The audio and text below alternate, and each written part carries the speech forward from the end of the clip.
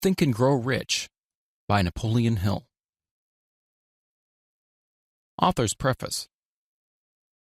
In every chapter of this book, mention has been made of the money-making secret, which has made fortunes for more than 500 exceedingly wealthy men whom I have carefully analyzed over a long period of years.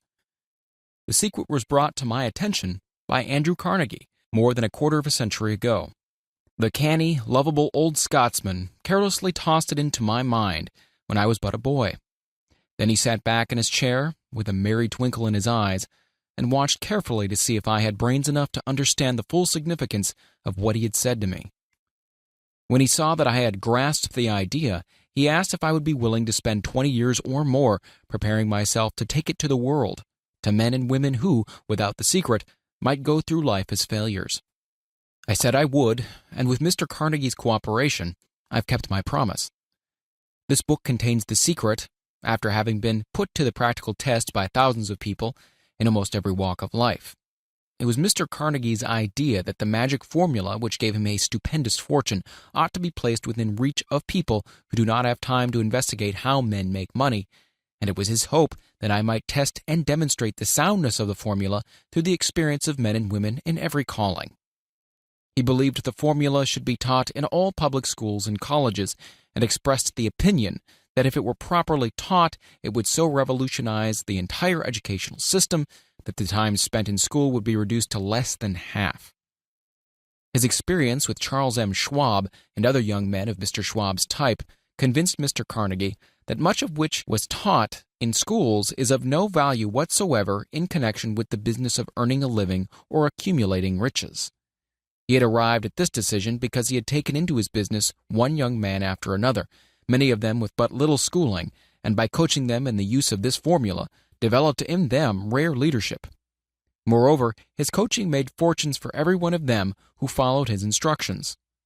In the chapter on faith, you'll read the astounding story of the organization of the giant United States Steel Corporation, as it was conceived and carried out by one of the young men through whom Mr. Carnegie proved his formula will work for all who are ready for it. This single application of the secret by that young man, Charles M. Schwab, made him a huge fortune in both money and opportunity. Roughly speaking, this particular application of the formula was worth $600 million.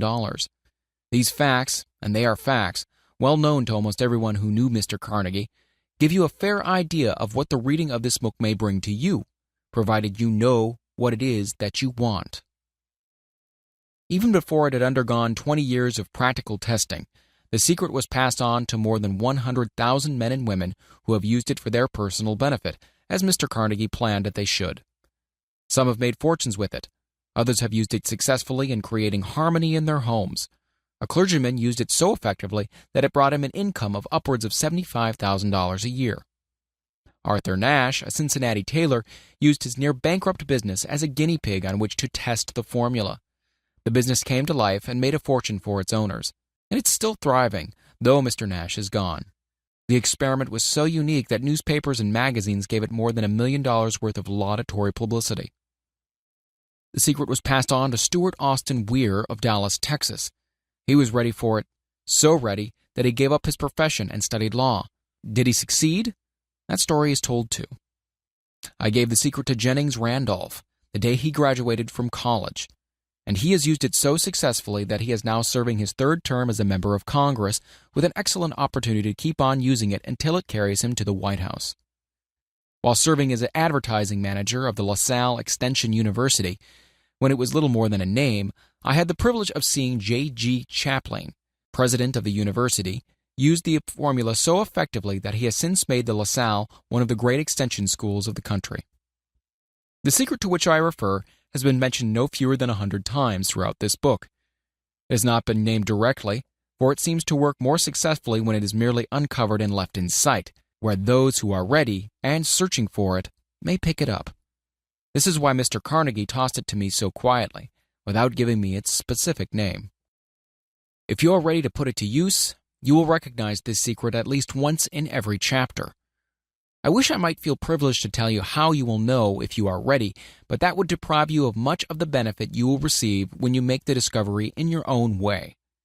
While this book was being written, my own son, who was then finishing the last year of his college work, picked up the manuscript of Chapter 2, read it, and discovered the secret himself. He used the information so effectively that he went directly into a responsible position at the beginning salary greater than the average man ever earns. His story has been briefly described in Chapter 2. When you read it, perhaps you'll dismiss any feeling you may have had at the beginning of the book that it promised too much. And, too, if you have ever been discouraged, if you have had difficulties to surmount which took the very soul out of you, if you have tried and failed, if you were ever handicapped by illness or physical affliction, this story of my son's discovery and the use of the Carnegie formula may prove to be the oasis in the desert of lost hope for which you have been searching. This secret has extensively been used by President Woodrow Wilson during the World War. It is passed on to every soldier who fought in the war, carefully wrapped in the training received before going to the front. President Wilson told me it was a strong factor in raising the funds needed for the war. More than 20 years ago, Honorable Manuel L. Quezon, then resident commissioner of the Philippine Islands, was inspired by the secret to gain freedom for his people. He has gained freedom for the Philippines and is the first president of the Free State.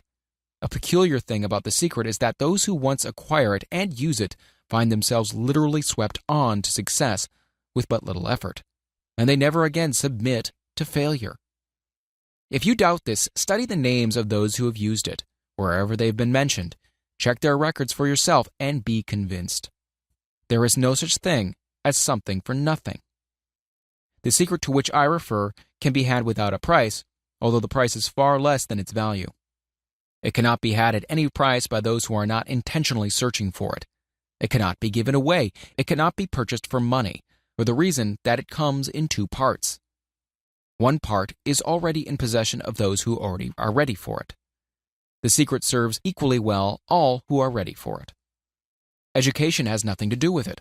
Long before I was born, the secret had found its way into the possession of Thomas Edison, and he used it so intelligently that he became the world's leading inventor, although he had but 3 months of schooling.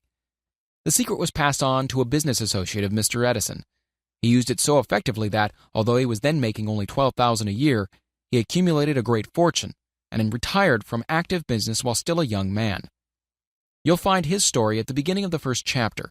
It should convince you that riches are not beyond your reach, that you can still be what you wish to be, that money, fame, recognition, and happiness can be had by all who are ready and determined to have these blessings. How do I know these things? You should have the answer before you finish this book. You may find it in the very first chapter or on the last page. While I was performing the 20-year task of research which I had undertaken at Mr. Carnegie's request, I analyzed hundreds of well-known men, many of whom admitted that they have accumulated their vast fortunes through the aid of the Carnegie secret.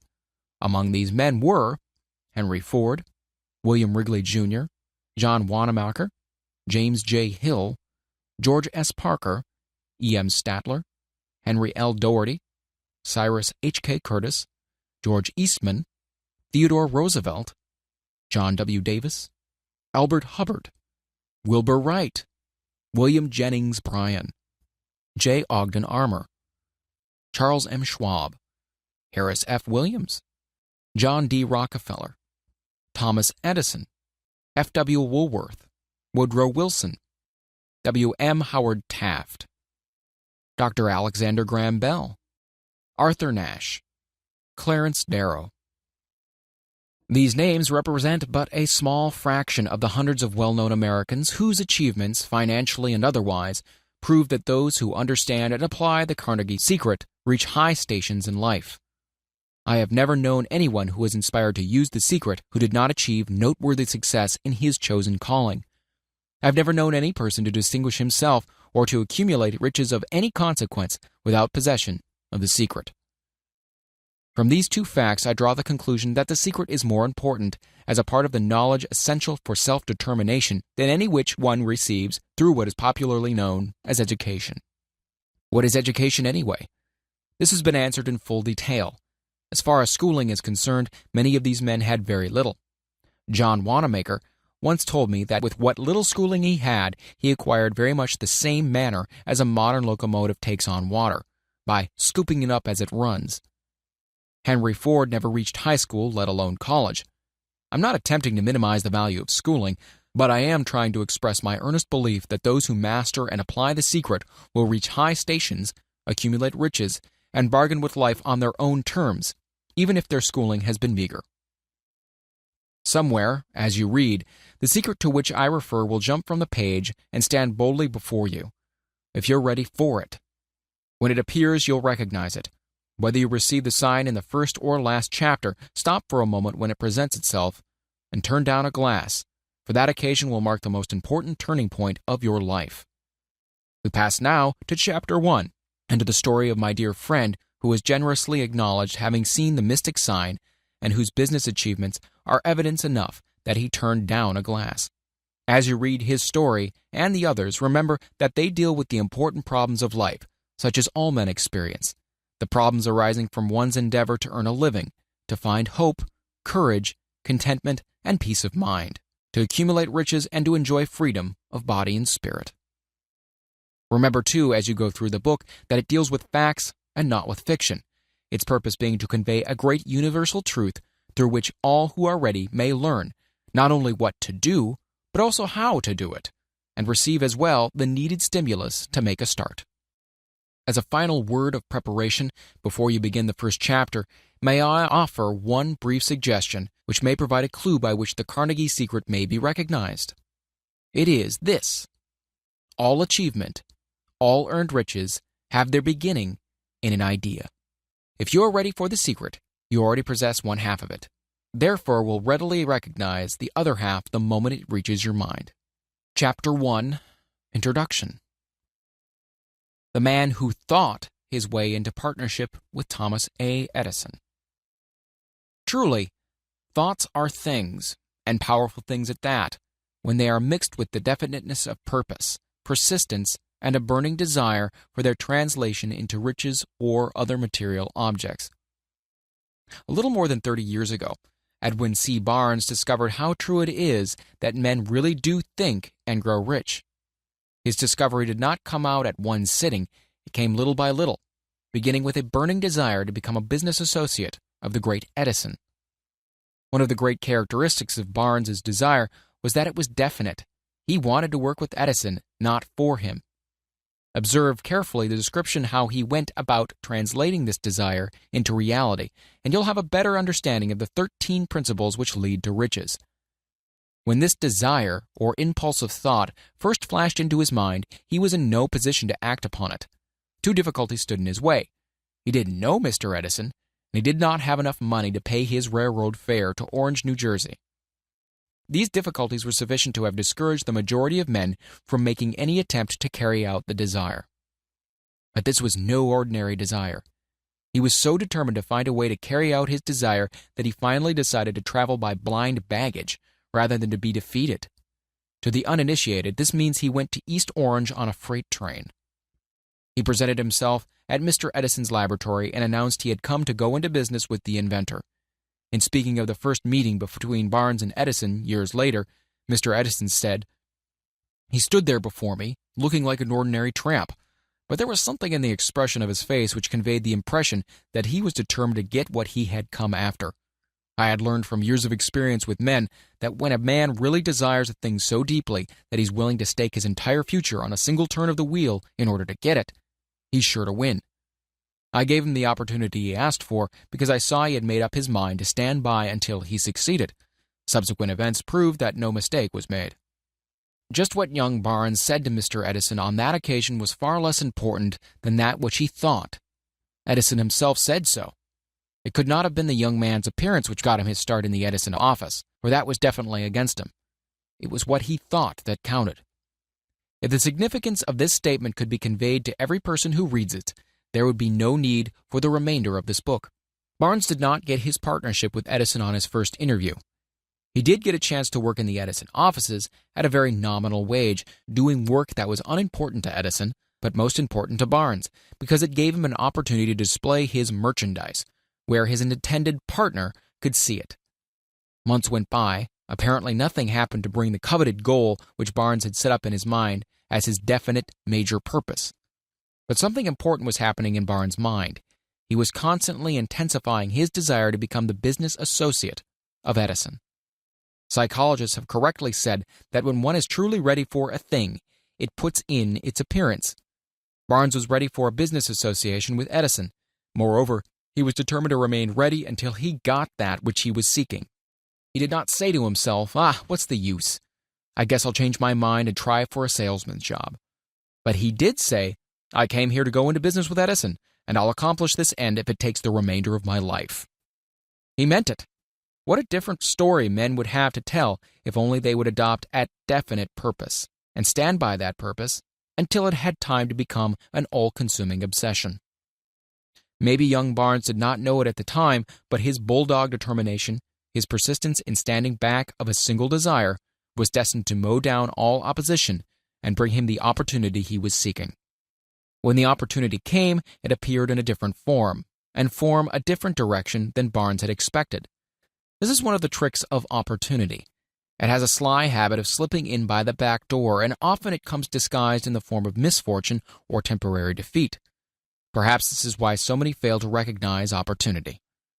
Mr. Edison had just perfected a new office device known at that time as the Edison dictating machine, now the Ediphone. His salesmen were not enthusiastic over the machine. They did not believe it could be sold without great effort.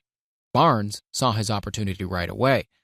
It had crawled in quietly, hidden in a queer-looking machine which interested no one but Barnes and the inventor. Barnes knew he could sell the Edison dictating machine.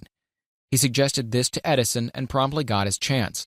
He did sell the machine. In fact, he sold it so successfully that Edison gave him a contract to distribute and market it all over the nation. Out of that business association grew the slogan, "Made by Edison and installed by Barnes." The business alliance has been in operation for more than 30 years. Out of it, Barnes has made himself rich in money, but he has done something infinitely greater. He has proved that one really may think and grow rich. How much actual cash and original desire of Barnes has been worth to him, I have no way of knowing. Perhaps it has brought him $2 or $3 million, but the amount, whatever it is, becomes insignificant when compared with the greater asset he acquired in the form of definite knowledge that an intangible impulse of thought can be transmuted into its physical counterpart by the application of known principles. Barnes literally thought himself into a partnership with the great Edison. He thought himself into a fortune.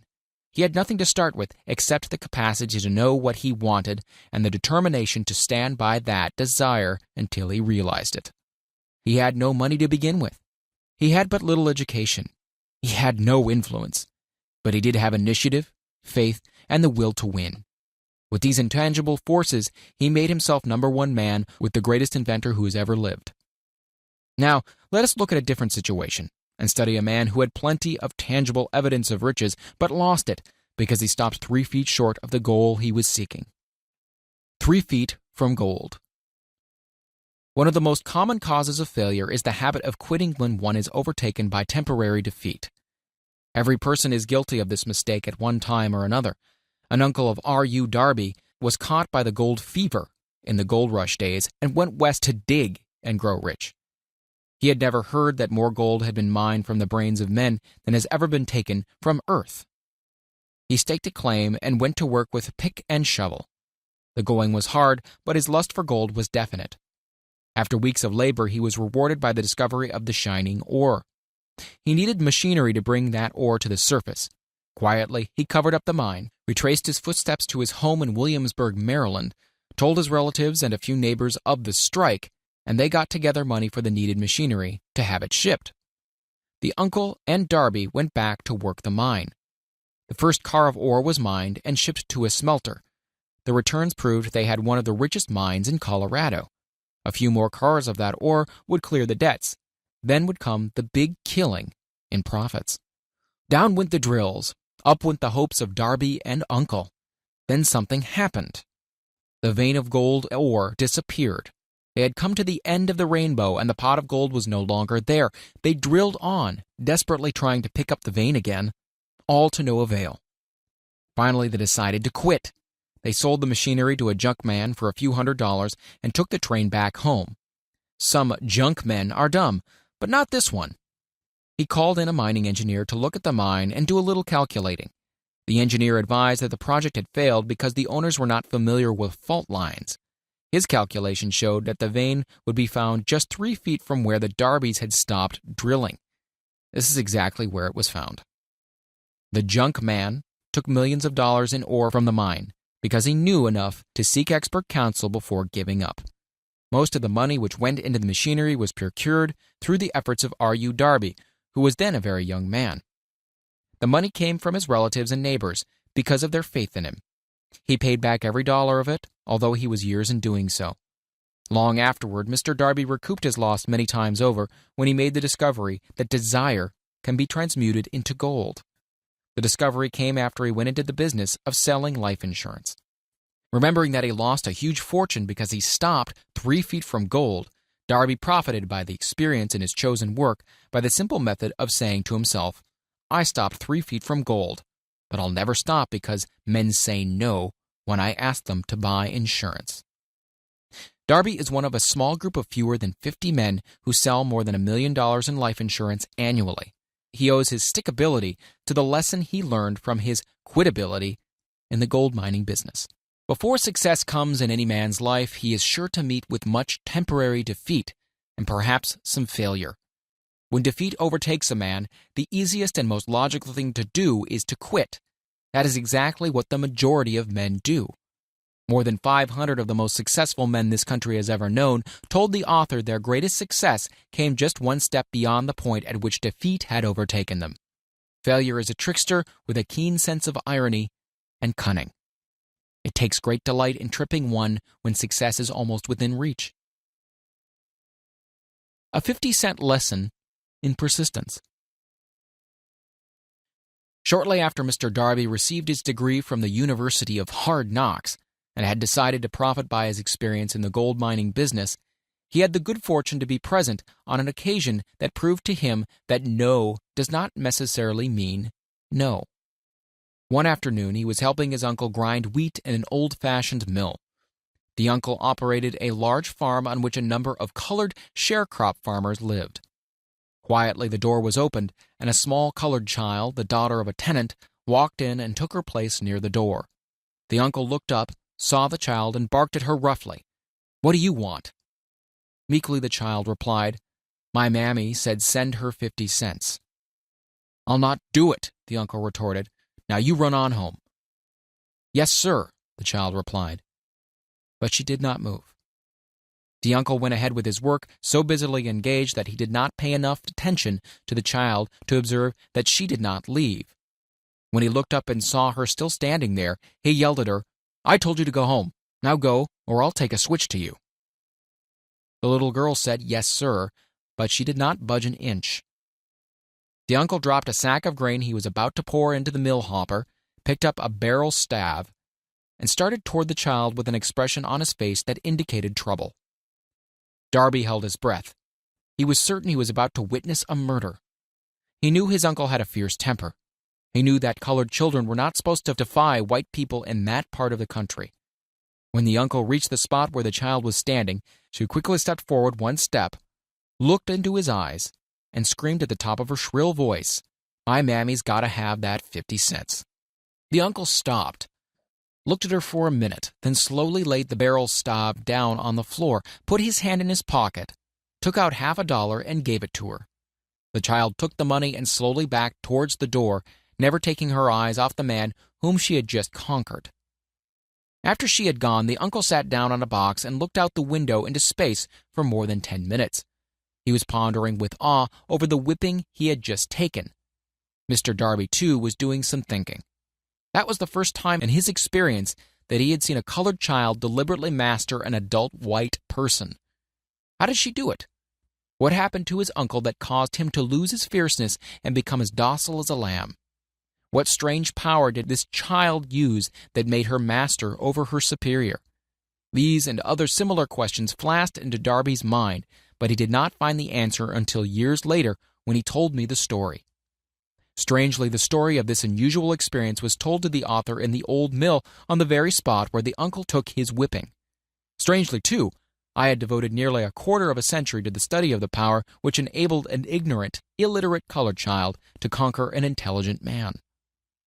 As we stood there in that musty old mill, Mr. Darby repeated the story of the unusual conquest and finished by asking, "What can you make of it?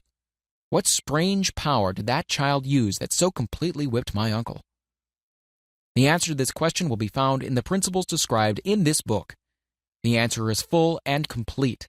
It contains details and instructions sufficient to enable anyone to understand and apply the same force which the little girl accidentally stumbled upon.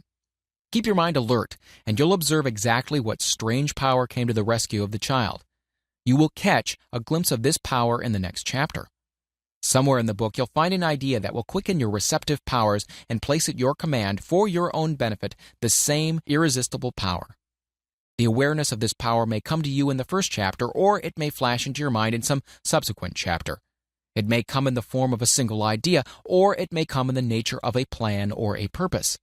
Again, it may cause you to go back into your past experience of failure or defeat and bring to the surface the same lesson by which you can regain all that you lost through defeat.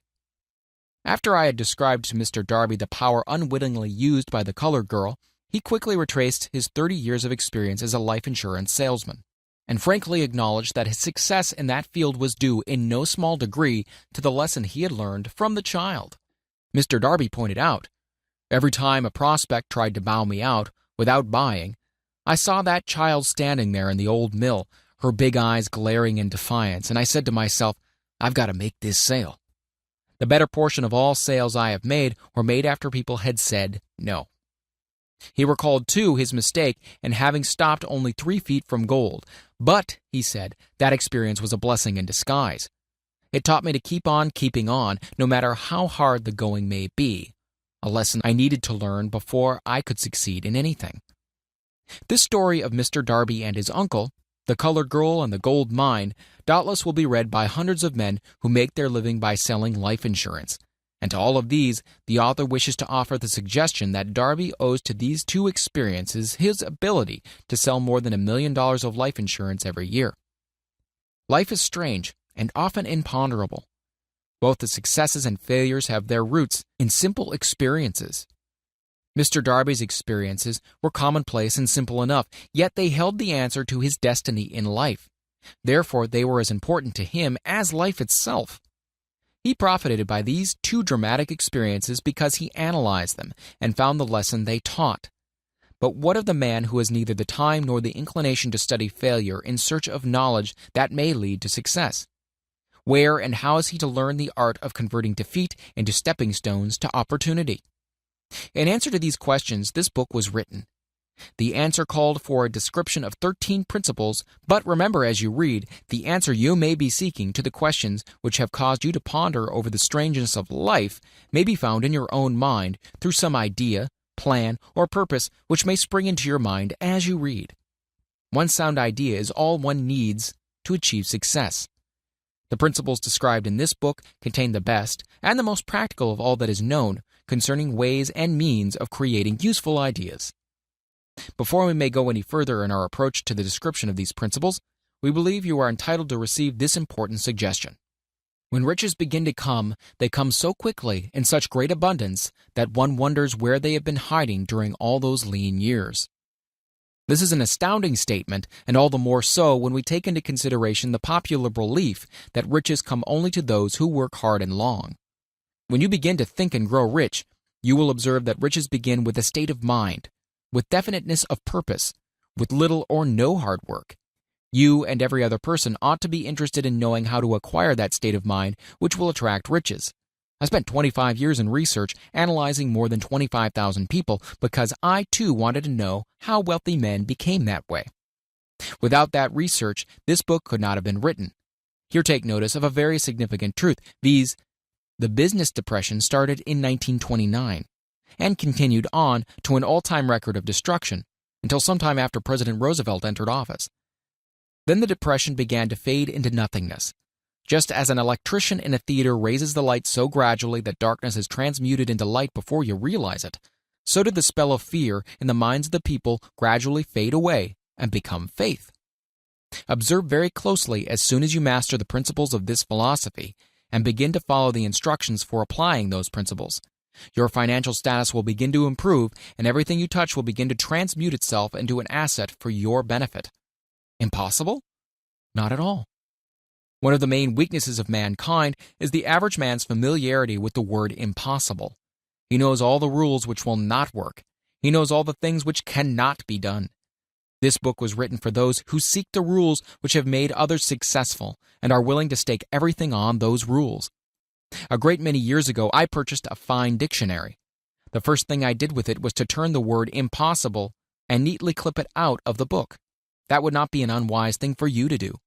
Success comes to those who become success conscious. Failure comes to those who indifferently allow themselves to become failure conscious. The object of this book is to help all who seek it to learn the art of changing their minds from failure consciousness to success consciousness. Another weakness found in altogether too many people is the habit of measuring everything and everyone by their own impressions and beliefs. Some who will read this will believe that no one can think and grow rich. They cannot think in terms of riches because their thought habits have been steeped in poverty, want, misery, failure, and defeat.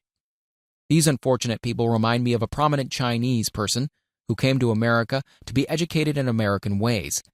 He attended the University of Chicago. One day, President Harper met this young Oriental on the campus, stopped to chat with him for a few minutes, and asked what had impressed him as being the most noticeable characteristic of the American people. "Why," this Chinese man exclaimed, "the queer slant of your eyes. Your eyes are off slant." What do we say about the Chinese? We refuse to believe that which we do not understand. We foolishly believe that our own limitations are the proper measure of all limitations. Sure, the other fellow's mans are off slant because they are not the same as our own. Millions of people look at the achievements of Henry Ford after he had arrived and envy him because of his good fortune, or luck, or genius, or whatever it is they credit for Ford's fortune.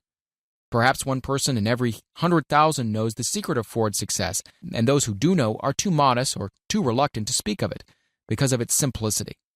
A single transaction will illustrate the secret perfectly. A few years back, Ford decided to produce his now famous V8 motor. He chose to build an engine with the entire 8 cylinders cast in one block and instructed his engineers to produce a design for the engine. The design was placed on paper, but the engineers agreed to a man that it was simply impossible to cast an 8-cylinder gas engine block in one piece. Ford said, "Produce it anyway." "But," they replied, "it's impossible." "Go ahead," Ford commanded, "and stay on the job until you succeed, no matter how much time is required." The engineers went ahead. There was nothing else for them to do, if they were to remain on Ford's staff, that is. 6 months went by, nothing happened. Another 6 months passed, and still nothing happened. The engineers tried every conceivable plan to carry out the orders, but the thing seemed out of the question. Impossible. At the end of the year, Ford checked with his engineers, and again they informed him that they had found no way to carry out his orders. "Go right ahead," said Ford. "I want it, and I'll have it." They went ahead, and then, as if by a stroke of magic, the secret was discovered. The Ford determination had won once more. This story may not be described with minute accuracy, but the sum and substance of it is correct. You who wish to think and grow rich, the secret of the Ford millions, if you can. You will not have to look very far. Henry Ford is a success because he understands and applies the principles of success. One of these is desire, knowing what one wants. Remember this Ford story as you read and pick out the lines in which the secret of this stupendous achievement have been described. If you can do this, if you can lay your finger on the particular group of principles which made Ford rich, you can equal his achievements in almost any calling for which you're suited. You are the master of your fate, the captain of your soul, because... When Henry wrote the prophetic lines, "I am the master of my fate, I am the captain of my soul," he should have informed us that we are the masters of our fate, the captains of our souls, because we have the power to control our thoughts. He should have told us that the ether in which these little earths float, in which we move and have our being, is a form of energy moving at an inconceivably high rate of vibration, and that the ether is filled with a form of universal power which adapts itself to the nature of the thoughts we hold in our minds, and influences us in natural ways to transmute our thoughts into their physical equivalent. If the poet had told us of this great truth, we would know why it is that we are the masters of our fate, the captains of our souls. He should have told us with great emphasis that this power makes no attempt to discriminate between destructive thoughts and constructive thoughts, that it will urge us to translate into physical reality thoughts of poverty just as quickly as it will influence us to act upon thoughts of riches.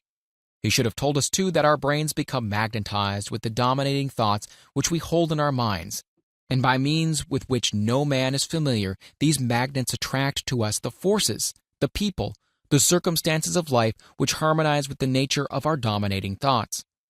He should have told us that before we can accumulate riches in great abundance, we must magnetize our minds with intense desire for riches, that we must become money conscious until the desire for money drives us to create definite plans for acquiring it. But, being a poet and not a philosopher, Henley contented himself by stating a great truth in poetic form, leaving those who followed him to interpret the philosophical meaning of his lines. Little by little, the truth has unfolded itself until it now appears certain that the principles described in this book hold the secret of mastery over our economic fate. We are now ready to examine the first of these principles. Maintain a spirit of open-mindedness, and remember as you read, they are the invention of no one man. The principles were gathered from the life experiences of more than 500 men who were actually accumulating riches in huge amounts, men who began in poverty and with but little education or influence. The principles worked for these men. You can put them to work for your own enduring benefit. You'll find it easy, not hard to do. Before you read the next chapter, I want you to know that it conveys factual information which might easily change your entire financial destiny, as it has so definitely brought changes of stupendous proportions to two people described. I want you to know also that the relationship between these men and myself is such that I could have taken no liberties with the facts, even if I had wished to do so. One of them has been my closest personal friend for almost 25 years, and the other is my own son.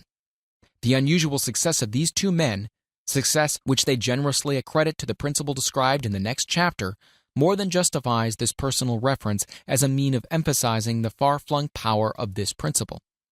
Almost 15 years ago, I delivered the commencement address at Salem College in Salem, West Virginia. I emphasized the principle described in the next chapter with so much intensity that one of the members of the graduating class definitely appropriated it and made it a part of his own philosophy. The young man is now a member of Congress and an important factor in the present administration. Just before this book went to the publisher, he wrote me a letter in which he so clearly stated his opinion of the principle outlined in the next chapter that I have chosen to publish this letter as an introduction to that chapter.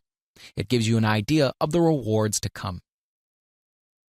My dear Napoleon, my service as a member of Congress having given me an insight into the problems of men and women, I am writing to offer a suggestion which may become helpful to thousands of worthy people. With apologies, I must state that the suggestion, if acted upon, will mean several years of labor and responsibility for you, but I am enheartened to make this suggestion because I know your great love for rendering useful service. In 1922, you delivered the commencement address at Salem College when I was a member of the graduating class. In that address, you planted in my mind an idea which has become responsible for the opportunity I now have to serve the people of my state, and will be responsible in a very large measure for whatever success I may have in the future. The suggestion I have in mind is that you put into a book the sum and substance of the address you delivered at Salem College, and in that way give the people of America an opportunity to profit by your many years of experience and association with the men who, by their greatness, have made America the richest nation on earth. I recall, as though it were yesterday, the marvelous description you gave of the method by which Henry Ford, with but little schooling, without a dollar, with no influential friends, rose to great heights. I made up my mind then, even before you had finished your speech, that I would make a place for myself no matter how many difficulties I had to surmount. Thousands of young people will finish their schooling this year, and within the next few years. Every one of them will be seeking just such a message of practical encouragement as the one I received from you. They will want to know where to turn, what to do to get started in life.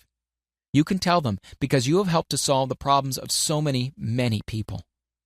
If there is any possible way that you can afford to render so great a service, may I offer the suggestion that you include with every book one of your personal analysis charts, in order that the purchaser of the book may have the benefit of a complete self-inventory, indicating, as you indicated to me years ago, exactly what is standing in the way of success.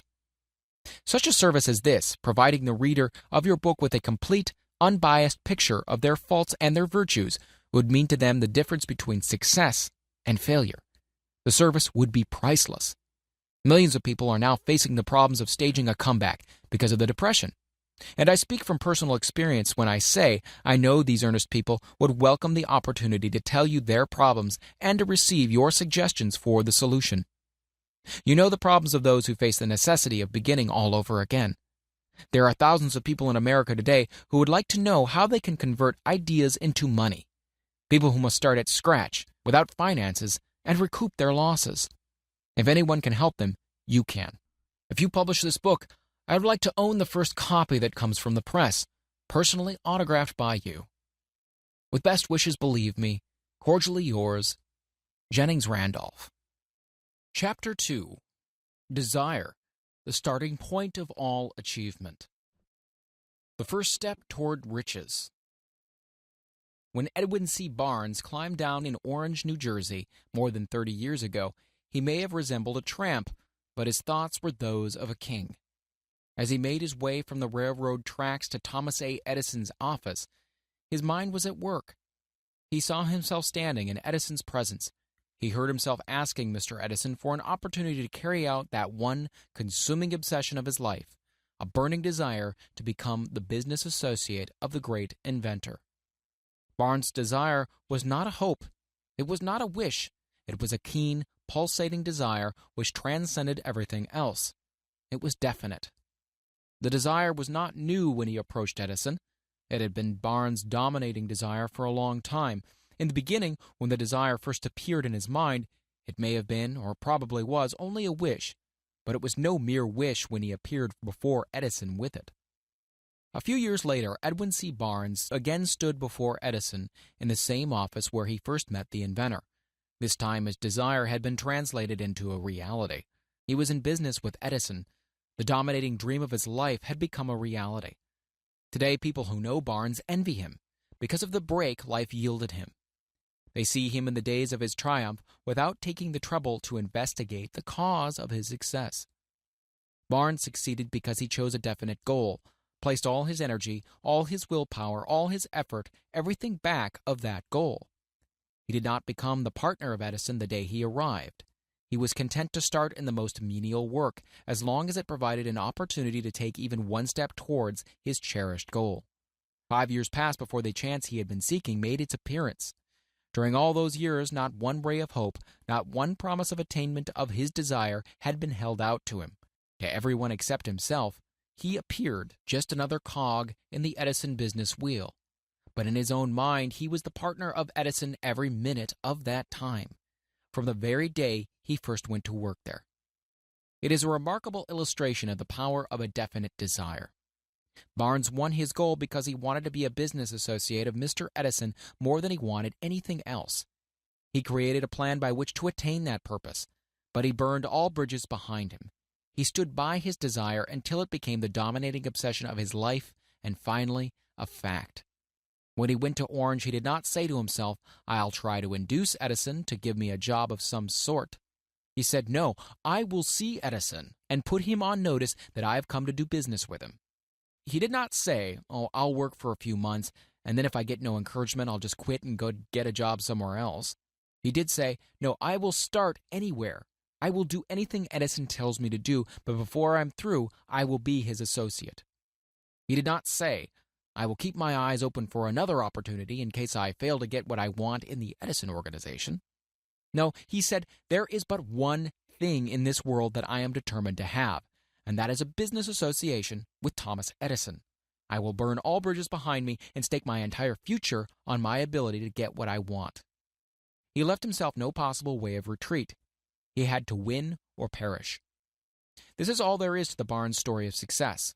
A long while ago, a great warrior faced a situation which made it necessary for him to make a decision which ensured his success on the battlefield. He was about to send his armies against a powerful foe whose men outnumbered his own. He loaded his soldiers into boats, sailed to the enemy's country, unloaded soldiers and equipment, then gave the order to burn the ships that had carried them. Addressing his men before the first battle, he said, "You see the boats going up in smoke. That means that we cannot leave these shores alive unless we win. We now have no choice. We win or we perish. They won. Every person who wins in an undertaking must be willing to burn his ships and cut all sources of retreat. Only by doing so can one be sure of maintaining that state of mind known as a burning desire to win, which is essential to success.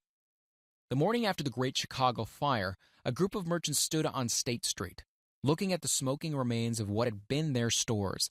They went into a conference to decide what if they could rebuild, or leave Chicago and start over in a more promising section of the country. They reached a decision, all except one, to leave Chicago.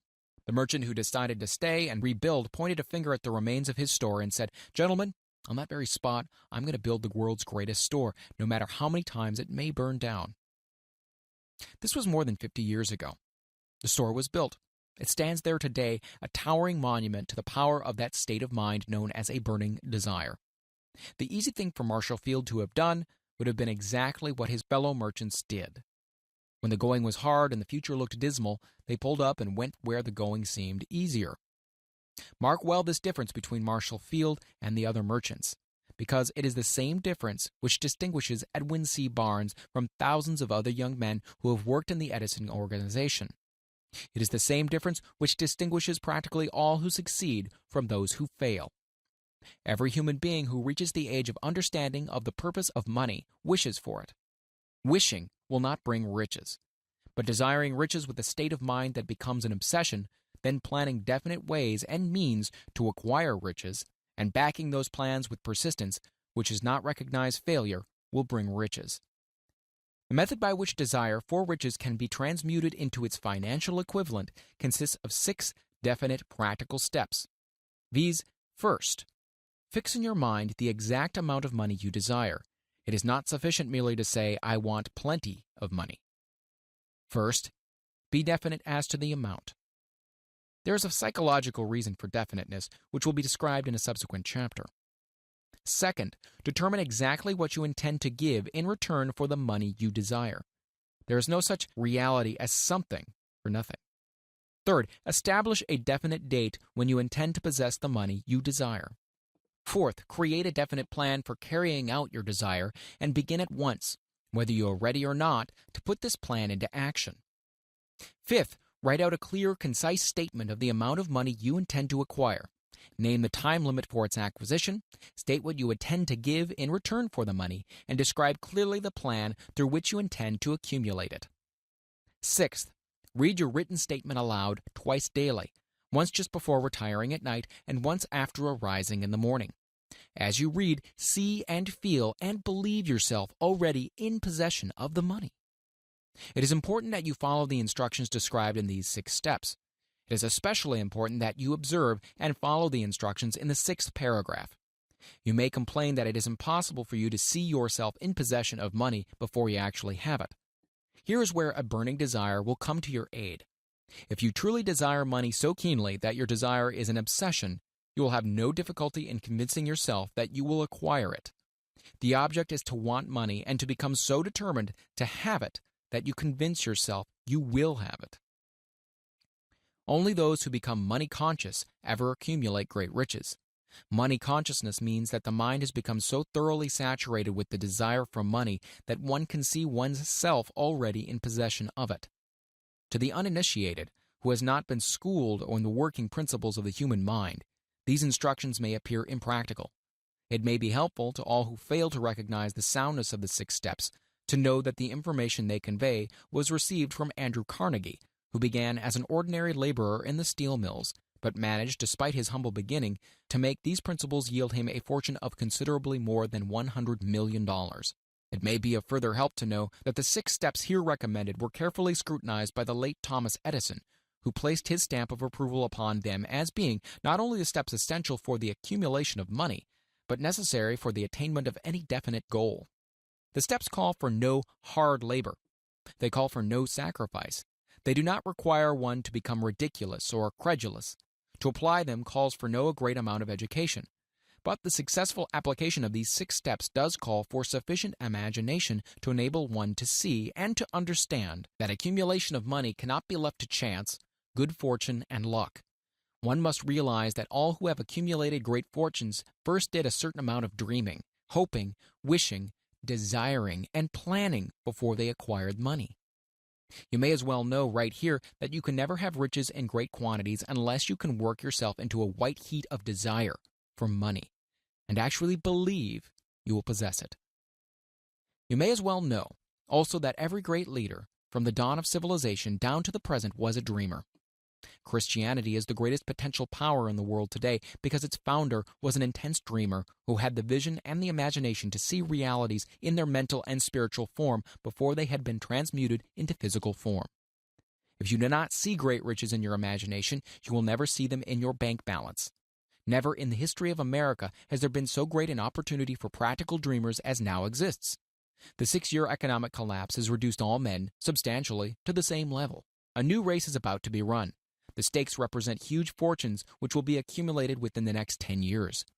The rules of the race have changed because we now live in a changed world, and that definitely favors the masses, those who had but little or no opportunity to win under the conditions existing during the Depression, when fear paralyzed growth and development. We who are in this race for riches should be encouraged to know that this changed world in which we live is demanding new ideas, new ways of doing things, new leaders, new inventions, new methods of teaching, new methods of marketing, new books, new literature, new features for the radio, new ideas for moving pictures.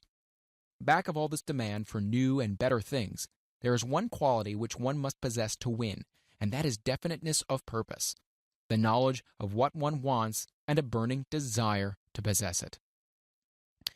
The business depression marked the death of one age and the birth of another. This changed world requires practical dreamers who can and will put their dreams into action. The practical dreamers have always been and always will be the pattern makers of civilization.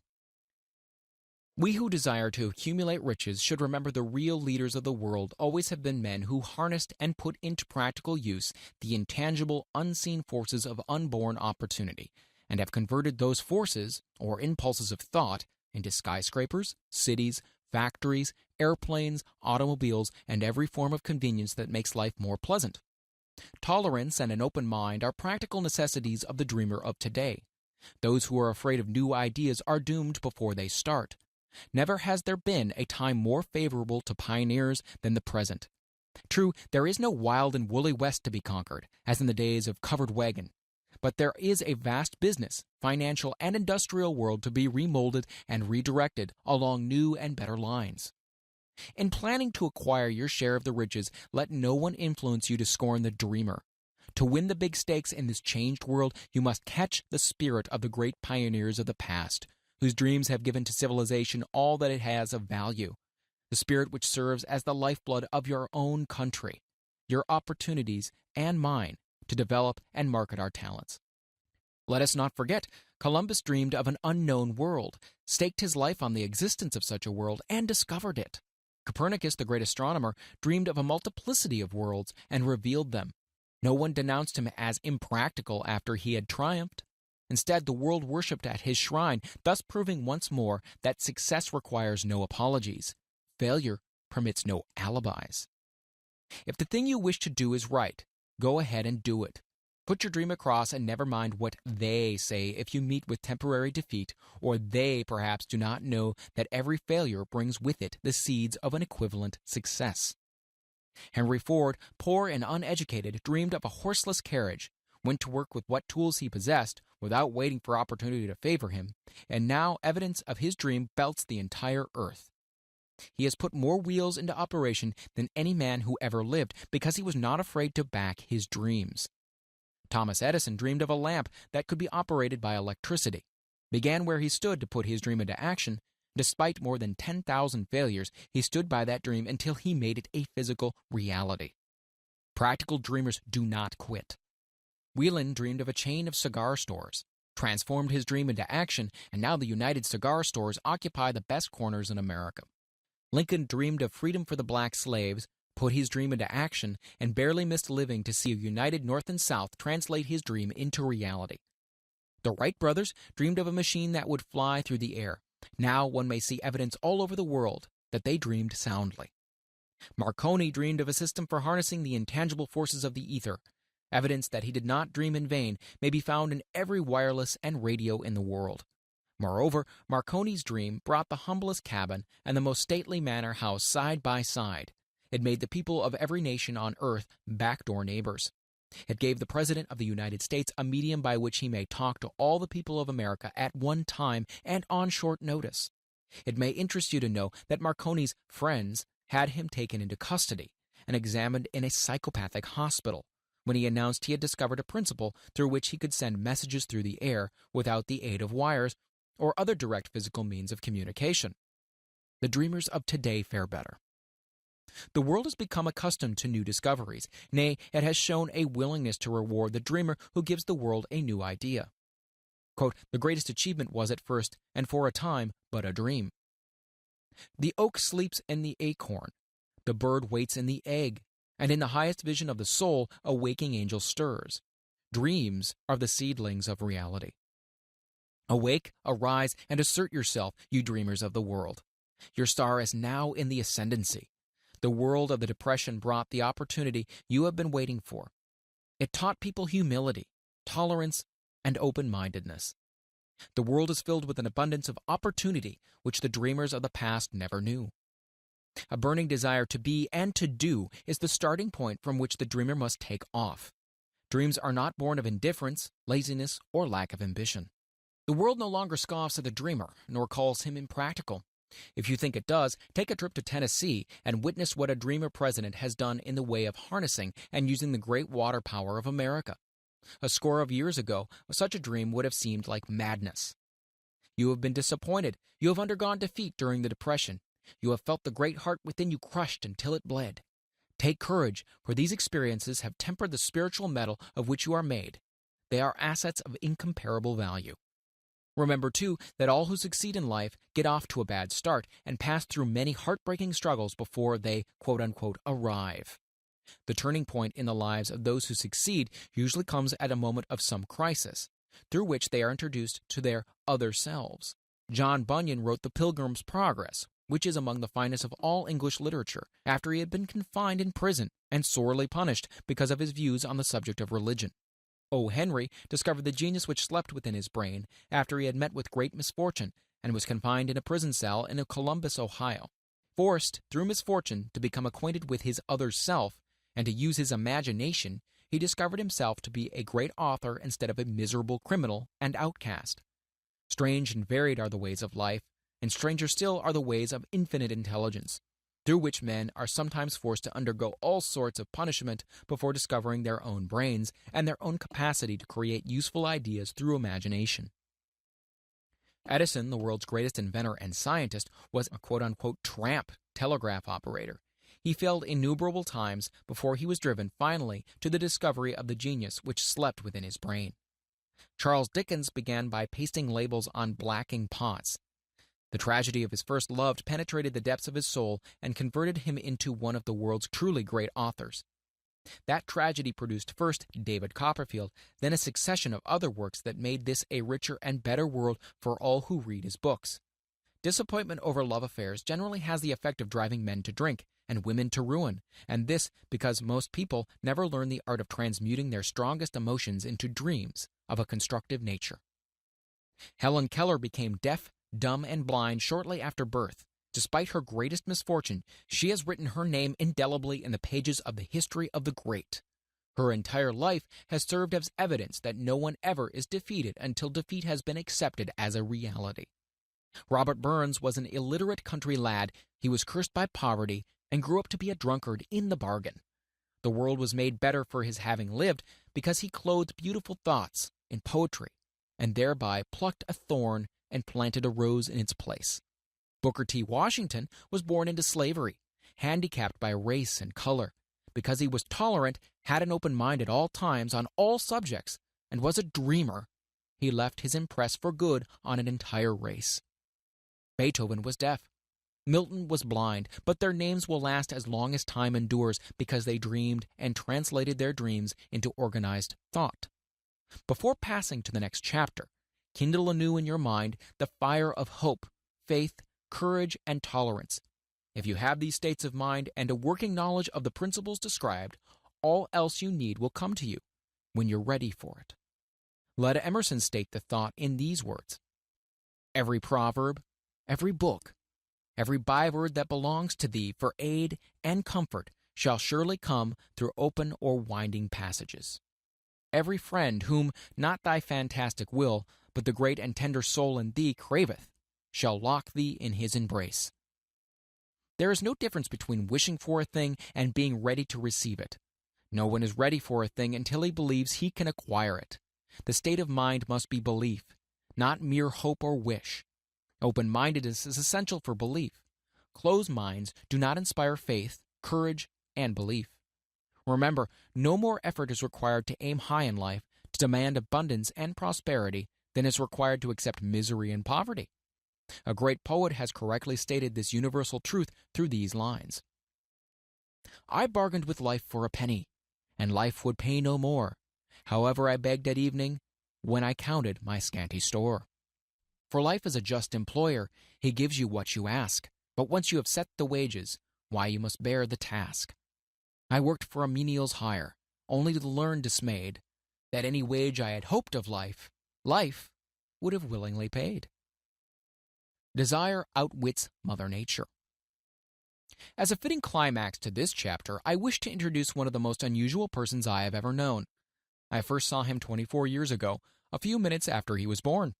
He came into the world without any physical sign of ears, and the doctor admitted, when pressed for an opinion, that the child might be deaf and mute for life. I challenged the doctor's opinion. I had the right to do so. I was the child's father.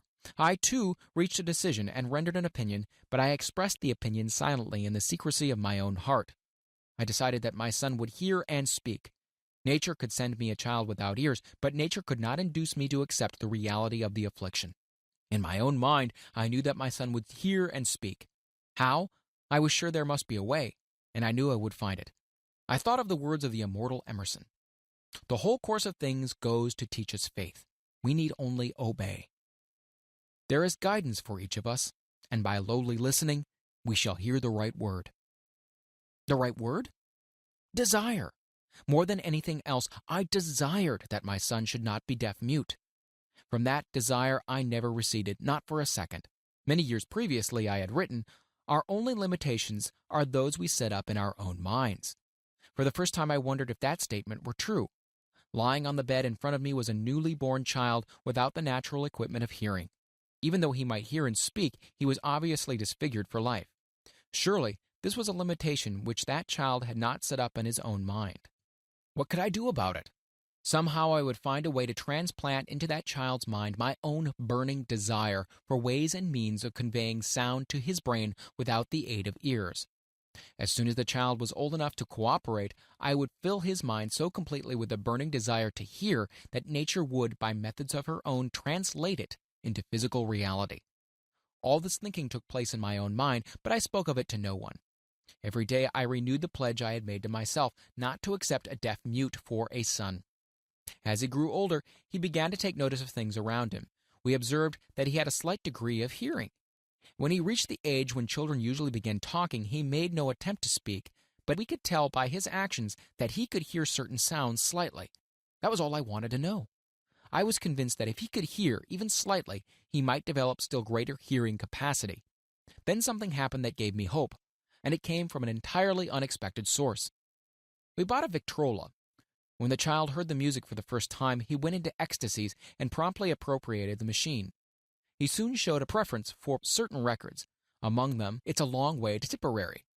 On one occasion, he played that piece over and over for almost 2 hours, standing in front of the Victrola with his teeth clamped on the edge of the case. The significance of the self-formed habit of his did not become clear to us until years afterward, for we had never heard of the principle of bone conduction of sound at the time. Shortly after he appropriated the Victrola, I discovered that he could hear me quite clearly when I spoke with my lips touching his mastoid bone, or at the base of the brain. These discoveries placed in my possession the necessary media by which I began to translate into reality my burning desire to help my son develop hearing and speech.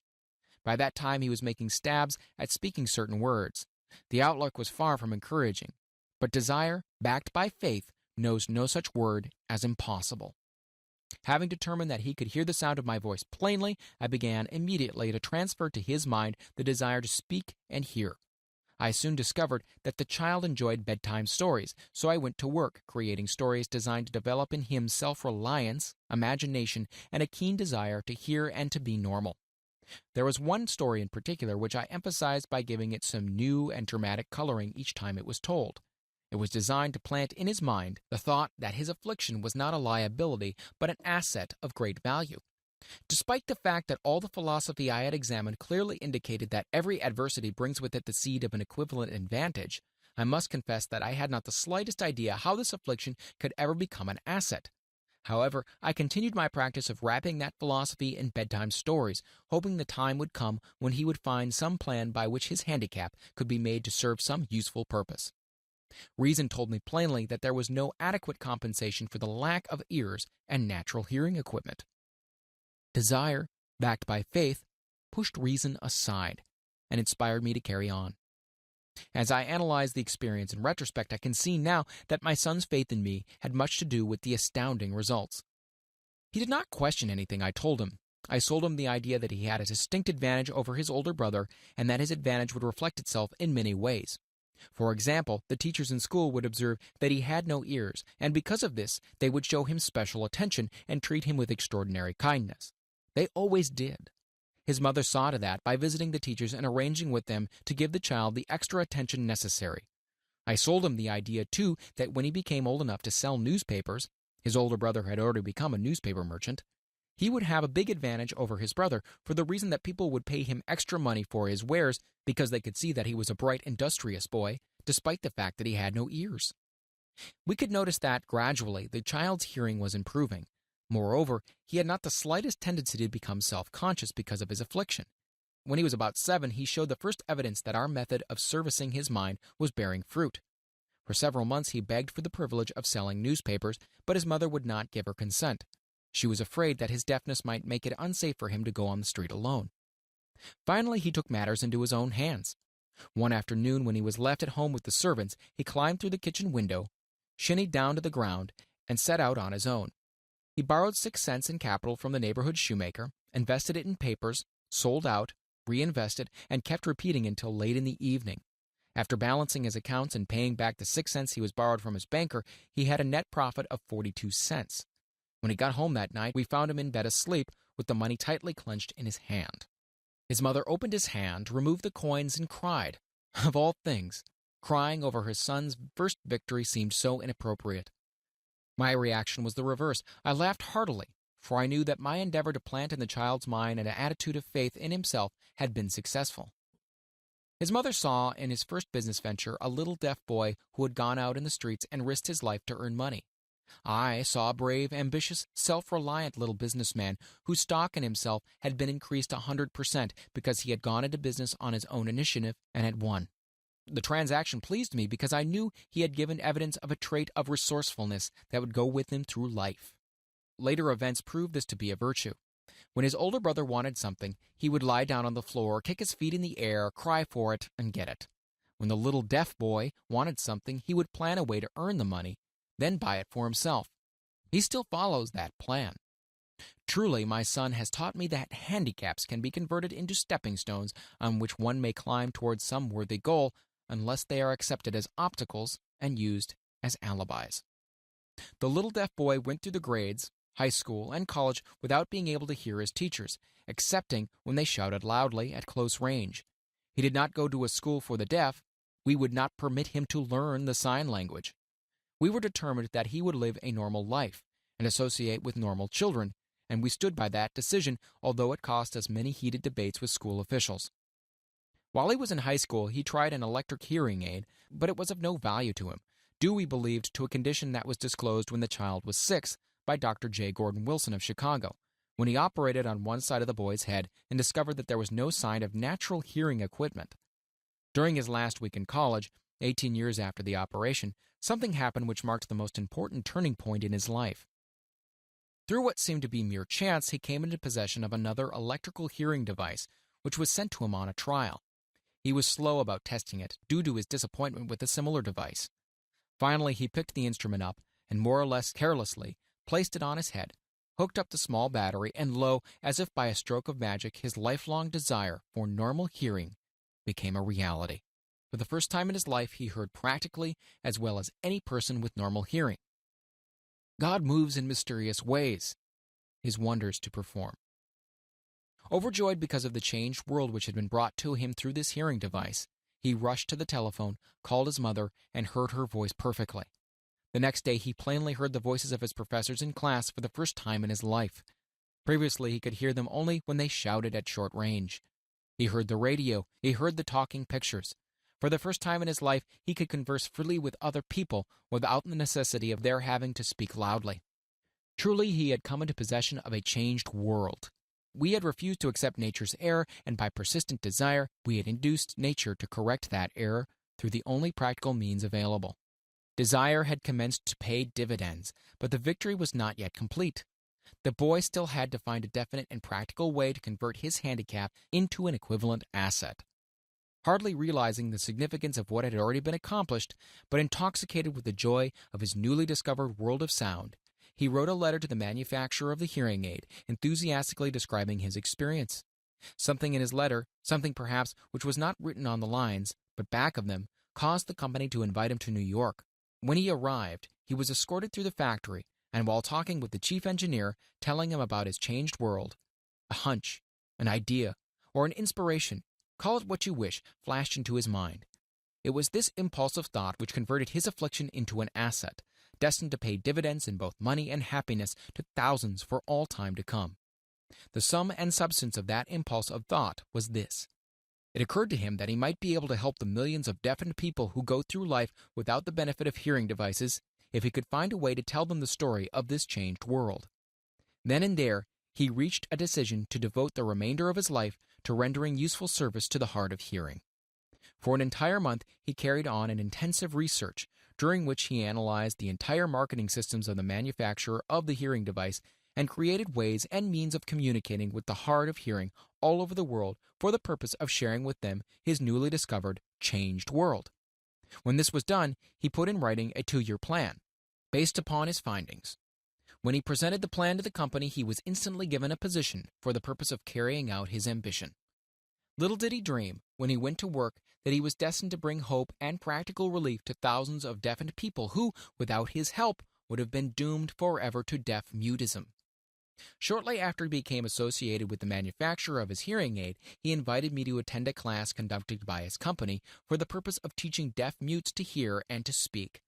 I had never heard of such a form of education before I visited the class, skeptical but hopeful that my time would not be entirely wasted. Here I saw a demonstration which gave me greatly enlarged vision of what I had done to arouse and keep alive in my son's mind the desire for normal hearing. I saw deaf mutes actually being taught to hear and to speak through application of the self-same principle I had used more than 20 years previously in saving my son from deaf-mutism. Thus, through some strange turn of the wheel of fate, my son Blair and I have been destined to aid in correcting deaf-mutism for those yet unborn, because we are the only living human beings, as far as I know, who have established definitely the fact that deaf-mutism can be corrected to the extent of restoring to normal life those who suffer with this affliction. It has been done for one, it'll be done for others. There is no doubt in my mind that Blair would have been a deaf-mute all his life if his mother and I had not managed to shape his mind as we did. The doctor who attended at his birth told us confidentially the child might never hear or speak. A few weeks ago, Dr. Irving Voorhees, a noted specialist on such cases, examined Blair very thoroughly. He was astounded when he learned how well my son now hears and speaks, and said his examination indicated that theoretically the boy should not be able to hear at all. But the lad does hear, despite the fact that X-ray pictures show there is no opening in the skull whatsoever from where his ears should be to the brain. When I planted in his mind the desire to hear and talk and live as a normal person, there went with the impulse some strange influence which caused nature to become a bridge builder and span the gulf of silence between his brain and the outer world by some means which the keenest medical specialists have not been able to interpret. It would be sacrilege for me to even conjecture as to how nature performed this miracle. It would be unforgivable if I neglected to tell the world as much as I know of the humble part I assumed in the strange experience.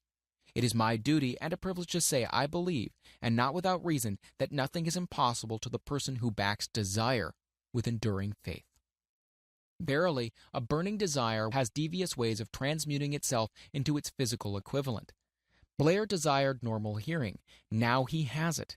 He was born with a handicap which might easily have sent one with less defined desire to a street with a bundle of pencils and a tin cup.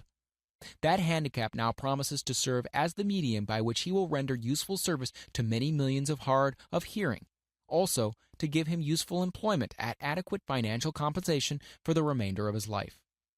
The little white lies I planted in his mind when he was a child by leading him to believe his affliction would become a great asset which he could capitalize has justified itself. Verily, there is nothing, right or wrong, which belief plus burning desire cannot make real. These qualities are free to everyone. In all my experience in dealing with men and women who had personal problems, I never handled a single case which more definitely demonstrates the power of desire. Authors sometimes make the mistake of writing of subjects of which they have not but superficial or very elementary knowledge. It has been my good fortune to have had the privilege of testing the soundness of the power of desire through the affliction of my own son. Perhaps it was providential that the experience came as it did, for surely no one is better prepared than he to serve as an example of what happens when desire is put to the test. If Mother Nature bends to the will of desire, is it logical that mere men can defeat a burning desire? Strange and imponderable is the power of the human mind. We do not understand the method for which it uses every circumstances, every individual, every physical thing within its reach as a mean of transmuting desire into its physical counterpart. Perhaps science will uncover this secret. I planted in my son's mind the desire to hear and to speak as any normal person hears and speaks. That desire has now become a reality. I planted in his mind the desire to convert his greatest handicap into his greatest asset. That desire has been realized. The modus operandi by which the astounding result was achieved is not hard to describe. It consisted of 3 very definite facts. First, I mixed faith with the desire for normal hearing, which I passed on to my son.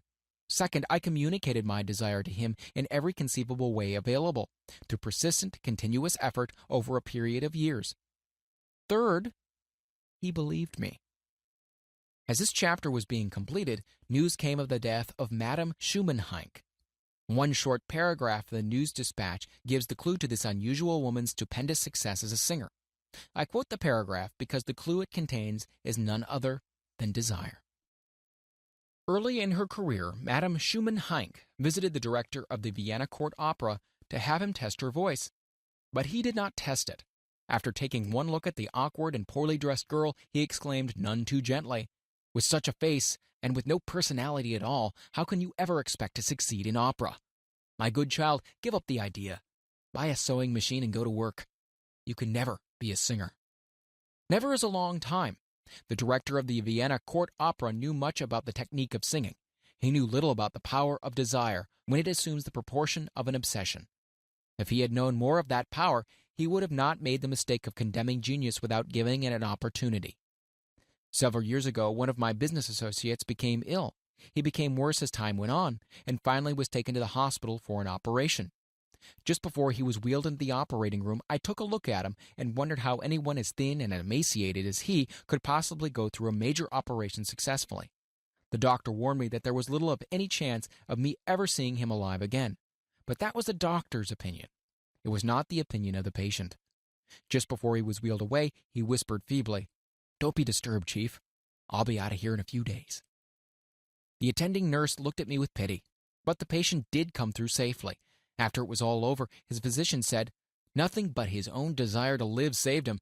He would never have pulled through if he had not refused to accept the possibility of death." I believe in the power of desire, backed by faith, because I have seen this power lift men from lowly beginnings to places of power and wealth. I have seen it rob the grave of its victims. I have seen it serve as the medium by which men stage a comeback after having been defeated in 100 different ways. I have seen it provide my own son with a normal, happy, successful life, despite nature's having sent him into a world without ears. How can one harness and use the power of desire? This has been answered through this and the subsequent chapters of this book. This message is going out to the world at the end of the longest and perhaps the most devastating depression America has ever known. It is reasonable to presume that the message may come to the attention of many who have been wounded by the depression, those who have lost their fortunes, others who have lost their positions, and great numbers who must recognize their plans and stage a comeback. To all these, I wish to convey the thought that all achievement, no matter what may be its nature or its purpose, must begin with an intense, burning desire for something definite. Through some strange and powerful principle of mental chemistry which she has never divulged, nature wraps up in the impulse of strong desire that something, quote-unquote, which recognizes no such word as impossible and accepts no such reality as failure. Chapter 3. Faith visualization of and belief in attainment of desire. The second step toward riches. Faith is the head chemist of the mind. When faith is blended with the vibration of thought, the subconscious mind instantly picks up the vibration, translates it into spiritual equivalents, and transmits it to the infinite intelligence, as in the case of prayer. The emotions of faith, love, and sex are the most powerful of all the major positive emotions. When the three are blended, they have the effect of coloring the vibration of thought in such a way that it instantly reaches the subconscious mind, where it is changed into its spiritual equivalent, the only form that induces a response from the infinite intelligence. Love and faith are psychic, related to the spiritual side of man. Sex is purely biological and related only to the physical. The mixing or blending of these three emotions has the effect of opening a direct line of communication between the finite, thinking mind of man and infinite intelligence. How to develop faith. There comes now a statement which will give a bigger or better understanding of the importance the principle of autosuggestion assumes in the transmutation of desire into its physical or monetary equivalent. Namely, faith is a state of mind which may be induced or created by affirmation or repeated instructions to the subconscious mind through the principle of autosuggestion. As an illustration, consider the purpose for which you are presumably reading this book. The object is naturally to acquire the ability to transmute the intangible thought impulse of desire into its physical counterpart, money.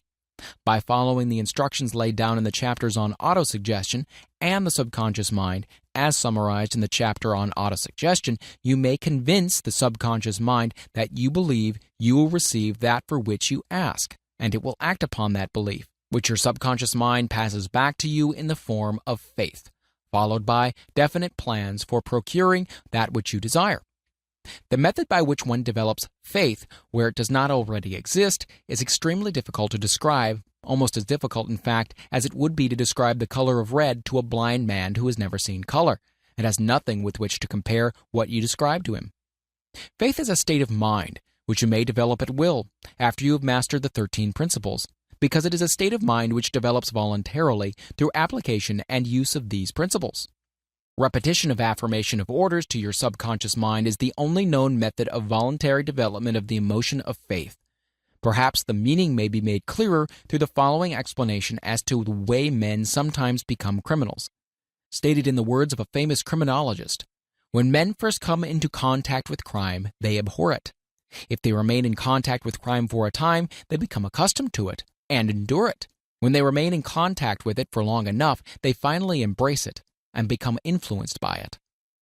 This is the equivalent of saying that any impulse of thought which is repeatedly passed on to the subconscious mind is, finally, accepted and acted upon by the subconscious mind, which proceeds to translate that impulse into its physical equivalent by the most practical procedure available.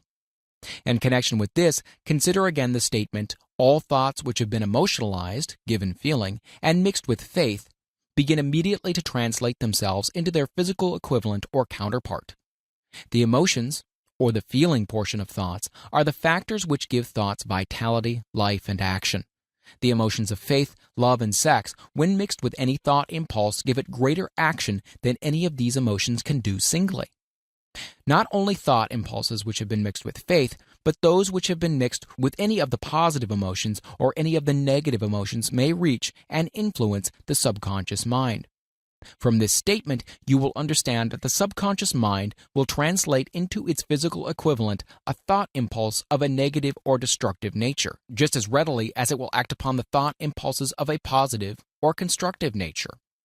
This accounts for the strange phenomenon so many millions of people experience, referred to as misfortune or bad luck.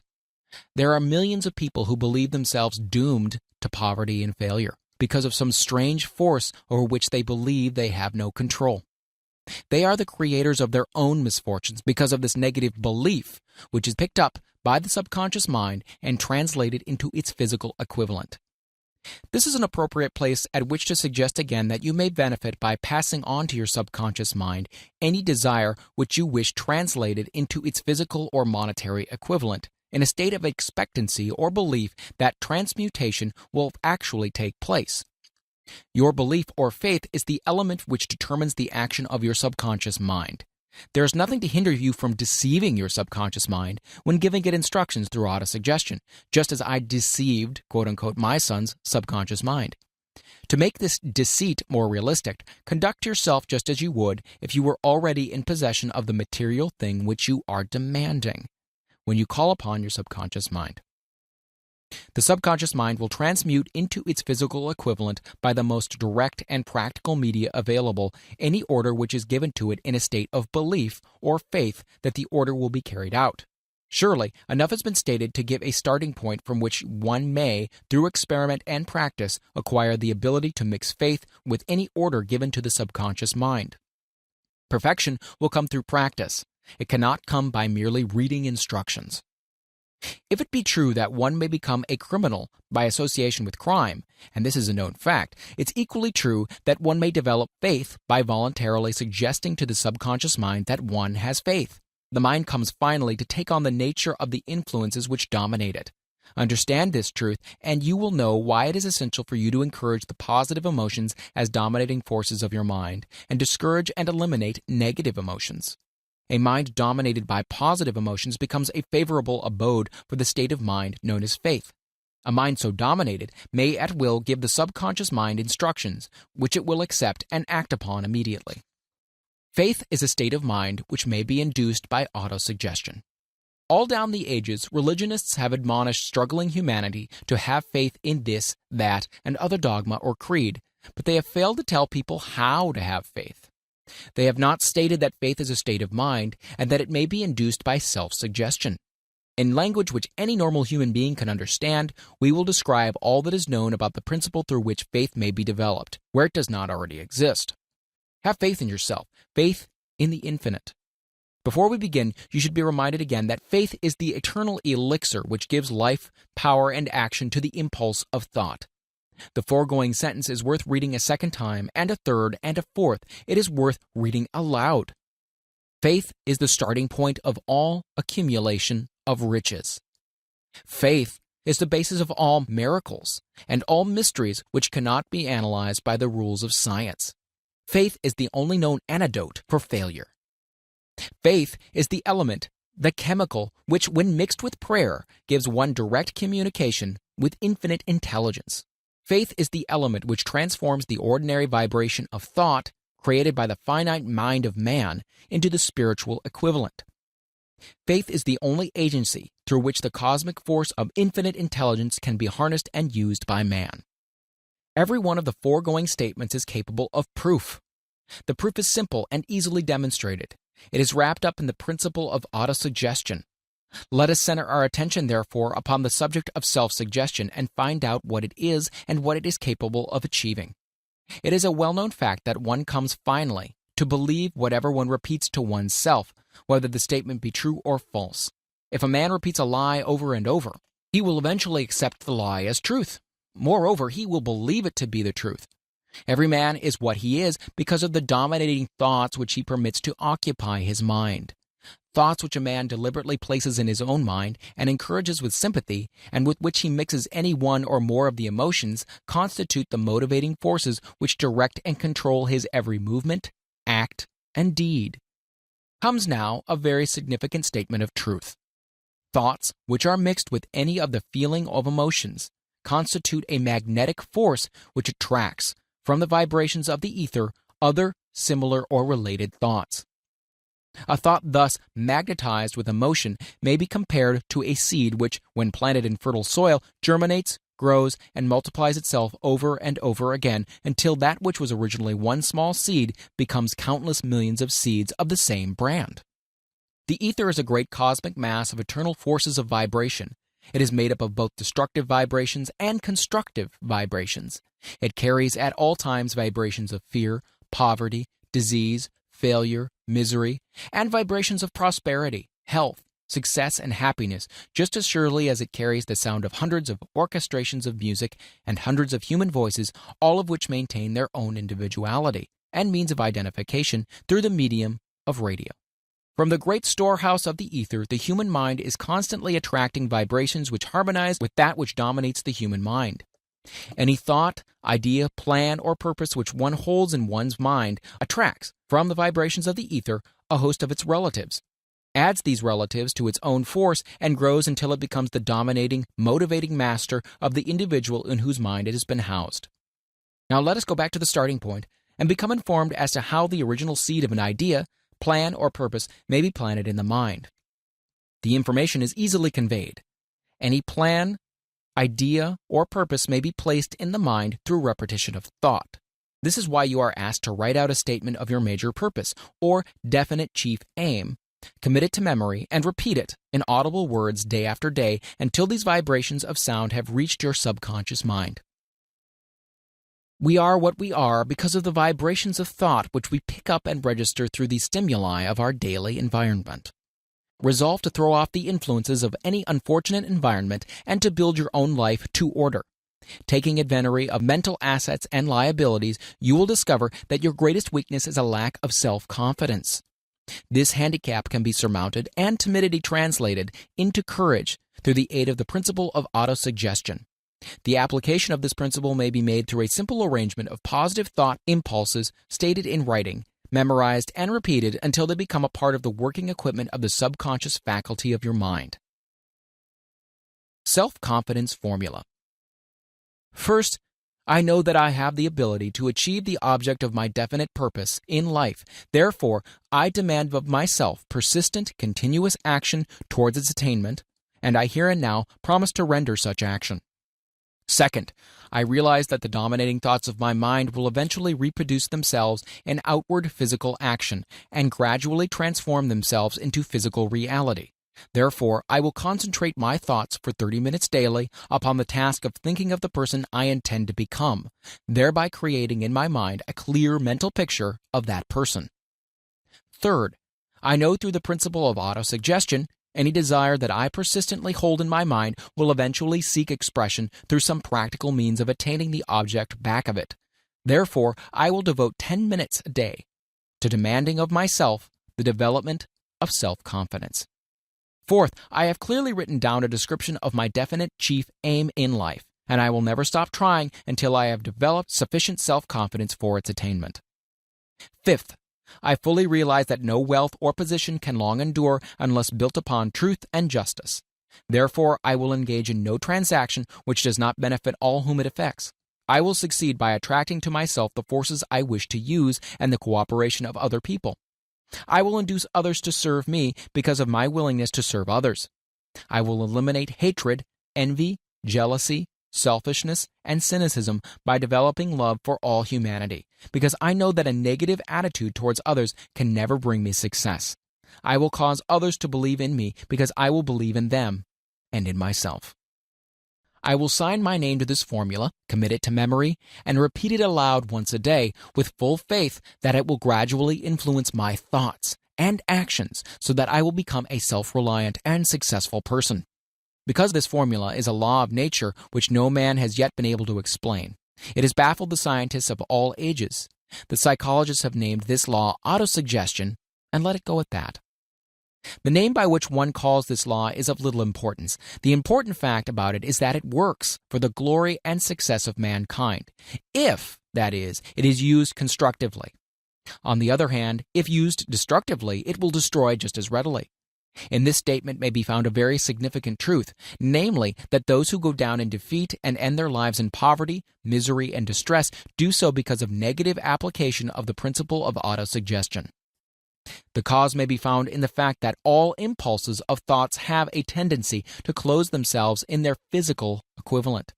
The subconscious mind, the chemical laboratory in which all thought impulses are combined and made ready for translation into physical reality, makes no distinction between constructive and destructive thought impulses. It works with the material we feed it, through our thought impulses. The subconscious mind will translate into reality a thought driven by fear just as readily as it translates into reality a thought driven by courage or faith. The pages of medical history are rich with illustrations of cases of suggestive suicide. A man may commit suicide through negative suggestion just as effectively as by any other means. In a Midwestern city, a man by the name of Joseph Grant, a bank official, borrowed a large sum of the bank's money without the consent of the directors. He lost the money through gambling. One afternoon, the bank examiner came and began to check the accounts. Grant left the bank, took a room in a hotel, and when they found him 3 days later, he was lying in bed, wailing and moaning, repeating over and over again these words, "My God, this'll kill me. I cannot stand the disgrace." In a short time, he was dead. The doctors pronounced the case one of mental suicide. Just as electricity will turn the wheels of industry and render useful service if used constructively, or snuff out life if wrongly used, so will the law of autosuggestion lead you to peace and prosperity, or down into the valley of misery, failure, death, according, that is, to your degree of understanding and application of it. If you fill your mind with fear, doubt, and unbelief in your ability to connect with and use the forces of infinite intelligence, the law of autosuggestion will take the spirit of unbelief and use it as a pattern by which your subconscious mind will translate it into its physical equivalent. This statement is as true as the statement that 2 and 2 are 4. Like the wind which carries one ship east and another west, the law of autosuggestion will lift you up or pull you down according to the way you set your sails of thought. The law of autosuggestion, through which any person may rise to the altitudes of achievement which stagger the imagination, is well described in the following verse. If you think you are beaten, you are. If you dare not, you don't. If you like to win but think you can't, it is almost certain you won't. If you think you'll lose, you're lost. For out of the world we find, success begins with a fellow's will. It's all in the state of mind. If you think you are outclassed, you are. You've got to think high to rise. You've got to be sure of yourself before you can ever win a prize. Life's battles don't always go to the stronger or faster man, but soon or late the man who wins is the man who thinks he can. Observe the words which have been emphasized, and you will catch the deep meaning which this poet had in mind. Somewhere in your makeup, perhaps in the cells of your brain, there lies sleeping the seed of achievement which, if aroused and put into action, would carry you to heights such as you may never have hoped to attain. Just as a master musician may cause the most beautiful strains of music to pour forth from the strings of a violin, so you may arouse the genius which lies asleep in your brain and cause it to drive you upward to whatever goal you wish to achieve. Abraham Lincoln was a failure at everything he tried until he was well past the age of 40.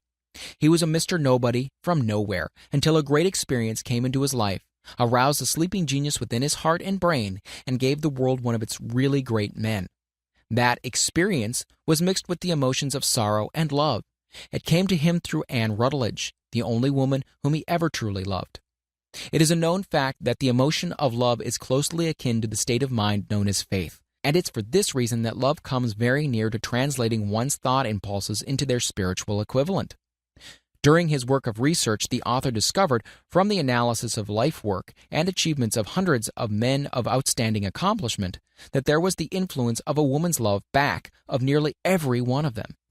The emotion of love in the human heart and brain creates a favorable field of magnetic attraction which causes an influx of the higher and finer vibrations which are afloat in the ether. If you wish evidence of the power of faith, study the achievements of men and women who have employed it. At the head of the list comes the Nazarene. Christianity is the greatest single force which influences the minds of men. The basis of Christianity is faith. No matter how many people may have perverted or misinterpreted the meaning of this great force, and no matter how many dogmas and creeds have been created in its name which do not reflect its tenets. The sum and substance of the teachings and achievements of Christ, which may have been interpreted as miracles, were nothing more nor less than faith. If there are any such phenomena as miracles, they are produced only through the state of mind known as faith. Some teachers of religion, and many who call themselves Christians, never understand nor practice faith. Let us consider the power of faith as it is now being demonstrated by a man who is well known to all of civilization, Mahatma Gandhi of India. In this man, the world has one of the most astounding examples known to civilization of the possibilities of faith. Gandhi wields more potential power than any man living at his time, and this despite the fact that he has none of the orthodox tools of power, such as money, battleships, soldiers, and materials of warfare. Gandhi has no power, he has no home, he does not own a suit of clothes, but he does have power. How does he come by that power? He created it out of his own understanding of the principle of faith, and through his ability to transplant that faith into the minds of 200 million people. Gandhi has accomplished through the influence of faith that which the strongest military power on earth could not and never will accomplish through soldiers and military equipment. He has accomplished the astounding feat of influencing 200 million minds to coalesce and move in unison as a single mind. What other force on earth except faith could do as much? There will come a day when employees as well as employers will discover the possibilities of faith. The day is dawning. The whole world has had ample opportunity during the recent business depression to witness what the lack of faith will do to business. Surely civilization has produced a sufficient number of intelligent human beings to make use of this great lesson which the depression has taught the world. During this depression, the world had evidence in abundance that widespread fear will paralyze the wheels of industry and business. Out of this experience will arise leaders in business and industry who will profit by the example which Gandhi has set for the world, and they will apply to business the same tactics which he has used in building the greatest following known in the history of the world. These leaders will come from the rank and file of the unknown men who now labor in the steel plants, the coal mines, and automobile factories, and in small towns and cities of America. Business is due for a reform. Make no mistake about this. The methods of the past, based upon economic combinations of force and fear, will be supplanted by the better principles of faith and cooperation. Men who labor will receive more than daily wages. They will receive dividends from business, the same as others who supply the capital for business. But first, they must give more to their employers and stop this bickering and bargaining by force at the expense of the public. They must earn the right to dividends. Moreover, and this is the most important thing of all, they will be led by leaders who will understand and apply the principles employed by Mahatma Gandhi. Only in this way may leaders get from their followers the spirit of full cooperation which constitutes power in its highest and most enduring form. This stupendous machine age in which we live and from which we are just emerging has taken the soul out of men. Its leaders have driven men as though they were pieces of cold machinery. They were forced to do so by the employers who have bargained at the expense of all concerned to get and not to give. The watchword of the future will be human happiness and contentment, and when this state of mind shall have been attained, the production will take care of itself more effectively than anything that has been accomplished where men did not and could not mix faith and individual interest with their labor. Because of the need of faith and cooperation in operating business and industry, it will be both interesting and profitable to analyze an event which provides an excellent understanding of the method by which industrialists and businessmen accumulate great fortunes, by giving before they try to get. The event chosen for this illustration dates back to 1900, when the United States Steel Corporation was first being formed. As you read the story, keep in mind these fundamental facts, and you will understand how ideas have been converted into huge fortunes. First, the huge United States Steel Corporation was born in the mind of Charles M. Schwab in the form of an idea he created through his imagination. Second, he mixed faith with this idea. Third, he formulated a plan for the transformation of his idea into physical and financial reality. Fourth, he put his plan into action with his famous speech at the University Club. Fifth, he applied and followed through on his plan with persistence and backed it with a firm decision until it had been fully carried out. Sixth, he prepared the way for success by a burning desire for success. If you are one of those who have often wondered how great fortunes are accumulated, this story of the creation of the United States Steel Corporation will be enlightening.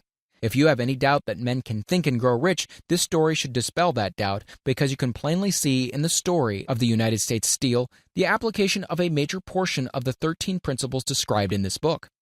This astounding description of the power of an idea was dramatically told by John Lowell in the New York World Telegram, with whose courtesy it is here reprinted. A pretty after-dinner speech for $1 billion. When, on the evening of December 12, 1900, some 80 of the nation's financial nobility gathered in the banquet hall of the University Club on Fifth Avenue to do honor to a young man from out of the West, not half a dozen of the guests realized they were witness to the most significant episode in American industrial history. J. Edward Simmons and Charles Stewart Smith, their hearts full of gratitude for the lavish hospitality bestowed on them by Charles M. Schwab during a recent visit to Pittsburgh, had arranged the dinner to introduce the 38-year-old steel man to Eastern banking society. But they didn't expect him to stampede the convention. They warned him, in fact, that the bosoms within New York's stuffed shirts would not be so responsive to oratory, and that, if he didn't want to bore the Stilhanens and the Harrimans and the Vanderbilts, he had better limit himself to 15 or 20 minutes of polite vaporings and let it go at that. Even John Pierpont Morgan, sitting on the right hand of Schwab, as became his imperial dignity, intended to grace the banquet table with his presence only briefly. And so far as the press and public were concerned, the whole affair was of so little moment that no mention of it found its way into print the next day. So the two hosts and their distinguished guests ate their way through the usual 7 or 8 courses. There was little conversation, and what there was of it was restrained. Few of the bankers and brokers had met Schwab, whose career had flowered along the banks of the Monongahela, and none knew him well. But before the evening was over, they, and with them Money Master Morgan, were to be swept off their feet, and $1 million baby, the United States Steel Corporation, was to be conceived. It is perhaps unfortunate for the sake of history that no record of Charlie Schwab's speech at the dinner was ever made. He repeated some parts of it at a later dinner during a similar meeting of Chicago bankers. And still later, when the government brought suit to dissolve the Steel Trust, he gave his own version, from the witness stand, of the remarks that stimulated Morgan into a frenzy of financial activity. It is probable, however, that it was a homely speech, somewhat ungrammatical, for the niceties of language never bothered Schwab, full of epigram and threaded with wit. But aside from that, it had a galvanic force and effect upon the $5 billion of estimated capital that was represented by the diners. After it was over and the gathering was still under its spell, although Schwab had talked for 90 minutes, Morgan led the orator to a recessed window where, dangling their legs from the high, uncomfortable seat, they talked for an hour more. The magic of the Schwab personality had been turned on full force, but what was more important and lasting was the full-fledged, clear-cut program he laid down for the aggrandizement of steel. Many other men had tried to interest Morgan in slapping together a steel trust after the pattern of the biscuit, wire and hoop, sugar, rubber, whiskey, oil, or chewing gum combinations. John W. Gates, the gambler, had urged it, but Morgan distrusted him. The Moore boys, Bill and Jim, Chicago stock jobbers who had glued together a match trust and a cracker corporation, had urged it and failed. Albert H. Gary, the sanctimonious country lawyer, wanted to foster it, but he wasn't big enough to be impressive. Until Schwab's eloquence took J.P. Morgan to the heights from which he could visualize the solid results of the most daring financial undertaking ever conceived, the project was regarded as a delirious dream of easy money crackpots. The financial magnetism that began a generation ago to attract thousands of small and sometimes inefficiently managed companies into large and competition-crushing combinations had become operative in the steel world through the devices of that jovial business pirate, John W. Gates. Gates already had formed the American Steel and Wire Company out of a chain of small concerns, and together with Morgan had created the Federal Steel Company. The National Tube and American Bridge Companies were 2 more Morgan concerns, and the Moore brothers had forsaken the match and cookie business to form the American Group: Tin Plate, Steel Hoop, Sheet Steel, and National Steel Company. But by the side of Andrew Carnegie's gigantic vertical trust, a trust owned and operated by 53 partners, those other combinations were picayune. They might combine to their heart's content, but the whole lot of them couldn't make a dent in Carnegie's organization, and Morgan knew it. The eccentric old Scot knew it too. From the magnificent heights of Skibo Castle, he had viewed, first with amusement and then with resentment, the attempts of Morgan's smaller companies to cut into his business. When the attempts became too bold, Carnegie's temper was translated into anger and retaliation. He decided to duplicate every mill owned by his rivals. Hitherto, he hadn't been interested in wire, pipe, hoops, or sheet. Instead, he was content to sell such companies the raw steel and let them work it into whatever shape they wanted. Now, with Schwab as his chief and able lieutenant, he planned to drive his enemies to the wall. So it was that in the speech of Charles M. Schwab, Morgan saw the answer to his problem of combination. A trust without Carnegie, giant of them all, would be no trust at all. A plum pudding, as one writer said, without the plums. Schwab's speech on the night of December 12, 1900, undoubtedly carried the influence, though not the pledge, that the vast Carnegie enterprise could be brought under the Morgan tent. He talked of the world future for steel, of reorganization for efficiency, of specialization, of the scrapping of unsuccessful meals and concentration of effort on the flourishing properties, of economies in the ore traffic, of economies in overhead and administrative departments, of capturing foreign markets. More than that, he told the buccaneers among them wherein lay the errors of their customary piracy. Their purposes, he inferred, had been to create monopolies, raise prices, and pay themselves fat dividends out of privilege. Schwab condemned the system in his heartiest manner. The short-sightedness of such policy, he told his hearers, lay in the fact that it restricted the market in an era when everything carried for expansion. By cheapening the cost of steel, he argued, an ever-expanding market would be created. More uses for steel would be devised, and a goodly portion of the world trade could be captured. Actually, though he did not know it, Schwab was an apostle of modern mass production. So the dinner at the University Club came to an end. Morgan went home to think about Schwab's rosy predictions. Schwab went back to Pittsburgh to run the steel business, while Gary and the rest went back to their stock tickers to fiddle around in anticipation of the next move. It was not long coming. It took Morgan about 1 week to digest the feast of reason Schwab had placed before him. When he had assured himself that no financial indigestion was to result, he sent for Schwab and found that young man rather coy. Mr. Carnegie, Schwab indicated, might not like it if he found his trust company president had been flirting with the Emperor of Wall Street, the street upon which Carnegie had resolved never to tread. Then it was suggested by John W. Gates, the go-between, that if Schwab happened to be in the Bellevue Hotel in Philadelphia, J.P. Morgan might also happen to be there. When Schwab arrived, however, Morgan was inconveniently ill at his New York home, and so, on the elder man's pressing invitation, Schwab went to New York and presented himself at the door of the financier's library. Now, certain economic historians have professed the belief that from the beginning to the end of the drama, the stage was set by Andrew Carnegie, that the dinner to Schwab, the famous speech, the Sunday night conferences between Schwab and the Money King were events arranged by the Kenny Scott. The truth is exactly the opposite. When Schwab was called in to consummate the deal, he didn't even know whether the little boss, as Andrew was called, would so much as listen to an offer to sell, particularly to a group of men whom Andrew regarded as being endowed with something less than holiness. But Schwab did take into the conference with him, in his own handwriting, 6 sheets of copperplate figures, representing to his mind the physical worth and potential earning capacity of every steel company he regarded as an essential star in the new metal firmament. 4 men pondered over these figures all night. The chief, of course, was Morgan, steadfast in his belief in the divine right of money. With him was his aristocratic partner, Robert Bacon.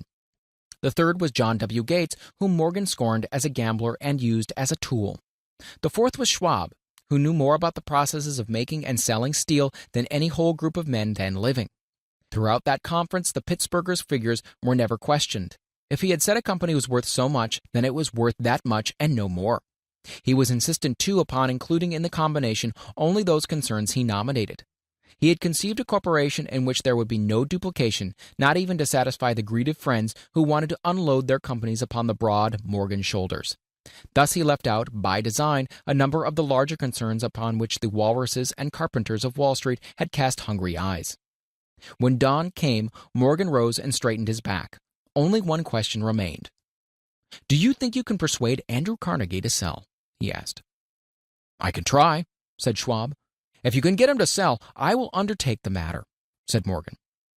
So far is good, but would Carnegie sell? How much would he demand? Schwab thought about $320 million. What would he take payment in? Common or preferred stocks? Bonds? Cash? Nobody could raise $350 million in cash. There was a golf game in January on the frost-cracking heath of the St. Andrews Links in Westchester, with Andrew bundled up in sweaters against the cold and Charlie talking volubly as usual to keep his spirits up. But no word of business was mentioned until the pair sat down in the cozy warmth of the Carnegie cottage hard by. Then, with the same persuasiveness that had hypnotized 80 millionaires at the University Club, Schwab poured out the glittering promises of retirement and comfort, of untold millions to satisfy the old man's social caprices. Carnegie capitulated, wrote a figure on a slip of paper, handed it to Schwab, and said, "All right, that's what we'll sell for." The figure was approximately $400 million and was reached by taking the $320 million mentioned by Schwab as a basic figure and adding to it $80 million to represent the increased capital value over the previous 2 years. Later on the deck of a transatlantic liner, the Scotsman said ruefully to Morgan, "I really wish I'd asked you for $100 million more." "If you asked for it, you'd have gotten it," Morgan told him cheerfully. There was an uproar, of course.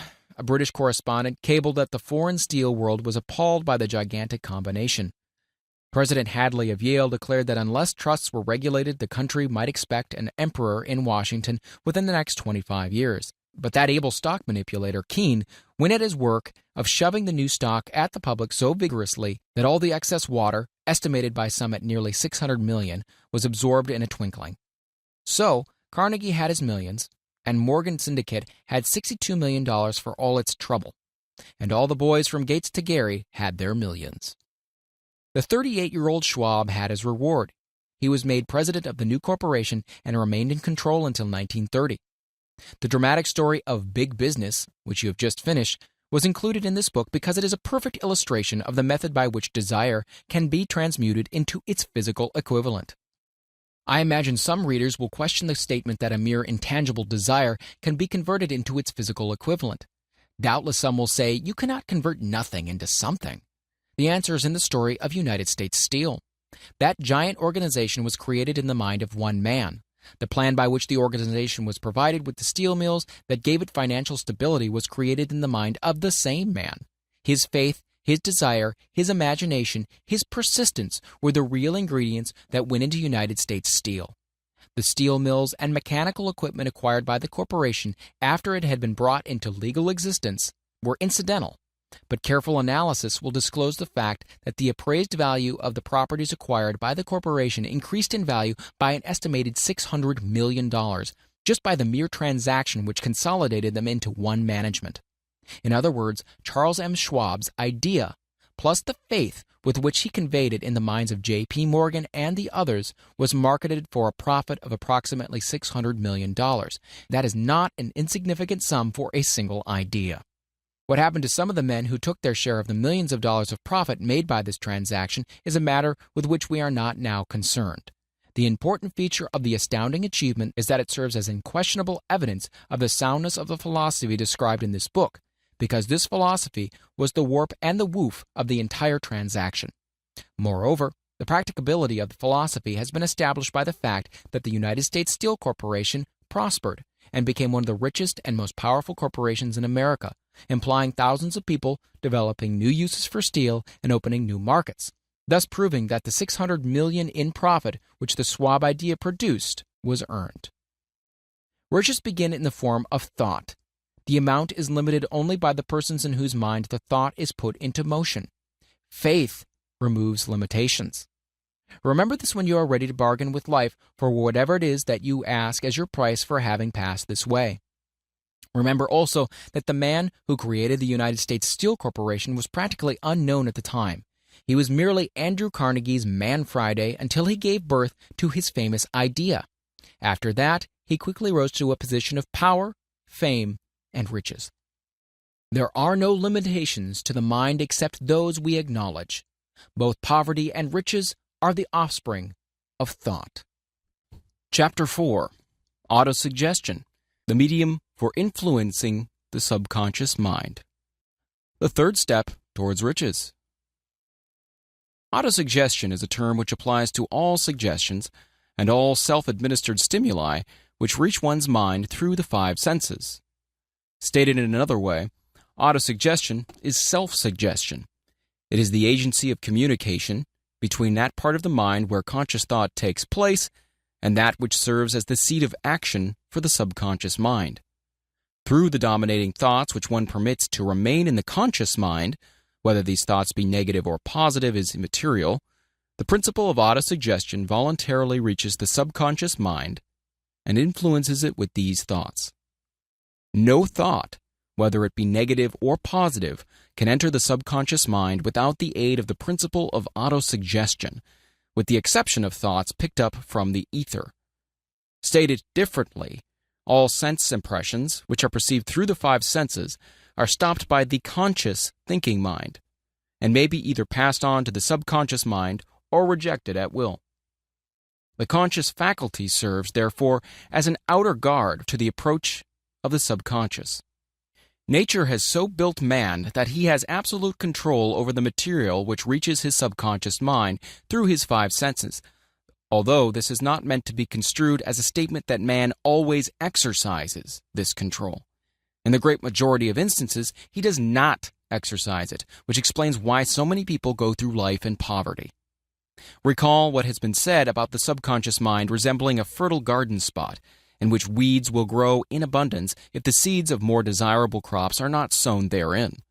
Autosuggestion is the agency of control through which an individual may voluntarily feed his subconscious mind on thoughts of a creative nature, or, by neglect, permit thoughts of a destructive nature to find their way into the rich garden of the mind. You were instructed in the last of the 6 steps described in the chapter on desire to read aloud twice daily the written statement of your desire for money, and to see and feel yourself already in possession of the money. By following these instructions, you communicate the object of your desire directly to your subconscious mind in a spirit of absolute faith. Through repetition of this procedure, you voluntarily create thought habits which are favorable to your efforts to transmute desire into its monetary equivalent. Go back to these 6 steps described in Chapter 2 and read them again very carefully before you proceed further. Then, when you come to it, read very carefully the 4 instructions for the organization of your master mind group, described in the chapter on organized planning. By comparing these 2 sets of instructions with that which has been stated on autosuggestion, you, of course, will see that the instructions involve the application of the principle of autosuggestion. Remember, therefore, when reading aloud the statement of your desire, through which you are endeavoring to develop a money consciousness, that the mere reading of the words is of no consequence unless you mix emotion or feeling with your words. If you repeat 1,000,000 times the famous Emile Coué formula, day by day and every way I'm getting better and better, without mixing emotion and faith with your words, you will experience no desirable results. Your subconscious mind recognizes and acts upon only thoughts which have been well mixed with the emotion or feeling. This is a fact of such importance as to warrant repetition in practically every chapter, because the lack of understanding of this is the main reason the majority of people who try to apply the principle of autosuggestion get no desirable results. Plain, unemotional words do not influence the subconscious mind. You will get no appreciable results until you learn to reach your subconscious mind with thoughts or spoken words which have been well emblazoned with belief. Do not be discouraged if you cannot control and direct your emotions the first time you try to do so. Remember, there is no such possibility as something for nothing. Ability to reach and influence your subconscious mind has its price, and you must pay that price. You cannot cheat, even if you desire to do so. The price of ability to influence your subconscious mind is everlasting persistence in applying the principles described here.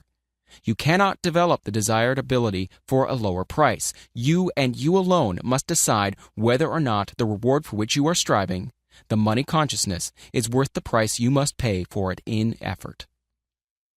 Wisdom and cleverness alone will not attract and retain money except in very rare instances where the law of averages favors the attraction of money through these sources. The method of attracting money described here does not depend upon the law of averages. Moreover, the method plays no favorites. It will work for one person as effectively as it will for another. Where failure is experienced, it is the individual, not the method, which has failed. If you try and fail, make another effort and still another until you succeed. Your ability to use the principle of autosuggestion will depend very largely upon your capacity to concentrate upon a given desire until the desire becomes a burning obsession. When you begin to carry out the instructions in connection with the 6 steps described in the 2nd chapter, it will be necessary for you to make use of the principle of concentration. Let us here offer suggestions for the effective use of concentration. When you begin to carry out the first of the 6 steps, which instructs you to fix in your mind the exact amount of money you desire, Hold your thoughts on that amount of money by concentration, or fixation of attention, with your eyes closed until you can actually see the physical appearance of the money. Do this at least once each day. As you go through these exercises, follow the instructions given in the chapter on faith and see yourself actually in possession of the money. Here is the most significant fact. The subconscious mind takes any orders given it in a spirit of absolute faith and acts upon those orders, although the orders often have to be presented over and over again through repetition before they are interpreted by the subconscious mind. Following the preceding statement, consider the possibility of playing a perfectly legitimate trick on your subconscious mind by making it believe, because you believe it, that you must have the amount of money you are visualizing, that this money is already awaiting your claim, that the subconscious mind must hand over to you practical plans for acquiring the money which is yours. Hand over the thought suggested in the preceding paragraph to your imagination and see what your imagination can or will do to create practical plans for the accumulation of money through transmutation of your desire. Do not wait for a definite plan through which you intend to exchange services or merchandise in return for the money you are visualizing, but begin at once to see yourself in possession of the money, demanding and expecting, meanwhile, that your subconscious mind will hand over the plan or plans you need. Be on the alert for these plans, and when they appear, put them into action immediately. When the plans appear, they will probably flash into your mind through the sixth sense in the form of an inspiration. This inspiration may be considered a direct telegram or message from infinite intelligence. Treat it with respect and act upon it as soon as you receive it. Failure to do this will be fatal to your success. In the fourth of the 6 steps, you were instructed to create a definite plan for the carrying out your desire and begin at once to put this plan into action. You should follow this instruction in the manner described in the preceding paragraph. Do not trust to your reason when creating your plan for accumulating money through the transmutation of desire. Your reason is faulty. Moreover, your reasoning faculty may be lazy, and if you depend entirely upon it to serve you, it may disappoint you. When visualizing the money you intend to accumulate with closed eyes, see yourself rendering the service or delivering the merchandise you intend to give in return for this money. This is important. Summary of instructions. The fact that you are reading this book is an indication that you earnestly seek knowledge. It is also an indication that you are a student of this subject. If you are only a student, there is a chance that you may learn much that you did not know, but you will learn only by assuming an attitude of humility.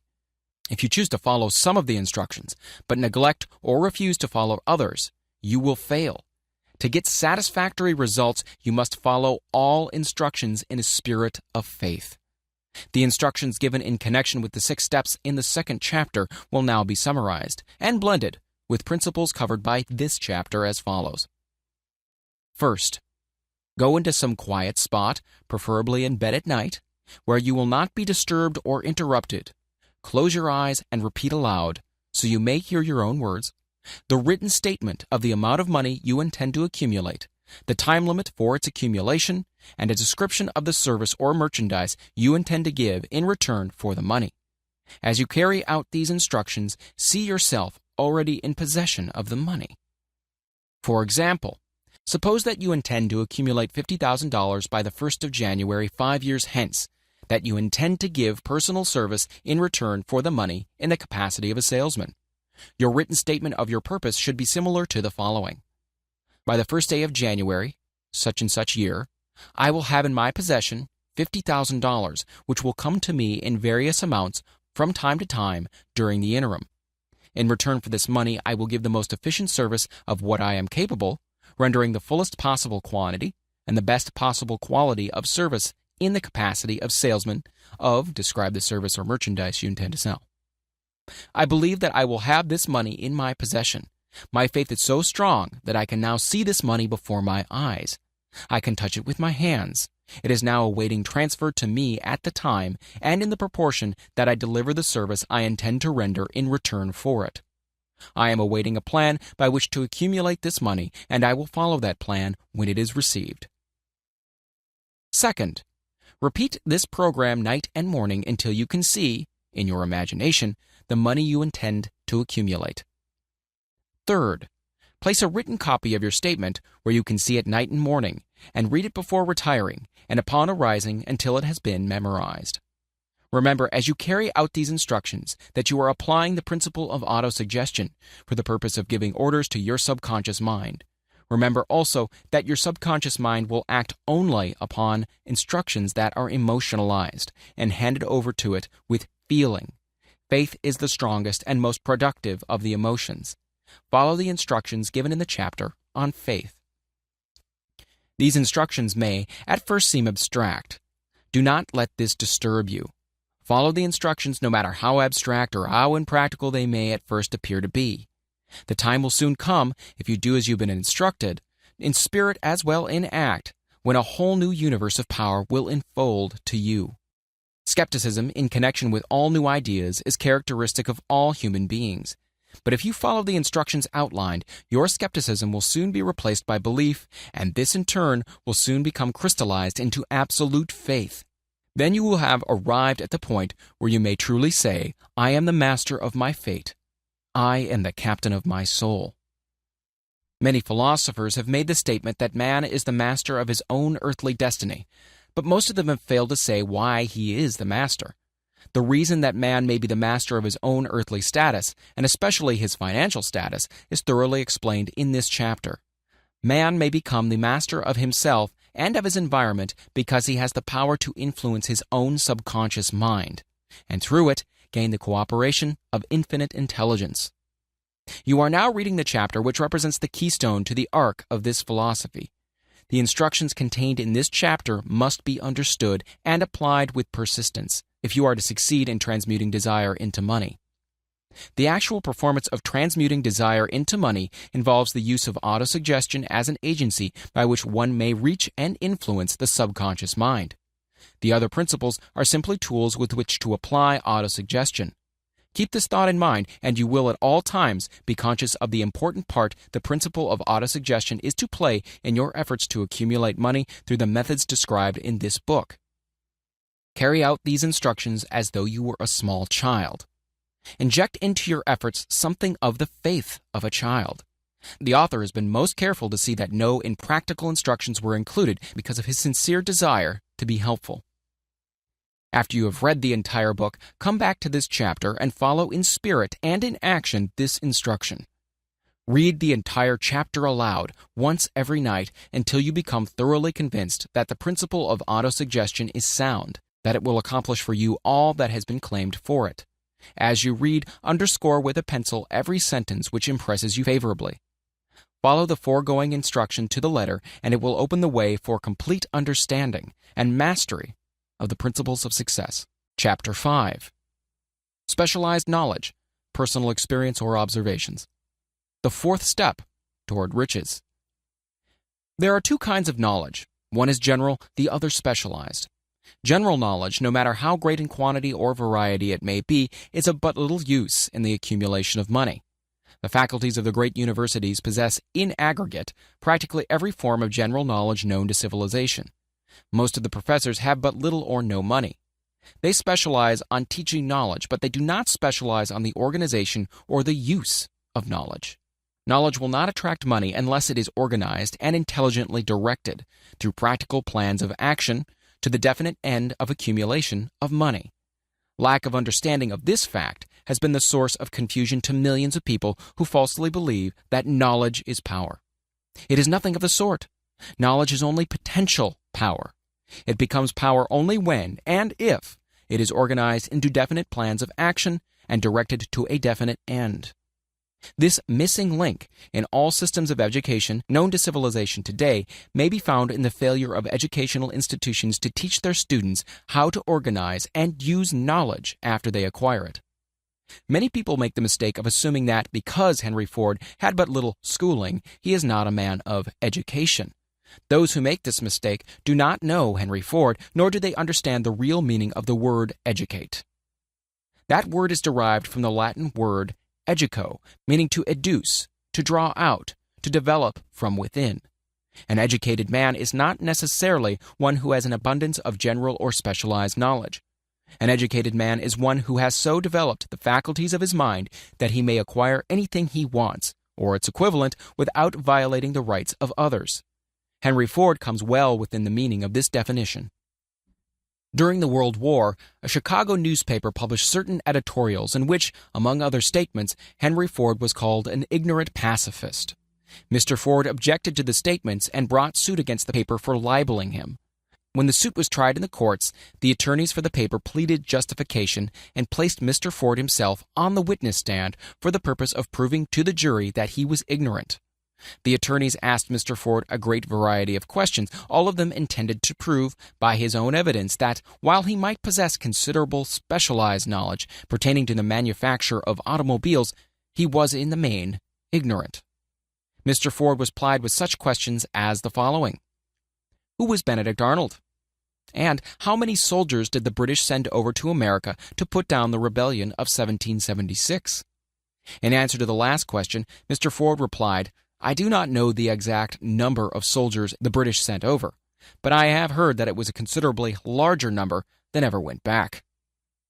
Finally, Mr. Ford became tired of this line of questioning, and in reply to a particularly offensive question, he leaned over, pointed his finger at the lawyer who asked the question, and said, If I should really want to answer the foolish question you have just asked, or any of the other questions you have just been asking me, let me remind you that I have a row of electric push buttons on my desk, and by pushing the right button, I can summon to my aid men who can answer any question I desire to ask concerning the business to which I am devoting most of my efforts. Now, will you kindly tell me, why should I clutter up my mind with general knowledge for the purpose of being able to answer questions when I have men around me who can supply any knowledge I require? There certainly was good logic to that reply. That answer floored the lawyer. Every person in the courtroom realized it was the answer, not of an ignorant man, but of a man of education. Any man is educated who knows where to get knowledge when he needs it, and how to organize that knowledge into definite plans of action. Through the assistance of his mastermind group, Henry Ford had at his command all the specialized knowledge he needed to enable him to become one of the wealthiest men in America. It was not essential that he have this knowledge in his own mind. Surely no person who has sufficient inclination and intelligence to read a book of this nature can possibly miss the significance of this illustration. Before you can be sure of your ability to transmute desire into its monetary equivalent, you will require specialized knowledge of the service, merchandise, or profession which you intend to offer in return for fortune. Perhaps you may need more specialized knowledge than you have the ability or the inclination to acquire. And if this should be true, you may bridge your weakness through the aid of your mastermind group. Andrew Carnegie stated that he personally knew nothing about the technical end of the steel business. Moreover, he did not particularly care to know anything about it. The specialized knowledge which he required for the manufacture and marketing of steel, he found available through the individual units of his mastermind group. The accumulation of great fortunes calls for power, and power is acquired through highly organized and intelligently directed specialized knowledge, but that knowledge does not necessarily have to be in the possession of the man who accumulates the fortune. The preceding paragraph should give hope and encouragement to the man with ambition to accumulate a fortune who has not possessed himself of the necessary education to supply such specialized knowledge as he may require. Men sometimes go through life suffering from inferiority complexes because they are not men of education. The man who can organize and direct a mastermind group of men who possess knowledge useful in the accumulation of money is just as much a man of education as any man in the group. Remember this if you suffer from a feeling of inferiority because your schooling has been limited. Thomas A. Edison had only 3 months of schooling during his entire life. He did not lack education, neither did he die poor. Henry Ford had less than a 6th grade schooling, but he has managed to do pretty well by himself financially. Specialized knowledge is among the most plentiful and the cheapest forms of service which may be had. If you doubt this, consult the payroll of any university. It pays to know how to purchase knowledge. First of all, decide the sort of specialized knowledge you require and the purpose for which it is needed. To a large extent, your major purpose in life, the goal toward which you are working, will help determine what knowledge you need. With this question settled, your next move requires that you have accurate information concerning dependable sources of knowledge. The more important of these are: A. One's own experience and education. B. Experience and education available through cooperation of others, the Mastermind Alliance. C. Colleges and universities. D. Public libraries, through books and periodicals in which may be found all the knowledge organized by civilization. E. Special training courses, through night schools and home study schools in particular. As knowledge is acquired, it must be organized and put into use for a definite purpose through practical plans. Knowledge has no value except that which can be gained from its application toward some worthy end. This is one reason why college degrees are not valued more highly. They represent nothing but miscellaneous knowledge. If you contemplate taking additional schooling, first determine the purpose for which you want the knowledge you are seeking, then learn where this particular sort of knowledge can be obtained from reliable sources. Successful men in all callings never stop acquiring specialized knowledge related to their major purpose, business, or profession. Those who are not successful usually make the mistake of believing that the knowledge acquiring period ends when one finishes school. The truth is that schooling does but little more than to put one in the way of learning how to acquire practical knowledge. With this changed world which began at the end of the economic collapse came also astounding changes in educational requirements. The order of the day is specialization. This truth was emphasized by Robert P. Moore, Secretary of Appointments of Columbia University. Specialists most sought after. Particularly sought after by employing companies are candidates who have specialized in some field business school, graduates with training in accounting and statistics, engineers of all varieties, journalists, architects, chemists, and also outstanding leaders and activity men of the senior class. The man who has been active on the campus, whose personality is such that he gets along with all kinds of people and who has done an adequate job with his studies, has a most decided edge over the strictly academic student. Some of these, because of their all-around qualifications, have received several offers of positions, a few of them as many as 6. In departing from the conception that the straight-A student was invariably the one to get the choice of the better jobs, Mr. Moore said that most companies look not only to academic records but to activity records and personalities of the students. One of the largest industrial companies, the leader in its field, in writing to Mr. Moore concerning prospective seniors at the college, said, "We're interested primarily in finding men who can make exceptional progress in management work. For this reason, we emphasize qualities of character, intelligence, and personality far more than specific educational background." Apprenticeship proposed. Proposing a system of apprenticing students in offices, stores, and industrial occupations during the summer vacation, Mr. Moore asserts that after the first 2 or 3 years of college, every student should be asked to choose a definite future course and to call a halt if he has been merely pleasantly drifting without purpose through an unspecialized academic curriculum. Colleges and universities must face the practical consideration that all professions and occupations now demand specialists, urging that educational institutions accept more direct responsibility for vocational guidance. One of the most reliable and practical sources of knowledge available to those who need specialized schooling is the night schools operated in most large cities. The correspondence schools give specialized training anywhere the U.S. males go, on all subjects that can be taught by the extension method. One advantage of home study training is the flexibility of the study program, which permits one to study during spare time. Another stupendous advantage of home study training, if the school is carefully chosen, is the fact that most courses afforded by home study schools carry with them generous privileges of consultation, which can be of priceless value to those needing specialized knowledge.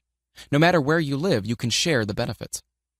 Anything acquired without effort and without cost is generally unappreciated, often discredited. Perhaps this is why we get so little from our marvelous opportunity in public schools. The self-discipline one receives from a definite program of specialized study makes up to some extent for the wasted opportunity when knowledge has been available without cost. Correspondence schools are highly organized business institutions. Their tuition fees are so low that they are forced to insist upon prompt payments. Being asked to pay, whether the student makes good grades or poor, has the effect of causing one to follow through with the course when he would otherwise drop it. The correspondence schools have not stressed this point sufficiently, for the truth is that their collection departments constitute the very finest sort of training on decision, promptness, action, and the habit of finishing that which one begins. I learned this from experience more than 25 years ago. I enrolled for a home study course in advertising. After completing 8 or 10 lessons, I stopped studying, but the school did not stop sending me bills. Moreover, it insisted upon payment, whether I kept up my studies or not. I decided that if I had to pay for the course, which I had legally obligated myself to do, I should complete the lessons and get my money's worth. I felt at first at the time that the collection system of the school was somewhat too well organized, but I learned later in life that it was a valuable part of my training for which no charge had been made. Being forced to pay, I went ahead and completed the course. Later in life, I discovered that the efficient collection system of that school had been worth much in the form of money earned because of the training in advertising I had so reluctantly taken. We have in this country what is said to be the greatest public school system in the world. We have invested fabulous sums for fine buildings. We have provided convenient transportation for children living in rural districts so they may attend the best schools. But there is one astounding weakness to this marvelous system. It is free. One of the strange things about human beings is that they value only that which has a price. The free schools of America and the free public libraries do not impress people because they are free. This is the major reason why so many people find it necessary to acquire additional training after they quit school and go to work. It is also one of the major reasons why employers give greater consideration to employees who take home study courses. They have learned from experience that any person who has the ambition to give up a part of his spare time to studying at home has in him those qualities which make for leadership. This recognition is not a charitable gesture, it is a sound business judgment upon the part of the employers. There is one weakness in people for which there is no remedy. It is the universal weakness of lack of ambition. Persons, especially salaried people, who schedule their spare time to provide for home study seldom remain at the bottom very long. Their action opens the way for the upward climb, removes many obstacles from their path, and gains the friendly interest of those who have the power to put them in the way of opportunity. The home study method of training is especially suited to the needs of employed people who find after leaving school that they must acquire additional specialized knowledge but cannot spare the time to go back to school. The changed economic conditions prevailing since the Depression have made it necessary for thousands of people to find additional or new sources of income. For the majority of these, the solution to their problem may be found only by acquiring specialized knowledge. Many will be forced to change their occupations entirely. When a merchant finds that a certain line of merchandising is not selling, he usually supplants it with another that is in demand. The person whose business is that of marketing personal services must also be an efficient merchant. If his service does not bring adequate returns in one occupation, he must change to another where broader opportunities are available. Stuart Austin Weir prepared himself as a construction engineer and followed this line of work until the Depression limited his market to where it did not give him the income he required. He took inventory of himself, decided to change his profession to law, went back to school, and took special courses by which he prepared himself as a corporation lawyer. Despite the fact that the Depression had not ended, he completed his training, passed the bar exam, and quickly built a lucrative law practice in Dallas, Texas. In fact, he's turning away clients. Just to keep the record straight and to anticipate the alibis of those who will say, "I couldn't go to school because I have a family to support," or "I'm too old," I will add the information that Mr. Weir was past 40 and married when he went back to school. Moreover, by carefully selecting highly specialized courses in colleges best prepared to teach the subjects chosen, Mr. Weir completed in 2 years the work for which the majority of law students require 4 years. It pays to know how to purchase knowledge. The person who stops studying merely because he has finished school is forever hopelessly doomed to mediocrity, no matter what may be his calling. The way of success is the way of continuous pursuit of knowledge. Let us consider a specific instance. During the Depression, a salesman in a grocery store found himself without a position. Having had some bookkeeping experience, he took a special course in accounting, familiarized himself with all the latest bookkeeping and office equipment, and went into business for himself. Starting with the grocer for whom he had formerly worked, he made contracts with more than 100 small merchants to keep their books, all at a very nominal monthly fee.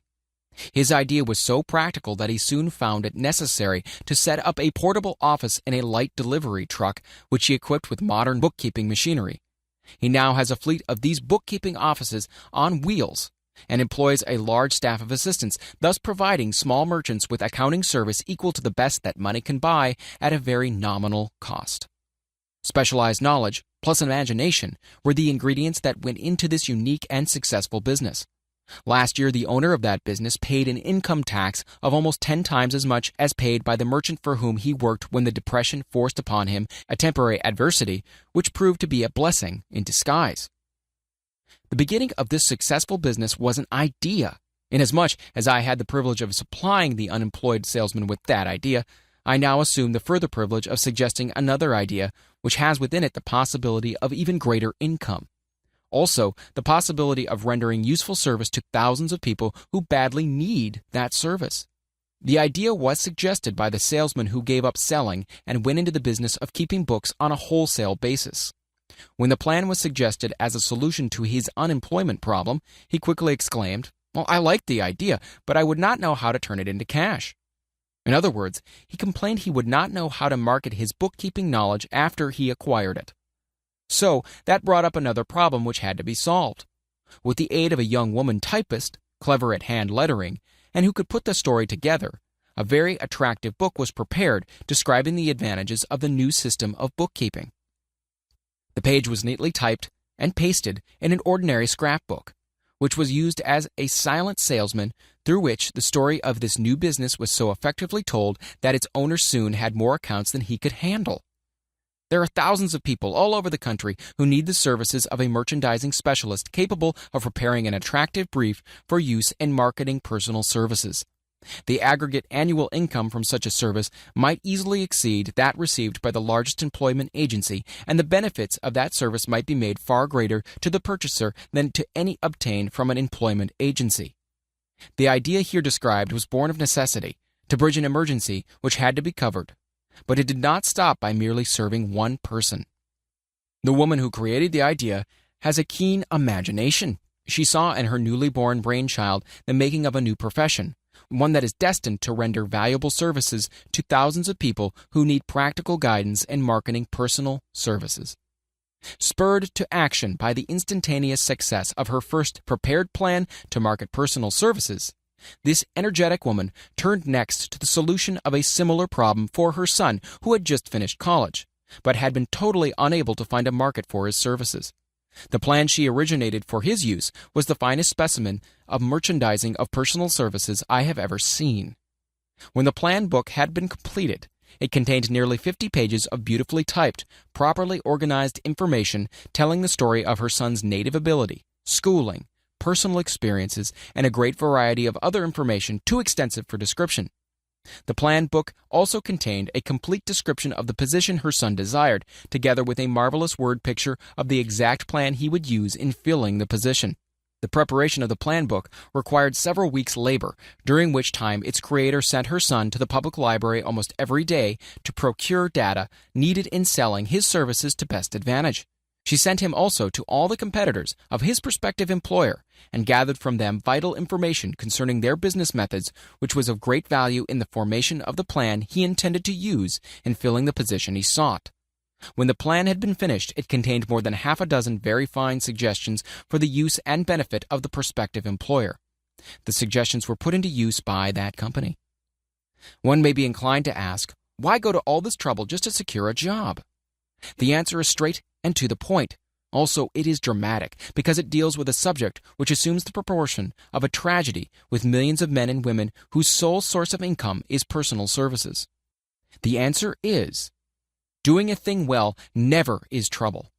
The plan prepared by this woman for the benefit of her son helped him get the job for which he applied at the first interview, at a salary fixed by himself. Moreover, and this too is important, the position did not require the young man to start at the bottom. He began as a junior executive, at an executive's salary. Why go to all this trouble, do you ask? Well, for one thing, the planned presentation of this young man's application for a position clipped off no less than 10 years of time he would have required to get where he began had he started at the bottom and worked his way up. This idea of starting at the bottom and working one's way up may appear to be sound, but the major objection to it is this: Too many of those who begin at the bottom never manage to lift their heads high enough to be seen by opportunity, so they remain at the bottom. It should be remembered also that the outlook from the bottom is not so very bright or encouraging. It has a tendency to kill off ambition. We call it getting into a rut, which means that we accept our fate because we form the habit of daily routine, a habit that finally becomes so strong we cease to throw it off. And that is another reason why it pays to start 1 or 2 steps above the bottom. By so doing, one forms the habit of looking around, of observing how others get ahead, of seeing opportunity, and of embracing it without hesitation. Dan Halpin is a splendid example of what I mean. During his college days, he was the manager of a famous 1930 national championship Notre Dame football team, when it was under the direction of the late Knute Rockne. Perhaps he was inspired by the great football coach to aim high and not mistake temporary defeat for failure, just as Andrew Carnegie, the great industrial leader, inspired his young business lieutenants to set high goals for themselves. At any rate, young Halpin finished college at a mighty unfavorable time when the Depression had made jobs scarce. So, after a fling at investment banking and motion pictures, he took the first opening with a potential future he could find, selling electrical hearing aids on a commission basis. Anyone could start in that sort of job, and Halpin knew it, but it was enough to open the door of opportunity to him. For almost 2 years he continued in a job not to his liking, and he would never have risen above that job if he had not done something about his dissatisfaction. He aimed at first at the job of assistant sales manager of this company, and got the job. That one step upward placed him high enough above the crowd to enable him to see still greater opportunity. Also, it placed him where opportunity could see him. He made such a fine record selling hearing aids that A.M. Andrews, chairman of the board of the Dictograph Products Company, a business competitor of the company for which Halpin worked, wanted to know something about that man Dan Halpin, who was taking big sales away from the long-established Dictograph Company. He sent for Halpin. When the interview was over, Halpin was the new sales manager in charge of the Acousticon division. Then, to test young Halpin's mettle, Mr. Andrews went away to Florida for 3 months, leaving him to sink or swim in his new job. He didn't sink. Knute Rockne's spirit of all the world loves a winner and has no time for a loser inspired him to put so much into his job that he was recently elected vice president of the company and general manager of Acousticon and silent radio divisions, a job which most men would be proud to earn through 10 years of loyal effort. Halpin turned this trick in little more than 6 months. It is difficult to say whether Mr. Andrews or Mr. Halpin is more deserving of eulogy, for the reason that both showed evidence of having an abundance of that very rare quality known as imagination. Mr. Andrews deserves credit for seeing in young Halpin a go-getter of the highest order. Halpin deserves credit for refusing to compromise with life by accepting and keeping a job he did not want. And that is one of the major points I'm trying to emphasize through this entire philosophy, that we rise to high positions or remain at the bottom because of conditions we can control if we desire to control them. I'm also trying to emphasize another point, namely that both success and failure are largely the results of habit. I have not the slightest doubt that Dan Halpin's close association with the greatest football coach America ever knew planted in his mind the same brand of desire to excel which made the Notre Dame football team world famous. Truly, there is something to the idea that hero worship is helpful, provided one worships a winner. Halpin tells me that Rockne was one of the world's greatest leaders of men in all history. My belief in the theory that business associations are vital factors both in failure and in success were recently demonstrated when my son Blair was negotiating with Dan Halpin for a position. Mr. Halpin offered him a beginning salary of about 1/2 that he could have gotten from a rival company. I brought parental pressure to bear and induced him to accept the place with Mr. Halpin because I believe that close association with one who refuses to compromise with circumstances he does not like is an asset that can never be measured in terms of money. The bottom is a monotonous, dreary, unprofitable place for any person. That is why I've taken the time to describe how lowly beginnings may be circumvented by proper planning. Also, that is why so much space has been devoted to a description of this new profession, created by a woman who was inspired to do a fine job of planning because she wanted her son to have a favorable break. With the changed conditions ushered in by the world economic collapse came also the need for newer and better ways of marketing personal services. It is hard to determine why someone had not previously discovered this stupendous need, in view of the fact that more money changes hands in return for personal services than for any other purpose. The same paid out monthly to people who work for wages and salaries is so huge that it runs into hundreds of millions, and the annual distribution amounts to billions. Perhaps some will find in the idea here briefly described the nucleus of the riches they desire. Ideas with much less merit have been the seedlings from which great fortunes have grown. Woolworth's 5 and 10 cent store idea, for example, had far less merit, but it piled up a fortune for its creator. Those seeing opportunity lurking in this suggestion will find valuable aid in the chapter on organized planning. Incidentally, an efficient merchandiser of personal services would find a growing demand for his services wherever there are men and women who seek better markets for their services.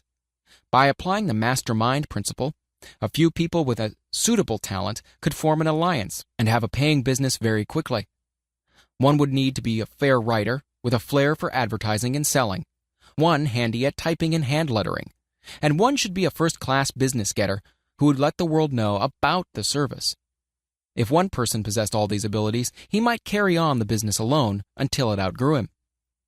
The woman who prepared the personal service sales plan for her son now receives requests from all parts of the country for her cooperation in preparing similar plans for others who desire to market their personal services for more money. She has a staff of expert typists, artists, and writers who have the ability to dramatize the case history so effectively that one's personal services can be marketed for much more money than the prevailing wages for similar services. She is so confident of her ability that she accepts as the major portion of her fee a percentage of the increased pay she helps her clients to earn. It must not be supposed that her plan merely consists of clever salesmanship, by which she helps men and women to demand and receive more money for the same services they formerly sold for less pay. No, she looks after the interests of the purchaser as well as the seller of personal services, and so prepares her plans that the employer receives full value for the additional money he pays. The method by which she accomplishes this astonishing result is a professional secret which she discloses to no one excepting her own clients. If you have the imagination and seek a more profitable outlet for your personal services, this suggestion may be the stimulus for which you have been searching. The idea is capable of yielding an income far greater than that of the average doctor, lawyer, or engineer whose education required several years in college. The idea is saleable to those seeking new positions, in practically all positions calling for managerial or executive ability, and those desiring rearrangement of incomes in their present positions. There is no fixed price for sound ideas. Back of all ideas is specialized knowledge. Unfortunately, for those who do not find riches in abundance, specialized knowledge is more abundant and more easily acquired than ideas. Because of this very truth, there is a universal demand and an ever-increasing opportunity for the person capable of helping men and women to sell their personal services advantageously. Capability means imagination, and one quality needed to combine specialized knowledge with ideas is the form of organized plans designed to yield riches. If you have imagination, this chapter may present you with an idea sufficient to serve as the beginning of the riches you desire. Remember, the idea is the main thing. Specialized knowledge may be found just around the corner. Any corner. Chapter 6. Imagination, the workshop of the mind. The fifth step toward riches. The imagination is literally the workshop wherein are fashioned all plans created by man. The impulse, the desire, is given shape, form, and action through the aid of the imaginative faculty of the mind. It has been said that man can create anything which he can imagine. Of all the ages of civilization, this is the most favorable for the development of the imagination because it is an age of rapid change. On every hand, one may contact stimuli which develop the imagination. Through the aid of his imaginative faculty, man has discovered and harnessed more of nature's forces during the past 50 years than during the entire history of the human race previous to that time. He has conquered the air so completely that the birds are a poor match for him in flying. He has harnessed the ether and made it serve as a means of instantaneous communication with any part of the world. He has analyzed and weighed the sun at a distance of millions of miles and has determined through the aid of imagination the elements of which it consists. He has discovered that his own brain is both a broadcasting and a receiving station for the vibration of thought, and he is beginning now to learn how to make practical use of this discovery. He has increased the speed of locomotion until he may now travel at a speed of more than 300 miles an hour. The time will soon come when a man may breakfast in New York and lunch in San Francisco. Man's only limitation, within reason, lies in his development and use of his imagination. He has not yet reached the apex of development in the use of his imaginative faculty. He has merely discovered that he has an imagination and has commenced to use it in a very elementary way. Two forms of imagination. The imaginative faculty functions in two forms. One is known as synthetic imagination, and the other as creative imagination. Synthetic imagination. Through this faculty, one may arrange old concepts, ideas, or plans into new combinations. The faculty creates nothing. It merely works with the material of experience, education, and observation with which it is fed. It is the faculty used most by the inventor, with the exception of those who draw upon the creative imagination when he cannot solve his problem through synthetic imagination. Creative imagination. Through the faculty of creative imagination, the finite mind of man has direct communication with infinite intelligence. It is the faculty through which hunches and inspirations are received. It is by this faculty that all basic or new ideas are handed over to man. It is through this faculty that thought vibrations from the minds of others are received. It is through this faculty that one individual may tune in or communicate with the subconscious mind of other men. The creative imagination works automatically in the manner described in subsequent pages. This faculty functions only when the conscious mind is vibrating at an exceedingly rapid rate, as for example, when the conscious mind is stimulated through the emotion of a strong desire. The creative faculty becomes more alert, more receptive to vibrations from the sources mentioned in proportion to its development through use. This statement is significant. Ponder over it before passing on. Keep in mind as you follow these principles that the entire story of how one may convert desire into money cannot be told in one statement. The story will be complete only when one has mastered, assimilated, and begun to make use of all the principles. The great leaders of business, industry, finance, and the great artists, musicians, poets, and writers became great because they developed the faculty of creative imagination. Both the synthetic and creative faculties of imagination become more alert with use, just as any muscle or organ of the body develops through use. Desire is only a thought, an impulse. It is nebulous and ephemeral. It is abstract and of no value until it has been transformed into its physical counterpart. While the synthetic imagination is the one which will be used more frequently, in the process of transforming the impulse of desire into money, you must keep in mind the fact that you may face circumstances and situations which demand use of the creative imagination as well. Your imaginative quality may have become weak through inaction. It can be revived and made alert through use. This faculty does not die, though it may become quiescent through lack of use. Center your attention for the time being on the development of the synthetic imagination because this is the faculty which you will use more often in the process of converting desire into money. Transformation of the intangible impulse of desire into the tangible reality of money calls for the use of a plan or plans. These plans must be formed with the aid of the imagination, and mainly with the synthetic faculty. Read the entire book through, then come back to this chapter and begin at once to put your imagination to work on the building of a plan or plans for the transformation of your desire into money. Detailed instructions for the building of plans has been given in almost every chapter. Carry out the instructions best suited to your needs. Reduce your plan to writing if you have not already done so. The moment you complete this, you will have definitely given concrete form to the intangible desire. Read the preceding sentence once more. Read it aloud, very slowly, as you do so. Remember that the moment you reduce the statement of your power and a plan for its realization to writing, you have actually taken the first of a series of steps which will enable you to convert the thought into its physical counterpart. The earth on which you live You yourself and every other material thing are the result of evolutionary change, through which microscopic bits of matter have been organized and arranged in an orderly fashion.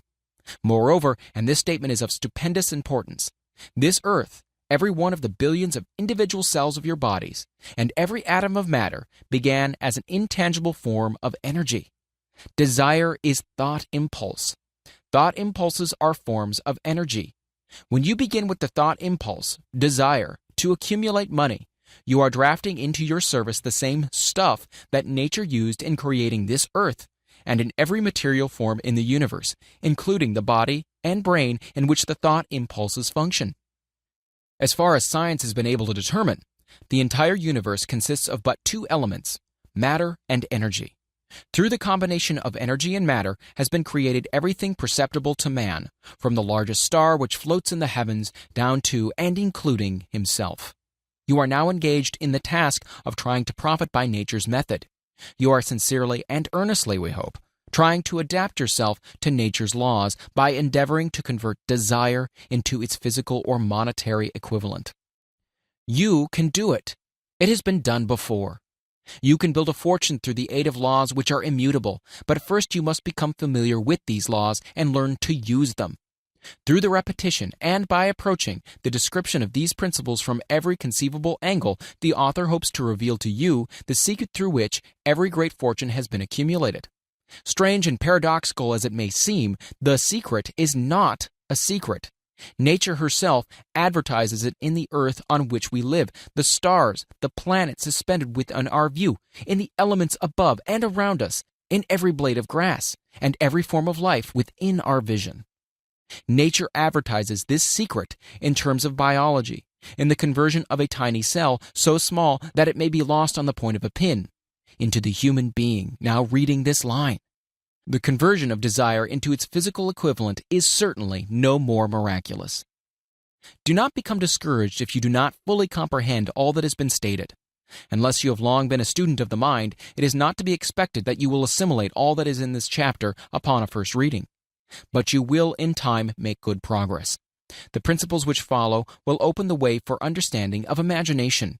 Assimilate that which you understand as you read this philosophy for the first time. Then, when you reread and study it, you will discover that something has happened to clarify it and give you a broader understanding of the whole. Above all, do not stop, nor hesitate in your study of these principles until you have read the book at least 3 times, for then you'll not want to stop. How to make practical use of imagination. Ideas are the beginning points of all fortunes. Ideas are products of the imagination. Let us examine a few well-known ideas which have yielded huge fortunes with the hope that these illustrations will convey definite information concerning the method by which imagination may be used in accumulating riches. The enchanted kettle. 50 years ago, an old country doctor drove to town, hitched his horse, quietly slipped into a drugstore by the back door, and began dickering with the young drug clerk. His mission was destined to yield great wealth to many people. It was destined to bring the South the most far-flung benefit since the Civil War. For more than an hour, behind the prescription counter, the old doctor and the clerk talked in low tones. Then the doctor left. He went out to the buggy and brought back a large, old-fashioned kettle, a big wooden paddle, used for stirring the contents of the kettle, and deposited them in the back of the store. The clerk inspected the kettle, reached into his inside pocket, took out a roll of bills, and handed it over to the doctor. The roll contained exactly $500, the clerk's entire savings. The doctor handed over a small slip of paper on which was written a secret formula. The words on that small slip of paper were worth a king's ransom, but not to the doctor. Those magic words were needed to start the kettle to boiling, but neither the kettle nor the young clerk knew what fabulous fortunes were destined to flow from that kettle. The old doctor was glad to sell the outfit for $500. The money would pay off his debts and give him freedom of mind. The clerk was taking a big chance by staking his entire life savings on a mere scrap of paper and an old kettle. He never dreamed his investment would start a kettle to overflowing with gold that would surpass the miraculous performance of Aladdin's lamp. What the clerk really purchased was an idea. The old kettle and the wooden paddle and the secret message on a slip of paper were incidental. The strange performance of the kettle began to take place after the new owner mixed with the secret instructions an ingredient of which the doctor knew nothing. Read this story carefully. Give your imagination a test. See if you can discover what it was the young man added to the secret message which caused the kettle to overflow with gold. Remember as you read that this is not a story from Arabian Nights. Here you have a story of facts, stranger than fiction, facts which began in the form of an idea. Let us take a look at the vast fortunes of gold this idea has produced. It has paid and still pays huge fortunes to men and women all over the world who distribute the contents of the kettle to millions of people. The old kettle is now one of the world's largest consumers of sugar, thus providing jobs of a permanent nature to thousands of men and women engaged in growing sugarcane and in refining and marketing sugar. The old kettle consumes annually millions of glass bottles, providing jobs to huge numbers of glass workers. The old kettle gives employment to an army of clerks, stenographers, copywriters, and advertising experts through the nation. It has brought fame and fortune to scores of artists who have created magnificent pictures describing the product. The old kettle has converted a small southern city into the business capital of the South, where it now benefits, directly or indirectly, every business and practically every resident of the city. The influence of this idea now benefits every civilized country in the world, pouring out a continuous stream of gold to all who touch it. Gold from the kettle built and maintains one of the most prominent colleges of the South, where thousands of young people receive the training essential for success. The old kettle has done other marvelous things. All through the World Depression, when factories, banks, and business houses were folding up and quitting by the thousands, the owner of this enchanted kettle went marching on, giving continuous employment to an army of men and women all over the world, and paying out extra portions of gold to those who, long ago, had faith in the idea. If the product of that old brass kettle could talk, it would tell thrilling tales of romance in every language. Romances of love, romances of business, romances of professional men and women who are daily being stimulated by it. The author is sure of at least one such romance, for he was a part of it, and it all began not far from the very spot on which the drug clerk purchased the kettle. It was here that the author met his wife, and it was she who first told him of the enchanted kettle.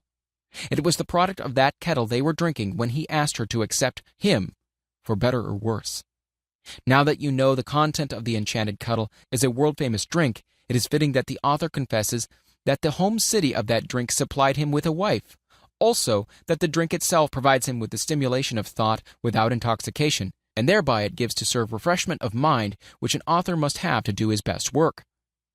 Whoever you are, wherever you may live, whatever occupation you may be engaged in, just remember in the future, every time you see the words Coca-Cola, that its vast empire of wealth and influence grew out of a single idea, and that the mysterious ingredient the drug clerk Asa Chandler mixed with the secret formula was imagination. Stop and think of that for a moment. Remember also that the 13 steps to riches described in this book were the media through which the influence of Coca-Cola has been extended to every city, town, village, and crossroads of the world, and that any idea you may create, as good and meritorious as Coca-Cola, has a possibility of duplicating the stupendous record of this worldwide thirst killer. Truly, thoughts are things, and the scope of operation is the world itself. What I would do if I had $1 million. This story proves the truth of the old saying, where there's a will, there's a way. It was told to me by that beloved educator and clergyman, the late Frank Gonzalez, who began his preaching career in the Stockyards region of South Chicago. While Dr. Gonzalez was going through college, he observed many defects in our educational system, defects which he believed he could correct if he were the head of a college. His deepest desire was to become the directing head of an educational institution in which young men and women would be taught to learn by doing. He made up his mind to organize a new college in which he could carry out his ideas without being handicapped by orthodox methods of education. He needed $1 million to put the project across. Where was he to lay his hands on so large a sum of money? That was the question that absorbed most of his ambitious young preacher's thought. But he couldn't seem to make any progress. Every night he took that thought to bed with him. He got up with it in the morning. He took it with him everywhere he went. He turned it over and over in his mind until it became a consuming obsession with him. $1 million is a lot of money. He recognized that fact, but he also recognized the truth that the only limitation is that which one sets up in one's own mind. Being a philosopher as well as a preacher, Dr. Gonzalez recognized, as do all who succeed in life, that definiteness of purpose is the starting point from which one must begin. He recognized, too, that definiteness of purpose takes on animation, life, and power when backed by a burning desire to translate that purpose into its material equivalent. He knew all these great truths, yet he did not know where or how to lay his hands on $1 million. The natural procedure would have been to give up and quit. By saying, well, my idea is a good one, but I just can't do anything about it because I could never procure the necessary $1 million. This is exactly what the majority of people would have said, but it is not what Dr. Gonzalez said. What he said and what he did are so important that I now introduce him and let him speak for himself.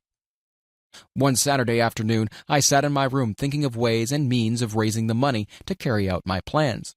For nearly 2 years I had been thinking, but I had done nothing but think.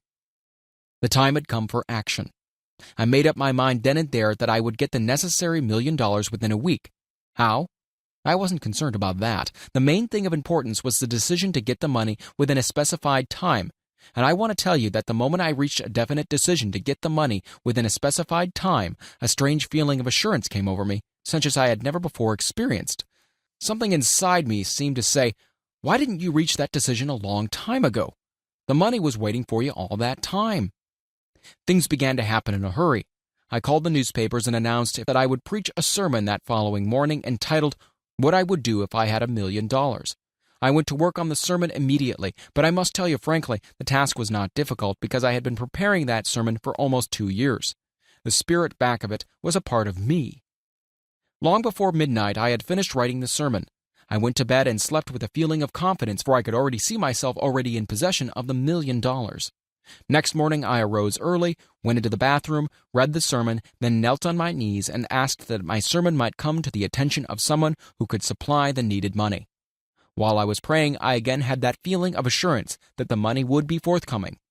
In my excitement, I walked out without my sermon and did not discover the oversight until I was in my pulpit and about ready to begin delivering it. It was too late to go back for my notes, and what a blessing that I couldn't go back. Instead, my own subconscious mind yielded the material I needed. When I arose to begin my sermon, I closed my eyes and spoke with all my heart and soul of my dreams. I had not only talked to my audience, but I fancy I also talked to God. I told what I would do with $1 million if that amount were placed in my hands. I described the plan I had in mind for organizing a great educational institution where young people could learn to do practical things and at the same time develop their minds. When I had finished and sat down, a man slowly arose from his seat, about 3 rows from the rear, and made his way towards the pulpit. I wondered what he was going to do. He came into the pulpit, extended his hand, and said, "Reverend, I liked your sermon. I believe you can do everything you said you would if you had $1 million. To prove that I believe in you and your sermon, if you will come to my office tomorrow morning, I will give you the $1 million. My name is Philip D. Armour." Young Gonzalez went to Mr. Armour's office, and the $1 million was presented to him. With the money, he founded the Armour Institute of Technology. That is more money than the majority of preachers ever see in an entire lifetime, yet the thought impulse back of the money was created in the young preacher's mind in a fraction of a minute. The necessary $1 million came as a result of an idea. Back of the idea was a desire which young Gonzalez had been nursing in his mind almost 2 years. Observe this important fact. He got the money within the 36 hours after he reached a definite decision in his mind to get it, and decided upon a definite plan for getting it. There was nothing new or unique about Gonzalez's vague thinking about $1 million and weakly hoping for it. Others before him, and many since his time, have had similar thoughts. But there was something very unique and different about the decision he reached on that memorable Saturday when he put vagueness into the background and definitely said, "I will get that money within a week." God seems to throw himself on the side of the man who knows exactly what he wants, if he is determined to get just that. Moreover, the principle through which Mr. Gonzalez got his $1 million is still alive. It is available to you. This universal law is as workable today as it was when the young preacher made use of it so successfully. This book describes, step by step, the 13 elements of this great law and suggests how they can be put to use. Observe that Asa Chandler and Dr. Frank Gonzalez had one characteristic in common. Both knew the astounding truth that ideas can be transmuted into cash through the power of definite purpose, plus definite plans. If you are one of those who believe that hard work and honesty alone will bring riches, perish the thought. It is not true. Riches, when they come in huge quantities, are never the result of hard work. Riches come, if they come at all, in response to definite plans, based upon the application of definite principles, and not by chance or luck. Generally speaking, an idea is an impulse of thought that impels action, by an appeal to the imagination. All master salesmen know that ideas can be sold where merchandise cannot. Ordinary salesmen do not know this. That is why they're ordinary. A publisher of books, which sell for a nickel, made a discovery that should be worth much to publishers generally. He learned that many people buy titles and not contents of books. By merely changing the name of one book that was not moving, his sales on the book jumped upward more than 1 million copies. The inside of the book was not changed in any way. He merely ripped off the cover bearing the title that did not sell and put on a new cover with a title that had box office value. That, as simple as it may seem, was an idea. It was imagination. There is no standard price on ideas. The creator of ideas makes his own price, and if he is smart, gets it. The moving picture industry created a whole flock of millionaires. Most of them were men who couldn't create ideas, but they had the imagination to recognize ideas when they saw them. The next flock of millionaires will probably grow out of the radio business, which is new and not overburdened with men of keen imagination. The money will be made by those who discover or create new and more meritorious radio programs and have the imagination to recognize merit, and to give the radio listeners a chance to profit by it. The sponsor, that unfortunate victim who now pays the cost of all radio entertainment, soon will become idea conscious and demand something for his money. The man who beats the sponsor to the draw and supplies programs that render useful service is the man who will become rich in this new industry. Crooners and light chatter artists who now pollute the air with wisecracks and silly giggles will go the way of light timbers, and their places will be taken by real artists who interpret carefully planned programs which have been designed to service the minds of men as well as provide entertainment. Here is a wide-open field of opportunity screaming its protest at the way it is being butchered because of lack of imagination and begging for rescue at any price. Above all, the thing that radio needs is new ideas. If this new field of opportunity intrigues you, perhaps you might profit by the suggestion that the successful radio programs of the future will give more attention to creating buyer audiences and less attention to listener audiences. Stated more plainly, the builder of radio programs who succeeds in the future must find practical ways to convert listeners into buyers. Moreover, the successful producer of radio programs in the future must key his features so that he can definitely show its effect upon the audience. Sponsors are becoming a bit wary of buying glib, selling talks based upon statements grabbed out of thin air. They want, and in the future will demand, indisputable proof that the Who's It program not only gives millions of people the silliest giggle ever, but that the silly giggler can sell merchandise. Another thing that might as well be understood by those who contemplate entering this new field of opportunity: radio advertising is going to be handled by an entirely new group of advertising experts, separate and distinct from the old-time newspaper and magazine advertising agency men. The old-timers in the advertising game cannot read the modern radio scripts because they have not been schooled to see ideas. The new radio technique demands men who can interpret ideas from a written manuscript in terms of sound. It cost the author a year of hard labor and many thousands of dollars to learn this. Radio right now is about where the moving pictures were when Mary Pickford and her curls first appeared on the screen. There is plenty of room in radio for those who can produce or recognize ideas. If the foregoing comment on the opportunity of radio has not started your idea factory to work, you had better forget it. Your opportunity is in some other field. If the comment intrigued you in the slightest degree, then go further into it, and you may find the one idea you need to round out your career. Never let it discourage you if you have no experience in radio. Andrew Carnegie knew very little about making steel. I have Carnegie's own word for this. But he made practical use of two of the principles described in this book and made the steel business yield him a fortune. The story of practically every great fortune starts with the day when a creator of ideas and a seller of ideas got together and worked in harmony. Carnegie surrounded himself with men who could do all that he could not do. Men who created ideas and men who put ideas into operation and made himself and the others fabulously rich. Millions of people go through life hoping for favorable breaks. Perhaps a favorable break can get one opportunity, but the safest plan is not to depend upon luck. It was a favorable break that gave me the biggest opportunity of my life, but 25 years of determined effort had to be devoted to that opportunity before it became an asset. The break consisted of my good fortune in meeting and gaining the cooperation of Andrew Carnegie. On that occasion, Carnegie planted in my mind the idea of organizing the principles of achievement into a philosophy of success. Thousands of people have profited by the discoveries made in the 25 years of research, and several fortunes have been accumulated through the application of this philosophy. The beginning was simple, though. It was an idea which anyone might have developed. The favorable break came through Carnegie, but what about the determination, definiteness of purpose, and the desire to attain the goal, and the persistent effort of 25 years? It was no ordinary desire that survived disappointment, discouragement, temporary defeat, criticism, and the constant reminding of waste of time. It was a burning desire. It was an obsession. When the idea was first planted in my mind by Mr. Carnegie, it was coaxed, nursed, and enticed to remain alive. Gradually, the idea became a giant under its own power, and it coaxed, nursed, and drove me. Ideas are like that. First you give life and action and guidance to ideas, then they take on power of their own and sweep aside all opposition. Ideas are intangible forces, but they have more power than the physical brains that give birth to them. They have the power to live on, after the brain that created them are returned to dust. For example, take the power of Christianity. That began with a simple idea born in the brain of Christ.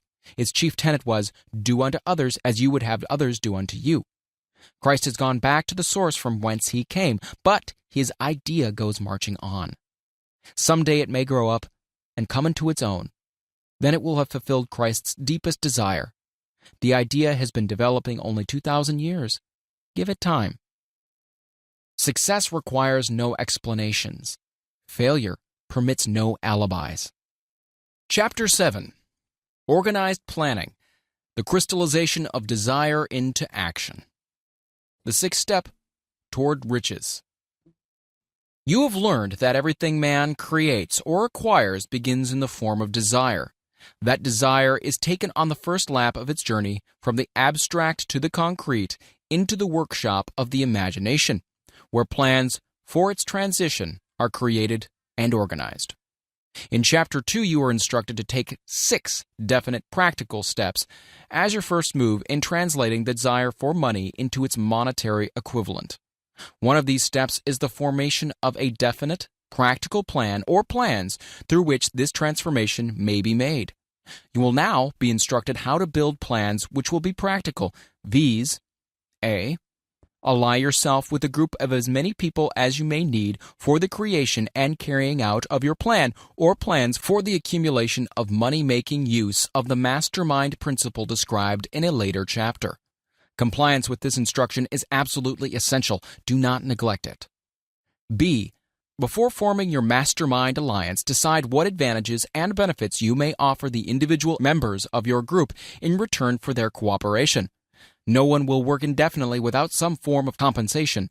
No intelligent person will either request or expect another to work without adequate compensation, though this may not always be in the form of money. C.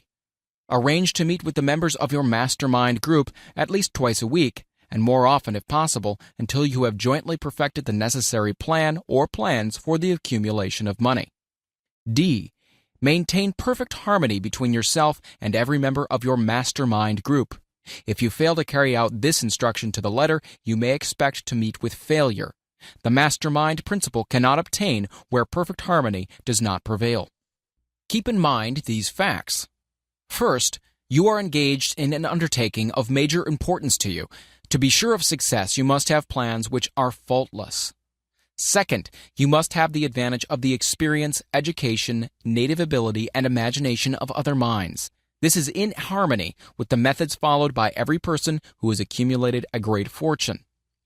No individual has sufficient experience, education, native ability, and knowledge to ensure the accumulation of a great fortune without the cooperation of other people.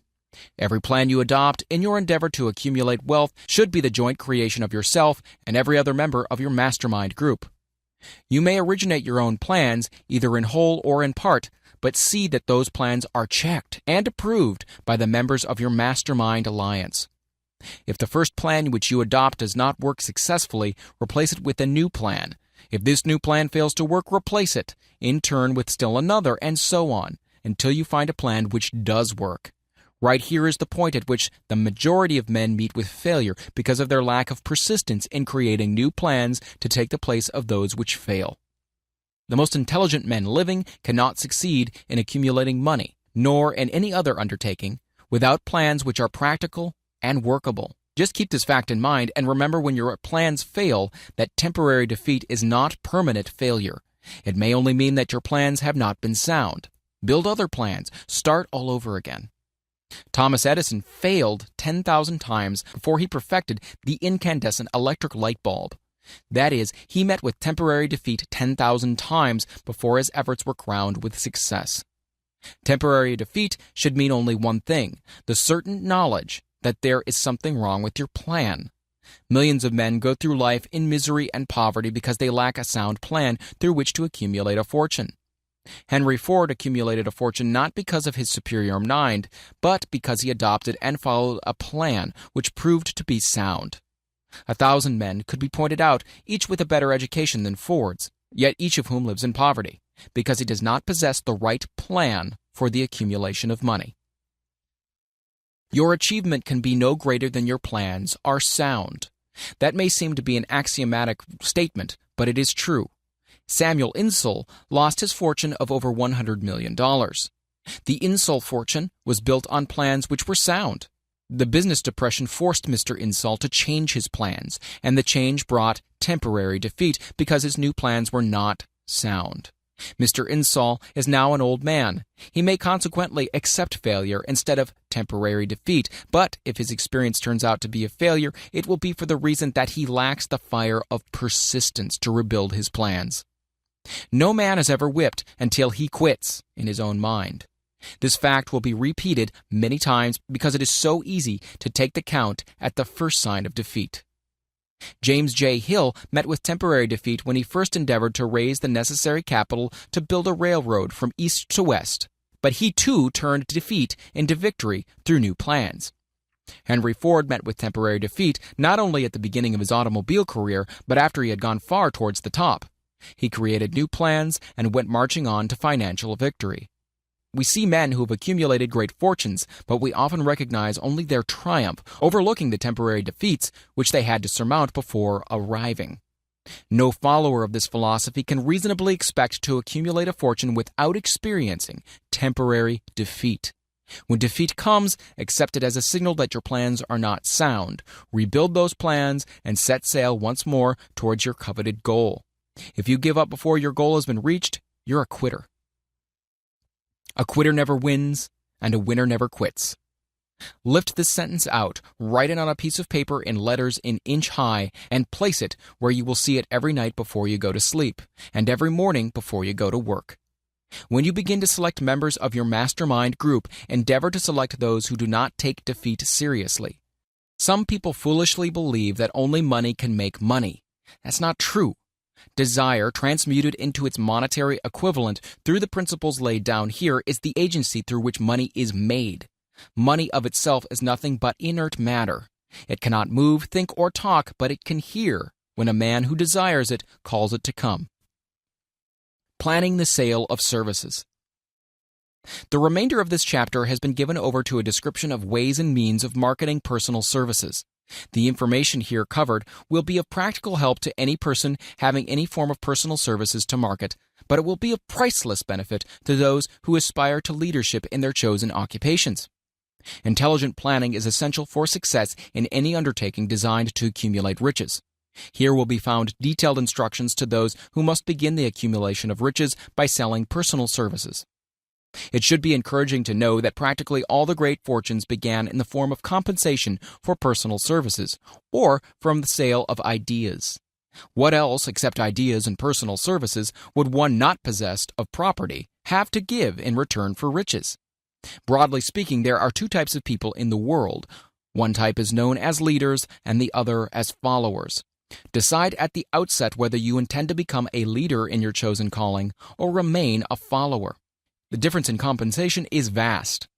The follower cannot reasonably expect the compensation to which the leader is entitled, although many followers make the mistake of expecting such pay. It is no disgrace to be a follower. On the other hand, it's no credit to remain a follower. Most great leaders began in the capacity of followers. They became great leaders because they were intelligent followers.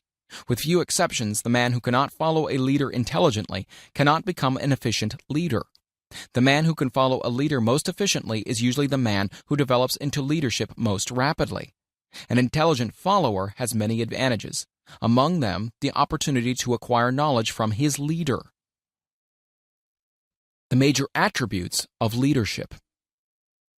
The following are important factors of leadership. 1.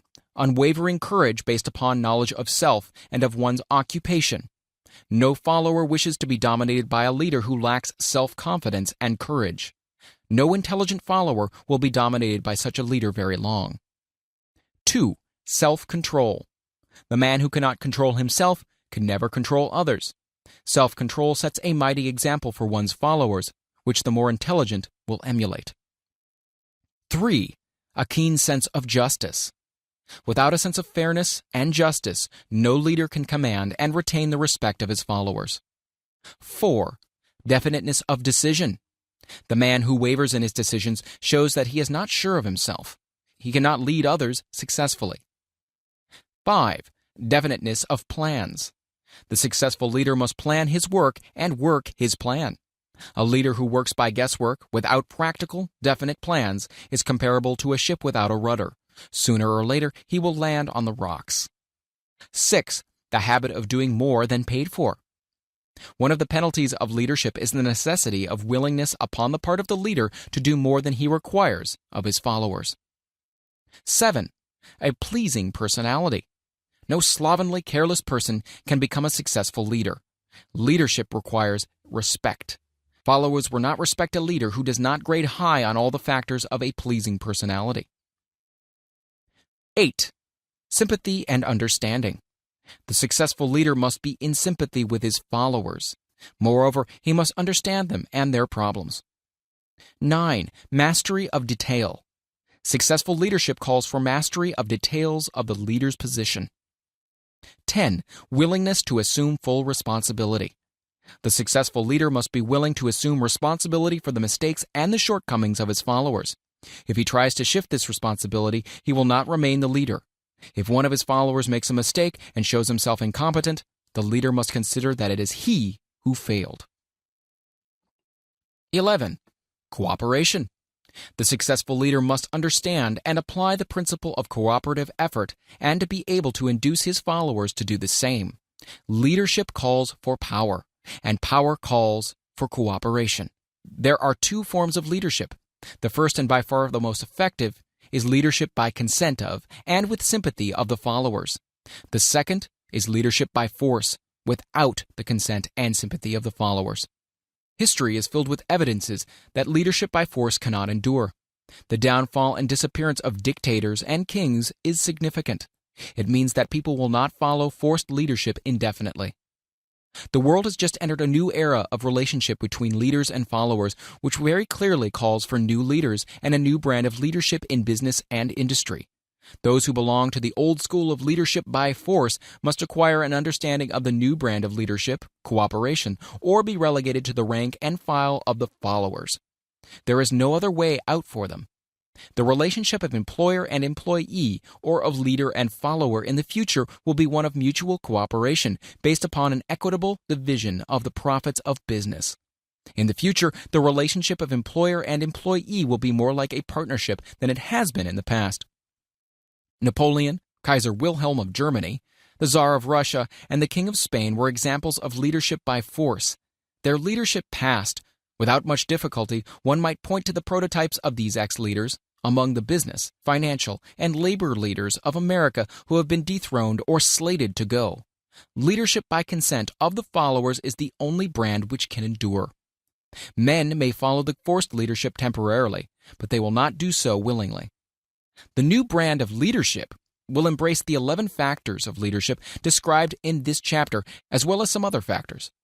The man who makes these the basis of his leadership will find abundant opportunity to lead in any walk of life. The Depression has prolonged, largely because the world lacked leadership of the new brand. At the end of the Depression, the demand for leaders who are competent to apply the new methods of leadership has greatly exceeded the supply.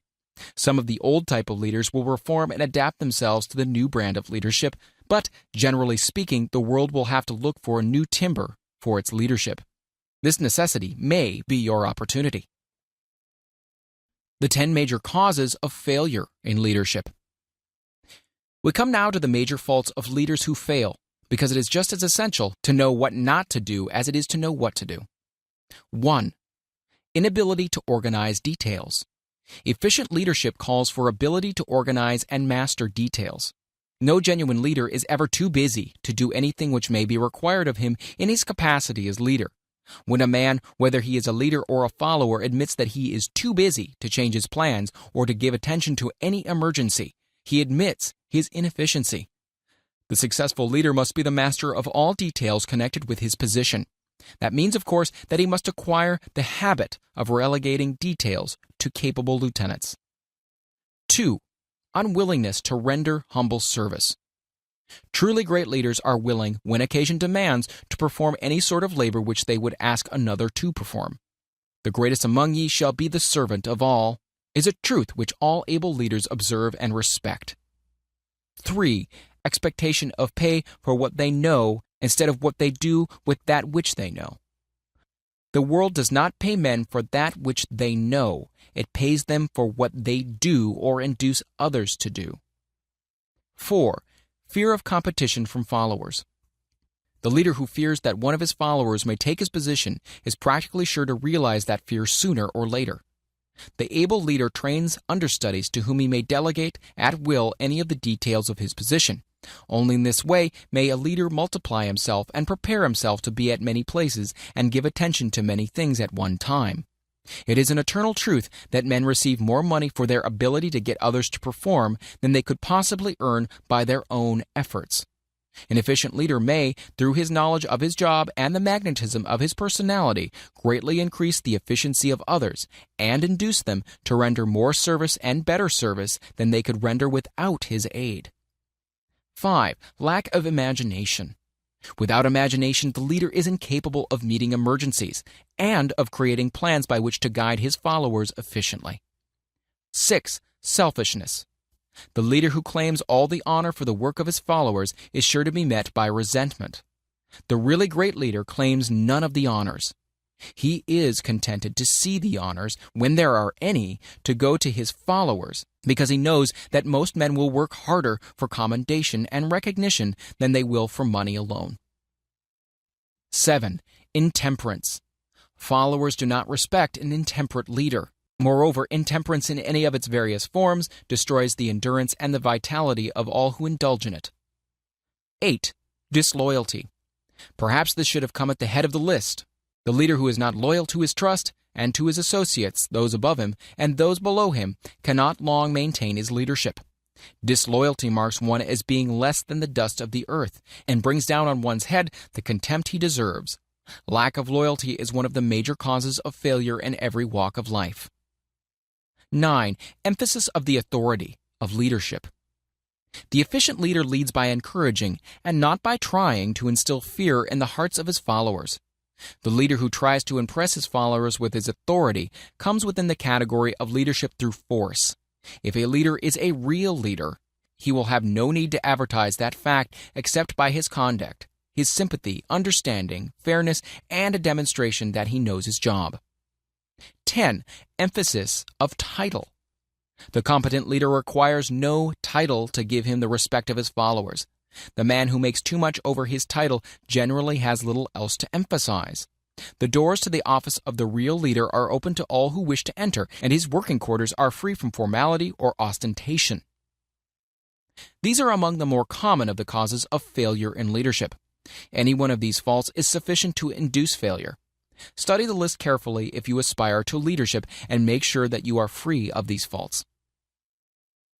Some fertile fields in which new leadership will be required.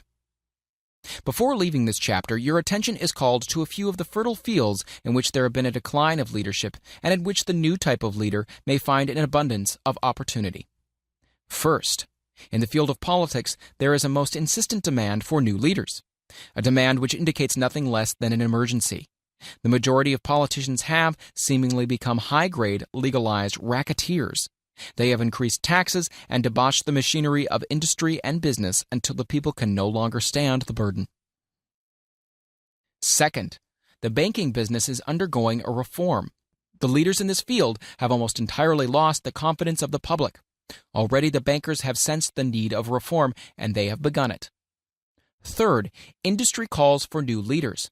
The old type of leaders thought and moved in terms of dividends instead of thinking and moving in terms of human equations. The future leader in industry, to endure, must regard himself as a quasi-public official whose duty it is to manage his trust in such a way that it will work hardship on no individual or group of individuals.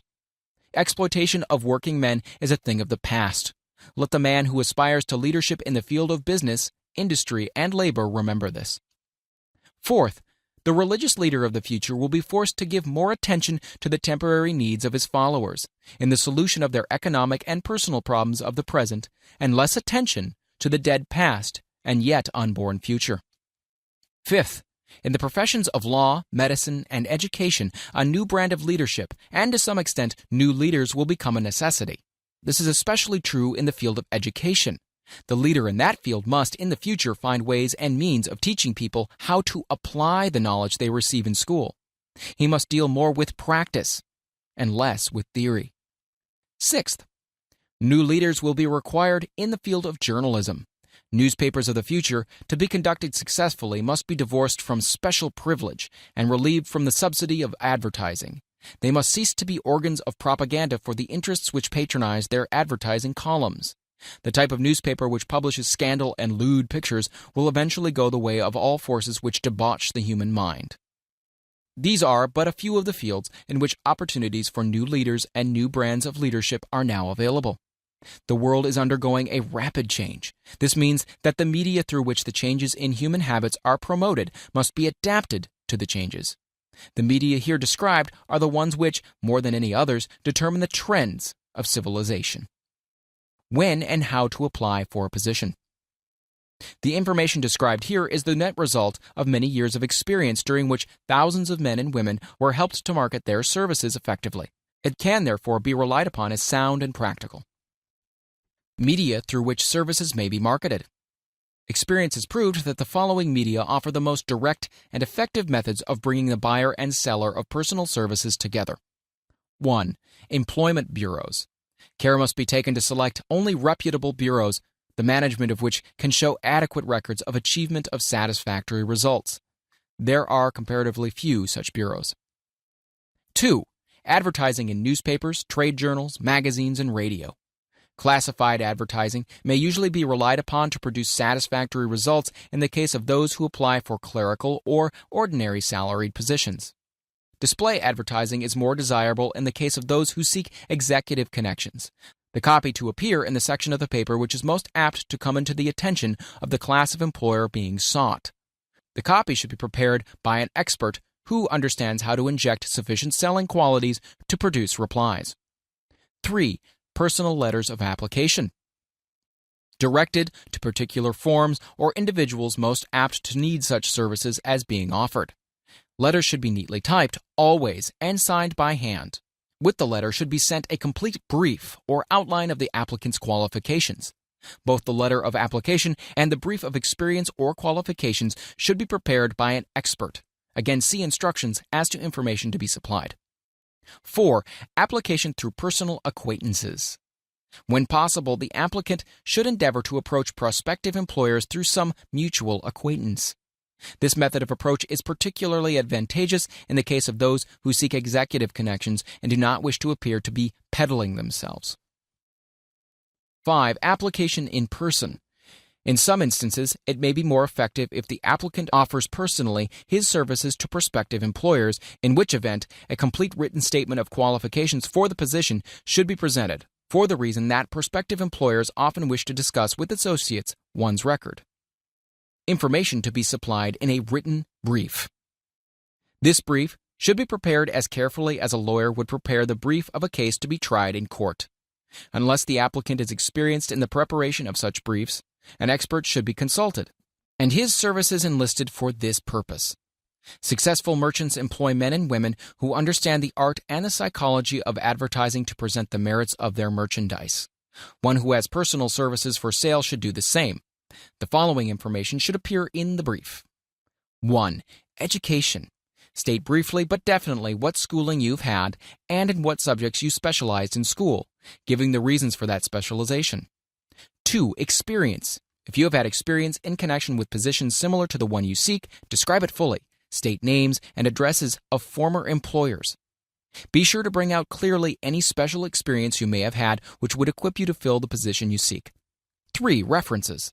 Practically every business firm desires to know all about the previous records, antecedents, etc. of prospective employees who seek positions of responsibility. Attach to your brief photostatic copies of letters from A. Former employers. B. Teachers under whom you've studied.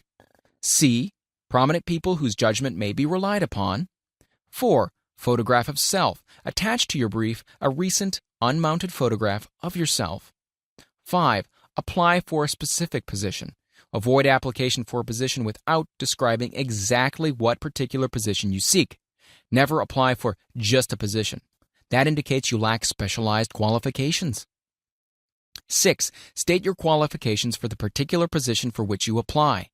Give full details as to the reasons you believe you are qualified for the particular position you seek. This is the application. It will determine more than anything else what consideration you receive. 7. Offer to go to work on probation.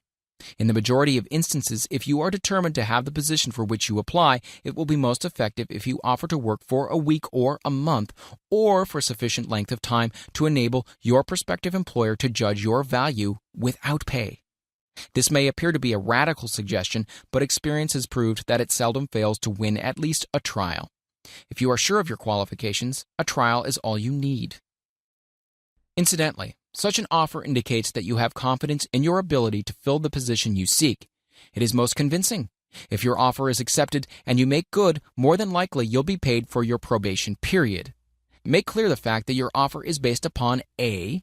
Your confidence in your ability to fill the position. B. Your confidence in your prospective employer's decision to employ you after trial. C. Your determination to have the position you seek. 8. Knowledge of your prospective employer's business. Before applying for a position, do sufficient research in connection with the business to familiarize yourself thoroughly with that business, and indicate in your brief the knowledge you have acquired in this field. This will be impressive, as it will indicate that you have imagination and a real interest in the position you seek. Remember that it is not the lawyer who knows the most law, but the one who best prepares his case who wins. If your case is properly prepared and presented, your victory will have been more than half won at the outset. Do not be afraid of making your brief too long. Employers are just as much interested in purchasing the services of well-qualified applicants as you are in securing employment. In fact, the success of most successful employers is due in the main to their ability to select well-qualified lieutenants. They want all the information available. Remember another thing. Neatness in the preparation of your brief will indicate that you are a painstaking person. I have helped prepare briefs for clients which are so striking and out of the ordinary that they have resulted in the employment of the applicant without a personal interview. When your brief has been completed, have it neatly bound by an experienced binder and lettered by an artist or printer similar to the following. Brief of the qualifications of Robert K. Smith, applying for the position of private secretary to the president of the blank company incorporated. Of course, change names each time brief is shown. This personal touch is sure to command attention. Have your brief neatly typed or mimeographed on the finest paper you can obtain, and bound with a heavy paper of the book cover variety, the binder to be changed, and the proper firm name to be inserted if it is to be shown to more than one company. Your photograph should be pasted on one of the pages of your brief. Follow these instructions to the letter, improving upon them wherever your imagination suggests. Successful salesmen groom themselves with care. They understand that a first impression is everything. Your brief is your salesman. Give it a good suit of clothes so that it'll stand out in bold contrast to anything your prospective employers ever saw in the way of an application for a position.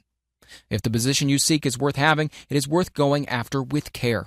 Moreover, if you sell yourself to an employer in a manner that impresses him with your individuality, you probably will receive more money for your services from the very start than if you applied for employment in the usual, conventional way. If you seek employment through an advertising agency or an employment agency, have the agent use copies of your brief in marketing your services. This will help to gain preference for you, both with the agent and the prospective employers. How to get the exact position you desire. Everyone enjoys doing the kind of work for which he is best suited. An artist loves to work with paints, a craftsman with his hands. A writer loves to write. Those with less definite talents have their preference for certain fields of business and industry.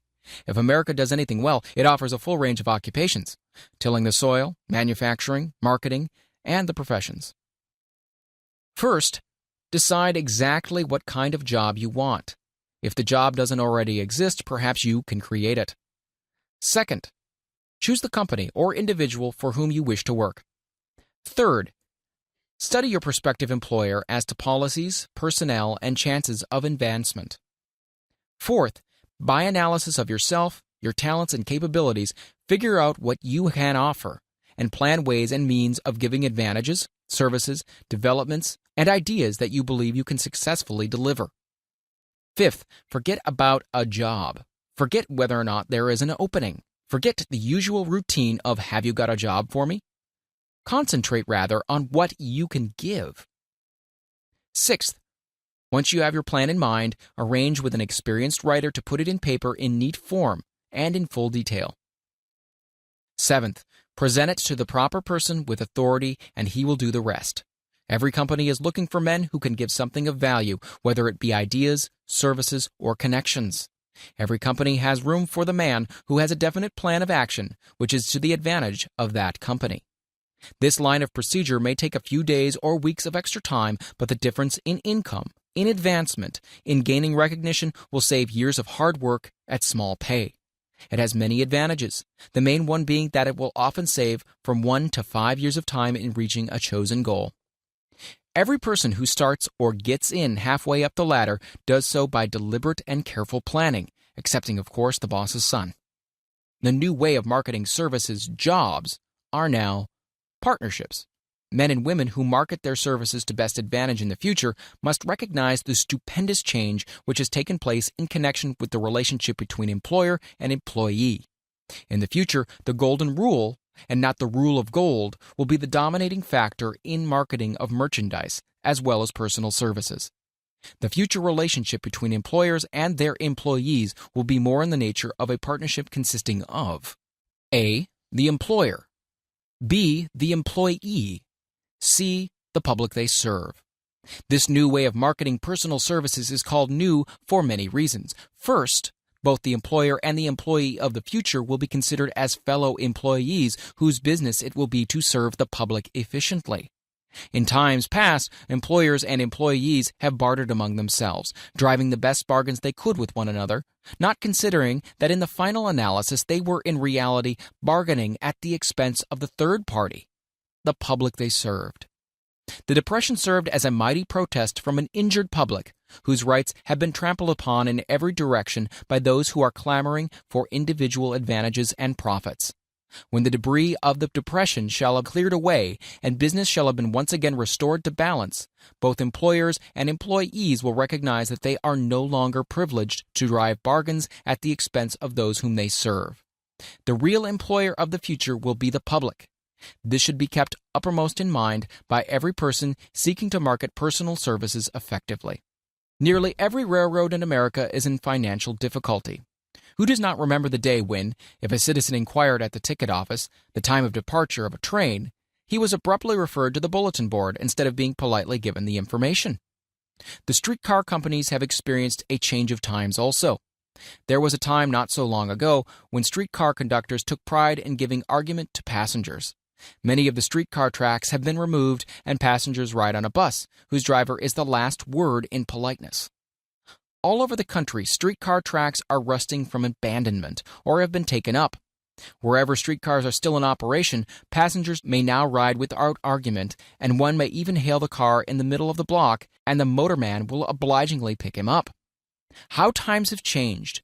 That is just the point I am trying to emphasize. Times have changed. Moreover, the change is reflected not merely in railroad offices and on streetcars, but in other walks of life as well. The public be damned policy is now passé. It has been supplanted by the "we are obligingly at your service, sir" policy. The bankers have learned a thing or two during this rapid change which has taken place during the past few years. Impoliteness on the part of a bank official or bank employee today is as rare as it was conspicuous a dozen years ago. In the years past, some bankers, not all of them of course, carried an atmosphere of austerity which gave every would-be borrower a chill when he even thought of approaching his banker for a loan.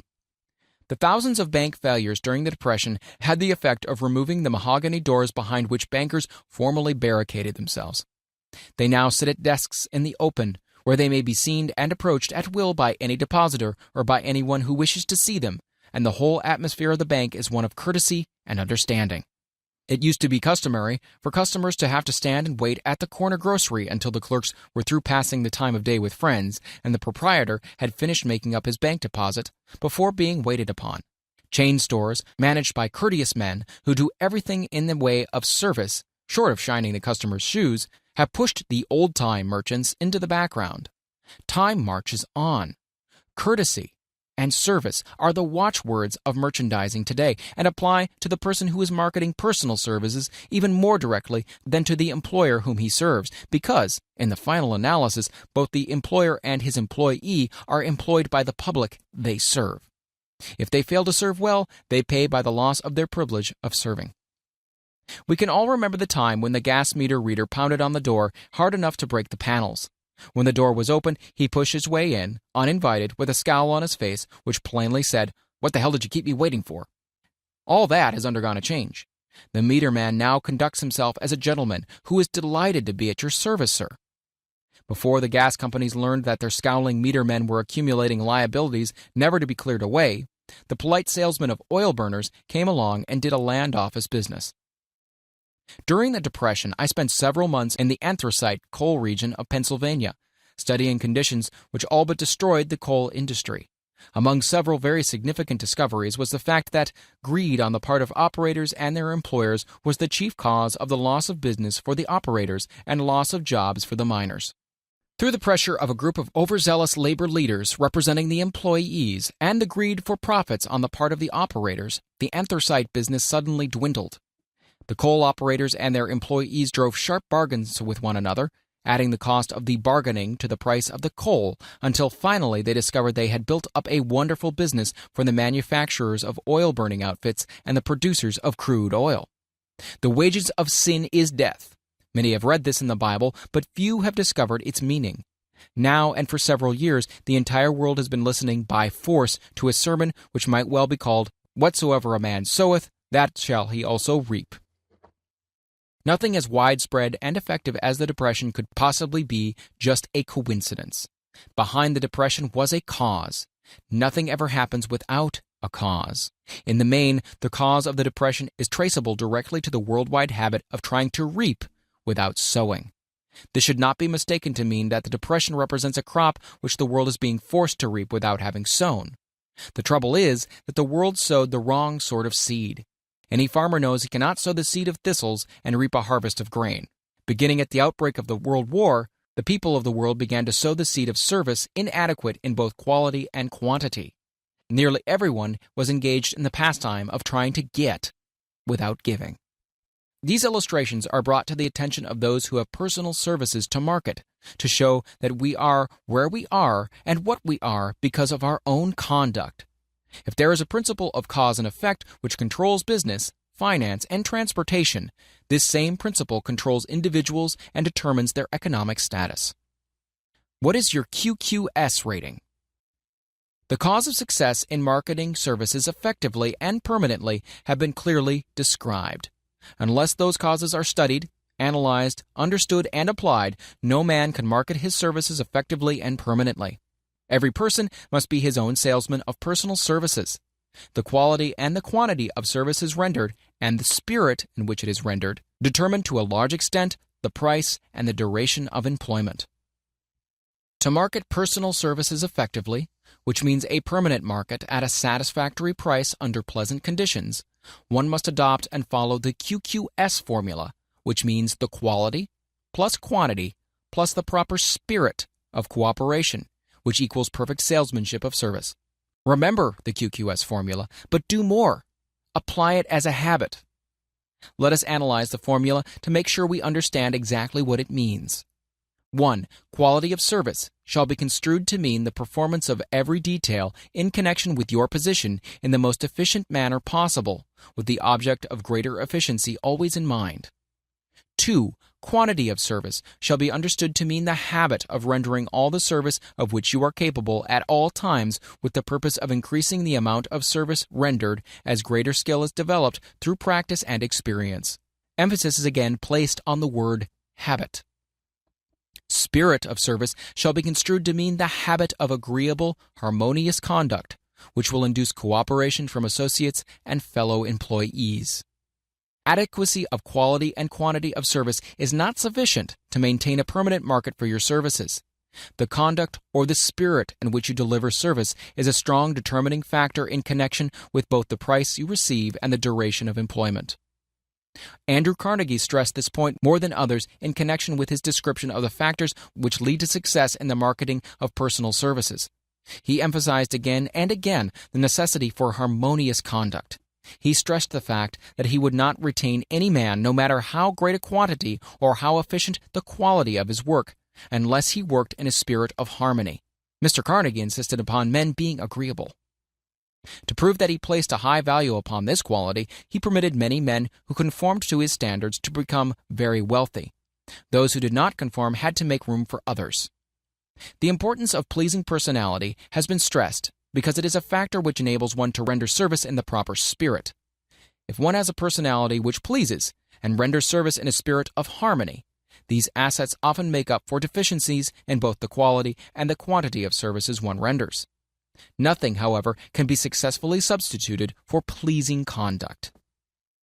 The capital value of your services. The person whose income is derived entirely from the sale of personal services is no less a merchant than the man who sells commodities. And it might well be added, such a person is subject to exactly the same rules of conduct as the merchant who sells merchandise. This has been emphasized because the majority of people who live by the sale of personal services make the mistake of considering themselves free from the rules of conduct and the responsibilities attached to those who are engaged in marketing commodities. The new way of marketing services has practically forced both employer and employee into partnership alliances, through which both take into consideration the rights of the third party, the public they serve. The day of the go-getter has passed. He has been supplanted by the go-giver. High-pressure methods in business finally blew the lid off. There will never be the need to put the lid back on because in the future, business will be conducted by methods that will require no pressure. The actual capital value of your brains may be determined by the amount of income you can produce by marketing your services. A fair estimate of the capital value of your services may be made by multiplying your annual income by 16 2/3, as it is reasonable to estimate that your annual income represents 6% of your capital value. Money rents for 6% per annum. Money is worth no more than brains. It is often worth much less. Competent brains, if effectively marketed, represent a much more desirable form of capital than that which is required to conduct a business dealing in commodities, because brains are a form of capital which cannot be permanently depreciated through depressions, nor can this form of capital be stolen or spent. Moreover, the money which is essential for the conduct of business is as worthless as a sand dune until it has been mixed with efficient brains. The 30 major causes of failure. How many of these are holding you back? Life's greatest tragedy consists of men and women who earnestly try and fail. The tragedy lies in the overwhelmingly large majority of people who fail as compared to the few who succeed. I've had the privilege of analyzing several thousand men and women, 98% of whom were classed as failures. There is something radically wrong with a civilization and a system of education which permit 98% of the people to go through life as failures. But I did not write this book for the purpose of moralizing on the rights and wrongs of the world. That would require a book of 100 times the size of this one. My analysis work proved that there are 30 major reasons for failure and 13 major principles through which people accumulate fortunes. In this chapter, a description of the 30 major causes of failure will be given. As you go over the list, check yourself by it, point by point, for the purpose of discovering how many of these causes of failure stand between you and success. 1. Unfavorable hereditary background. There is but little, if anything, which can be done for people who are born with a deficiency in brain power. This philosophy offers but one method of bridging this weakness, through the aid of the master mind. Observe with profit, however, that this is the only one of the 30 causes of failure which may not be easily corrected by any individual. 2. Lack of a well-defined purpose in life. There is no hope of success for the person who does not have a central purpose or definite goal at which to aim. 98 out of every 100 of those whom I have analyzed had no such aim. 3. Lack of ambition to aim above mediocrity. We offer no hope for the person who is so indifferent as not to want to get ahead in life and who is not willing to pay the price. 4. Insufficient education. This is a handicap which may be overcome with comparative ease. Experience has proven that the best educated people are often those who are known as self-made or self-educated. It takes more than a college degree to make one a person of education. Any person who is educated is one who has learned to get whatever he wants in life without violating the rights of others. Education consists not so much of knowledge, but of knowledge effectively and persistently applied. Men are paid not merely for what they know, but more particularly for what they do with that which they know. 5. Lack of self-discipline. Discipline comes through self-control. This means that one must control all negative qualities. Before you can control conditions, you must control yourself first. Self-mastery is the hardest job you will ever tackle. If you do not conquer self, you will be conquered by self. You may see at one and the same time both your best friend and your greatest enemy by stepping in front of the mirror. 6. Ill health. No person may enjoy outstanding success without good health. Many of the causes of ill health are subject to mastery and control. These, in the main, are A. Overeating of foods not conducive to health. B. Wrong habits of thought giving expression to negatives. C. Wrong use of and overindulgence in sex. D. Lack of proper physical exercise. E. An inadequate supply of fresh air due to improper breathing. 7. Unfavorable environmental influences during childhood. As the twig is bent, so shall the tree grow. Most people who have criminal tendencies acquire them as a result of a bad environment and improper associates during childhood. 8. Procrastination. This is one of the most common causes of failure. Old man procrastination stands within the shadow of every human being, waiting his opportunity to spoil one's chances of success. Most of us go through life as failures because we are waiting for the time to be right, to start doing something worthwhile. Don't wait. The time will never be just right. Start where you stand and work with whatever tools you may have at your command, and better tools will be found as you go along. 9. Lack of persistence. Most of us are good starters but poor finishers of everything we begin. Moreover, people are prone to give up at the first signs of defeat. There is no substitute for persistence. The person who makes persistence his watchword discovers that old man failure, finally becomes tired, and makes his departure. Failure cannot cope with persistence. 10. Negative personality. There is no hope of success for the person who repels power through a negative personality. Success comes through the application of power, and power is attained through the cooperative efforts of other people. A negative personality will not indulge cooperation. 11. Lack of controlled sexual urge. Sex energy is the most powerful of all the stimuli which move people into action. Because it is the most powerful of the emotions, it must be controlled through transmutation and converted into other channels. 12. Uncontrolled desire for something for nothing. The gambling instinct drives millions of people to failure.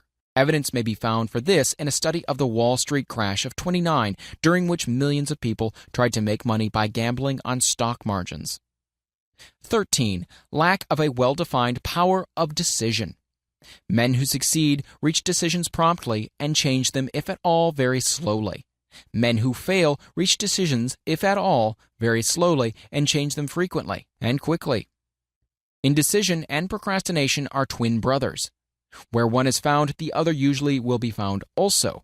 Kill off this pair before they completely hog-tie you to the treadmill of failure. 14.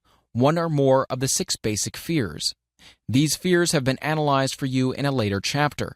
They must be mastered before you can market your services effectively. 15. Wrong selection of a mate in marriage. This is a most common cause of failure. The relationship of marriage brings people intimately into contact. Unless this relationship is harmonious, failure is likely to follow. Moreover, it will be a form of failure that is marked by misery and unhappiness, destroying all signs of ambition. 16. Overcaution. The person who takes no chances generally has to take whatever is left when others are through choosing. Overcaution is as bad as undercaution. Both are extremes to be guarded against. Life itself is filled with the element of chance. 17. Wrong selection of associates in business. This is one of the most common causes of failure in business. In marketing personal services, one should use great care to select an employer who will be an inspiration and who is himself intelligent and successful. We emulate those with whom we associate most closely. Pick an employer who is worth emulating. 18. Superstition and prejudice. Superstition is a form of fear. It is also a sign of ignorance. Men who succeed keep open minds and are afraid of nothing. 19. Wrong selection of a vocation. No man can succeed in a line of endeavor which he does not like. The most essential step in the marketing of personal services is that of selecting an occupation into which you can throw yourself in wholeheartedly. 20. Lack of concentration of effort. The jack of all trades seldom is good at any. Concentrate all of your efforts on the definite chief aim. 21. The habit of indiscriminate spending. The spendthrift cannot succeed mainly because he stands eternally in fear of poverty. Form the habit of systematic saving by putting aside a definite percentage of your income. Money in the bank gives one a very safe foundation of courage when bargaining for the sale of personal services. Without money, one must take what one is offered and be glad to get it. 22. Lack of enthusiasm. Without enthusiasm, one cannot be convincing. Moreover, enthusiasm is contagious, and the person who has it under control is generally welcome in any group of people. 23. Intolerance. The person with a closed mind on any subject seldom gets ahead. Intolerance means that one has stopped acquiring knowledge. The most damaging forms of intolerance are those connected with religious, racial, and political differences of opinion. 24. Intemperance. The most damaging forms of intemperance are connected with eating, strong drink, and sexual activities. Overindulgence in any of these is fatal to success. 25. Inability to cooperate with others. Most people lose their positions and their big opportunities in life because of this fault than for all other reasons combined. It is a fault which no well-formed businessman or leader will tolerate. 26. Possession of power that was not acquired through self-effort. Sons and daughters of wealthy men and others who inherit money which they did not earn. Power in the hands of one who did not acquire it gradually is often fatal to success. Quick riches are more dangerous than poverty. 27. Intentional dishonesty. There is no substitute for honesty. One may be temporarily dishonest by force of circumstances over which one has no control without permanent knowledge. But there is no hope for the person who is dishonest by choice. Sooner or later, his deed will catch up with him, and he will pay by loss of reputation, and perhaps even loss of liberty. 28. Egotism and vanity. These qualities serve as red lights which warn others to keep away. They are fatal to success. 29. Guessing instead of thinking. Most people are too indifferent or lazy to acquire facts with which to think accurately. They prefer to act on opinions created by guesswork or snap judgments. 30. Lack of capital. This is a common cause of failure among those who start out in business for the first time, without sufficient reserve of capital to absorb the shock of their mistakes and to carry them over until they have established a reputation. 31. Under this, name any particular cause of failure from which you have suffered that has not been included in the foregoing list. In these 30 major causes of failure is found a description of the tragedy of life, which obtains for practically every person who tries and fails. It will be helpful if you can induce someone who knows you well to go over this list with you and help to analyze you by the 30 causes of failure. It may be beneficial if you try this alone. Most people cannot see themselves as others see them. You may be one who can't. The oldest of admonition is man, know thyself. If you market merchandise successfully, you must know the merchandise. The same is true in marketing personal services. You should know all of your weaknesses in order that you may either bridge them or eliminate them entirely. You should know your strength in order that you may call attention to it when selling your services. You can know yourself only through accurate analysis. The folly of ignorance in connection with self was displayed by a young man who applied to the manager of a well-known business for a position. He made a very good impression until the manager asked him what salary he expected.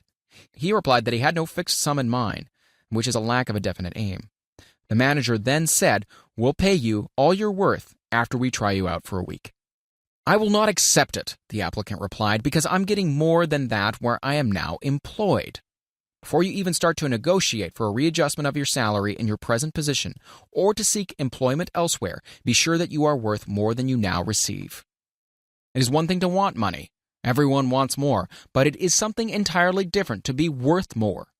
Many people mistake their wants for their just dues. Your financial requirements or wants have nothing whatever to do with your worth. Your value is established entirely by your ability to render useful service or your capacity to induce others to render such service. Take inventory of yourself. 28 questions you should answer. Annual self-analysis is an essential in the effective marketing of personal services, as is annual inventory in merchandising. Moreover, the yearly analysis should disclose a decrease in faults and an increase in virtues. One goes ahead, stands still, or goes backward in life. One's subject should be, of course, to go ahead. Annual self-analysis will disclose whether advancement has been made, and if so, how much. It will also disclose any backward steps one may have made.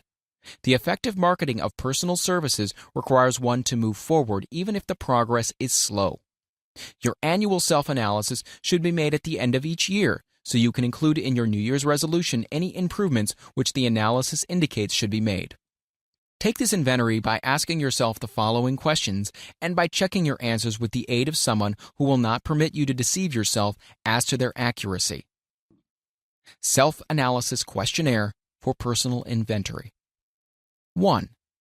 Have I attained the goal which I established as my objective for this year? You should work with a definite yearly objective to be attained as a part of your major life objective. 2. Have I delivered a service of the best possible quality of which I was capable, or could I have improved any part of this service? 3. Have I delivered service in the greatest possible quantity of which I was capable? 4. Has the spirit of my conduct been harmonious and cooperative at all times? 5. Have I permitted the habit of procrastination to decrease my efficiency, and if so, to what extent? 6. Have I improved my personality, and if so, in what ways? 7. Have I been persistent in following my plans through to completion? 8. Have I reached decisions promptly and definitely on all occasions? 9. Have I permitted any one or more of the 6 basic fears to decrease my efficiency? 10. Have I been either overcautious or undercautious? 11. Has my relationship with my associates in work been pleasant or unpleasant? If it has been unpleasant, has the fault been partly or wholly mine? 12. Have I dissipated any of my energy through lack of concentration of effort? 13. Have I been open-minded and tolerant in connection with all subjects? 14. In what way have I improved my ability to render service? 15. Have I been intemperate in any of my habits? 16. Have I expressed, either openly or secretly, any form of egotism? 17. Has my conduct towards my associates been such that it has induced them to respect me? 18. Have my opinions and decisions been based upon guesswork or accuracy of analysis and thought? 19. Have I followed the habit of budgeting my time, my expenses, and my income, and have I been conservative in these budgets? 20. How much time have I devoted to unprofitable effort, which I might have used to better advantage? 21. How may I rebudget my time and change my habits so I will be more efficient during the coming year? 22. Have I been guilty of any conduct which has not been approved by my conscience? 23. In what ways have I rendered more service and better service than I was paid to render? 24. Have I been unfair to anyone, and if so, in what way? 25. If I had been the purchaser of my own services for the year, would I be satisfied with my purchase? 26. Am I in the right vocation, and if not, why not? 27. Has the purchaser of my services been satisfied with the service I have rendered, and if not, why not? 28. What is my present rating on the fundamental principles of success? Make this rating fairly and frankly, and have it checked by someone who is courageous enough to do it accurately. Having read and assimilated the information conveyed throughout this chapter, you are now ready to create a practical plan for marketing your personal services. In this chapter will be found an adequate description of every principle essential in planning the sale of personal services, including the major attributes of leadership, the most common causes of failure in leadership, a description of the fields of opportunity for leadership, the main causes of failure in all walks of life, and the important questions which should be used in self-analysis. This extensive and detailed presentation of accurate information has been included because it will be needed by all who must begin the accumulation of riches by marketing personal services. Those who have lost their fortunes and those who are just beginning to earn money have nothing but personal services to offer in return for riches. Therefore, it is essential that they have available the practical information needed to market services to best advantage. The information contained in this chapter will be of great value to all who aspire to attain leadership in any calling. It will be particularly helpful to those aiming to market their services as business or industrial executives. Complete assimilation and understanding of the information here conveyed will be helpful in marketing one's own services, and it will also help one to become more analytical and capable of judging people. The information will be priceless to personal directors, employment managers, and other executives charged with the selection of employees and the maintenance of efficient organizations. If you doubt this statement, test its soundness by answering and writing the 28 self-analysis questions. That might be both interesting and profitable, even though you do not doubt the soundness of the statement. Where and how one may find opportunities to accumulate riches. Now that we have analyzed the principles by which riches may be accumulated, we naturally ask, where may one find favorable opportunities to apply these principles? Well, very well. Let us take inventory and see what the United States of America offers the person seeking riches, great or small. To begin with, let us remember, all of us, that we live in a country where every law-abiding citizen enjoys freedom of thought and freedom of deed unequaled anywhere in the world. Most of us have never taken inventory of the advantages of this freedom. We have never compared our unlimited freedom with the curtailed freedom in other countries. Here we have freedom of thought, freedom in the choice and enjoyment of education, freedom in religion, freedom in politics, freedom in the choice of a business, profession, or occupation, freedom to accumulate and own without molestation all the property we can accumulate, freedom to choose our place of residence, freedom in marriage, freedom through equal opportunity to all races, freedom of travel from one state to another, freedom in our choice of foods, freedom to aim for any station in life for which we have prepared ourselves, even for the presidency of the United States. We have other forms of freedom, but this list will give a bird's-eye view of the most important, which constitute opportunity of the highest order. This advantage of freedom is all the more conspicuous because the United States is the only country guaranteeing to every citizen, whether native-born or naturalized, so broad and varied a list of freedom. Next, let us recount some of the blessings which our widespread freedom has placed within our hands. Take the average American family, for example, meaning the family of average income, and sum up the benefits available to every member of the family in this land of opportunity and plenty. A. Food. Next to freedom of thought and deed comes food, clothing, and shelter, the three basic necessities of life. Because of our universal freedom, the average American family has available at its very door the choicest selection of food to be found anywhere in the world, and at prices within its financial range. A family of two living in the heart of the Times Square district of New York City, far removed from the sources of production of foods, took careful inventory of the cost of a simple breakfast with this astonishing result. Articles of food. Cost at the breakfast table. Grapefruit juice from Florida, 2 cents. Rippled wheat breakfast food from a Kansas farm, 2 cents. Tea from China, 2 cents. Bananas from South America, 2.5 cents. Toasted bread from a Kansas farm, 1 cent. Fresh country eggs from Utah, 7 cents. Sugar from Cuba or Utah, half of a cent. Butter and cream from New England, 3 cents. And the grand total, 20 cents. It is not very difficult to obtain food in a country where two people can have a breakfast consisting of all they want or need for a dime apiece.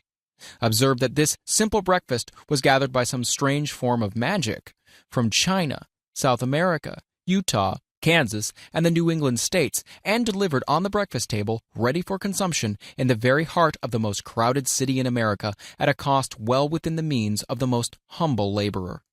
The cost included all federal, state, and city taxes.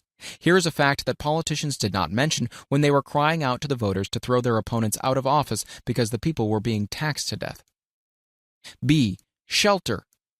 This family lives in a comfortable apartment, heated by steam, lighted with electricity, with gas for cooking, all for $65 a month. In a smaller city or more sparsely settled part of New York City, the same apartment could be had for as low as $20 a month. The toast they had for breakfast in the food estimate was toasted on an electric toaster, which cost but a few dollars. The apartment is cleaned with a vacuum sweeper that is run by electricity. Hot and cold water is available at all times in the kitchen and in the bathroom. The food is kept cold in a refrigerator that is run by electricity. The wife curls her hair, washes her clothes, and irons them with easily operated electrical equipment on power obtained by sticking a plug in the wall. The husband shaves with an electric shaver, and they receive entertainment from all over the world, 24 hours a day, if they want it, without cost, by merely turning the dial of their radio. There are other conveniences in this apartment, but the foregoing list will give a fair idea of some of the concrete evidences of the freedom we of America enjoy. And this is neither political nor economic propaganda. C. Clothing. Anywhere in the United States, the woman of average clothing requirements can dress very comfortably and neatly for less than $200 a year, and the average man can dress for the same or less. Only the three basic necessities of food, clothing, and shelter have been mentioned. The average American citizen has other privileges and advantages available in return for modest effort, not exceeding 8 hours per day of labor. Among those is the privilege of automobile transportation, with which one can go and come at will at very small cost. The average American has security of property rights not found in any other country in the world. He can place his surplus money in a bank with the assurance that his government will protect it and make good to him if the bank fails. If an American citizen wants to travel from one state to another, he needs no passport, no one's permission. He may go when he pleases and return at will. Moreover, he may travel by train, private automobile, bus, airplane, or ship as his pocketbook permits. In Germany, Russia, Italy, and most of the other European and Oriental countries, the people cannot travel with so much freedom and at so little cost. The miracle that has provided these blessings. We often hear politicians proclaiming the freedom of America when they solicit votes, but seldom do they take the time to devote sufficient effort to the analysis of the source or nature of this freedom. Having no axe to grind, no grudge to express, no ulterior motives to be carried out, I have the privilege of going into a frank analysis of that mysterious, abstract, greatly misunderstood something which gives to every citizen of America more blessings, more opportunities to accumulate wealth, more freedom of any nature than may be found in any other country. I have the right to analyze the source and nature of this unseen power because I know and have known for more than a quarter of a century many of the men who organized that power and many who are now responsible for its maintenance. The name of this mysterious benefactor of mankind is capital. Capital consists not alone of money, but more particularly of highly organized, intelligent groups of men who plan ways and means of using money efficiently for the good of the public and profitably to themselves. These groups consist of scientists, educators, chemists, inventors, business analysts, publicity men, transportation experts, accountants, lawyers, doctors, and both men and women who have highly specialized knowledge in all fields of industry and business. They pioneer, experiment, and blaze trails in new fields of endeavor. They support colleges, hospitals, public schools, build good roads, publish newspapers, pay most of the cost of government, and take care of the multitudinous detail essential to human progress. Stated briefly, the capitalists are the brains of civilization because they supply the entire fabric of which all education, enlightenment, and human progress consists. Money without brains always is dangerous. Properly used, it is the most important essential of civilization. The simple breakfast here described could not have been delivered to the New York family at a dime each or at any other price if organized capital had not provided the machinery, the ships, the railroads, and the huge armies of trained men to operate them. Some slight idea of the importance of organized capital may be had by trying to imagine yourself burdened with the responsibility of collecting, without the aid of capital, and delivering to the New York City family the simple breakfast described. To supply the tea, you'd have to make a trip to China or India, both a very long way from America. Unless you're an excellent swimmer, you'd become rather tired before making the round trip. Then, too, another problem would confront you. What would you use for money, even if you had the physical endurance to swim the ocean? To supply the sugar, you'd have to take another long swim to Cuba, or a long walk to the sugar beet section of Utah. But even then, you might come back without the sugar because organized effort and money are necessary to produce the sugar, to say nothing of what is required to refine, transport, and deliver it to the breakfast table anywhere in the United States. The eggs you could deliver easily enough from the barnyards near New York City, but you'd have a very long walk to Florida and return before you could serve the 2 glasses of grapefruit juice. You'd have another long walk to Kansas or any of the other wheat-growing states when you went after the 4 slices of wheat bread. The rippled wheat biscuits would have to be omitted from the menu because they would not be available except through the labor of trained organizations of men and suitable machinery, all of which call for capital. While resting, you could take off for another little swim down to South America, where you would pick up a couple of bananas, and on your return, you could take a short walk to the nearest farm having a dairy and pick up some butter and cream. Then your New York City family would be ready to sit down and enjoy breakfast, and you could collect 2 dimes for your labor. Seems absurd, doesn't it? Well, the procedure described would be the only possible way these simple items of food could be delivered to the heart of New York City if we had no capitalistic system. The sum of money required for the building and maintenance of the railroads and steamships used in the delivery of that simple breakfast is so huge that it staggers one's imagination. It runs into hundreds of millions of dollars, not to mention the armies of trained employees required to man the ships and trains. But transportation is only a part of the requirement of modern civilization in capitalistic America. Before there can be anything to haul, something must be grown from the ground, or manufactured and prepared for market. This calls for millions of dollars of equipment, machinery, boxing, marketing, and for the wages of millions of men and women. Steamships and railroads do not spring up from the earth and function automatically. They come in response to the call of civilization, through the labor and ingenuity and organizing ability of men who have imagination, faith, enthusiasm, decision, persistence. These men are known as capitalists. They are motivated by the desire to build, construct, achieve, render useful service, earn profits, and accumulate riches. And because they render service without which there would be no civilization, they put themselves in the way of great riches. Just to keep the record simple and understandable, I will add that these capitalists are the selfsame men of whom most of us have heard soapbox orators speak. They are the same men to whom radicals, racketeers, dishonest politicians, and grafting labor leaders refer to as predatory interests, or Wall Street. I'm not attempting to present a brief for or against any group of men or any system of economics. I'm not attempting to condemn the collective bargaining when I refer to the grafting labor leaders. nor do I aim to give a clean bill of health to all individuals known as capitalists. The purpose of this book, a purpose to which I have faithfully devoted over a quarter of a century, is to present to all who want the knowledge the most dependable philosophy through which individuals may accumulate riches in whatever amounts they desire. I have here analyzed the economic advantages of the capitalistic system for the twofold purpose of showing, 1, that all who seek riches must recognize and adapt themselves to the system that controls all approaches to fortunes, large or small, and 2, to present the side of the picture opposite to that being shown by politicians and demagogues who deliberately becloud the issues they bring up by referring to organized capital as if it were something poisonous. This is a capitalistic country. It was developed through the use of capital, and we who claim the right to partake of the blessings of freedom and opportunity, we who seek to accumulate riches here, may as well know that neither riches nor opportunity would be available to us if organized capital had not provided these benefits.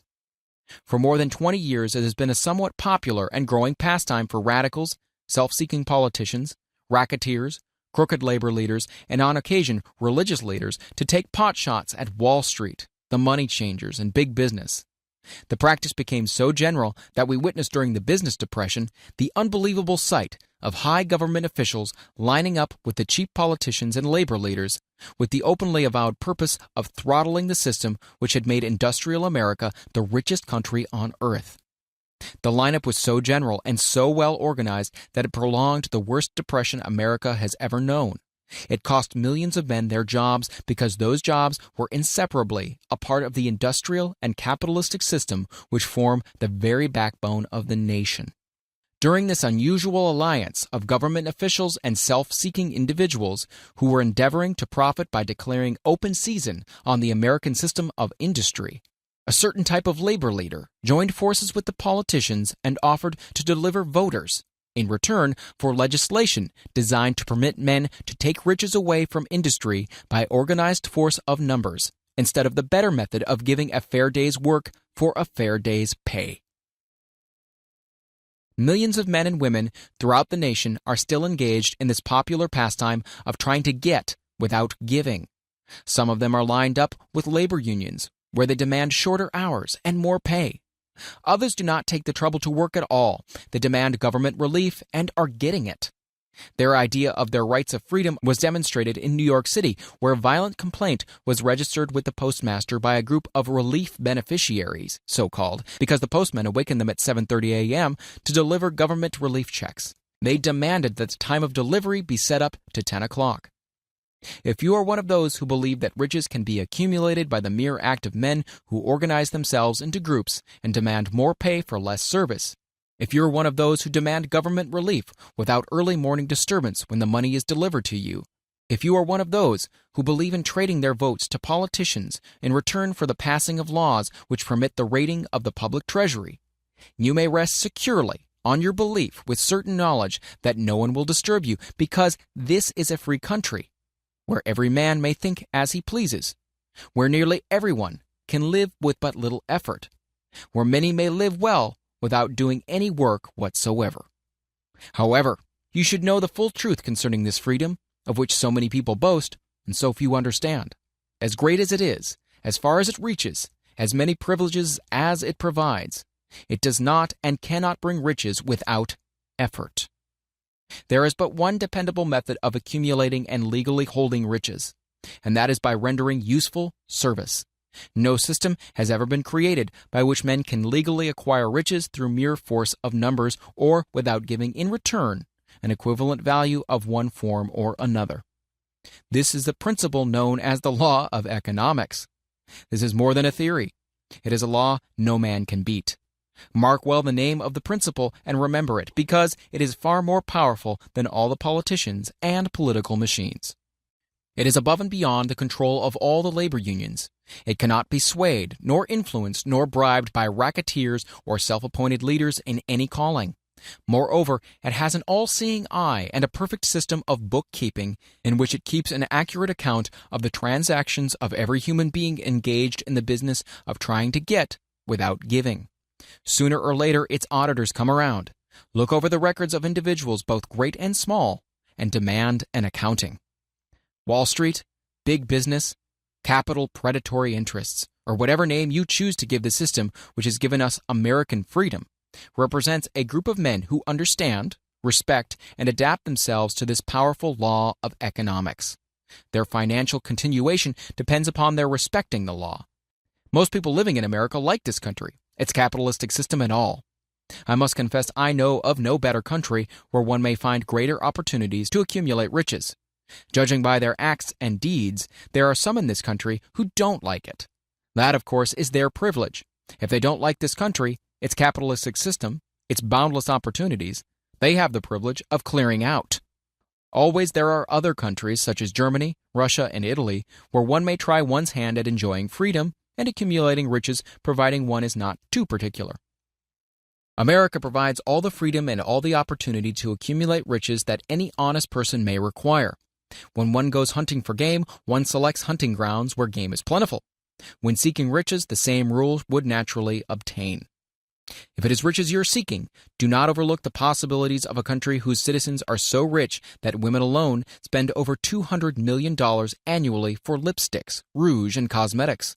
Think twice, you who are seeking riches, before trying to destroy the capitalistic system of a country whose citizens spend over $50 million a year for greeting cards, with which to express their appreciation of their freedom. If it is money you are seeking, consider carefully a country that spends hundreds of millions of dollars annually for cigarettes, the bulk of the income from which goes to only 4 major companies engaged in supplying this national builder of nonchalance and quiet nerves. By all means, give plenty of consideration to a country whose people spend annually more than $15 million for the privilege of seeing moving pictures, and toss in a few additional millions for liquor, narcotics, and other less potent soft drinks and giggle waters. Do not be in too big a hurry to get away from a country whose people willingly, even eagerly, hand over millions of dollars annually for football, baseball, and prize fights.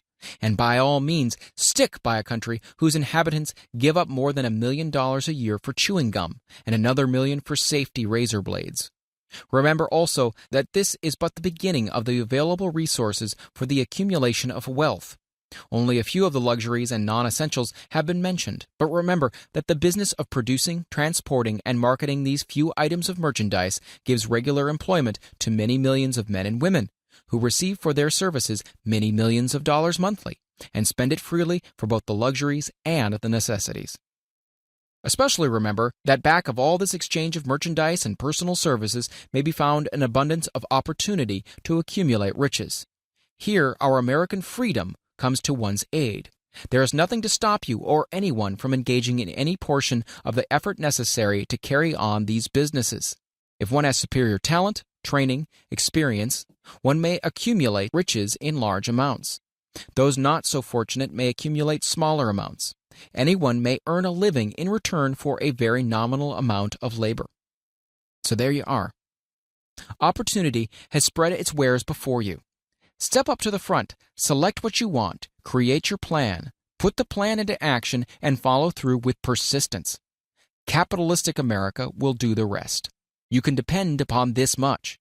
Capitalistic America ensures every person the opportunity to render useful service and to collect riches in proportion to the value of the service.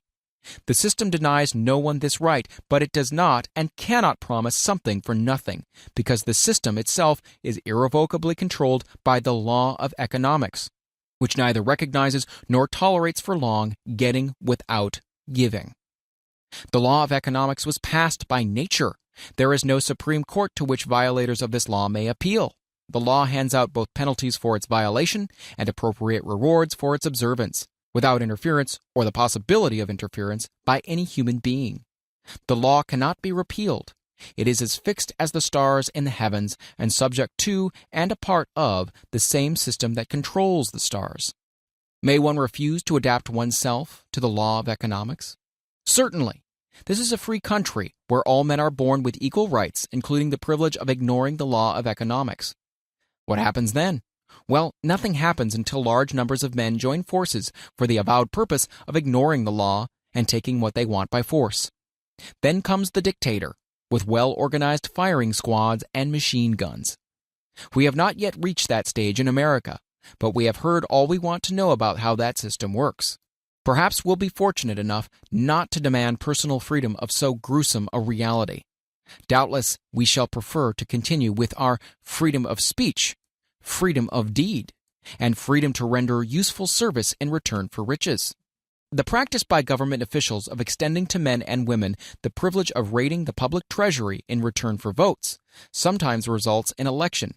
But as night follows day, the final payoff comes, when every penny wrongfully used must be repaid with compound interest on compound interest. If those who make the grab are not forced to repay, the burden falls on their children and their children's children, even unto the third and fourth generations. There is no way to avoid the debt.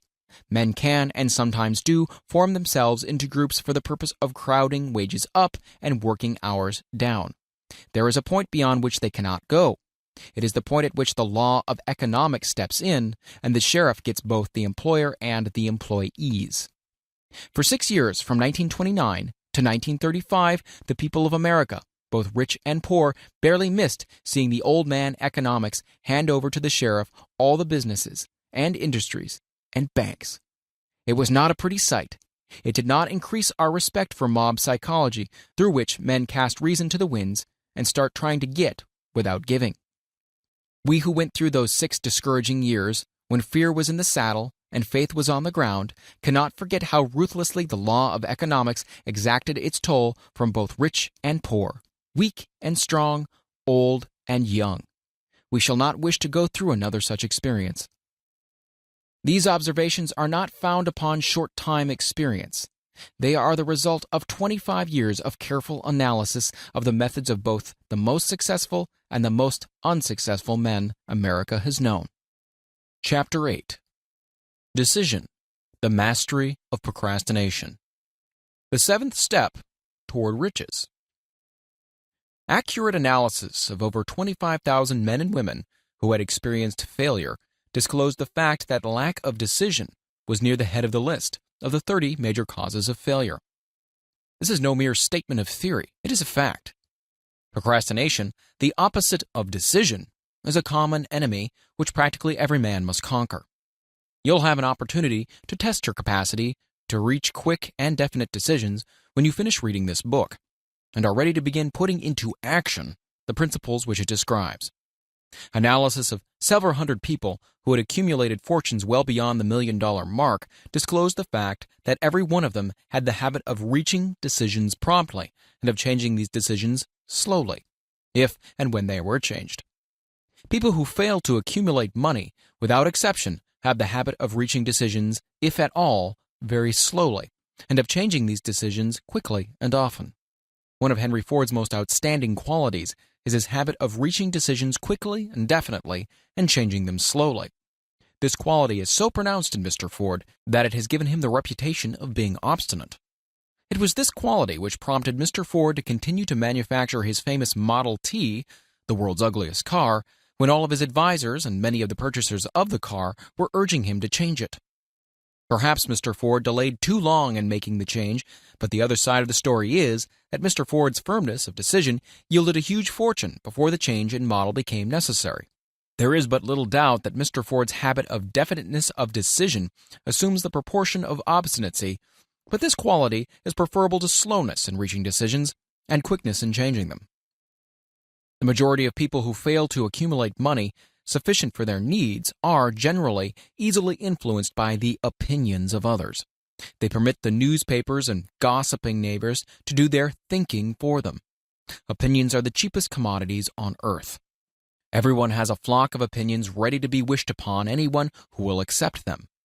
If you are influenced by opinions when you reach your decisions, you will not succeed in any undertaking, much less that of transmuting your own desire into money. If you are influenced by the opinions of others, you will have no desire of your own. Keep your own counsel when you begin to put into practice the principles described here by reaching your own decisions and following them. Take no one into your confidence except the members of your mastermind group, and be very sure in your selection of this group that you choose only those who will be in complete sympathy and harmony with your purpose. Close friends and relatives, while not meaning to do so, often handicap one through opinions, and sometimes through ridicule, which is meant to be humorous. Thousands of men and women carry inferiority complexes with them all through life because some well-meaning but ignorant person destroyed their confidence through opinions or ridicule. You have a brain and mind of your own. Use it and reach your own decisions. If you need facts or information from other people to enable you to reach decisions, as you probably will in many instances, acquire these facts or secure the information you need quietly without disclosing your purpose. It is characteristic of people who have but a smattering or a veneer of knowledge to try to give the impression that they have much knowledge. Such people generally do too much talking and too little listening. Keep your eyes and ears wide open and your mouth closed if you wish to acquire the habit of prompt decision. Those who talk too much do little else. If you talk more than you listen, you not only deprive yourself of many opportunities to accumulate useful knowledge, but you also disclose your plans and purposes to people who will take great delight in defeating you, because they envy you. Remember also that every time you open your mouth in the presence of a person who has an abundance of knowledge, you display to that person your exact stock of knowledge, or your lack of it. Genuine wisdom is usually conspicuous through modesty and silence. Keep in mind the fact that every person with whom you associate is like yourself seeking the opportunity to accumulate money. If you talk about your plans too freely, you may be surprised when you learn that some other person has beaten you to your goal by putting into action ahead of you the plans of which you talked unwisely. Let one of your first decisions be to keep a closed mouth and open ears and eyes. As a reminder to yourself, follow this advice. It will be helpful if you copy the following epigram in large letters and place it where you will see it daily. Tell the world what you intend to do, but first show it. This is the equivalent of saying that deeds and not words are what count most. Freedom or death on a decision. The value of decisions depends upon the courage required to render them. The great decisions, which served as the foundation of civilization, were reached by assuming great risks, which often meant the possibility of death. Lincoln's decision to issue his famous Proclamation of Emancipation, which gave freedom to the colored people of America, was rendered with full understanding that this act would turn thousands of friends and political supporters against him. He knew, too, that the carrying out of this proclamation would mean death to thousands of men on the battlefield. In the end, it cost Lincoln his life. That required courage. Socrates' decision to drink the cup of poison rather than compromise in his personal belief was a decision of courage. It turned time ahead 1,000 years and gave to people then unborn the right to freedom of thought and of speech. The decision of General Robert E. Lee when he came to the parting of the way with the Union and took up the cause of the South was a decision of courage, for he well knew that it might cost him his own life, that it would surely cost the lives of others. But the greatest decision of all time, as far as any American citizen is concerned, was reached in Philadelphia on July 4, 1776, when 56 men signed their names to a document which they well knew would bring freedom to all Americans or leave every one of those 56 hanging from the gallows. You have heard of this famous document, but you may not have drawn from it the great lesson in personal achievement it so plainly taught. We all remember the date of this momentous decision, but few of us realize what courage that decision required. We remember our history as it was taught. We remember dates and the names of the men who fought.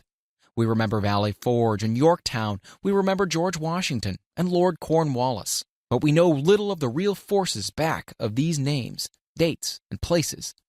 We know still less of the intangible power which ensured us freedom long before Washington's armies reached Yorktown. We read the history of the Revolution and falsely imagine that George Washington was the father of our country, that it was he who won our freedom, while the truth is, Washington was only an accessory after the fact, because victory for his armies had been ensured long before Lord Cornwallis surrendered. This is not intended to rob Washington of any of the glory he so richly merited. Its purpose, rather, is to give greater attention to the astounding power that was the real cause of his victory. It's nothing short of a tragedy that the writers of history have missed entirely even the slightest reference to the irresistible power which gave birth and freedom to the nation destined to set up new standards of independence for all the peoples of the earth. I say it is a tragedy because it is the self-same power which must be used by every individual who surmounts the difficulties of life and forces life to pay the price asked. Let us briefly review the events which gave birth to this power. The story begins with an incident in Boston on March 5, 1770. British soldiers were patrolling the streets, openly threatening the citizens. The colonists resented armed men marching in their midst. They began to express their resentment openly, hurling stones as well as epithets at the marching soldiers until the commanding officer gave orders, fix bayonets, and charge. The battle was on. It resulted in the death and injury of many. The incident aroused such resentment that the Provincial Assembly, made up of prominent colonists, called a meeting for the purpose of taking definite action. Two of the members of this assembly were John Hancock and Samuel Adams. Long live their names. They spoke up courageously and declared that a move must be made to eject all British soldiers from Boston. Remember this. A decision in the minds of two men might properly be called the beginning of the freedom which we of the United States now enjoy. Remember, too, that the decision of these two men called for faith and courage, because it was dangerous. Before the assembly adjourned, Samuel Adams was appointed to call on the governor of the province, Hutchinson, and demand the withdrawal of the British troops. The request was granted, the troops were removed from Boston, but the incident was not closed. It had caused a situation destined to change the entire trend of civilization. Strange, is it not, how the great changes, such as the American Revolution and the World War, often have their beginnings in circumstances which seem unimportant. It is interesting also to observe that these important changes usually begin in the form of a definite decision in the minds of a relatively small number of people. Few of us know the history of our country well enough to realize that John Hancock, Samuel Adams, and Richard Henry Lee of the province of Virginia were the real fathers of our country. Richard Henry Lee became an important factor in this story by reason of the fact that he and Samuel Adams communicated frequently by correspondence, sharing freely their fears and their hopes concerning the welfare of the people of their provinces. From this practice, Adams conceived the idea that a mutual exchange of letters between the 13 colonies might help to bring about the coordination of efforts so badly needed in connection with the solution of their problems. 2 years after the clash with the soldiers in Boston of March of '72, Adams presented the idea to the Assembly in the form of a motion that a correspondence committee be established among the colonies, with definitely appointed correspondents in each colony, for the purpose, quote, of friendly cooperation for the betterment of the colonies of British America. Mark well this incident. It was the beginning of the organization of the far-flung power destined to give freedom to you and me. The mastermind had already been organized. It consisted of Adams, Lee, and Hancock. Quote, I tell you further that if two of you agree upon the earth concerning anything for which you ask, it will come to you from my Father, who is in heaven. The Committee of Correspondence was organized. Observe that this move provided the way for increasing the power of the mastermind by adding to it men from all the colonies. Take notice that this procedure constituted the first organized planning of the disgruntled colonists. In union, there is strength. The citizens of the colonies had been waging disorganized warfare against the British soldiers through incidents similar to the Boston riot, but nothing of benefit had been accomplished. Their individual grievances had not been consolidated under one master mind. No group of individuals had put their minds, souls, and hearts and bodies together in one definite decision to settle their difficulty with the British once and for all, until Adams, Hancock, and Lee got together. Meanwhile, the British were not idle. They too were doing some planning and masterminding on their own account, with the advantage of having back of them money and organized soldiery. The Crown appointed Gage to supplant Hutchinson as the governor of Massachusetts. One of the new governor's first acts was to send a messenger to call on Samuel Adams for the purpose of endeavoring to stop his opposition by fear. We can best understand the spirit of what happened by quoting the conversation between Colonel Fenton, the messenger sent by Gage, and Adams. Colonel Fenton: I have been authorized by Governor Gage to assure you, Mr. Adams, that the governor has been empowered to confer upon you such benefits as would be satisfactory, endeavoring to win Adams by a promise of a bribe, upon the condition that you engage to cease in your opposition to the measures of the government. It is the governor's advice to you, sir, not to incur the further displeasure of His Majesty. Your conduct has been such as makes you liable to penalties of an amount of Henry VIII, by which persons can be sent to England for trial for treason or misprision of treason, at the discretion of a governor of a province. But, by changing your political course, you will not only receive great personal advantages, but you'll also make your peace with the king. Samuel Adams had the choice of two decisions here. He could cease his opposition and receive personal bribes, or he could continue and run the risk of being hanged. Clearly, the time had come when Adams was forced to reach instantly a decision which could have cost him his life. The majority of men would have found it difficult to reach such a decision. The majority would have sent back an evasive reply, but not Adams. He insisted upon Colonel Fenton's word of honor that the colonel would deliver to the governor the answer exactly as Adams would give it to him. Adams's answer was, "Then you tell Governor Gage that I trust I have long since made my peace with the King of Kings. No personal consideration shall induce me to abandon the righteous cause of my country. And tell Governor Gage it is the advice of Samuel Adams to him no longer to insult the feelings of an exasperated people." Comment as to the character of this man seems unnecessary. It must be obvious to all who read this astounding message that its sender possessed loyalty of the highest order. This is important. Racketeers and dishonest politicians have prostituted the honor for which such men as Adams died. When Governor Gage received Adams's caustic reply, he flew into a rage and issued a proclamation which read, "I do hereby, in His Majesty's name, offer and promise His most gracious pardon to all persons who shall forthwith lay down their arms and return to the duties of peaceful subjects, accepting only the benefit of such pardon. Samuel Adams and John Hancock, whose offenses are of too flagitious a nature to admit of any other consideration but that of condign punishment." As one might say in modern slang, Adams and Hancock were on the spot. The threat of the irate governor forced the two men to reach another decision, equally as dangerous. They hurriedly called a secret meeting of their staunchest followers. Here the mastermind began to take on a momentum. After the meeting had been called to order, Adams locked the door, placed the key in his pocket, and informed all present that it was imperative that a Congress of the colonists be organized, and that no man should leave the room until the decision for such a Congress had been reached. Great excitement followed. Some weighed the possible consequences of such radicalism, old man fear. Some expressed grave doubts as to the wisdom of so definite a decision in defiance of the Crown. Locked in that room were two men immune to fear, blind to the possibility of failure, Hancock and Adams. Through the influence of their minds, the others were induced to agree that, through the Correspondence Committee, arrangements should be made for a meeting of the First Continental Congress to be held in Philadelphia on September 5, 1774. Remember this date. It is more important than July 4, 76. If there had been no decision to hold a Continental Congress, there could have been no signing of the Declaration of Independence. Before the first meeting of the new Congress, another leader in a different section of the country was deep in the throes of publishing a summary view of the rights of British America.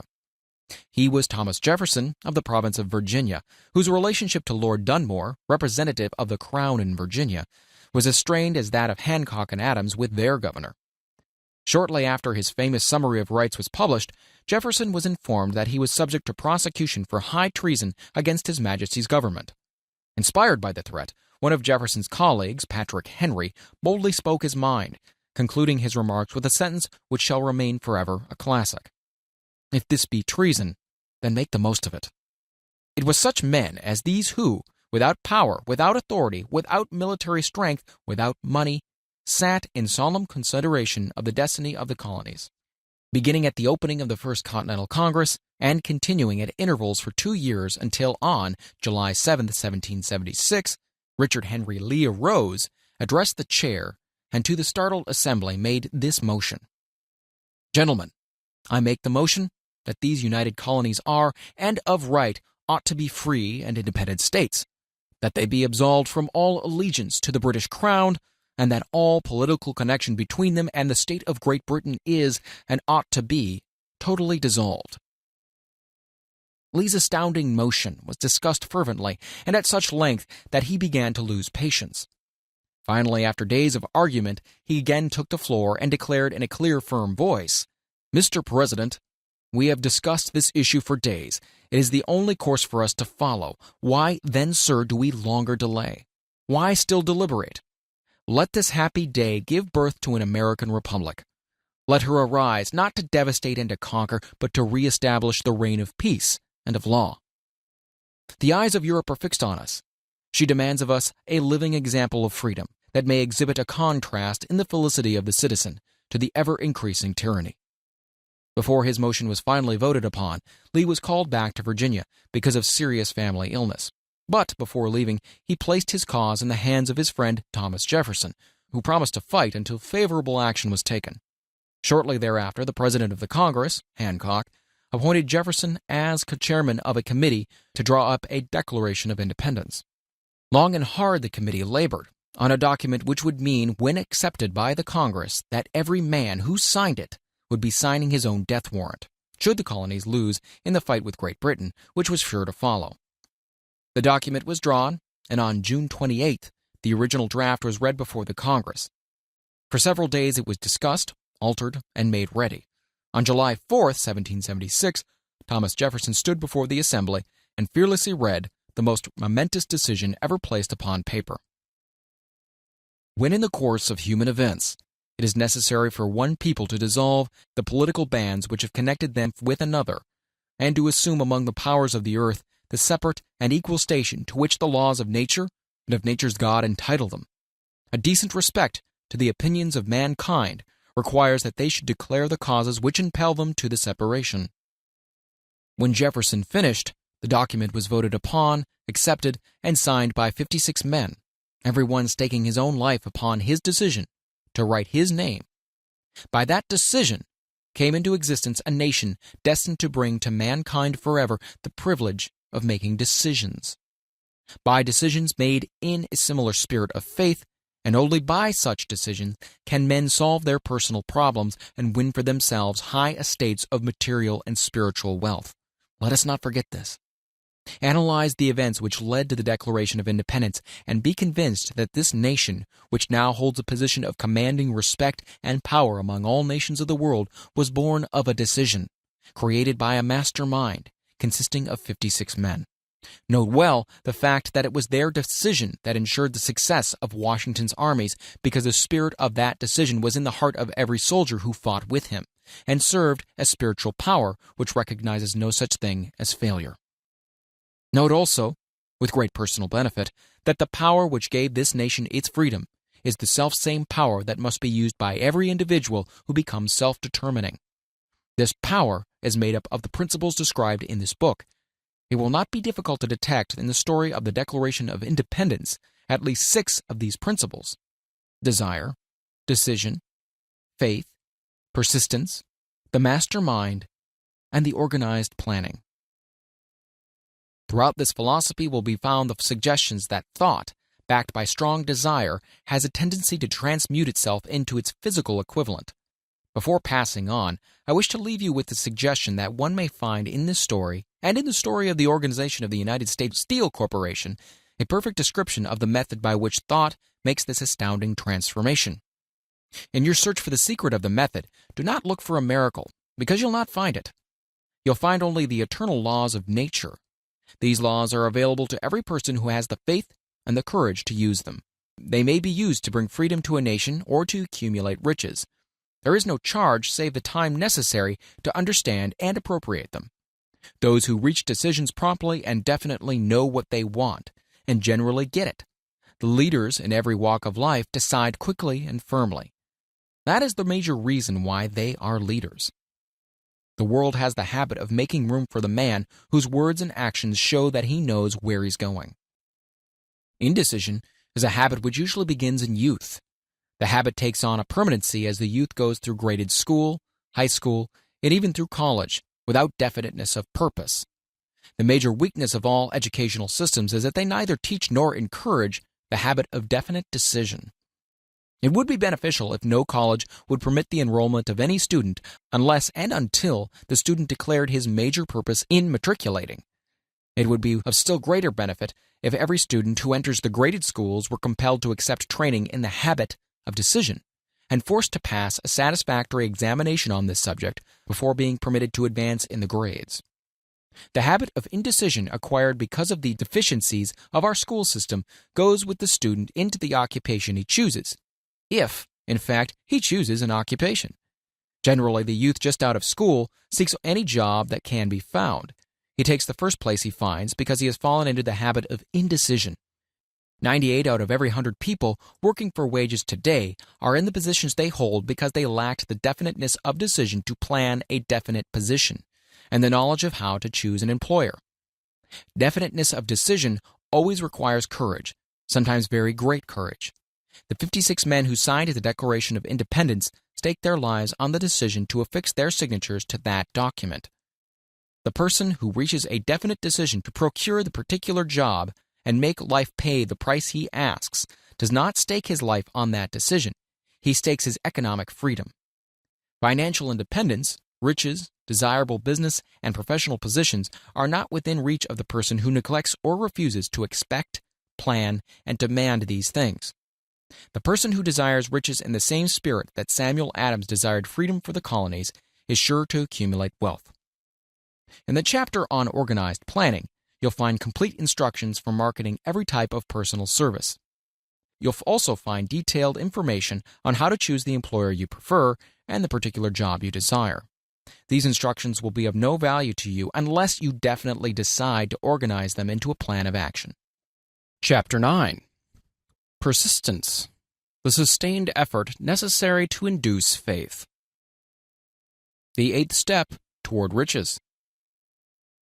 Persistence is an essential factor in the procedure of transmuting desire into its monetary equivalent. The basis of persistence is the power of will. Willpower and desire, when properly combined, make an irresistible pair. Men who accumulate great fortunes are generally known as cold-blooded and sometimes ruthless. Often they are misunderstood. What they have is willpower, which they mix with persistence and place back of their desires to ensure the attainment of their objectives. Henry Ford has been generally misunderstood to be ruthless and cold-blooded. This misconception grew out of Ford's habit of following through in all of his plans with persistence. The majority of people are ready to throw their aims and purposes overboard and give up at the first sign of opposition or misfortune. A few carry on, despite all opposition, until they attain their goal. These few are the Fords, Carnegies, Rockefellers, and Edisons. There may be no heroic connotation to the word persistence, but the quality is to the character of man what carbon is to steel. The building of a fortune generally involves the application of the entire 13 factors of this philosophy. These principles must be understood. They must be applied with persistence by all who accumulate money. If you are following this book with the intention of applying the knowledge it contains, your first test is to your persistence. Your first test as to your persistence will come when you begin to follow the 6 steps described in the 2nd chapter. Unless you are one of the 2 out of every 100 who already have a definite goal at which you are aiming and a definite plan for its attainment, you may read the instructions and then pass on with your daily routine and never comply with those instructions.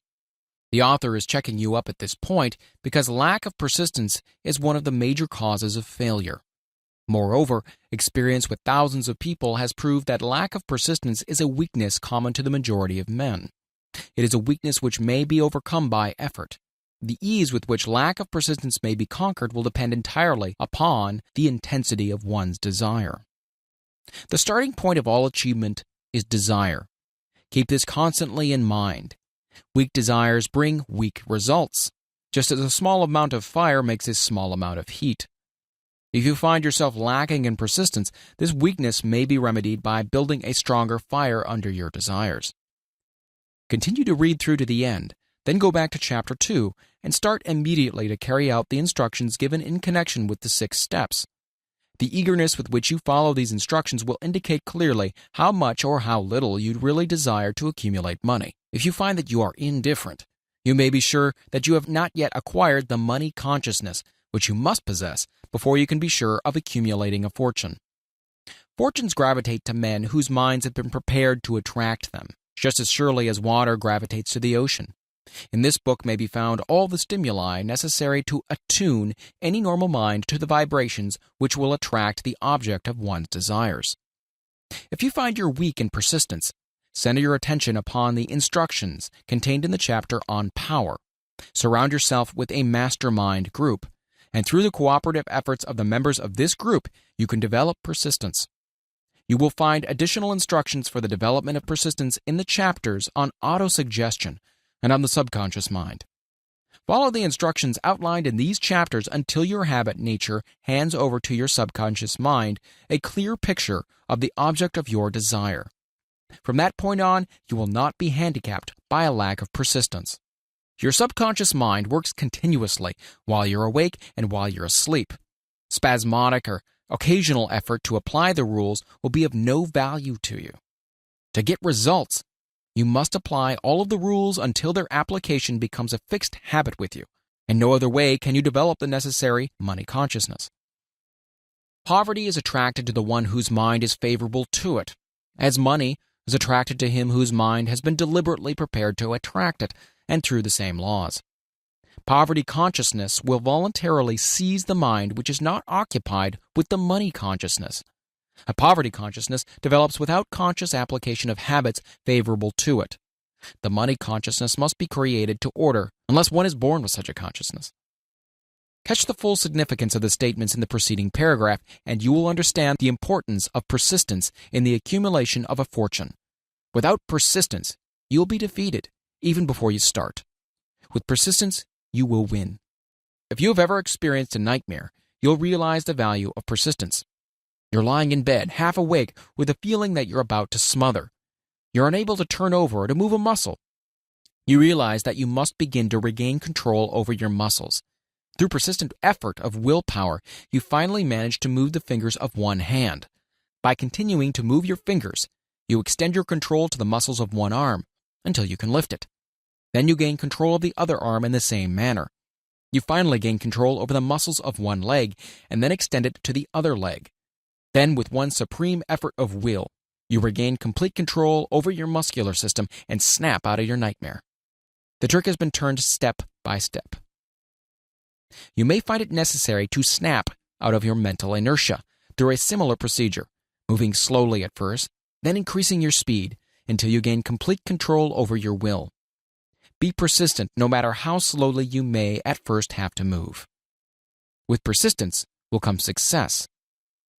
If you select your mastermind group with care, you'll have in it at least one person who will aid you in the development of persistence. Some men who have accumulated great fortunes did so because of necessity. They developed the habit of persistence because they were so closely driven by circumstances that they had to become persistent. There's no substitute for persistence. It cannot be supplanted by any other quality.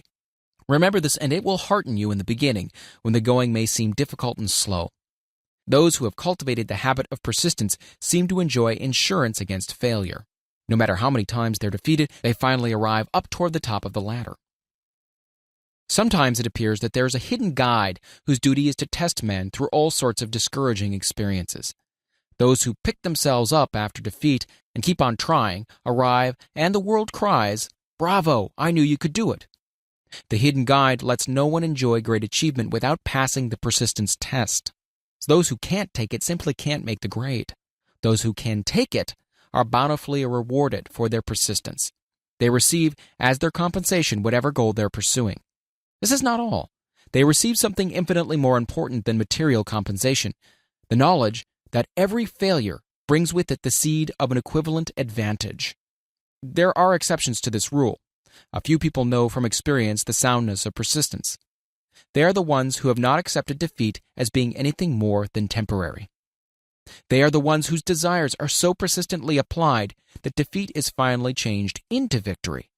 We who stand on the sidelines of life see the overwhelmingly large number who go down in defeat, never to rise again. We see the few who take the punishment of defeat as an urge to greater effort. These fortunately never learn to accept life's reverse gear. But what we do not see, what most of us never suspect of existing, is the silent but irresistible power which comes to the rescue of those who fight on in the face of discouragement. If we speak of this power at all, we call it persistence, and let it go at that. One thing we all know, if one does not possess persistence, one does not achieve noteworthy success in any calling. As these lines are being written, I look up from my work and see before me, less than a block away, the great mysterious Broadway, the graveyard of dead hopes, and the front porch of opportunity. From all over the world, people have come to Broadway, seeking fame, fortune, power, love, or whatever it is that human beings call success. Once in a great while, someone steps out from the long procession of seekers, and the world hears that another person has mastered Broadway. But Broadway is not easily nor quickly conquered. She acknowledges talent, recognizes genius, pays off in money only after one has refused to quit. Then we know he has discovered the secret of how to conquer Broadway. The secret is always inseparably attached to one word: persistence. The secret is told in the struggle of Fannie Hurst, whose persistence conquered the Great White Way. She came to New York in 1915 to convert writing into riches. The conversion did not happen quickly, but it came. For 4 years, Miss Hurst learned about the, quote, sidewalks of New York from first-hand experience. She spent her days laboring and her nights hoping. When hope grew dim, she did not say, "All right, Broadway, you win." She said, "Very well, Broadway, you may whip some, but not for me. I'm going to force you to give up." One publisher, the Saturday Evening Post, sent her 36 rejection slips before she broke the ice and got a story across.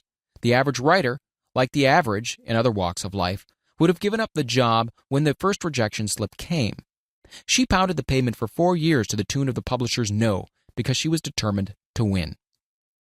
Then came the payoff. The spell had been broken. The unseen guide had tested Fannie Hurst, and she could take it. From that time on, publishers made a beaten path to her door. Money came so fast she hardly had time to count it. Then the moving picture men came, discovered her, and money came not in small change but in floods. The moving picture rights to her latest novel, Great Laughter, brought $100,000, said to be the highest price ever paid for a story before publication. Her royalties from the sale of the book probably will run much more. Briefly, you have a description of what persistence is capable of achieving. Fannie Hurst is no exception. Wherever men and women accumulate great riches, you may be sure they have first acquired persistence.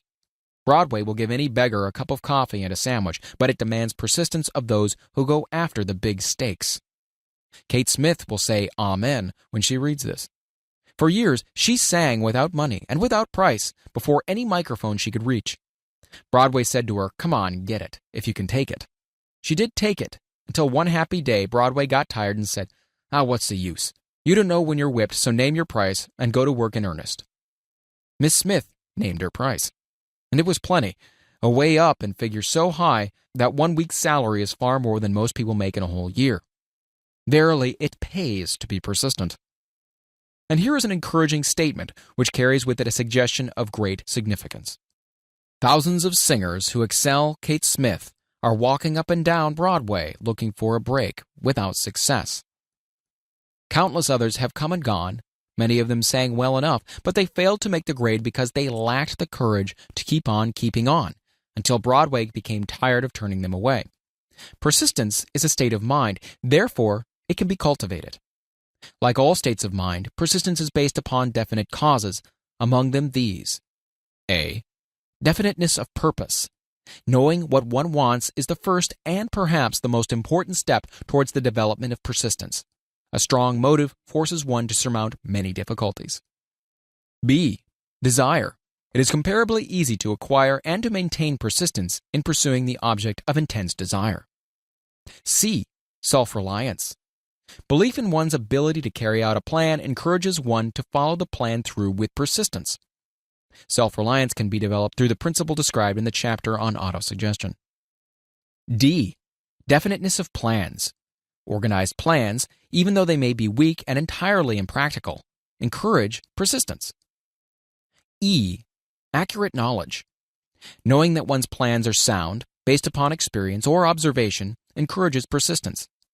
Guessing instead of knowing destroys persistence. F. Cooperation. Sympathy, understanding, and harmonious cooperation with others tends to develop persistence. G. Willpower. The habit of concentrating one's thoughts upon the building of plans for the attainment of definite purpose leads to persistence. H. Habit. Persistence is the direct result of habit. The mind absorbs and becomes a part of the daily experiences upon which it feeds. Fear, the worst of all enemies, can be effectively cured by forced repetition of courage. Everyone who has seen active service in a war knows this. Before leaving the subject of persistence, take inventory of yourself. and determine in what particular, if any, you are lacking in this essential quality. Measure yourself courageously, point by point, and see how many of the 8 factors of persistence you lack. The analysis may lead to discoveries that will give you a new grip on yourself. Symptoms of lack of persistence. Here you'll find the real enemies which stand between you and noteworthy achievement. Here you'll find not only the symptoms indicating weakness of persistence, but also the deeply seated subconscious causes of this weakness. Study the list carefully and face yourself squarely, if you really wish to know who you are and what you are capable of doing. These are the weaknesses which must be mastered by all who accumulate riches. 1. Failure to recognize and to clearly define exactly what one wants. 2. Procrastination with or without cause, usually backed up with a formidable array of alibis and excuses. 3. Lack of interest in acquiring specialized knowledge. 4. Indecision, the habit of passing the buck on all occasions instead of facing issues squarely. It's also backed by alibis. 5. The habit of relying upon alibis instead of creating definite plans for the solution of problems. 6. Self-satisfaction. There is but little remedy for this affliction and no hope for those who suffer from it. 7. Indifference, usually reflected in one's readiness to compromise on all occasions rather than meet opposition and fight it. 8. The habit of blaming others for one's mistakes and accepting unfavorable circumstances as being unavoidable. 9. Weakness of desire, due to neglect in the choice of motives that impel action. 10. Willingness, even eagerness, to quit at the first sign of defeat, based upon one or more of the 6 basic fears. 11. Lack of organized plans, placed in writing where they may be analyzed. 12. The habit of neglecting to move on ideas or to grasp opportunity when it presents itself. 13. Wishing instead of willing. 14. The habit of compromising with poverty instead of aiming at riches, generally absence of ambition to be, to do, and to own. 15. Searching for all the shortcuts to riches, trying to get without giving, a fair equivalent. Usually reflected in the habit of gambling, endeavoring to drive sharp bargains. 16. Fear of criticism. Failure to create plans and to put them into action because of what other people will think, do, or say. This enemy belongs at the head of the list because it generally exists in one's subconscious mind, where its presence is not easily recognized. See the 6 basic fears in a later chapter. Let us examine some of the symptoms of the fear of criticism. The majority of people permit relatives, friends, and the public at large to so influence them that they cannot live their own lives because they fear criticism. Huge numbers of people make mistakes in marriage, stand by the bargain, and go through life miserable and unhappy because they fear criticism, which may follow if they correct the mistake. Anyone who has submitted to this form of fear knows the irreparable damage it does by destroying ambition, self-reliance, and the desire to achieve. Millions of people neglect to acquire belated educations after having left school because they fear criticism. Countless numbers of men and women, both young and old, permit relatives to wreck their lives in the name of duty because they fear criticism. Duty does not require any person to submit to the destruction of his personal ambitions and the right to live his own life in his own way. People refuse to take chances in business because they fear the criticism which may follow if they fail. The fear of criticism in such cases is stronger than the desire for success. Too many people refuse to set high goals for themselves or even neglect selecting a career because they fear the criticism of relatives and friends, quote-unquote, who may say, "Don't aim so high. People think you're crazy." When Andrew Carnegie suggested that I devote 20 years to the organization of a philosophy of individual achievement, my first impulse of thought was fear of what people might say. The suggestion set up a goal for me, far out of proportion to any I had ever conceived. As quick as a flash, my mind began to create alibis and excuses, all of them traceable to the inherent fear of criticism. Something inside of me said, "You can't do it. The job is too big and requires too much time. What will your relatives think of you? How you will earn a living? No one has ever organized a philosophy of success. What right have you to believe you can do it? Who are you, anyway, to aim so high? Remember your humble birth. What do you know about philosophy? People will think you're crazy," and they did. Why hasn't some other person done this before now? These and many other questions flashed into my mind and demanded attention. It seemed as if the whole world had suddenly turned its attention to me with the purpose of ridiculing me into giving up all desire to carry out Mr. Carnedy's suggestion.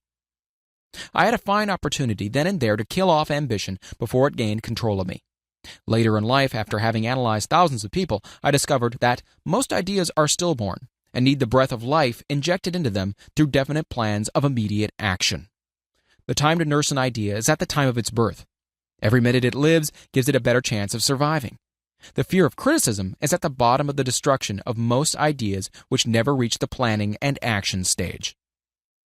Many people believe that material success is the result of favorable breaks. There's an element of ground for the belief, but those depending entirely upon luck are nearly always disappointed because they overlook another important factor which must be present before one can be sure of success. It is the knowledge with which favorable breaks can be made to order. During the Depression, W.C. Fields, the comedian, lost all of his money and found himself without income, without a job, and his means of earning a living, vaudeville, which no longer existed. Moreover, he was past 60 when many men considered themselves old. He was so eager to stage a comeback that he offered to work without pay in a new field, movies. In addition to his other troubles, he fell and injured his neck. To many that would have been the place to give up and quit. But Fields was persistent. He knew that if he carried on, he would get the breaks sooner or later. And he did get them, but not by chance. Marie Dressler found herself down and out, with her money gone, with no job, when she was about 60. She too went after the breaks and got them. Her persistence brought on astounding triumph late in life, long beyond the age when most men and women are done with ambition to achieve. Eddie Cantor lost his money in the 1921 stock crash, but he still had his persistence and his courage. With these plus 2 prominent eyes, he exploited himself back into the income of $10,000 a week. Verily, if one has persistence, one can get along very well without many other qualities. The only break anyone can afford to rely upon is a self-made break. These come through the application of persistence. The starting point is definiteness of purpose. Examine the first 100 people you meet. Ask them what they want most in life, and 98 of them will not be able to tell you. If you press them for an answer, some will say security. Many will say money. A few will say happiness. Others will say fame and power. And still others will say social recognition, ease in living, ability to sing, dance, or write. None of them will be able to define these terms or give the slightest indication of a plan by which they hope to attain these vaguely expressed wishes. Riches do not respond to wishes. They respond only to definite plans, backed by definite desires through constant persistence. How to develop persistence? There are 4 simple steps which lead to the habit of persistence. They call for no great amount of intelligence, no particular amount of education, and but little time or effort. The necessary steps are: 1. A definite purpose backed by a burning desire for its fulfillment.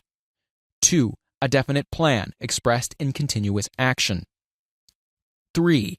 A mind closed tightly against all negative and discouraging influence, including negative suggestions of relatives, friends, and acquaintances. 4. A friendly alliance with one or more persons who will encourage one to follow through with both plan and purpose. These 4 steps are essential for success in all walks of life. The entire purpose of the 13 principles of this philosophy is to enable one to take these 4 steps as a matter of habit. These are the steps by which one may control one's economic destiny. They are the steps that lead to freedom and independence of thought. They are the steps that lead to riches in small or great quantities. They lead the way to power, fame, and worldly recognition. They are the 4 steps which guarantee favorable breaks.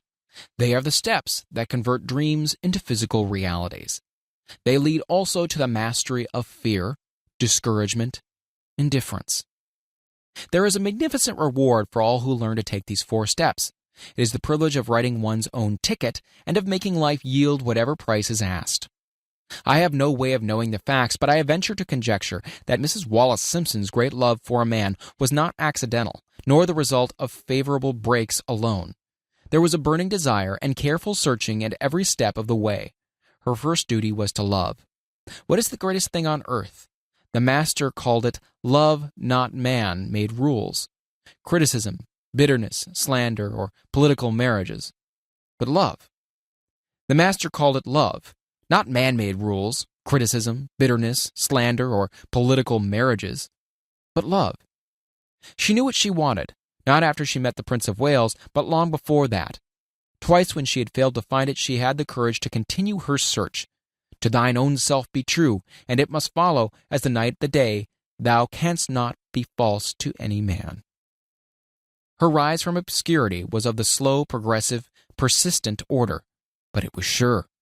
She triumphed over unbelievably long odds, and no matter who you are or what you may think of Wallace Simpson or the king who gave up his crown for her love, she is an astounding example of applied persistence, an instructor on the rules of self-determination from whom the entire world might profitably take lessons. When you think of Wallace Simpson, think of one who knew what she wanted and shook the greatest empire on earth to get it. Women who complain that this is a man's world, that women do not have an equal chance to win, owe it to themselves to study carefully the life of this unusual woman who, at an age which most women consider old, captured the affection of the most desirable bachelor in the entire world. And what of King Edward? What lesson may we learn from his part in the world's greatest drama of recent times?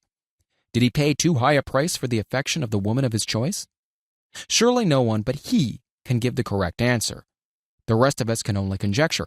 This much we know: the king came into the world without his own consent.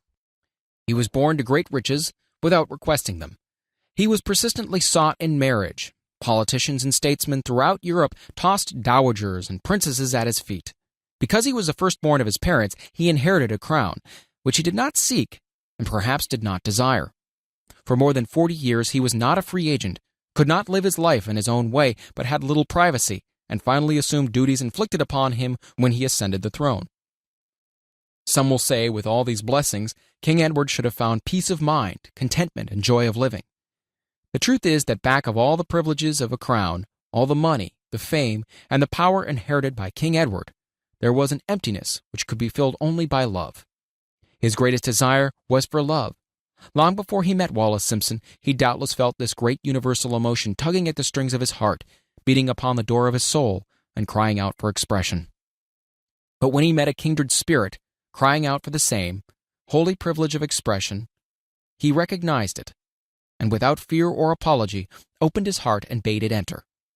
All the scandal-mongers in the world cannot destroy the beauty of this international drama, through which two people found love and had the courage to face open criticism, renounce all else, to give it holy expression. King Edward's decision to give up the crown of the world's most powerful empire for the privilege of going the remainder of the way through life with the woman of his choice was a decision that required courage. The decision also had a price, but who has the right to say the price was too great? Surely not he who said, "He among you who is without sin, let him cast the first stone." As a suggestion to any evil-minded person who chooses to find fault with the Duke of Windsor because his desire was for love, and for openly declaring his love for Wallace Simpson, and giving up his throne for her, let it be remembered that the open declaration was not essential. He could have followed the custom of clandestine liaison which has prevailed in Europe for centuries, without giving up either his throne or the woman of his choice, and there would have been no complaint from either church or laity. But this unusual man was built of sterner stuff. His love was clean, it was deep and sincere.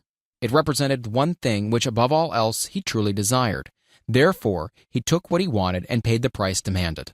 If Europe had been blessed with more rulers with the human heart and the traits of honesty of ex-King Edward for the past century, that unfortunate hemisphere, now seething with greed, hate, lust, political connivance, and threats of war, would have a different and a better story to tell, a story of which love and not hate would rule. In the words of Stuart Austin Weir, we raise our cup and drink this toast to ex-King Edward and Wallace Simpson.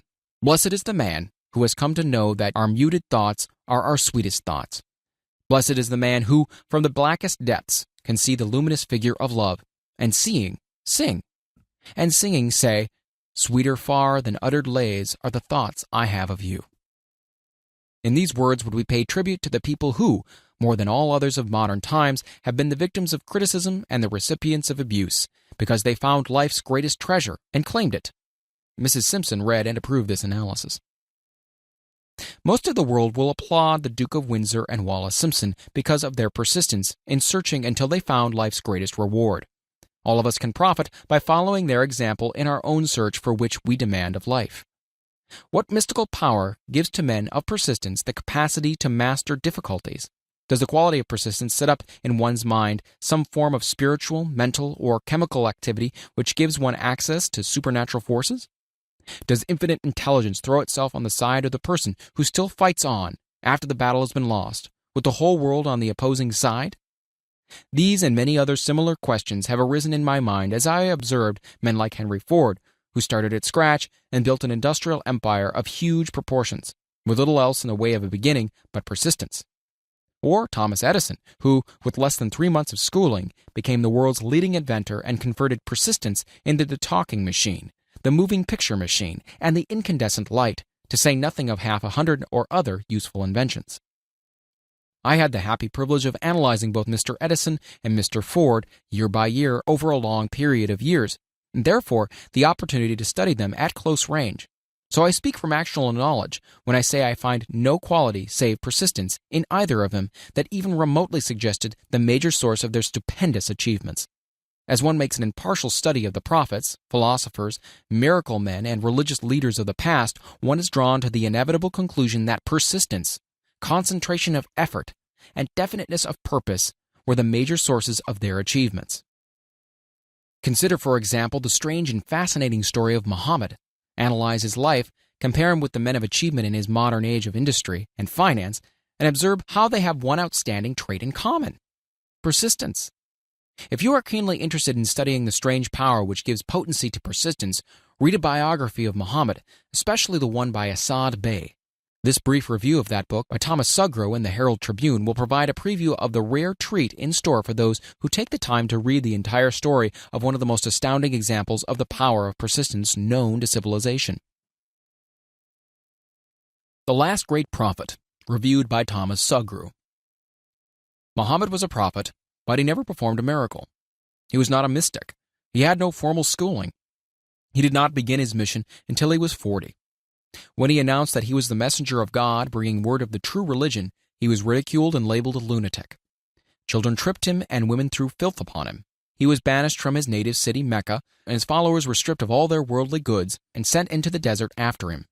When he had been preaching 10 years, he had nothing to show for it but banishment, poverty, and ridicule.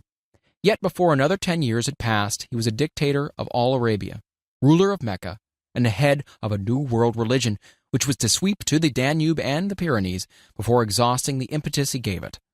That impetus was threefold: the power of words, the efficacy of prayer, and man's kinship with God. His career never made sense.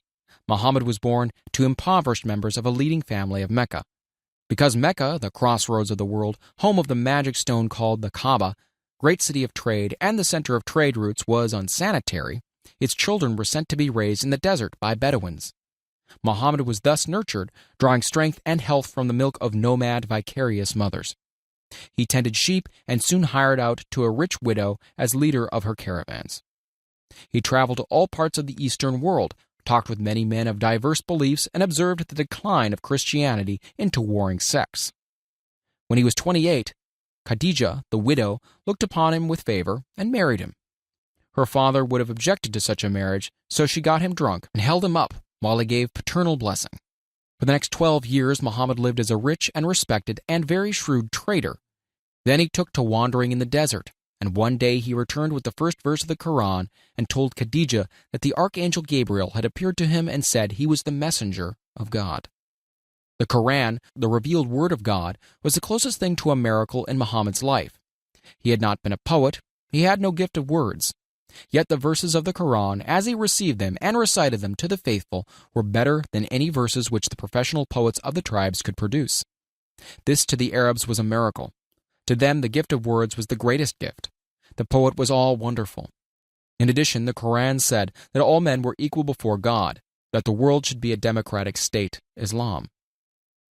It was this political heresy, plus Muhammad's desire to destroy all the 360 idols in the courtyard of the Kaaba, which brought about his banishment. The idols brought the desert tribes to Mecca, and that meant trade. So the businessmen of Mecca, The capitalists, of which he had been one, set upon Muhammad. Then he retreated to the desert and demanded sovereignty over the world. The rise of Islam began. Out of the desert came a flame which would not be extinguished, a democratic army fighting as a unit and prepared to die without wincing. Muhammad had invited the Jews and Christians to join him, for he was not building a new religion. He was calling all who believed in one God to join in one single faith. If the Jews and Christians had accepted his invitation, Islam would have conquered the world. They didn't.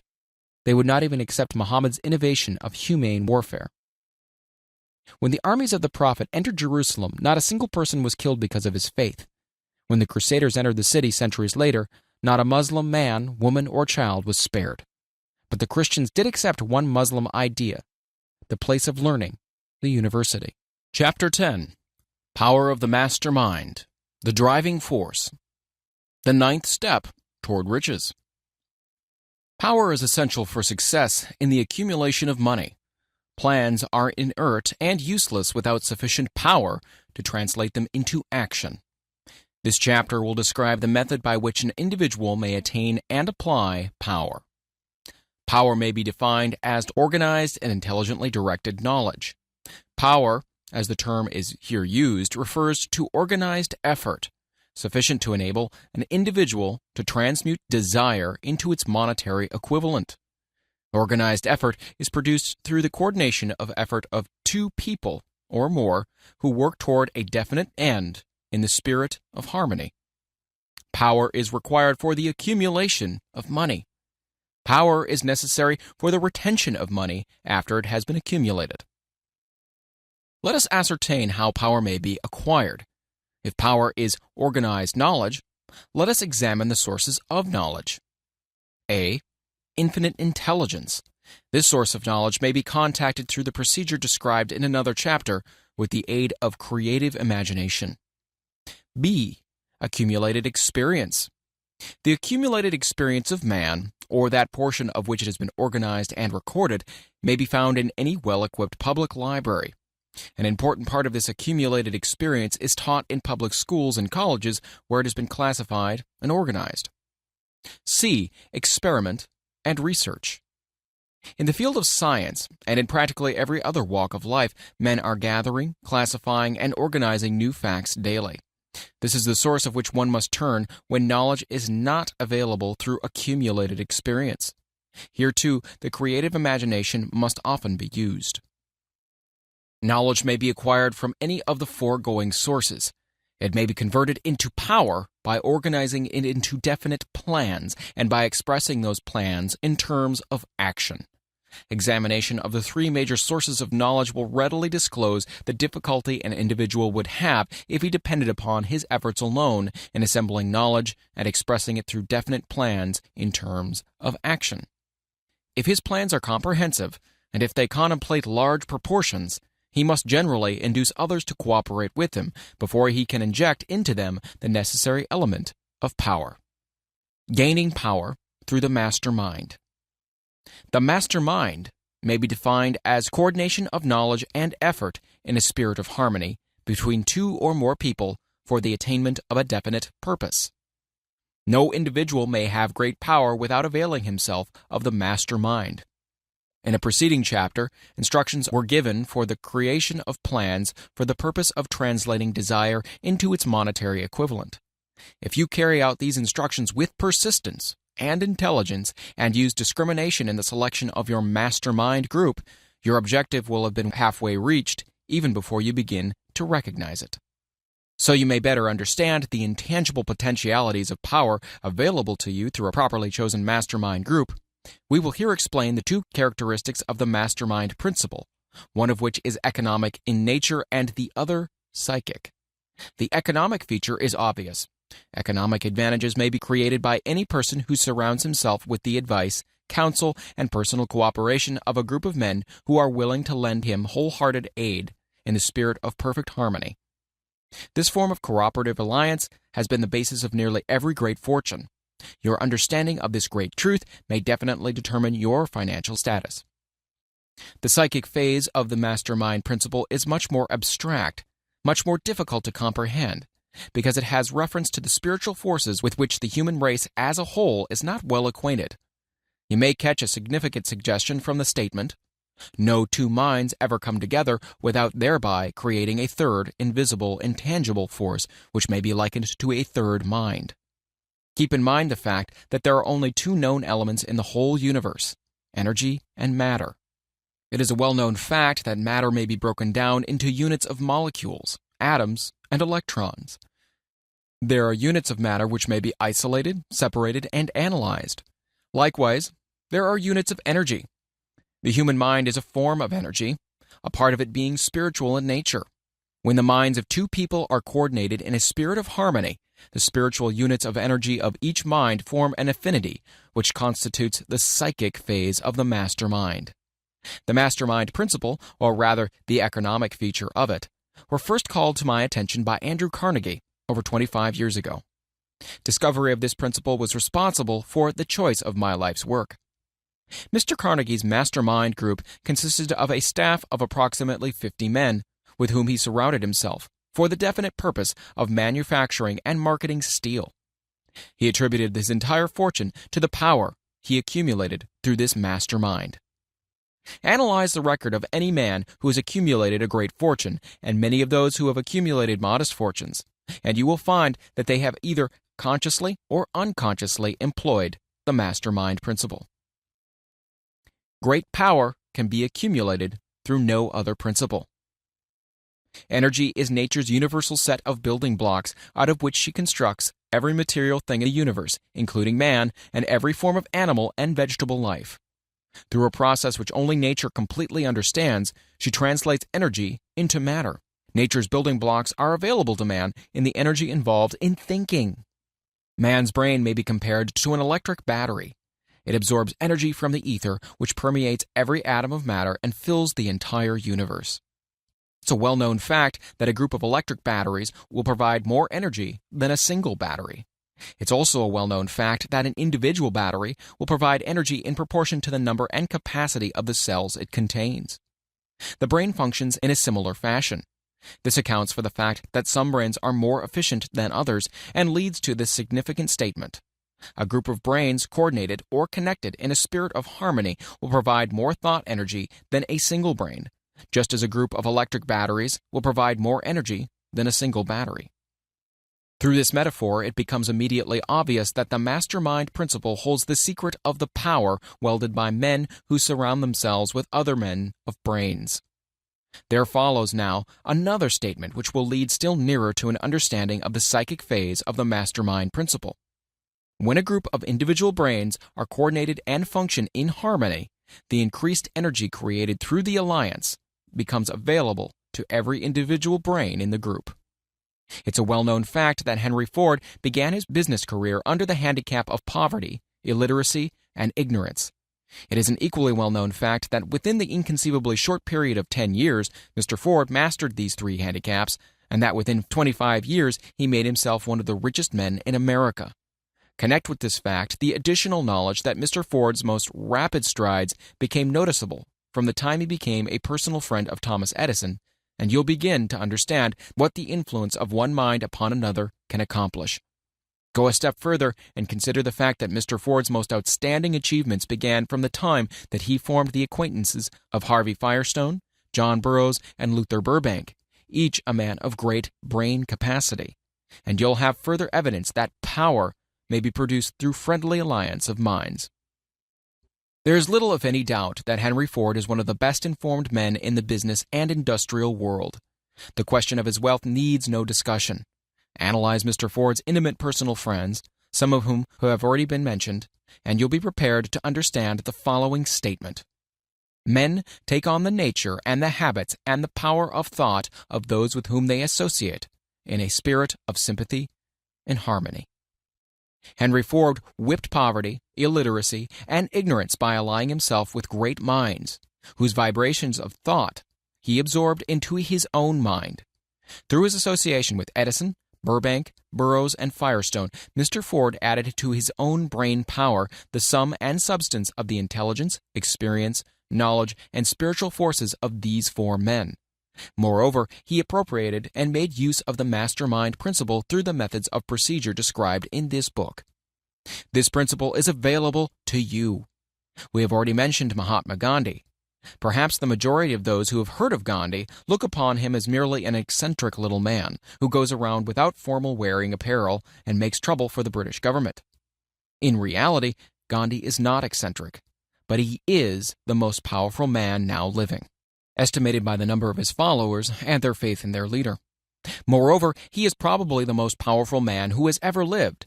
His power is passive, but it is real. Let us study the method by which he attained his stupendous power. It may be explained in a few words. He came by power through inducing over 200 million people to coordinate, with mind and body, in a spirit of harmony and for a definite purpose. In brief, Gandhi has accomplished a miracle, for it is a miracle when 200 million people can be induced, not forced, to cooperate in a spirit of harmony for a limitless time. If you doubt that this is a miracle, try to induce any two people to cooperate in a spirit of harmony for any length of time. Every man who manages a business knows what a difficult matter it is to get employees to work together in a spirit even remotely resembling harmony.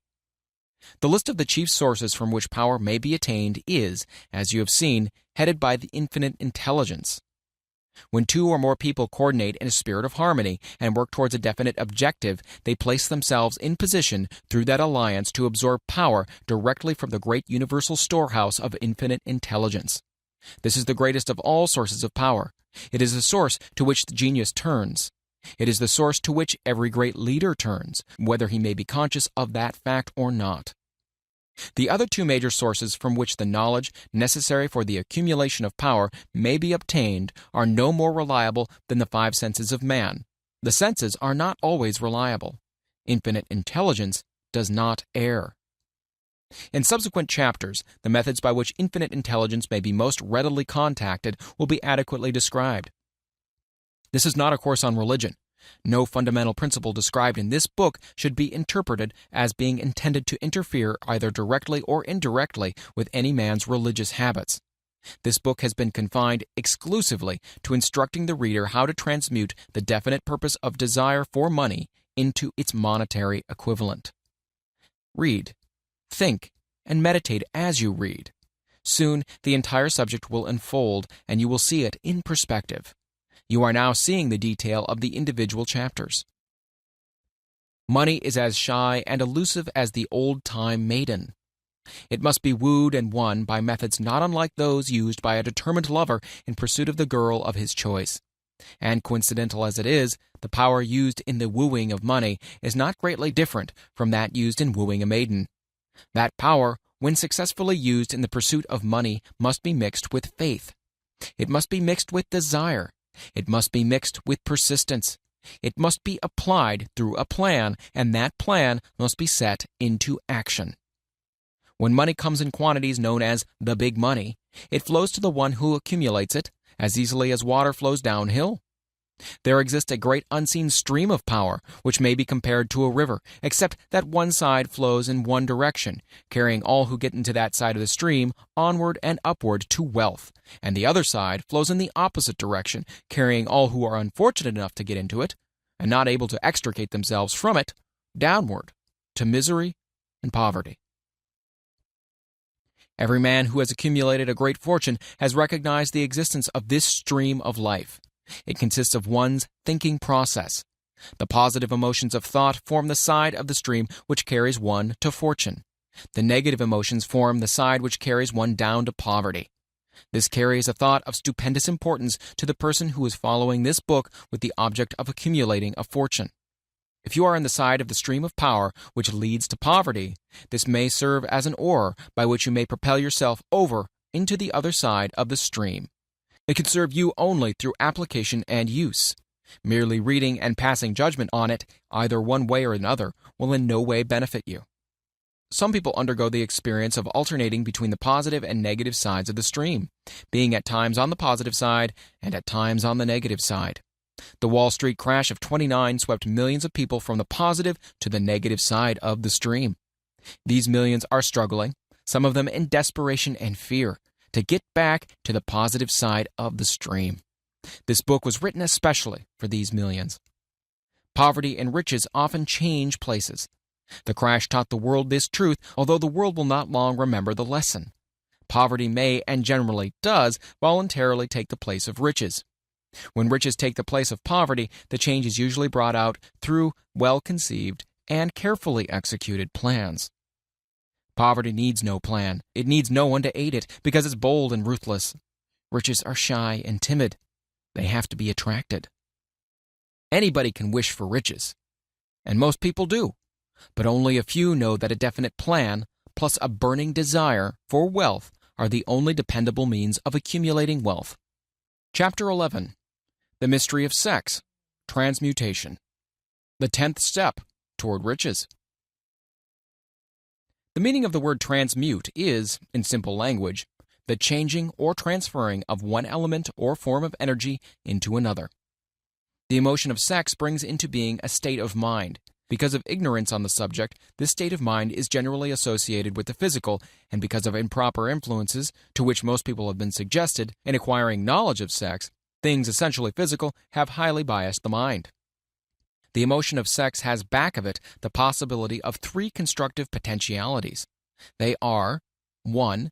The perpetuation of mankind, 2. The maintenance of health. As a therapeutic agency, it has no equal. 3. The transformation of mediocrity into genius through transmutation. Sex transmutation is simple and easily explained. It means the switching of the mind from thoughts of physical expression to thoughts of some other nature. Sex desire is the most powerful of human desires. When driven by this desire, men develop keenness of imagination, courage, willpower, persistence, and creative ability unknown to them at other times. So strong and impelling is the desire for sexual contact that men freely run the risk of life and reputation to indulge it. When harnessed and redirected along other lines, this motivating force maintains all of its attributes of keenness of imagination, courage, etc., which may be used as powerful creative forces in literature, art, or in any other profession or calling, including, of course, the accumulation of riches. The transmutation of sex energy calls for the exercise of willpower, to be sure, but the reward is worth the effort. The desire for sexual expression is inborn and natural. The desire cannot and should not be submerged or eliminated, but it should be given an outlet through forms of expression which enrich the body, mind, and spirit of man. If not given this form of outlet through transmutation, it will seek outlets through purely physical channels. A river may be dammed and its water controlled for a time, but eventually it will force an outlet. The same is true of the emotion of sex.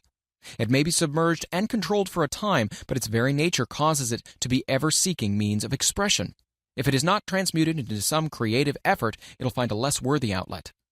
Fortunate indeed is the person who has discovered how to give sex emotion an outlet through some form of creative effort, for he has, by that discovery, lifted himself to the state of a genius. Scientific research has disclosed these significant facts. 1. The men of greatest achievement are men with highly developed sex natures, men who have learned the art of sex transmutation. 2.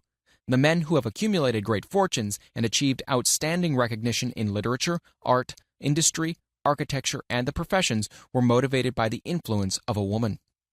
The research from which these astounding discoveries were made went back through the pages of biography and history for more than 2,000 years. Wherever there was evidence available in connection with the lives of men and women of great achievement, it indicated most convincingly that they had possessed highly developed sex natures. The emotion of sex is an irresistible force against which there can be no such opposition as an immovable body. When driven by this emotion, men become gifted with a superpower for action. Understand this truth, and you will catch the significance of the statement that sex transmutation will lift one to the status of a genius. The emotion of sex contains the secret of creative ability. Destroy the sex glands, whether in man or beast, and you have removed the major source of action. For proof of this, observe what happens in any animal after it has been castrated. A bull becomes as docile as a cow after it has been altered sexually. Sex alteration takes out of the male, whether man or beast, all the fight that he has in him. Sex alteration of the female has the same effect. The 10 mind stimuli. The human mind responds to stimuli, through which it may be keyed up to high rates of vibration, known as enthusiasm, creative imagination, intense desire, etc. The stimuli to which the mind responds most freely are 1. The desire for sex expression. 2. Love. 3. A burning desire for fame, power, or financial gain. Money. 4. Music. 5. Friendship between either those of the same sex or those of the opposite sex. 6. A mastermind alliance based upon the harmony of two or more people who ally themselves for spiritual or temporal advancement. 7. Mutual suffering such as that experienced by people who are persecuted. 8. Autosuggestion. 9. Fear. 10. Narcotics and alcohol. The desire for sex expression comes at the head of the list of stimuli, which most effectively step up the vibrations of the mind and start the wheels of physical action. 8 of these stimuli are natural and constructive. 2 are destructive. The list is here presented for the purpose of enabling you to make a comparative study of the major sources of mind stimulation. From this study, it will be readily seen that the emotion of sex is, by great odds, the most intense and powerful of all mind stimuli. This comparison is necessary as a foundation for proof of the statement that transmutation of sex energy may lift one to the status of a genius. Let us find out what constitutes a genius. Some wiseacre has said that a genius is a man who wears long hair, eats queer food, lives alone, and serves as a target for the joke makers. A better definition of a genius is a man who has discovered how to increase the vibrations of thought to the point where he can freely communicate with sources of knowledge not available through the ordinary rate of vibration of thought. The person who thinks will want to ask some questions concerning this definition of genius. The first question will be, how may one communicate with sources of knowledge which are not available through the ordinary rate of vibration of thought? The next question will be, are there known sources of knowledge which are available only to the genii? And if so, what are these sources, and exactly how may they be reached? We shall offer proof of the soundness of some of the more important statements made in this book, or at least we will offer evidence through which you may secure your own proof through experimentation, and in doing so, we shall answer both of these questions. Genius is developed through the sixth sense. The reality of a sixth sense has been fairly well established. This sixth sense is creative imagination.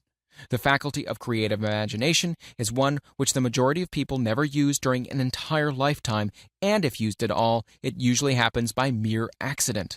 A relatively small number of people use, with deliberation and purpose, afterthought, the faculty of creative imagination. Those who use this faculty voluntarily and with understanding of its functions are genii. The faculty of creative imagination is the direct link between the finite mind of man and infinite intelligence. All so-called revelations referred to in the realm of religion and all discoveries of basic or new principles in the field of invention take place through the faculty of creative imagination. When ideas or concepts flash into one's mind through what is popularly called a hunch, they come from one or more of the following sources. 1. Infinite intelligence. 2. One's subconscious mind, wherein is stored every sense impression and thought impulse which ever reached the brain through any of the 5 senses. 3. From the mind of some other person who has just released the thought, or picture of the idea or concept through conscious thought. Or 4. From that other person's subconscious storehouse. There are no other known sources for which inspired ideas or hunches may be received. The creative imagination functions best when the mind is vibrating due to some form of mind stimulation at an exceedingly high rate. That is, when the mind is functioning at a rate of vibration higher than that of ordinary, normal thought. When brain action has been stimulated through one or more of the 10 mind stimulants, it has the effect of lifting the individual far above the horizon of ordinary thought and permits him to envision distance, scope, and quality of thoughts not available on the lower plane, such as that occupied while one is engaged in the solution of the problems of business and professional routine. When lifted to this higher level of thought, through any form of mind stimulation, an individual occupies, relatively, the same position as one who has ascended in an airplane to a height from which he may see over and beyond the horizon line which limits his vision while on the ground. Moreover, while on higher levels of thought, the individual is not hampered or bound by any of the stimuli which circumscribe and limit his vision while wrestling with the problems of gaining the 3 basic necessities of food, clothing, and shelter. He is in a world of thought in which the ordinary, workaday thoughts have been as effectively removed as are the hills and valleys and other limitations of physical vision when he rises in an airplane. While on this exalted plane of thought, the creative faculty of the mind is given freedom for action. The way has been cleared for the sixth sense to function. It becomes receptive to ideas which would not reach the individual under any other circumstances. This sixth sense is the faculty which marks the difference between a genius and an ordinary individual. The creative faculty becomes more alert and receptive to vibrations originating outside the individual's subconscious mind, and the more the individual relies upon it and makes demands upon it for thought impulses. This faculty can be cultivated and developed only through use. That which is known as one's conscience operates entirely through the faculty of the sixth sense. The great artists, writers, musicians, and poets became great because they acquire the habit of relying upon the still small voice which speaks from within, through the faculty of creative imagination. It is a fact well known to people who have keen imaginations that their best ideas come through so-called hunches. There is a great orator who does not attain to greatness until he closes his eyes and begins to rely entirely upon the faculty of creative imagination. When asked why he closed his eyes just before the climaxes of his oratory, he replied, "I do it because then I speak through ideas which come to me from within." One of America's most successful and best-known financiers followed the habit of closing his eyes for 2 or 3 minutes before making a decision. When asked why he did this, he replied, "With my eyes closed, I am able to draw upon a source of superior intelligence." The late Dr. Elmer R. Gates of Chevy Chase, Maryland, created more than 200 useful patents, many of them basic, through the process of cultivating and using the creative faculty. His method is both significant and interesting to one interested in attaining the status of genius, in which category Dr. Gates unquestionably belonged. Dr. Gates was one of the really great, though less publicized, scientists of the world. In his laboratory, he had what he called his personal communication room. It was practically soundproof and so arranged that all light could be shut out. It was equipped with a small table on which he kept a pad of writing paper. In front of the table on the wall was an electric push button which controlled the lights. When Dr. Gates desired to draw upon the forces available to him through his creative imagination, he would go into this room, seat himself at the table, shut off the lights, and concentrate upon the known factors of the invention on which he was working, remaining in that position until ideas began to flash into his mind in connection with the unknown factors of the invention. On one occasion, ideas came through so fast he was forced to write for almost 3 hours. When the thoughts stopped flowing and he examined his notes, he found they contained a minute description of principles which had no parallel among the known data of the scientific world. Moreover, the answer to his problem was intelligently presented in these notes. In this manner, Dr. Gates completed over 200 patents, which had been begun but not completed by half-baked brains. Evidence of the truth of this statement is in the United States Patent Office. Dr. Gates earned his living by sitting for ideas for individuals and corporations. Some of the largest corporations in America paid him substantial fees by the hour for sitting for ideas. The reasoning faculty is often faulty because it is largely guided by one's accumulated experience. Not all knowledge which one accumulates through experience is accurate. Ideas received through the creative faculty are much more reliable for the reason that they come from sources more reliable than any which are available to the reasoning faculty of the mind. The major difference between the genius and the ordinary crank inventor may be found in the fact that the genius works through this faculty of creative imagination, while the crank knows nothing of this faculty. The scientific inventor, such as Mr. Edison or Dr. Gates, makes use of both the synthetic and the creative faculties of imagination.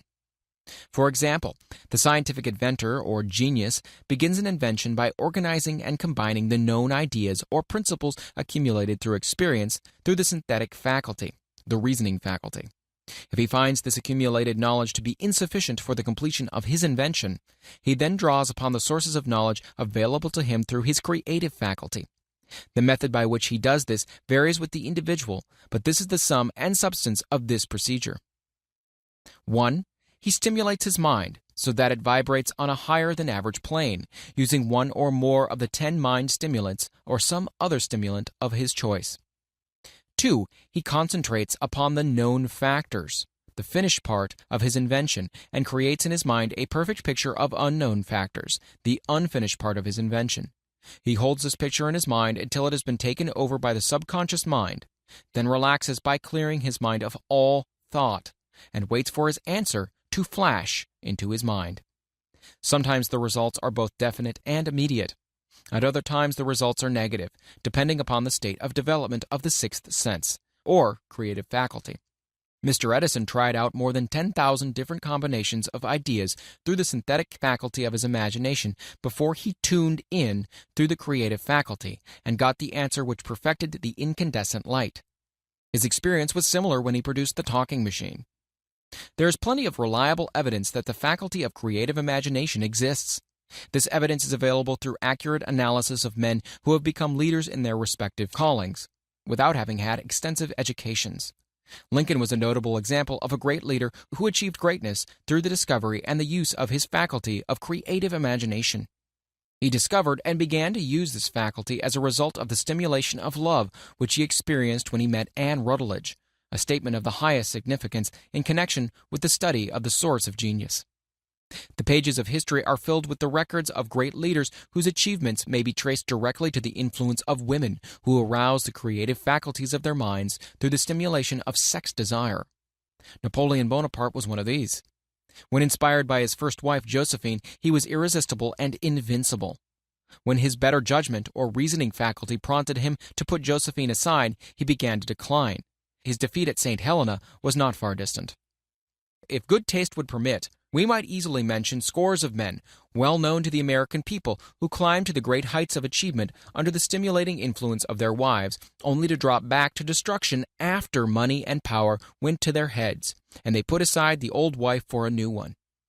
Napoleon was not the only man to discover that sex influence from the right source is more powerful than any substitute of expediency which may be created by mere reason. The human mind responds to stimulation. Among the greatest and most powerful of these stimuli is the urge of sex. When harnessed and transmuted, this driving force is capable of lifting men into that higher sphere of thought which enables them to master the sources of worry and petty annoyance which beset their pathway on the lower plane. Unfortunately, only the genii have made the discovery.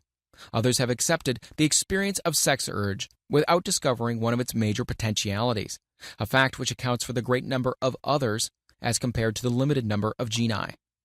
For the purpose of refreshing the memory in connection with facts available from the biographies of certain men, we here present the names of a few men of outstanding achievement, each of whom was known to have been of highly sexed nature. The genius which was theirs undoubtedly found its source of power in transmuted sex energy. George Washington, Napoleon Bonaparte, William Shakespeare, Abraham Lincoln, Ralph Waldo Emerson, Robert Burns, Thomas Jefferson, Albert Hubbard, Albert H. Gary, Oscar Wilde, Woodrow Wilson, John H. Patterson, Andrew Jackson, Enrico Caruso. Your own knowledge of biography will enable you to add to this list. Find, if you can, a single man in all of history of civilization who achieved outstanding success in any calling who was not driven by a well-developed sex nature. If you do not wish to rely upon biographies of men now living, take inventory of those whom you know to be men of great achievement, and see if you can find one among them who is not highly sexed. Sex energy is the creative energy of all genii. There has never been and never will be a great leader, builder, or artist lacking in this driving force of sex. Surely no one will misunderstand these statements to men that all who are highly sexed are genii. Man attains to the status of genius only when and if he stimulates his mind so that it draws upon the force available through the creative faculty of the imagination. Chief among the stimuli with which this stepping up of the vibrations may be procured is sex energy.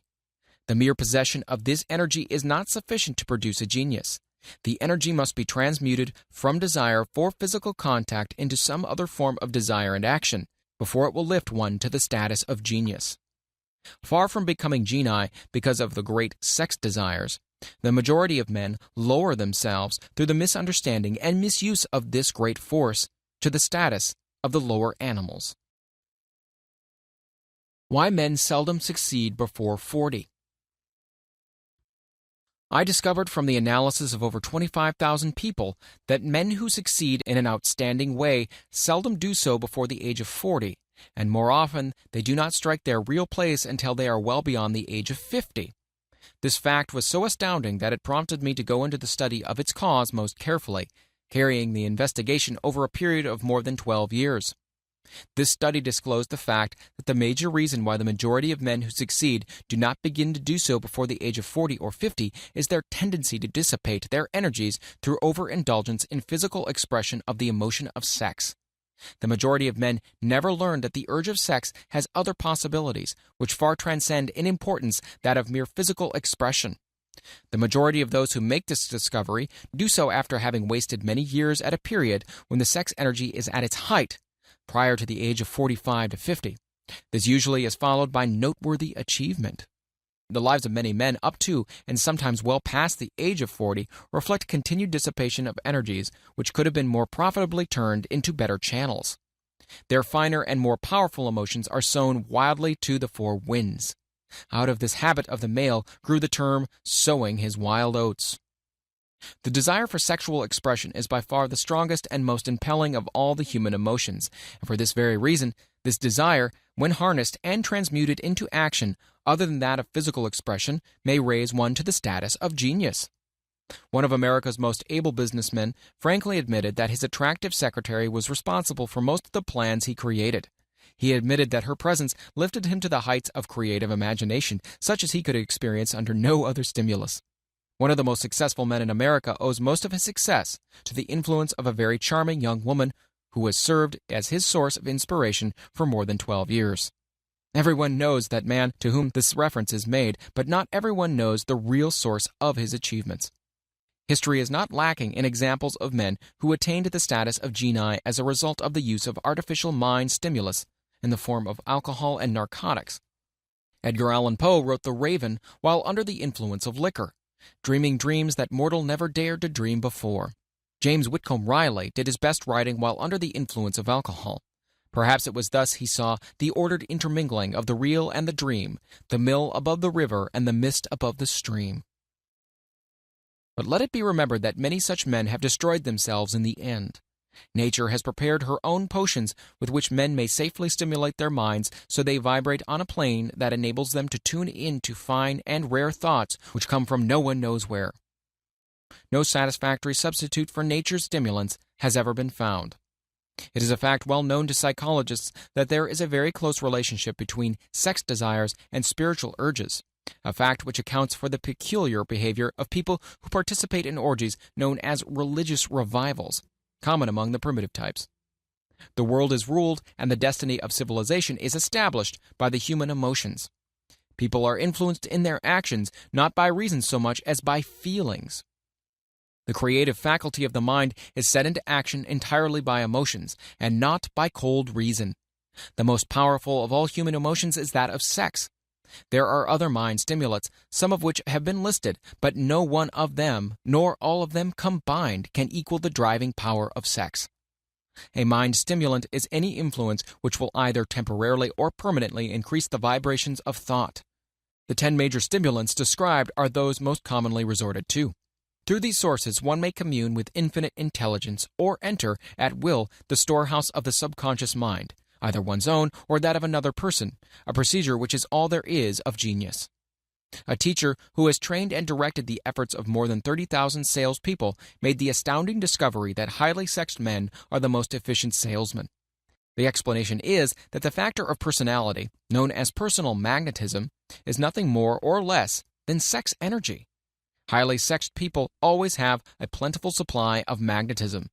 Through cultivation and understanding, this vital force may be drawn upon and used to great advantage in the relationships between people. This energy may be communicated to others through the following media. 1. The handshake. The touch of the hand indicates instantly the presence of magnetism or lack of it. 2. The tone of voice. Magnetism or sex energy is the factor with which the voice may be colored or made musical and charming. 3. Posture and carriage of body. Highly sexed people move briskly and with grace and ease. 4. The vibrations of thought. Highly sexed people mix the emotion of sex with their thoughts, or may do so at will, and in that way may influence those around them. 5. Body adornment. People who are highly sexed are usually very careful about their personal appearance. They usually select clothing of a style becoming to their personality, physique, complexion, etc. When employing salesmen, the more capable sales manager looks for the quality of personal magnetism as the first requirement of a salesman. People who lack sex energy will never become enthusiastic or inspire others, and enthusiasm is one of the most important requisites in salesmanship, no matter what one is selling. The public speaker, orator, preacher, lawyer, or salesman who is lacking in sex energy is a flop as far as being able to influence others is concerned. Couple this with the fact that most people can be influenced only through an appeal to their emotions, and you will understand the importance of sex energy as a part of the salesman's native ability. Master salesmen attain the status of mastery in selling because they, either consciously or unconsciously, transmute the energy of sex into sales enthusiasm. In this statement may be found a very practical suggestion as to the actual meaning of sex transmutation. The salesman who knows how to take his mind off the subject of sex and direct it in sales effort with as much enthusiasm and determination as he would apply to its original purpose has acquired the art of sex transmutation, whether he knows it or not. The majority of salesmen who transmute their sex energy do so without being in the least aware of what they are doing or how they're doing it. Transmutation of sex energy calls for more willpower than the average person cares to use for this purpose. Those who find it difficult to summon willpower sufficient for transmutation may gradually acquire this ability. Though this requires willpower, the reward for the practice is more than worth the effort. The entire subject of sex is one with which the majority of people appear to be unpardonably ignorant. The urge of sex has been grossly misunderstood, slandered, and burlesqued by the ignorant and evil-minded for so long that the very word sex is seldom used in polite society. Men and women who are now known to be blessed, yes blessed, with highly sexed natures are usually looked upon as being people who will bear watching. Instead of being called blessed, they're usually called cursed. Millions of people, even in this age of enlightenment, have inferiority complexes which they developed because of this false belief that a highly sexed nature is a curse. These statements of the virtue of sex energy should not be construed as justification for the libertine. The emotion of sex is a virtue only when used intelligently and with discrimination. It may be misused and often is to such an extent that it debases instead of enriches both body and mind. The better use of this power is the burden of this chapter. It seemed quite significant to the author when he made the discovery that practically every great leader whom he had the privilege of analyzing was a man whose achievements were largely inspired by a woman. In many instances, the woman in the case was a modest, self-denying wife of whom the public had heard but little or nothing. In a few instances, the source of inspiration has been traced to the other woman. Perhaps such cases may not be entirely unknown to you. Intemperance in sex habits is just as detrimental as intemperance in habits of drinking and eating. In this age in which we live, an age which began with the World War, intemperance in habits of sex is common. This orgy of indulgence may account for the shortage of great leaders. No man can avail himself of the forces of his creative imagination while dissipating them. Man is the only creature on earth which violates nature's purpose in this connection. Every other animal indulges its sex nature in moderation and with purpose which harmonizes with the laws of nature. Every other animal responds to the call of sex only in season. Man's inclination is to declare open season. Every intelligent person knows that stimulation in excess through alcoholic, drink, and narcotics is a form of intemperance which destroys the vital organs of the body, including the brain. Not every person knows, however, that overindulgence in sex expression may become a habit as destructive and as detrimental to creative effort as narcotics or liquor. A sex-mad man is not essentially different than a dope-mad man. Both have lost control over their faculties of reason and willpower. Sexual overindulgence may not only destroy reason and willpower, but it may also lead to either temporary or permanent insanity. Many cases of hypochondria, imaginary illness, grow out of habits developed in ignorance of the true function of sex. From these brief references to the subject, it may be readily seen that ignorance on the subject of sex transmutation forces stupendous penalties upon the ignorant on the one hand and withholds from them equally stupendous benefits on the other.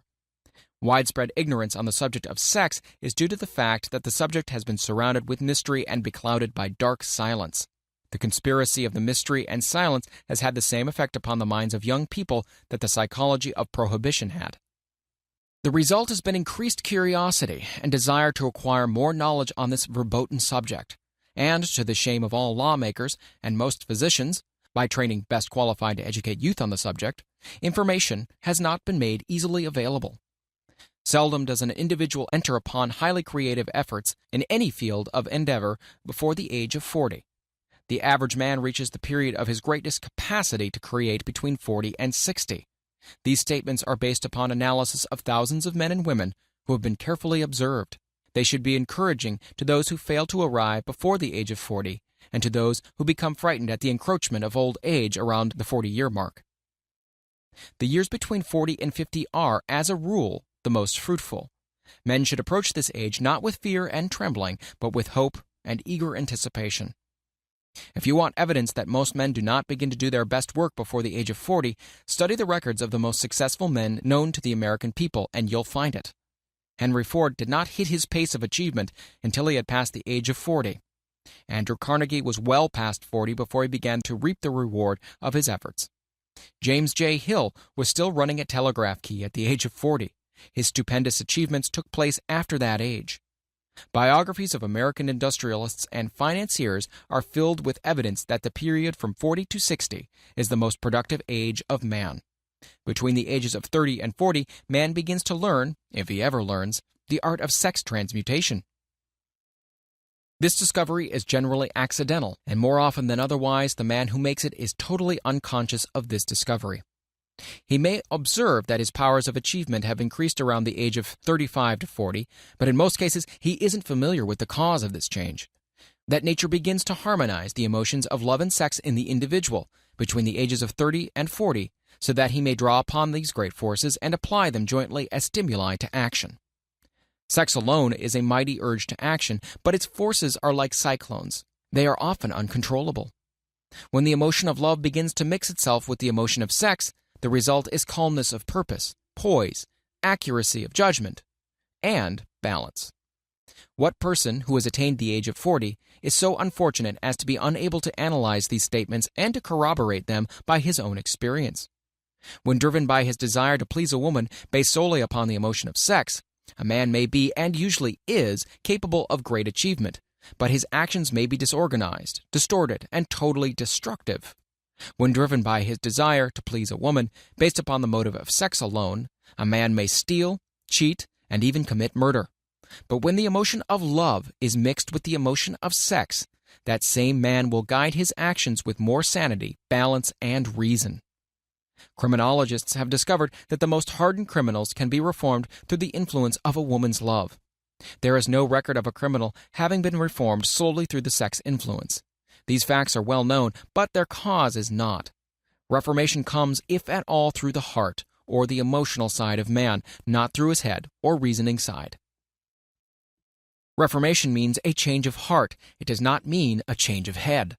A man may, because of reason, make certain changes in his personal conduct to avoid the consequences of undesirable effects. But genuine reformation comes only through a change of heart, through a desire to change. Love, romance, and sex are all emotions capable of driving men to heights of superachievement. Love is the emotion which serves as a safety valve and ensures balance, poise, and constructive effort. When combined, these three emotions may lift one to an altitude of a genius. Those are genii, however, who know but little of the emotion of love. Most of them may be found engaged in some form of action which is destructive, or at least not based upon justice and fairness towards others. If good taste would permit, a dozen genii could be named in the field of industry and finance who ride ruthlessly over the rights of their fellow men. They seem totally lacking in conscience. The reader can easily supply his own list of such men. The emotions are states of mind. Nature has provided man with a chemistry of the mind, which operates in a manner similar to the principles of chemistry of matter. It is a well-known fact that, through the aid of chemistry of matter, a chemist may create a deadly poison by mixing certain elements, none of which are in themselves harmful in the right proportions. This emotion may likewise be combined so as to create a deadly poison. The emotions of sex and jealousy, when mixed, may turn a person into an insane beast. The presence of any one or more of the destructive emotions in the human mind, through the chemistry of the mind, sets up a poison which may destroy one's sense of justice and fairness. In extreme cases, the presence of any combination of these emotions in the mind may destroy one's reason. The road to genius consists of the development, control, and use of sex, love, and romance. Briefly, the process may be stated as follows. Encourage the presence of these emotions as the dominating thoughts in one's mind, and discourage the presence of all the destructive emotions. The mind is a creature of habit. It thrives upon the dominating thoughts fed it. Through the faculty of willpower, one may discourage the presence of any emotion and encourage the presence of any other. Control of the mind through the power of will is not difficult. Control comes from persistence and habit. The secret of control lies in understanding the process of transmutation. When any negative emotion presents itself in one's mind, it can be transmuted into a positive or constructive emotion by the simple procedure of changing one's thoughts. There is no other road to genius than through voluntary self-effort. A man may attain to great heights of financial or business achievement solely by the driving force of sex energy, but history is filled with evidence that he may, and usually does, carry with him certain traits of character which rob him of the ability to either hold or enjoy his fortune. This is worthy of analysis, thought, and meditation, for it states a truth and knowledge of which may be helpful to women as well as men. Ignorance of this has cost thousands of people their privilege of happiness, even though they possessed riches. The emotions of love and sex leave their unmistakable marks upon the features. Moreover, these signs are so visible that all who wish may read them. The man who is driven by the storm of passion based upon sex desires alone plainly advertises that fact to the entire world by the expression of his eyes and the lines of his face. The emotion of love, when mixed with the emotion of sex, softens, modifies, and beautifies the facial expression. No character analyst is needed to tell you this. You may observe it for yourself. The emotion of love brings out and develops the artistic and aesthetic nature of man. It leaves its impress upon one's very soul, even after the fire has been subdued by time and circumstance. Memories of love never pass. They linger and influence long after the source of stimulation has faded. There's nothing new in this.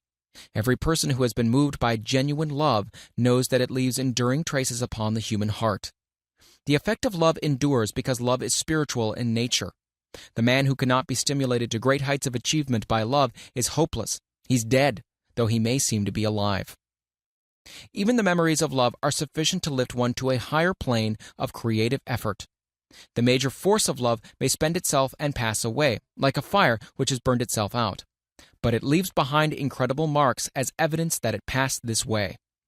Its departure often prepares the human heart for a still greater love. Go back into your yesterdays at times and bathe your mind in the beautiful memories of past love. It will soften the influence of the present worries and annoyances. It will give you a source of escape from the unpleasant realities of life, and maybe, who knows, your mind will yield to you ideas or plans which may change the entire financial or spiritual status of your life. If you believe yourself unfortunate because you have loved and lost, perish the thought. One who has loved truly can never lose entirely. Love is whimsical and temperamental. Its nature is ephemeral and transitory.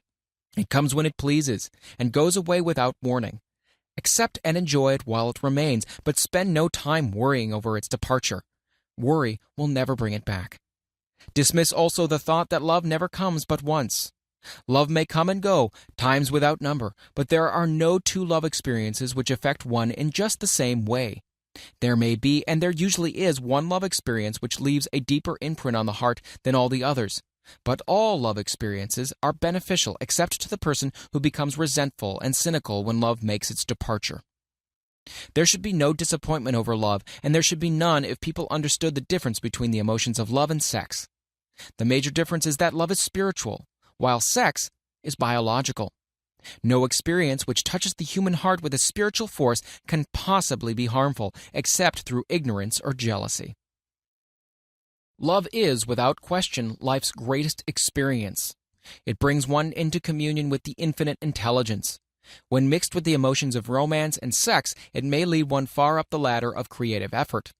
The emotions of love, sex, and romance are sides of the eternal triangle of achievement-building genius. Nature creates genii through no other force. Love is an emotion with many sides, shades, and colors.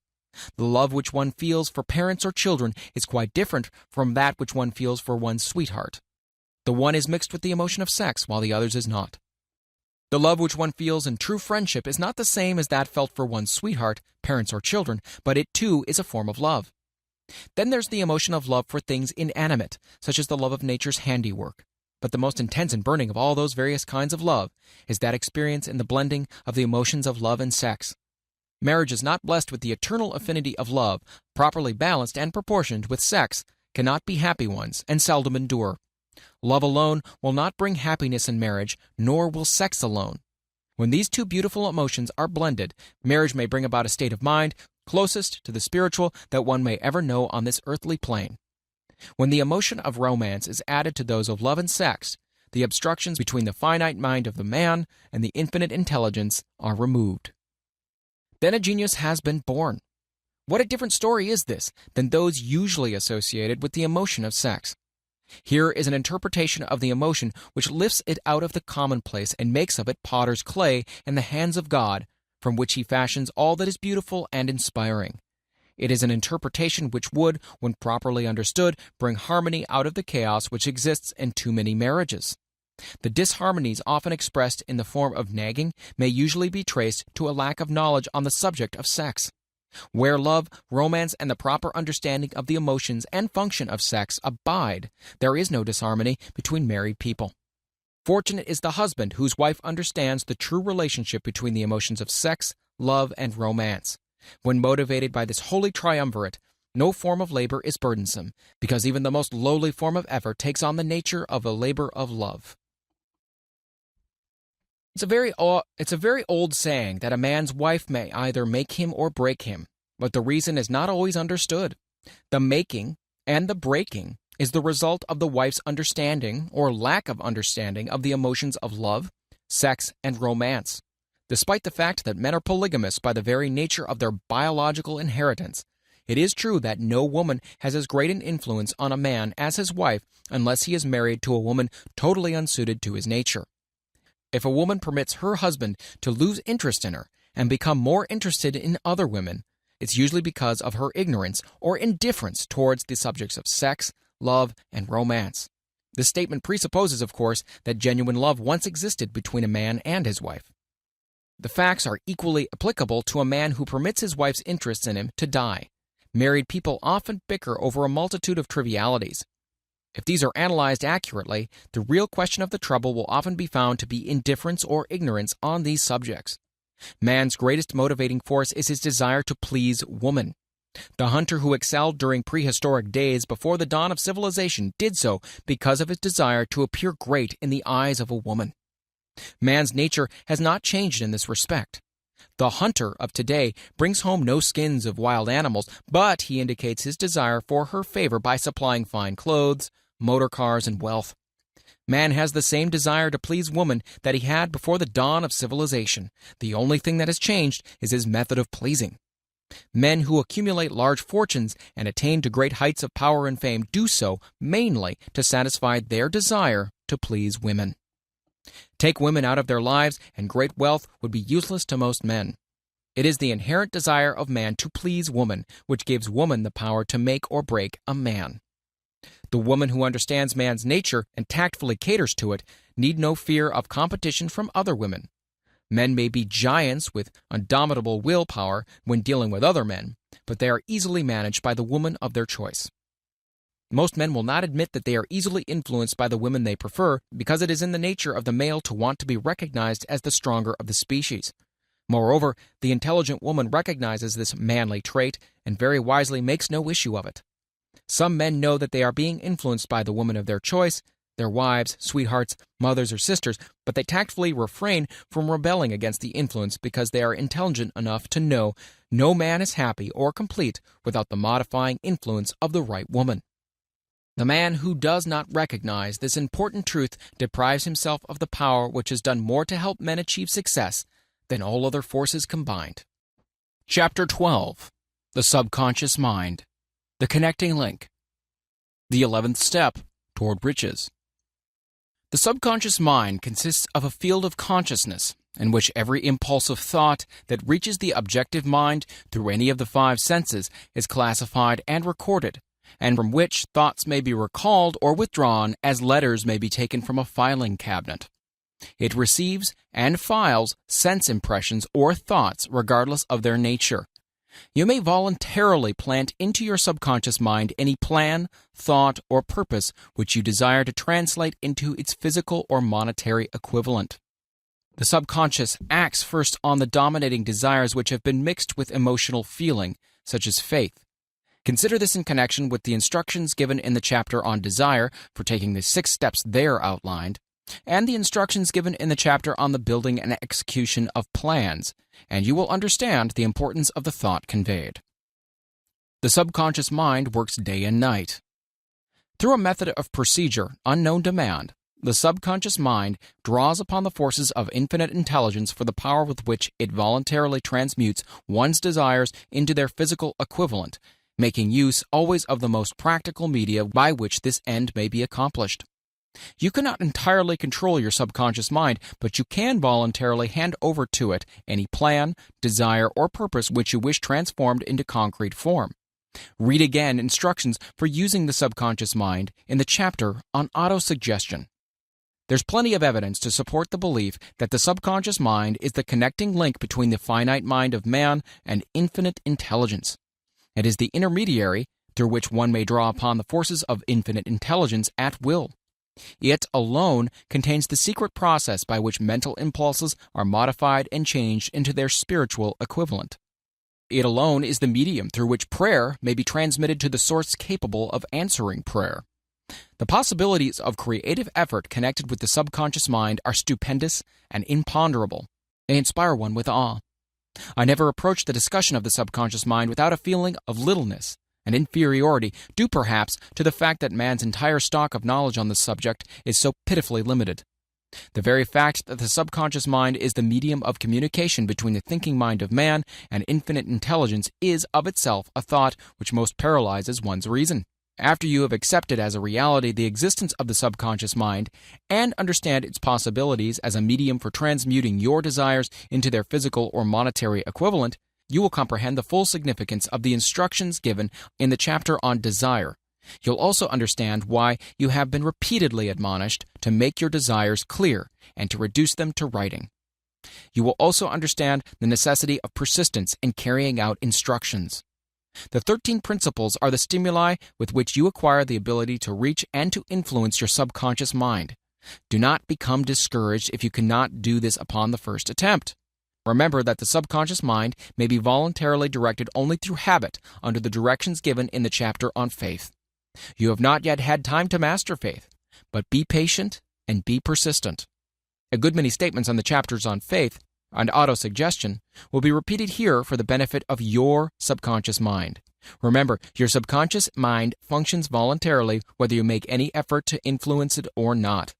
This naturally suggests to you that thoughts of fear and poverty and all native thoughts serve as stimuli to your subconscious mind unless you master these impulses and give it more desirable food upon which it may feed. The subconscious mind will not remain idle. If you fail to plant desires in your subconscious mind, it will feed upon the thoughts which reach it as a result of your neglect. We have already explained that thought impulses, both negative and positive, are reaching the subconscious mind continuously from the 4 sources which were mentioned in the chapter on sex transmutation. For the present, it's sufficient if you remember that you are living daily in the midst of all manner of thought impulses which are reaching your subconscious mind without your knowledge. Some of these impulses are negative and some are positive. You are now engaged in trying to help shut off the flow of negative impulses and to aid in voluntarily influencing your subconscious mind through positive impulses of desire. When you achieve this, you'll possess the key which unlocks the door to your subconscious mind. Moreover, you'll control that door so completely that no undesirable thought may influence your subconscious mind. Everything which man creates begins in the form of a thought impulse. Man can create nothing which he does not first conceive in thought.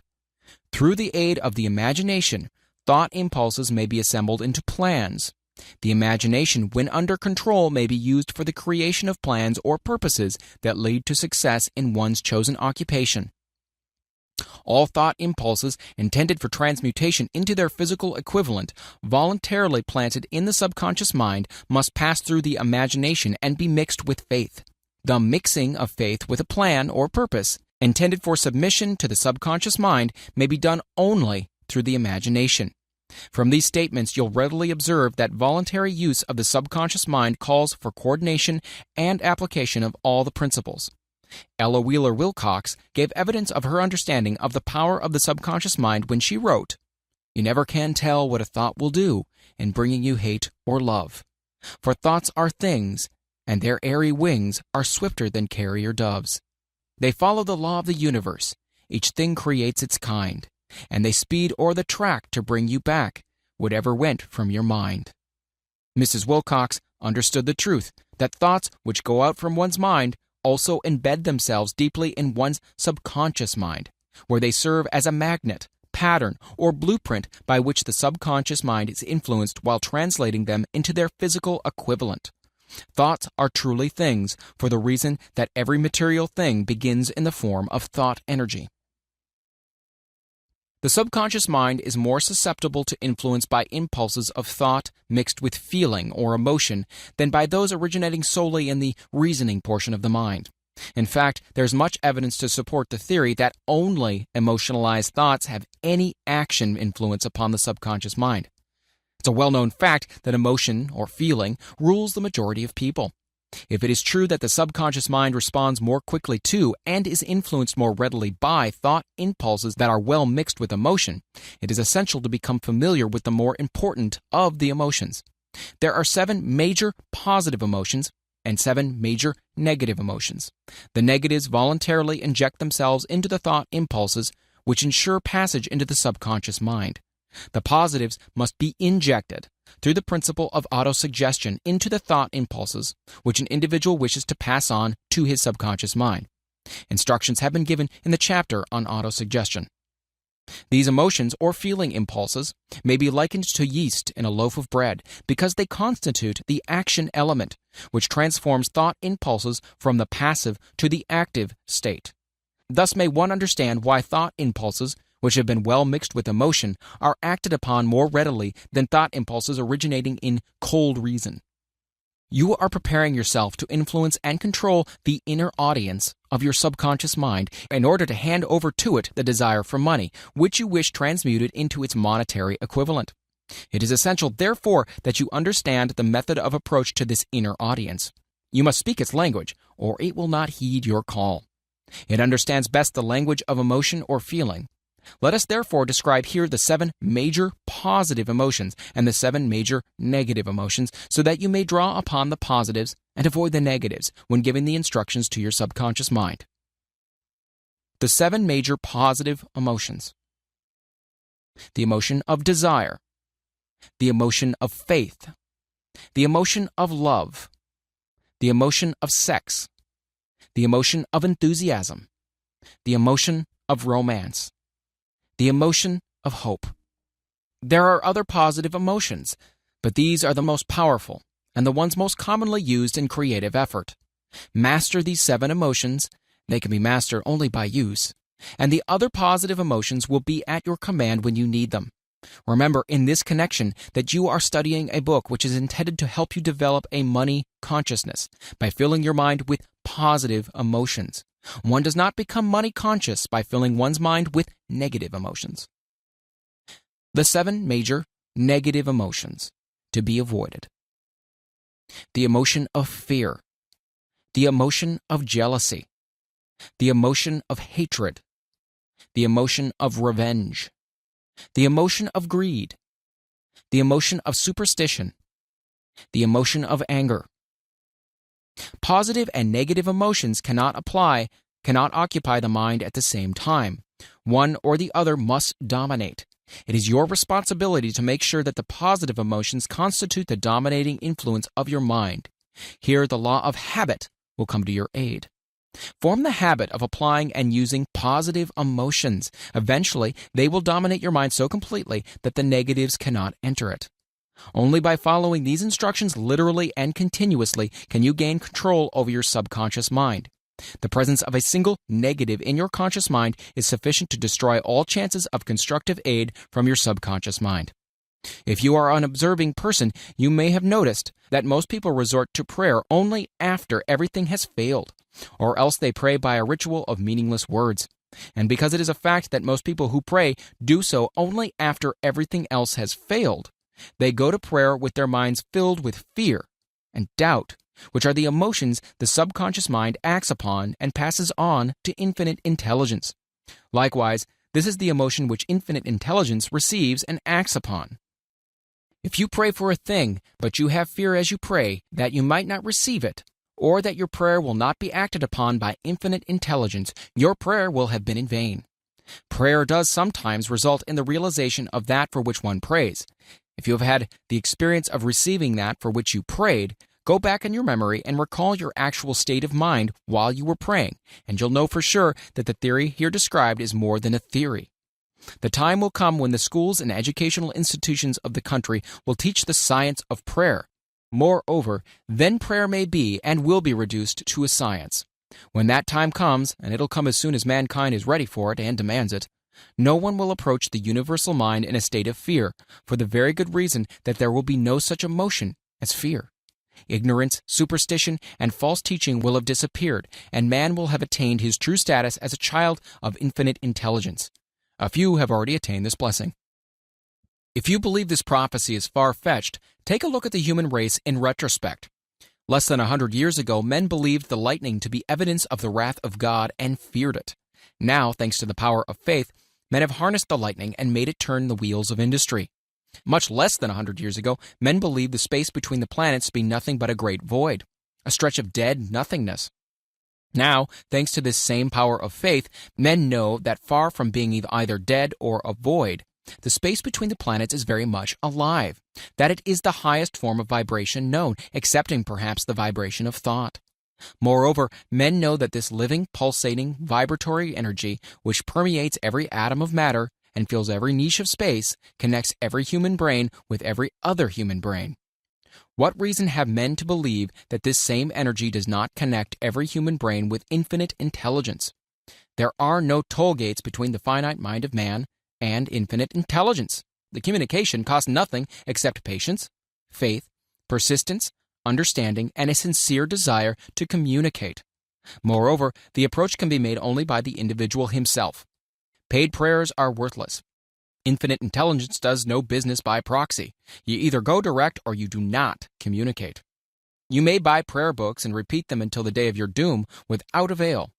Thoughts which you wish to communicate to infinite intelligence must undergo transformation, such as can be given only through your own subconscious mind. The method by which you may communicate with infinite intelligence is very similar to that through which the vibration of sound is communicated by radio. If you understand the working principles of radio, you of course know that sound cannot be communicated through the ether until it has been stepped up or changed into a rate of vibration which the human ear cannot detect. The radio sending station picks up the sound of the human voice and scrambles or modifies it by stepping up the vibration millions of times. Only in this way can the vibration of sound be communicated through the ether. After this transformation has taken place, the ether picks up the energy, which was originally in the forms of vibrations of sound, carries that energy to radio receiving stations, and these receiving sets step that energy back down to its original rate of vibration so it is recognized as sound. The subconscious mind is the intermediary, which translates one's prayers into terms which infinite intelligence can recognize, presents the message, and brings back the answer in the form of a definite plan or idea for procuring the object of the prayer. Understand this principle, and you will know why mere words read from a prayer book cannot and will never serve as an agency of communication between the mind of man and infinite intelligence. Before your prayer will reach infinite intelligence, a statement of the author's theory only, it probably is transformed from its original thought vibration into terms of spiritual vibration. Faith is the only known agency which will give your thoughts a spiritual nature. Faith and fear make poor bedfellows. Where one is found, the other cannot exist. Chapter 13, The Brain, the 12th step toward riches. More than 20 years ago, the author, working in conjunction with the late Dr. Alexander Graham Bell and Dr. Elmer R. Gates, observed that every human brain is both a broadcasting and a receiving station for the vibration of thought. Through the medium of the ether, in a fashion similar to that employed by the radio broadcasting principle, every human brain is capable of picking up vibrations of thought which are being released by other brains. In connection with the statement in the preceding paragraph, compare and consider the description of the creative imagination, as outlined in the chapter on imagination. The creative imagination is the receiving set of the brain, which receives thoughts released by the brains of others. It is the agency of communication between one's conscious or reasoning mind and the four sources from which one may receive thought stimuli. When stimulated or stepped up to a high rate of vibration, the mind becomes more receptive to the vibration of thought which reaches it through the ether from outside sources. This stepping up process takes place through the positive or negative emotions. Through the emotions, the vibrations of thought may be increased. Vibrations of an exceedingly high rate are the only vibrations picked up and carried by the ether from one brain to another. Thought is energy traveling at an exceedingly high rate of vibration. Thought, which has been modified or stepped up by any of the major emotions, vibrates at a much higher rate than ordinary thought. And it is this type of thought which passes from one brain to another through the broadcasting machinery of the human brain. The emotion of sex stands at the head of human emotions as far as intensity and driving force are concerned. The brain which has been stimulated by the emotion of sex vibrates at a much more rapid rate than it does when that emotion is quiescent or absent. The result of sex transmutation is the increase of the rate of vibration of thoughts to such a pitch that the creative imagination becomes highly receptive to ideas which it picks up from the ether. On the other hand, when the brain is vibrating at a rapid rate, it not only attracts thoughts and ideas released by other brains through the medium of the ether, but it gives to one's own thoughts that feeling, which is essential before those thoughts will be picked up and acted upon by one's subconscious mind. Thus you'll see that the broadcasting principle is the factor through which you mix feeling or emotion with your thoughts and pass them on to your subconscious mind. The subconscious mind is the sending station of the brain, through which vibrations of thought are broadcast. The creative imagination is the receiving set, through which the vibrations of thought are picked up from the ether.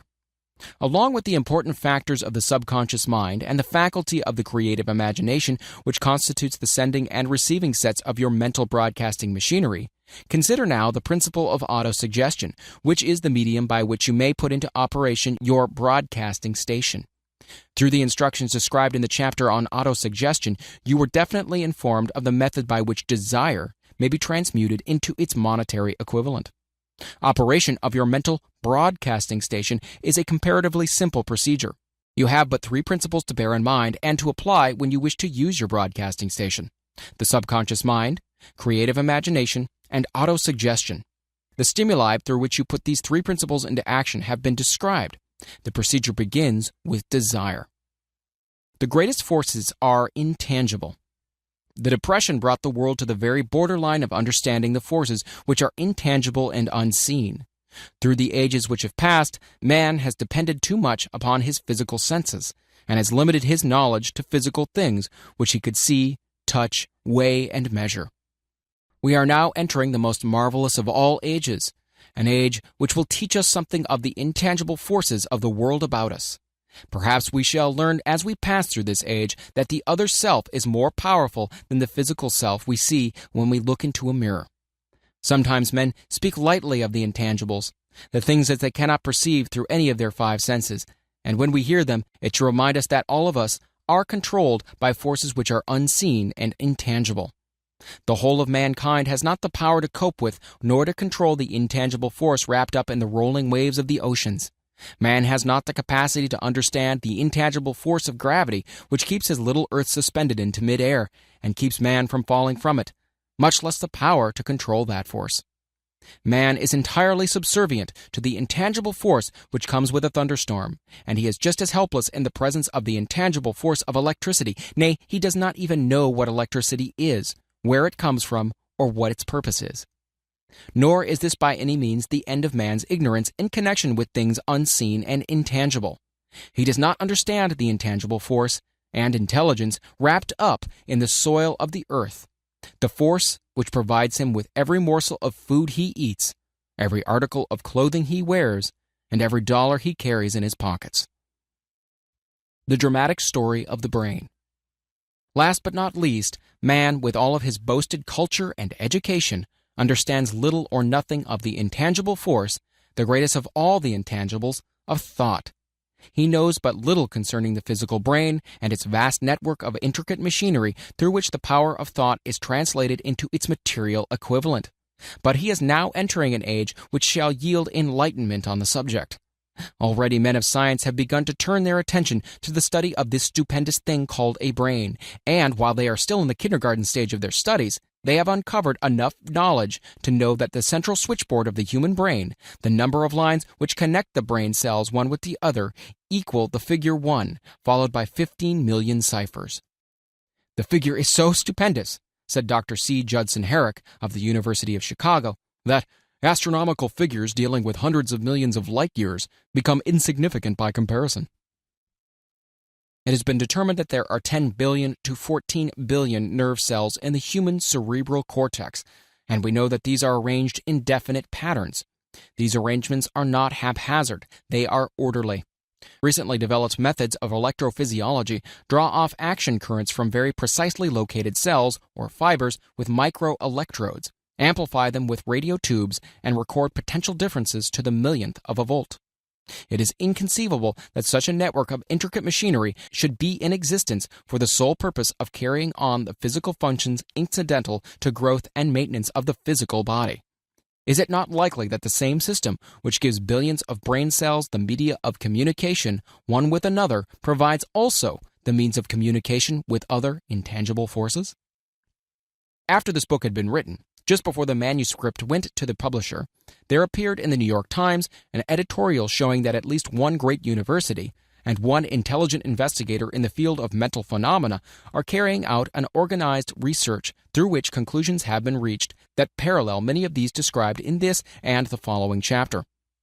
The editorial briefly analyzed the work carried on by Dr. Rhine and his associates at Duke University, viz., what is telepathy? Quote, "A month ago, we cited on this page some of the remarkable results achieved by Professor Rhine and his associates in Duke University from more than 100,000 tests to determine the existence of telepathy and clairvoyance. These results were summarized in the first 2 articles in Harper's Magazine. In the second, which has now appeared, the author E.H. Wright attempts to summarize what has been learned, or what it seems reasonable to infer regarding the exact nature of these extrasensory modes of perception.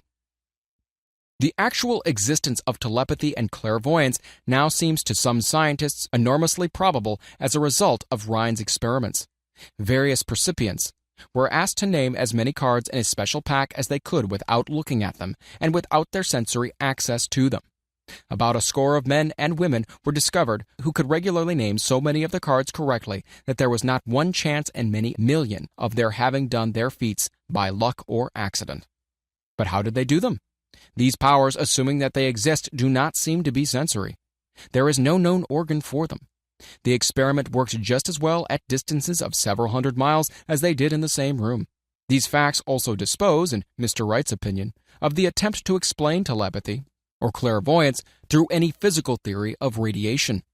All known forms of radiant energy decline inversely as the square of the distance traversed.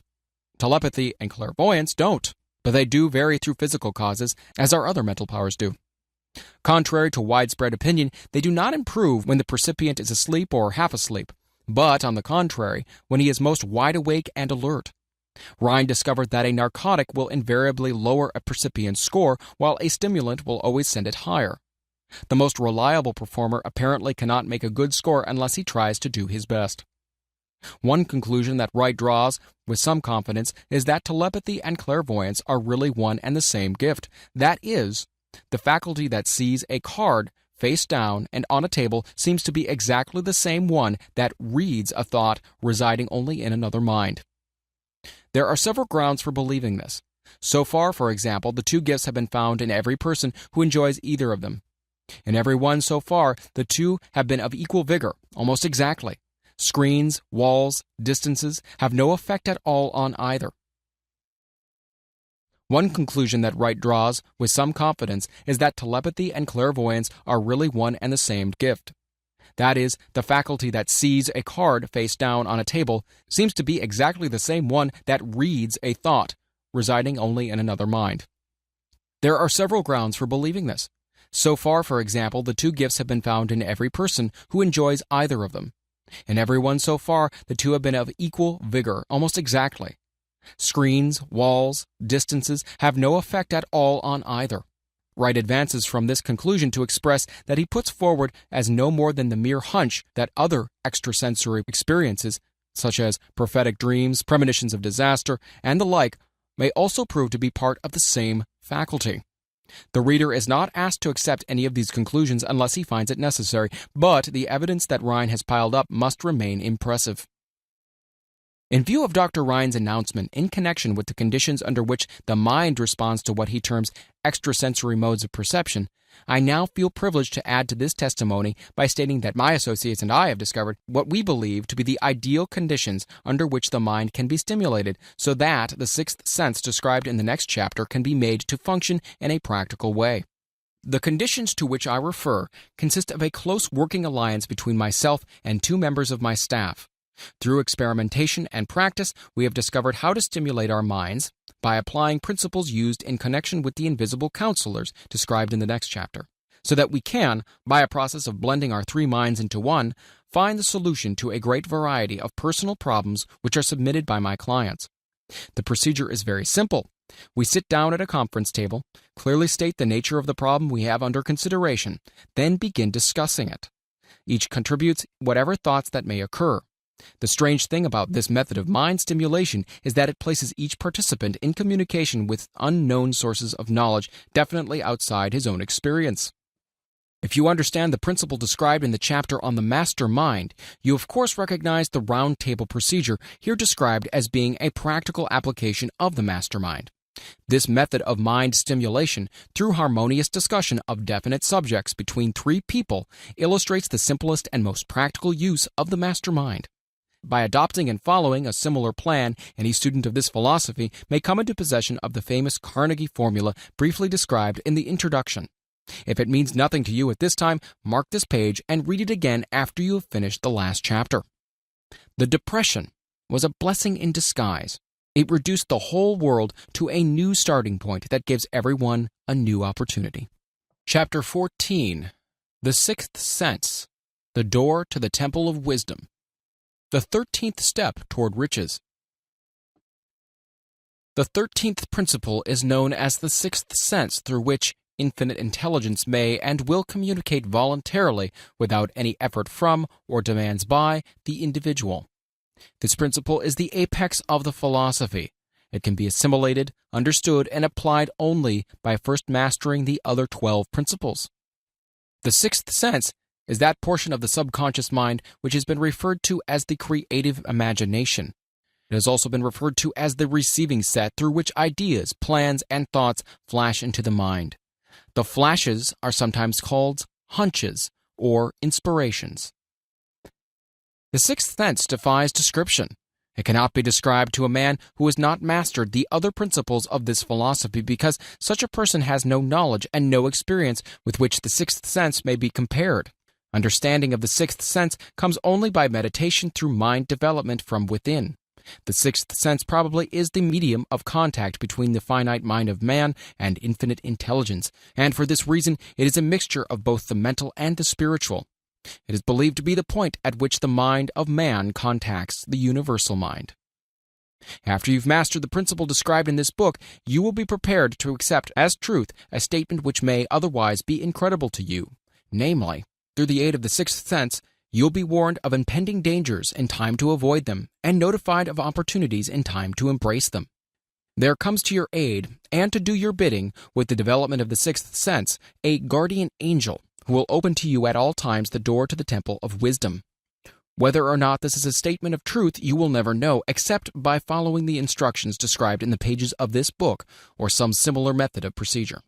The author is not a believer in nor an advocate of miracles, for the reason that he has enough knowledge of nature to understand that nature never deviates from her established laws. Some of her laws are so incomprehensible that they produce what appear to be miracles.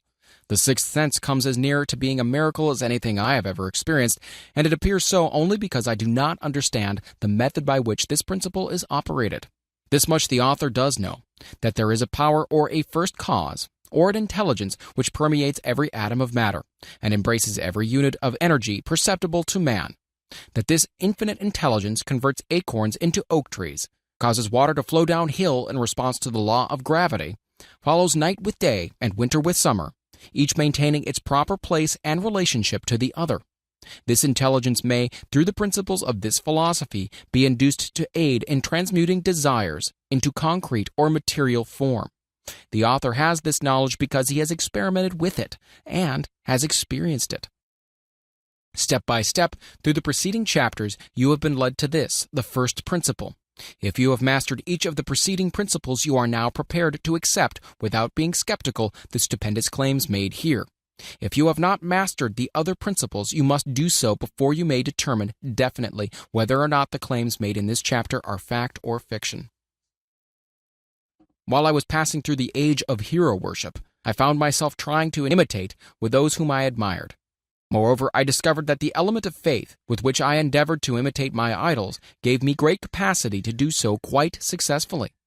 I have never entirely divested myself of this habit of hero worship, although I have passed the age commonly given over to such. My experience has taught me that the next best thing to being truly great is to emulate the great, by feeling and action as nearly as possible. Long before I had ever written a line for publication, or endeavored to deliver a speech in public, I followed the habit of reshaping my own character by trying to imitate the 9 men whose lives and life works have been most important to me. These 9 men were Emerson, Paine, Edison, Darwin, Lincoln, Burbank, Napoleon, Ford, and Carnegie. Every night, over a long period of years, I held an imaginary council meeting with this group whom I called my invisible counselors. The procedure was this.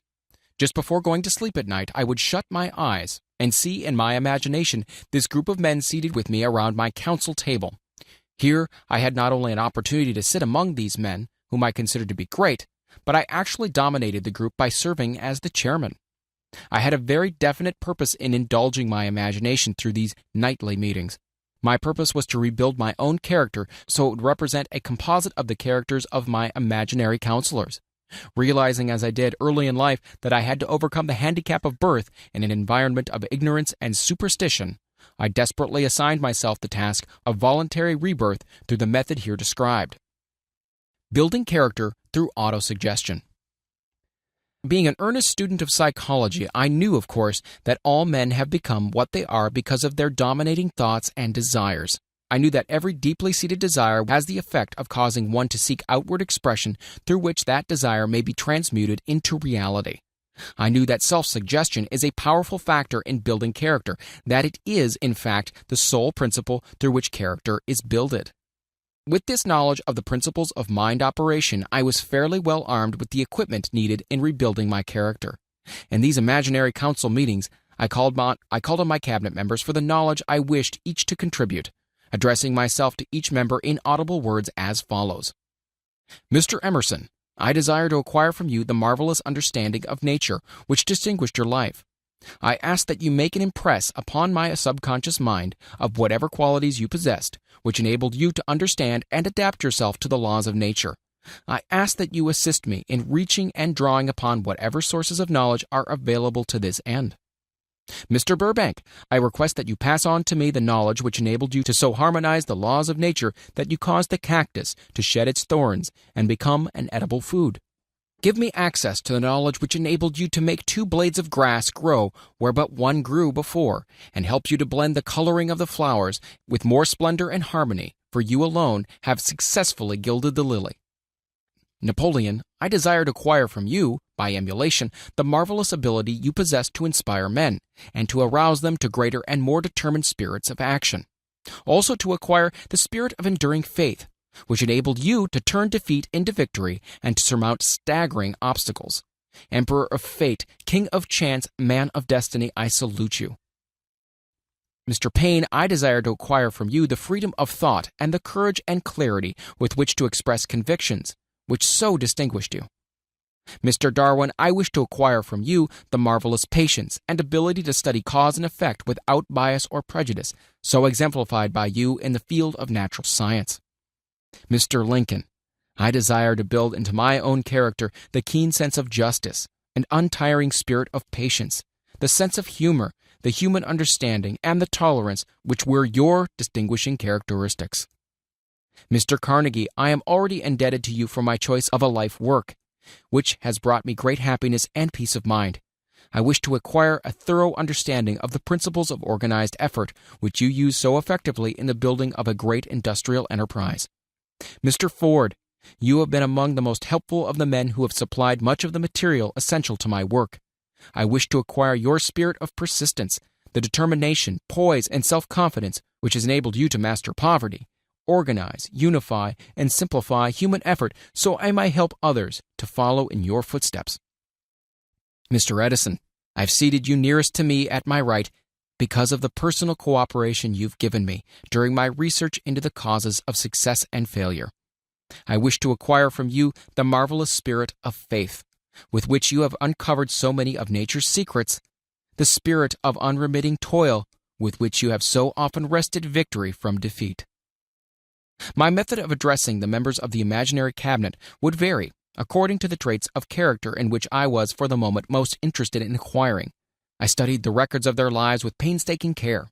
After some months of this nightly procedure, I was astounded by the discovery that these imaginary figures became apparently real. Each of these 9 men developed individual characteristics which surprised me. For example, Lincoln developed the habit of always being late when walking around in solemn parade. When he came, he walked very slowly with his hands clasped behind him, and once in a while he would stop as he passed and rest his hand momentarily upon my shoulder. He always wore an expression of seriousness upon his face. Rarely did I see him smile. The cares of a sundered nation made him grave. That was not true of the others. Burbank and Payne often indulged in witty repartee which seemed at times to shock the other members of the cabinet. One night Payne suggested that I prepare a lecture on the age of reason, and deliver it from the pulpit of a church which I formerly attended.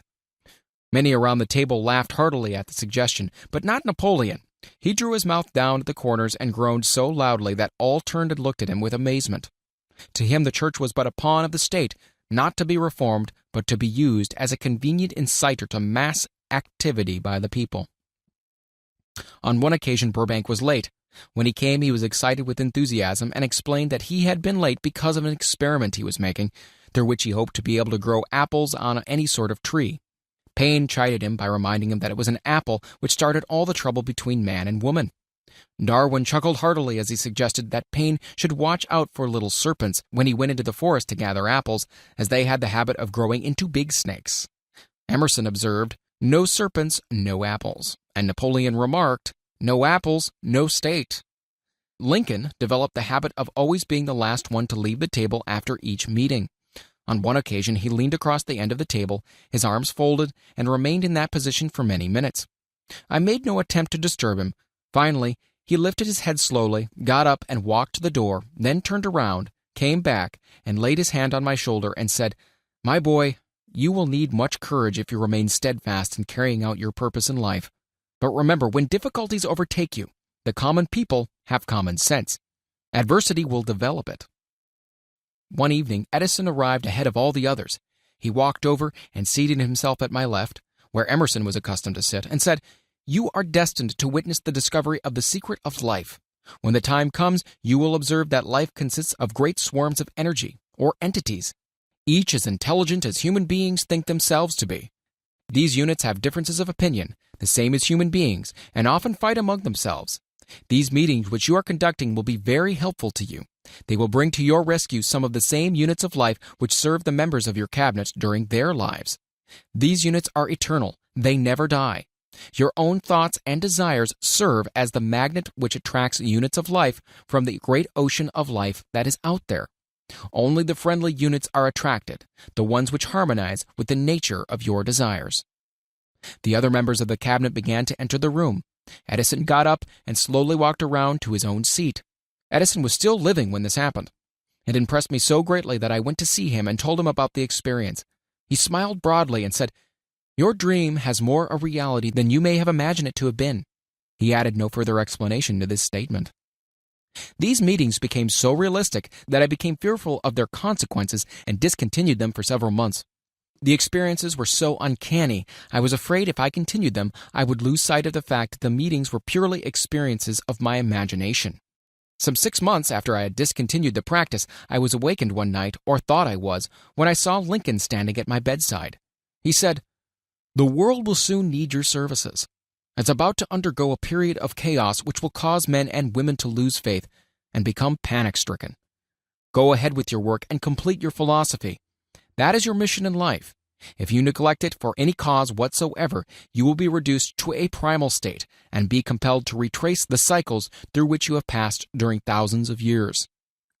I was unable to tell the following morning whether I had dreamed this or had actually been awake, and I have never found out which it was, but I do know that the dream, if it was a dream, was so vivid in my mind the next day that I resumed my meetings the following night. At our next meeting, the members of my cabinet all filed into the room together and stood at their accustomed places at the council table, while Lincoln raised a glass and said, "Gentlemen, let us drink a toast to a friend who has returned to the fold." After that, I began to add new members to my cabinet, until now it consists of more than 50, among them Christ, St. Paul, Galileo, Copernicus, Aristotle, Plato, Socrates, Homer, Voltaire, Bruno, Spinoza, Drummond, Kant, Schopenhauer, Newton, Confucius, Albert Hubbard, Braun, Ingersoll, Wilson, and William James. This is the first time that I have had the courage to mention this. Heretofore, I have remained quiet on the subject because I knew from my own attitude in connection with such matters that I would be misunderstood if I described my unusual experience. I have been emboldened now to reduce my experience to the printed page because I'm now less concerned about what they say than I was in the years that have passed. One of the blessings of maturity is that it sometimes brings one greater courage to be truthful, regardless of what those who do not understand may think or say. Lest I be misunderstood, I wish here to state more emphatically that I still regard my cabinet meetings as being purely imaginary, but I feel entitled to suggest that while the members of my cabinet may be purely fictional and the meetings existent only in my own imagination, they have led me into glorious paths of adventure, rekindled an appreciation of true greatness, encouraged creative endeavor, and emboldened the expression of honest thought. Somewhere in the cell structure of the brain is located an organ which receives vibrations of thought ordinarily called hunches. So far, science has not discovered where this organ of the sixth sense is located, but it is not important at this point. The fact remains that human beings do receive accurate knowledge through sources other than the physical senses. Such knowledge generally is received when the mind is under the influence of extraordinary stimulation.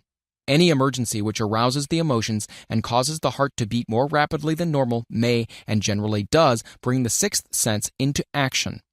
Anyone who has experienced a near accident while driving knows that on such occasions the sixth sense often comes to one's rescue and aids by split seconds in avoiding the accident.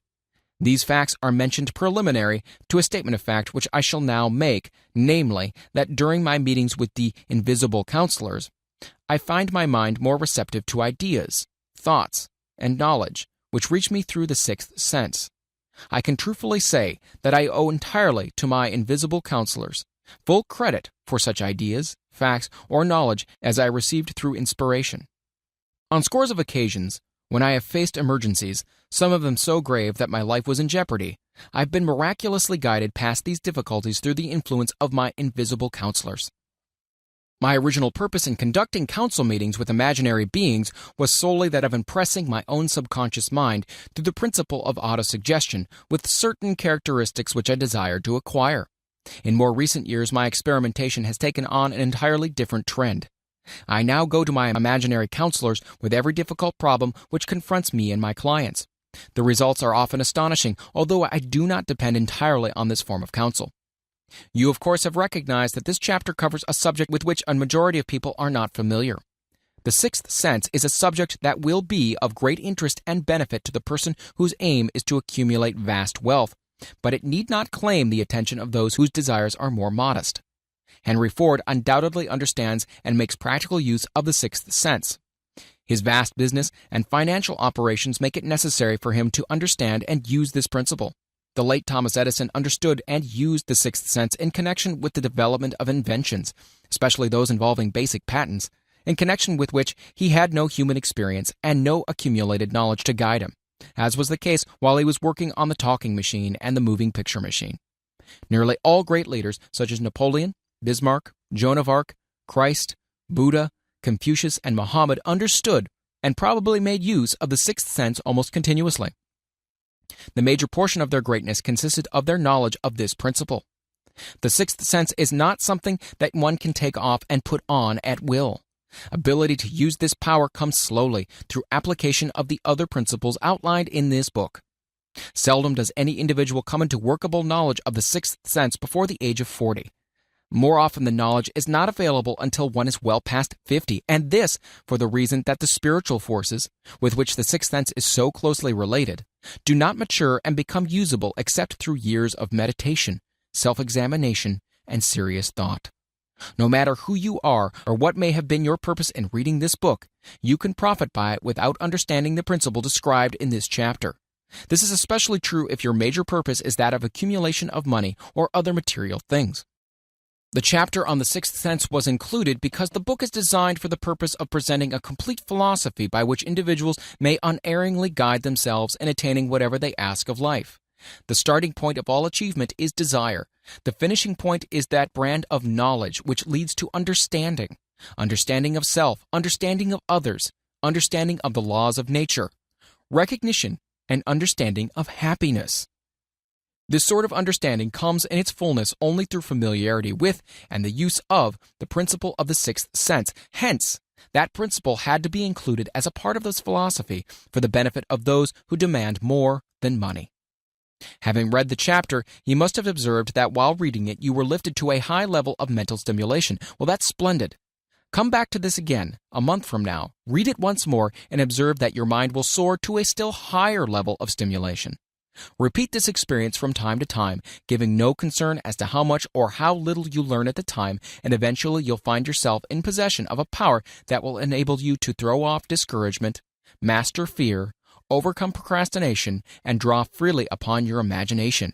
Then you will have felt the touch of that unknown something, which has been the moving spirit of every truly great thinker, leader, artist, musician, writer, and statesman. Then you'll be in a position to transmute your desires into their physical or financial counterpart as easily as you may lie down and quit at the first sign of opposition. Faith versus fear. Previous chapters have described how to develop faith through autosuggestion, desire, and the subconscious. The next chapter presents detailed instructions for the mastery of fear. Here will be found a full description of the 6 fears which are the cause of all discouragement, timidity, procrastination, indifference, indecision, and the lack of ambition, self-reliance, initiative, self-control, and enthusiasm. Search yourself carefully as you study these 6 enemies, as they may exist only in your subconscious mind, where their presence will be hard to detect. Remember, too, as you analyze the 6 ghosts of fear, that they are nothing but ghosts, because they exist only in one's mind. Remember also that ghost creations of uncontrolled imagination have caused most of the damage people have done to their own minds. Therefore, ghosts can be as dangerous as if they lived and walked on the earth in physical bodies. The ghost of the fear of poverty, which seized the minds of millions of people in 1929, was so real that it caused the worst business depression this country has ever known. Moreover, this particular ghost still frightens some of us out of our wits. Chapter 15. How to Outwit the 6 Ghosts of Fear. Take inventory of yourself as you read this closing chapter and find out how many of the ghosts are standing in your way. Before you can put any portion of this philosophy into successful use, your mind must be prepared to receive it. The preparation is not difficult. It begins with study, analysis, and understanding of 3 enemies which you shall have to clear out.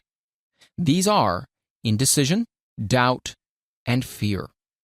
The sixth sense will never function while these 3 negatives, or any of them, remain in your mind. The members of this unholy trio are closely related. Where one is found, the other 2 are close at hand. Indecision is the seedling of fear. Remember this as you read. Indecision crystallizes into doubt. The two blend and become fear. The blending process is often slow.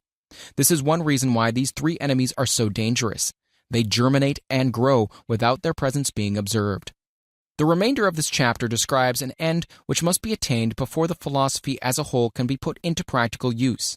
It also analyzes a condition which has but lately reduced huge numbers of people to poverty, and it states a truth which must be understood by all who accumulate riches, whether measured in terms of money or a state of mind of far greater value than money.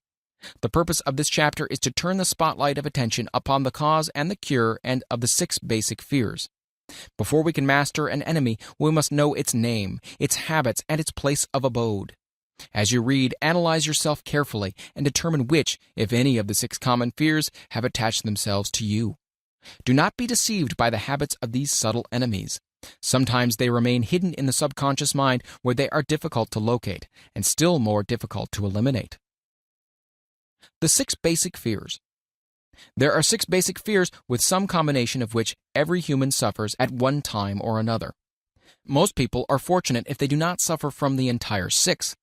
Named in the order of the most common appearance, they are the fear of poverty, the fear of criticism, the fear of ill health, these last 2 most people worry about most of all, the fear of the loss of love of someone, the fear of old age, the fear of death. All other fears are of minor importance. They can be grouped under these 6 headings. The prevalence of these fears as a curse to the world runs in cycles. For almost 6 years, while the Depression was on, we floundered in the cycle of fear of poverty. During the World War, we were in the cycle of fear of death.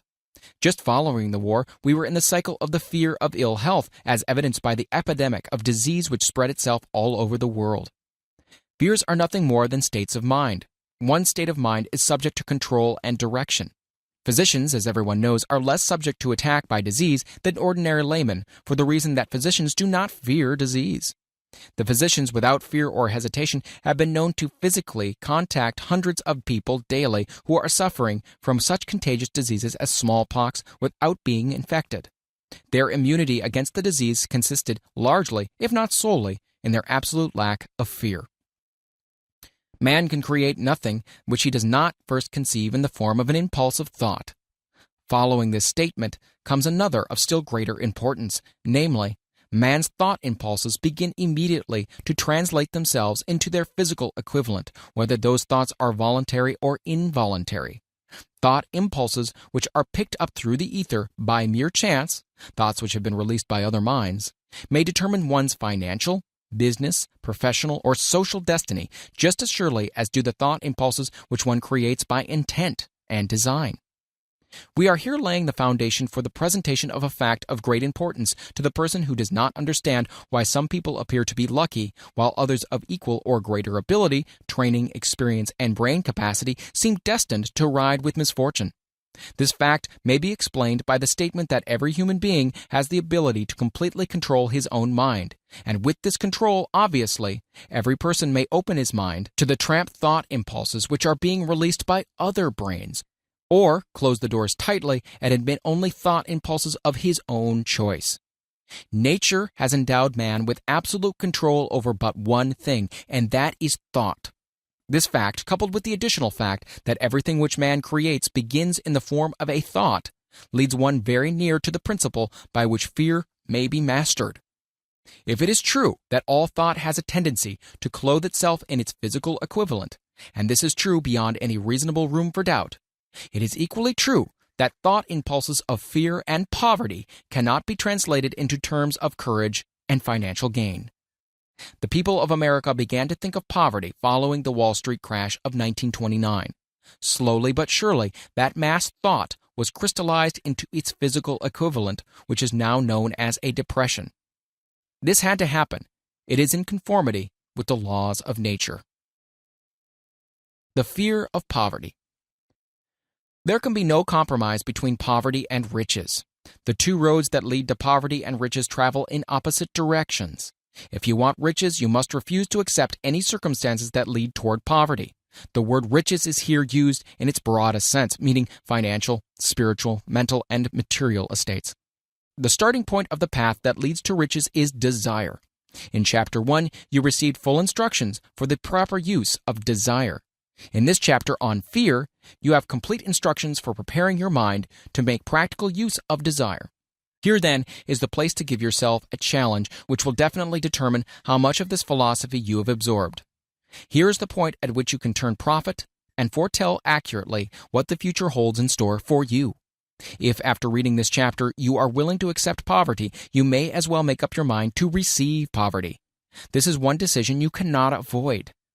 If you demand riches, determine what form and how much will be required to satisfy you. You know the road that leads to riches.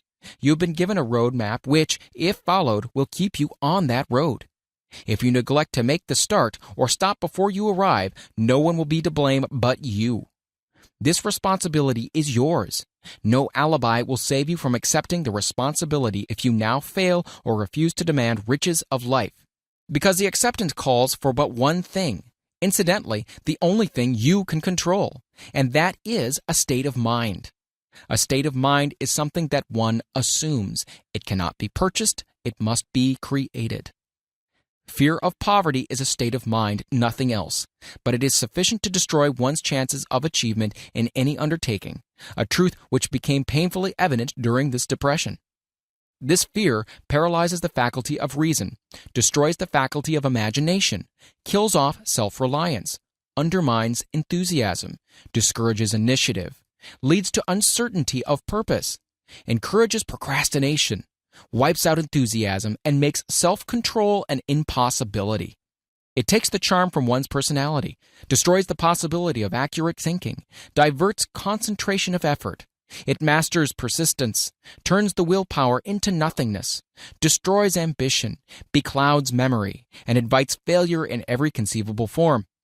It kills love and assassinates the finer emotions of the heart, discourages friendship and invites disaster in 100 forms, leads to sleeplessness, misery, and unhappiness, and all this despite the obvious truth that we live in a world of overabundance of everything the heart could desire, with nothing standing between us and our desires except the lack of a definite purpose. The fear of poverty is, without a doubt, the most destructive of the 6 basic fears. It has been placed at the head of the list because it is the most difficult to master. Considerable courage is required to state the truth about the origin of this fear, and still greater courage to accept the truth after it has been stated. The fear of poverty grew out of man's inherited tendency to prey upon his fellow man economically. Nearly all animals lower than man are motivated by instinct, but their capacity to think is limited. Therefore, they prey upon one another physically. Man, with his superior sense of intuition, with the capacity to think and to reason, does not eat his fellow man bodily. He gets more satisfaction out of eating him, quote-unquote, financially. Man is so avaricious that every conceivable law has been passed to safeguard him from his fellow man. Of all the ages of the world of which we know anything, the age in which we live seems to be the one that is outstanding because of man's money madness. A man is considered less than the dust of the earth unless he can display a fat bank account. But if he has money, never mind how he acquired it, he is a king or a big shot. He is above the law. He rules in politics. He dominates in business, and the whole world about him bows in respect when he passes. Nothing brings man so much suffering and humility as poverty. Only those who have experienced poverty understand the full meaning of this. Through a long line of inherited experiences, man has learned for sure that some men cannot be trusted where matters of money and earthly possessions are concerned. This is a rather stinging indictment, the worst part of it being that it's true. The majority of marriages are motivated by the wealth possessed by one or both of the contracting parties. It's no wonder, therefore, that the divorce courts are busy. So eager is man to possess wealth that he will acquire it in whatever manner he can, through legal methods if possible, through other methods if necessary or expedient. Self-analysis may disclose weaknesses which one does not like to acknowledge. This form of examination is essential to all who demand of life more than mediocrity and poverty. Remember, as you check yourself point by point, that you are both the court and the jury, the prosecuting attorney and the attorney for the defense, and that you are the plaintiff and the defendant also. That you're on trial. Face the facts squarely. Ask yourself definite questions and demand direct replies. When the examination is over, you'll know more about yourself. If you do not feel that you can be an impartial judge in this self-examination, call upon someone who knows you well to serve as judge while you cross-examine yourself. You are after the truth. Get it no matter what the cost, even though it may temporarily embarrass you. The majority of people, if asked what they fear most, would reply, "I fear nothing." The reply would be inaccurate because few people realize that they are bound, handicapped, whipped spiritually and physically through some form of fear. So subtle and deeply seated is the emotion of fear that one may go through life burdened with it, never recognizing its presence. Only a courageous analysis will disclose the presence of this universal enemy. When you begin such an analysis, search deeply into your character. Here is a list of the symptoms for which you should look. Symptoms of the fear of poverty. Indifference, commonly expressed through lack of ambition. Willingness to tolerate poverty. Acceptance of whatever compensation life may offer without protest. Mental and physical laziness. Lack of initiative, imagination, enthusiasm, and self-control.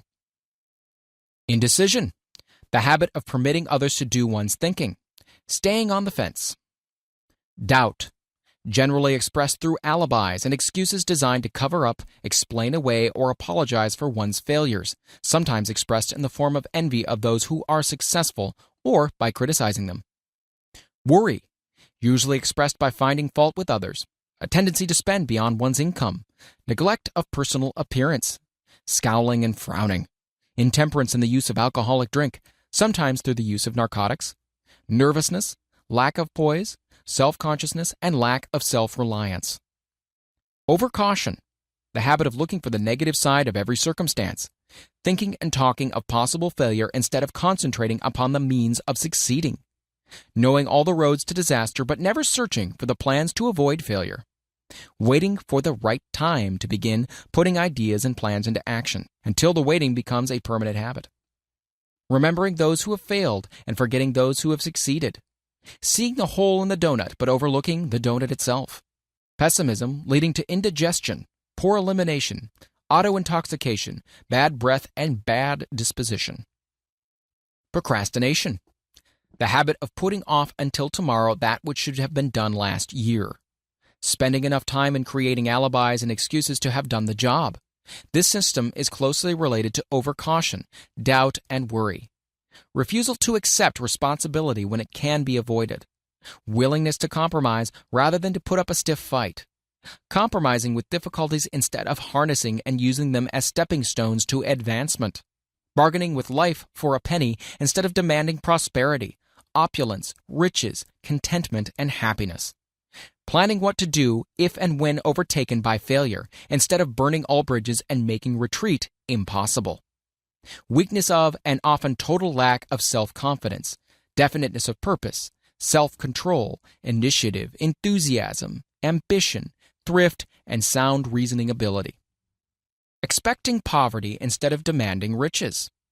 Association with those who accept poverty instead of seeking the company of those who demand and receive riches. Money talks. Some will ask, why did you write a book about money? Why measure riches in dollars alone? Some will believe, and rightly so, that there are other forms of riches more desirable than money. Yes, there are riches which cannot be measured in terms of dollars, but there are millions of people who will say, "Give me all the money I need and I will find everything else I want."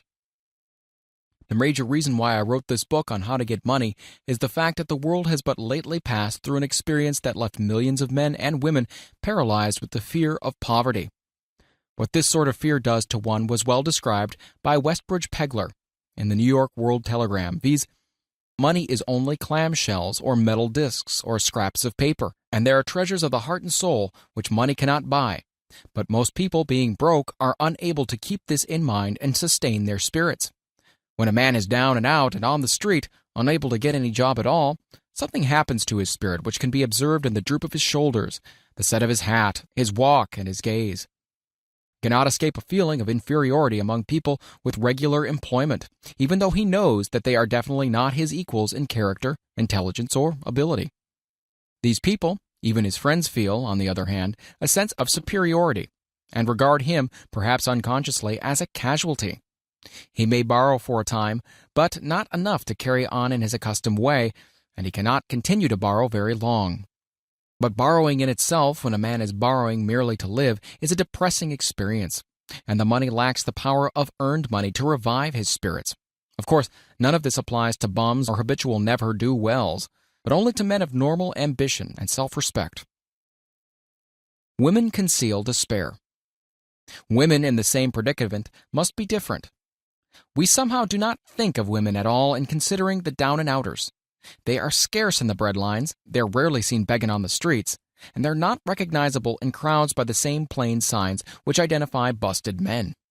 Of course, I do not mean the shuffling hags of the city streets who are opposite number of the confirmed male bums. I mean reasonably young, decent, and intelligent women. There must be many of them, but their despair is just not apparent. Maybe they kill themselves. When a man is down and out, he has time on his hands for brooding. He may travel miles to see a man about a job and discover that the job is filled, or that it is one of those jobs with no base pay, but only a commission on the sale of some useless knick-knack which nobody would buy except out of pity. Turning that down, he finds himself back on the street and nowhere to go but just anywhere. So he walks and walks. He gazes into store windows at luxuries which are not for him, and feels inferior and gives way to people who stop to look with an active interest. He wanders into the railroad station or puts himself down in the library to ease his legs and soak up a little heat, but that isn't looking for a job, so he gets going again. He may not know it, but his aimlessness would give him away even if the very lines of his figure did not. He may be well dressed in the clothes left over from the days in which he had a steady job, but the clothes cannot disguise the droop. Money makes difference. He sees thousands of other people, bookkeepers or clerks or chemists or wagon hands, busy at their work, and envies them from the bottom of his soul. They have their independence, their self-respect, and manhood, and he simply cannot convince himself that he is a good man too, though he argue it out and arrive at a favorable verdict hour after hour. It is just money which makes this difference in him. With a little money, he would be himself again. Some employers take the most shocking advantage of people who are down and out. The agencies hang out little colored cards offering miserable wages to busted men, $12 a week, $15 a week. An $18 a week a job is a plum, and anyone with $25 a week to offer does not hang the job in front of an agency on a colored card. I have a want ad clipped from a local paper demanding a clerk, a good clean penman, to take telephone orders for a sandwich shop between 11 a.m. and 2 p.m. for $8 a month. Not $8 a week, $8 a month. The ad also says, state religion. Can you imagine the brutal effrontery of anyone who demands a good clean penman for 11 cents an hour inquiring into the victim's religion? But this is what busted people are offered. The fear of criticism. Just how man originally came by this fear, no one can state definitely. But one thing is certain, he has it in a highly developed form. Some believe that this fear made its appearance about the time that politics became a profession. Others believe it can be traced to the age when women first began to concern themselves with styles in wearing apparel. This author, being neither a humorist nor a prophet, is inclined to attribute the basic fear of criticism to that part of man's inherited nature which prompts him not only to take away his fellow man's goods and wares, but to justify his action by criticism of his fellow man's character. It is a well-known fact that a thief will criticize the man from whom he steals, that politicians seek office not by displaying their own virtues and qualifications, but by attempting to besmirch their opponents. The fear of criticism takes on many forms, the majority of which are petty and trivial. Bald-headed men, for example, are bald for no other reason than their fear of criticism. Heads become bald because of the tight-fitting bands of hats which cut off their circulation from the roots of the hair. Men wear hats not because they actually need them, but mainly because everyone is doing it. The individual falls into line and does likewise, lest some other individual criticize him. Women seldom have bald heads or even thin hair because they wear hats which fit their heads loosely, the only purpose of the hats being adornment. But it must not be supposed that women are free from the fear of criticism. If any woman claims to be superior to man with references to this fear, ask her to walk down the street wearing a hat of the vintage of 1890. The astute manufacturers of clothing have not been slow to capitalize this basic fear of criticism with which all mankind has been cursed. Every season, the styles in many articles of wearing apparel change. Who establishes the styles? Certainly not the purchaser of clothing, but the manufacturer. Why does he change the style so often? The answer's obvious. He changes the style so he can sell more clothes.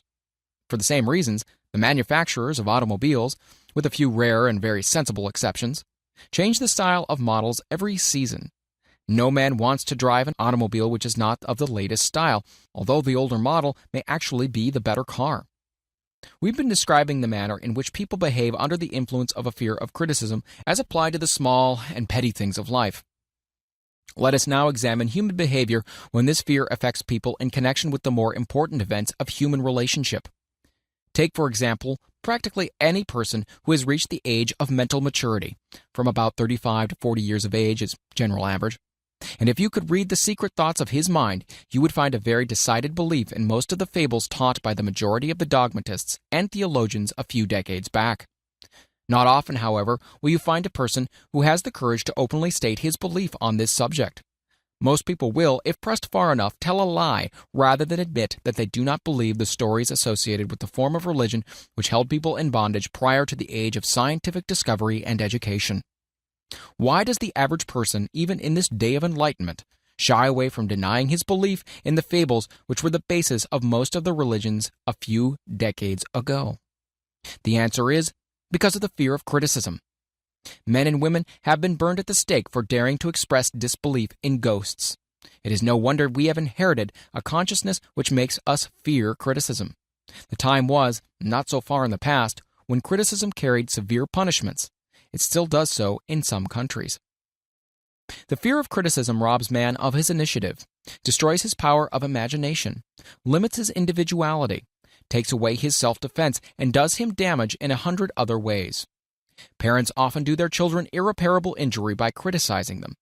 The mother of one of my boyhood chums used to punish him with a switch almost daily, always completing the job with the statement, "You'll land in a penitentiary before you're 20. He was sent to a reformatory at the age of 17. Criticism is one form of service of which everyone has too much.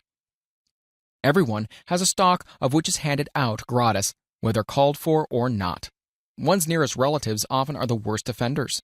It should be recognized as a crime, in reality it is a crime of the worst nature, for any parent to build inferiority complexes in the mind of a child through unnecessary criticism. Employers who understand human nature get the best there is in men, not by criticism, but by constructive suggestion. Parents may accomplish the same results with their children. Criticism will plant fear in the human heart or resentment, but it will not build love or affection. Symptoms of the fear of criticism.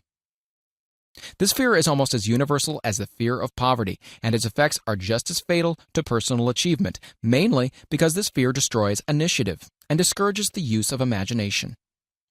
The major symptoms of the fear are self-consciousness, generally expressed through nervousness, timidity in conversation and in meeting strangers, awkward movement of the hands, limbs, and shifting of the eyes, lack of poise, expressed through a lack of voice control, nervousness in the presence of others, poor posture of body, and poor memory. Personality, lacking in a firmness of decision, personal charm, and ability to express opinions definitely. The habit of sidestepping issues instead of meeting them squarely, agreeing with others without careful examination of their opinions. Inferiority complex, the habit of expressing self-approval by word of mouth and by actions as a means of covering up a feeling of inferiority. Using big words to impress others, often without knowing the real meaning of the words. Imitating others in dress, speech, and manners. Boasting of an imaginary achievement. This sometimes gives a surface appearance of a feeling of superiority. Extravagance, the habit of trying to keep up with the Joneses, spending beyond one's income. Lack of initiative, failure to embrace opportunities for self-advancement, fear to express opinions, lack of confidence in one's own ideas, giving evasive answers to questions asked by superiors, hesitancy of manner and speech, deceit in both words and deeds, lack of ambition, mental and physical laziness, lack of self-assertion, slowness in reaching decisions, easily influenced by others, the habit of criticizing others behind their backs and flattering them to their faces, the habit of accepting defeat without protest, quitting an undertaking when opposed by others, suspicious of other people without cause, lacking in tactfulness of manner and speech, unwillingness to accept the blame for mistakes. The fear of ill health. This fear may be traced to both physical and social heredity. It is closely associated as to its origin with the cause of the fear of old age and the fear of death, because it leads one closely to the border of terrible worlds of which man knows not, but concerning which he has been taught some discomforting stories. The opinion is somewhat general, also, that certain unethical people engaged in the business of selling health have had not a little to do with keeping alive the fear of ill health. In the main, man fears ill health because of the terrible pictures which have been planted in his mind of what may happen if death should overtake him. He also fears it because of the economic toll which it may claim.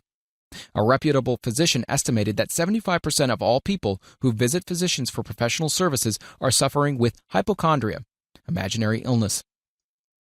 It has been shown most convincingly that the fear of disease, even where there is not the slightest cause for fear, often produces the physical symptoms of the disease feared. Powerful and mighty is the human mind. It builds or it destroys. Playing upon this common weakness of fear of ill health, dispensers of patent medicines have reaped fortunes. This form of imposition upon credulous humanity became so prevalent almost some 20 years ago that Collier's Weekly conducted a bitter campaign against some of the worst offenders in the patent medicine business. During the flu epidemic which broke out during the World War, the mayor of New York City took drastic steps to check the damage which people were doing themselves through their inherent fear of ill health. He called in the newspaper men and said to them, "Gentlemen, I feel it necessary to ask you not to publish any scare headlines concerning this flu epidemic. Unless you cooperate with me, we will have a situation which we cannot control." The newspapers quit publishing the stories about the flu, and within 1 month, the epidemic had been successfully checked. Through a series of experiments conducted some years ago, it was proved that people may be made ill by suggestion. We conducted the experiment by causing the 3 acquaintances to visit the victims, each of whom asked the question, "What ails you?" or "You look terribly ill." The first questioner usually provoked a grin and a nonchalant reply, which was usually something like, "Oh, nothing, I'm all right," from the victim. The second questioner usually was answered with the statement, "I don't know exactly, but I do feel badly." The third questioner was usually met with the frank admission that the victim was actually feeling ill. Try this on an acquaintance if you doubt that it will make him uncomfortable. But do not carry the experiment too far. There's a certain religious sect whose members take vengeance upon their enemies by the hexing method. They call it placing a spell on the victim.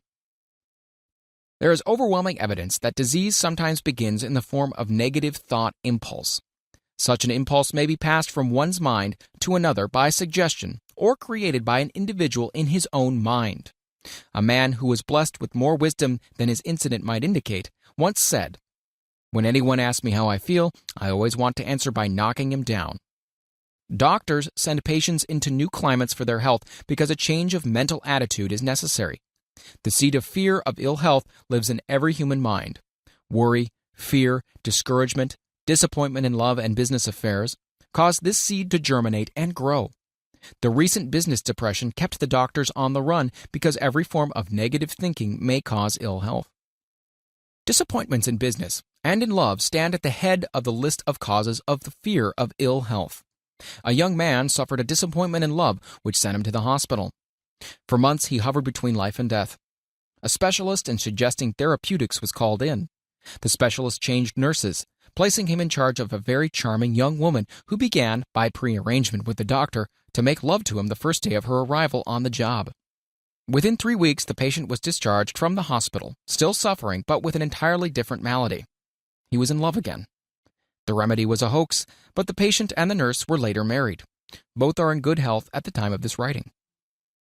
The symptoms of this almost universal fear are autosuggestion, the habit of negative use of self-suggestion by looking for and expecting to find the symptoms of all kinds of disease, enjoying imaginary illness and speaking of it as being real, the habit of trying all fads and isms recommended by others as having therapeutic value, talking to others of operations, accidents, and other forms of illness, experimenting with diets, physical exercises, reducing systems without professional guidance, trying home remedies, patent medicines, and quack remedies.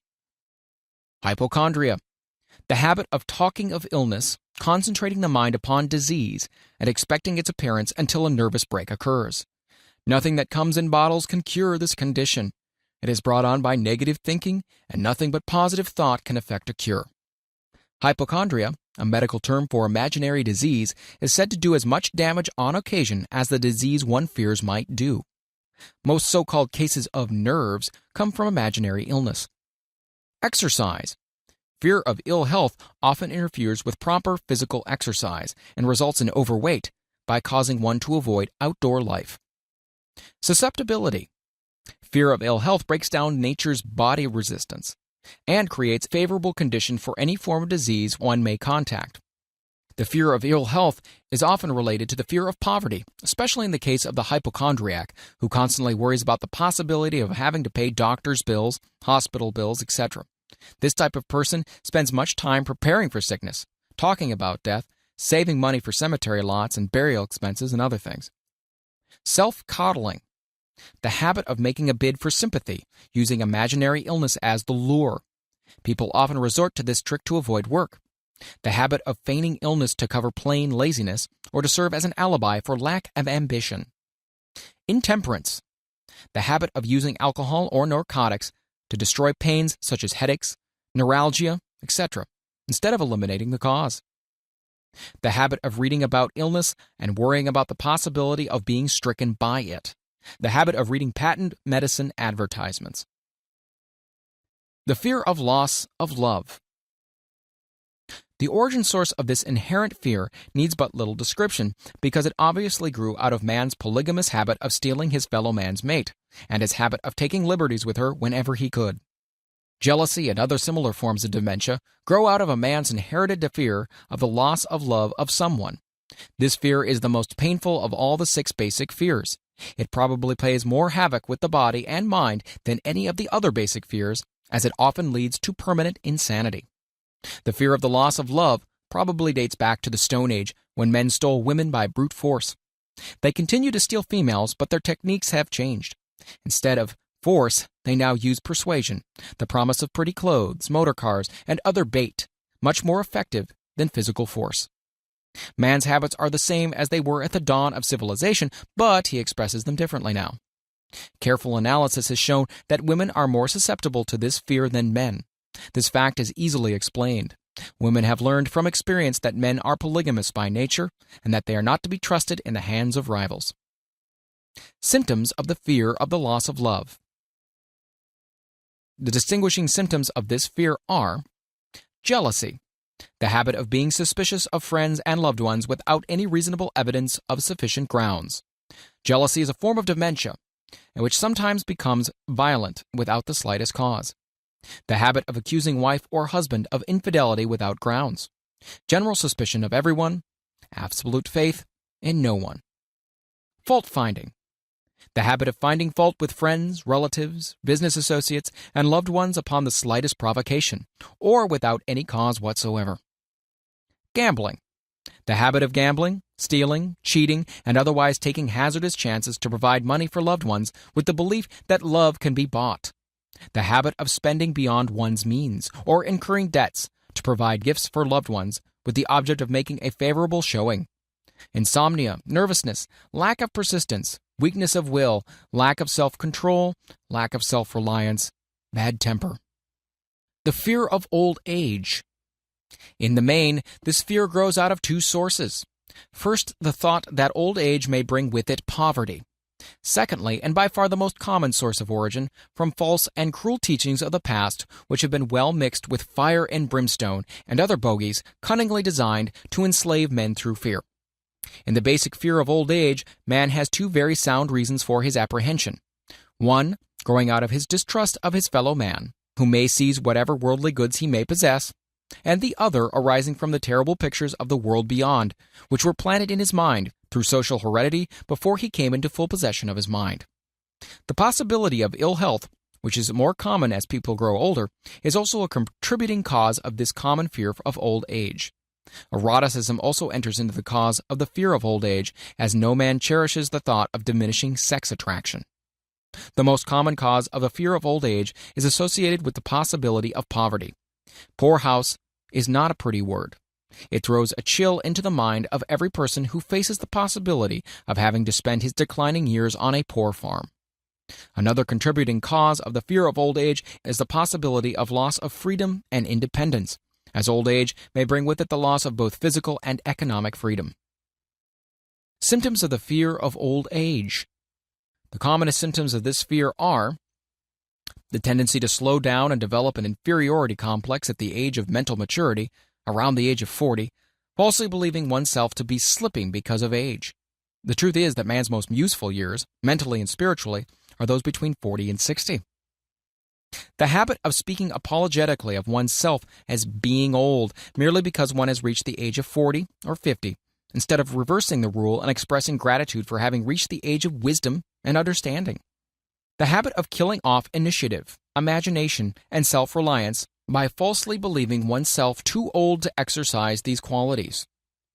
The habit of the man or woman of 40 dressing with the aim of trying to appear much younger and affecting mannerisms of youth, thereby inspiring ridicule by both friends and strangers.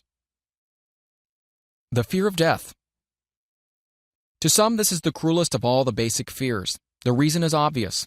The terrible pangs of fear associated with the thought of death, in the majority of cases, may be charged directly to religious fanaticism. So-called heathen are less afraid of death than the more civilized. For hundreds of millions of years, man has been asking the still unanswered questions, whence and whither? Where did I come from, and where am I going? During the darker ages of the past, the more cunning and crafty were not slow to offer the answer to these questions, for a price. Witness now the major source of origin of the fear of death. Come into my tent, embrace my faith, accept my dogmas, and I will give you a ticket, and will admit you straight away into heaven when you die, cries a leader of sectarianism. Remain out of my tent, says the same leader, and may the devil take you and burn you throughout eternity. Eternity is a long time. Fire is a terrible thing. The thought of eternal punishment with fire not only causes man to fear death, it often causes him to lose his reason. It destroys interest in life and makes happiness impossible. During my research, I reviewed a book entitled A Catalogue of the Gods, in which were listed 30,000 gods which man has worshipped. Think of it, 30,000 of them, represented by everything from a crawfish to a man. It's little wonder that men have become frightened at the approach of death. While the religious leader may not be able to provide safe conduct into heaven, nor by lack of such provision allow the unfortunate to descend into hell, the possibility of the latter seems so terrible, and the very thought of it lays hold of the imagination in such a realistic way that it paralyzes reason and sets up the fear of death. In truth, no man knows, and no man has ever known, what heaven or hell is like, nor does any man know if either place actually exists. This very lack of positive knowledge opens the door of the human mind to the charlatan, so he may enter and control that mind with his stock of various brands of pious fraud and trickery. The fear of death is not as common now as it was during the age when there was no great colleges and universities. Men of science have turned the spotlight of truth upon the world, and this truth is rapidly freeing men and women from the terrible fear of death. The young men and young women who attend the colleges and universities are not so easily impressed by fire and brimstone. Through the aid of biology, astronomy, geology, and other related sciences, the fears of the Dark Ages which gripped the minds of men and destroyed their reason have now been dispelled. Insane asylums are filled with men and women who have gone mad because of the fear of death. This fear is useless. Death will come no matter what anyone may think about it. Accept it as a necessity and pass the thought out of your mind. It must be a necessity, or it would not come at all. Perhaps it's not as bad as it's been pictured. The entire world is made up of only two things: energy and matter. In elementary physics, we learn that neither matter nor energy, the only two realities known to man, can be created nor destroyed. Both matter and energy can be transformed, but neither can be destroyed. Life is energy, if it's anything. If neither energy nor matter can be destroyed, then of course life can't be destroyed. Life, like other forms of energy, may be passed through various processes of transition or change, but it can't be destroyed. Death is a mere transition. If death is not mere change or transition, then nothing comes after death except a long, eternal, peaceful sleep, and sleep is nothing to be feared. Thus you may wipe out forever the fear of death. Symptoms of the fear of death. The general symptoms of this fear are the habit of thinking about dying instead of making the most of life, due generally to lack of purpose or lack of suitable occupation. This fear is more prevalent among the aged, but sometimes the more youthful are victims of it as well. The greatest of all remedies for the fear of death is a burning desire for achievement, backed by useful services to others. A busy person seldom has time to think about dying. He finds life too thrilling to worry about death. The fear of death is closely associated with the fear of poverty, where one's death would leave loved ones poverty-stricken. In other cases, the fear of death is caused by illness and the consequent breaking down of physical body resistance. The commonest causes of the fear of death are ill health, poverty, lack of appropriate occupation, disappointment over love, insanity, religious fanaticism. Old man worry. Worry is a state of mind based upon fear. It works slowly but persistently. It is insidious and subtle. Step by step, it digs itself in until it paralyzes one's reasoning faculty, destroys self-confidence and initiative. Worry is a form of sustained fear caused by indecision. Therefore, it is a state of mind which can be controlled. An unsettled mind is helpless. Indecision makes an unsettled mind. Most individuals lack the willpower to reach decisions promptly and to stand by them after they have been made, even during normal business conditions. During periods of economic unrest, such as the world has recently experienced, the individual is handicapped, not alone by his inherent nature to be slow at reaching decisions, but he is influenced by the indecision of others around him, who have created a state of mass indecision. During the Depression, the whole atmosphere all over the world was filled with fierenza, and worryitis, the two mental disease germs which began to spread themselves after the Wall Street frenzy in 1929. There's only one known antidote for these germs. It is the habit of prompt and firm decision. Moreover, it is an antidote which every individual must apply for himself. We do not worry over conditions once we have reached a decision to follow a definite line of action. I once interviewed a man who was to be electrocuted 2 hours later. The condemned man was the calmest of some 8 men who were in the same death cell with him. His calmness prompted me to ask him how it felt to know he was going into eternity in a short while. With a smile of confidence on his face, he said, "It feels fine. Just think, brother, my troubles will soon be over. I've had nothing but trouble all my life. It's been a hardship to get food and clothing. Soon I won't need these things. I've felt fine ever since I learned for certain that I must die. I made up my mind then to accept my fate in good spirit." As he spoke, he devoured a dinner of proportions sufficient for 3 men, eating every mouthful of the food brought to him and apparently enjoying it as much as if no disaster awaited him. Decision gave this man resignation to his fate. Decision can also prevent one's acceptance of undesired circumstances. The 6 basic fears become translated into a state of worry through indecision. Relieve yourself forever of the fear of death by reaching a decision to accept death as an inescapable event. Whip the fear of poverty by reaching a decision to get along with whatever wealth you can accumulate without worry. Put your foot upon the neck of the fear of criticism by reaching a decision not to worry about what other people think, do, or say.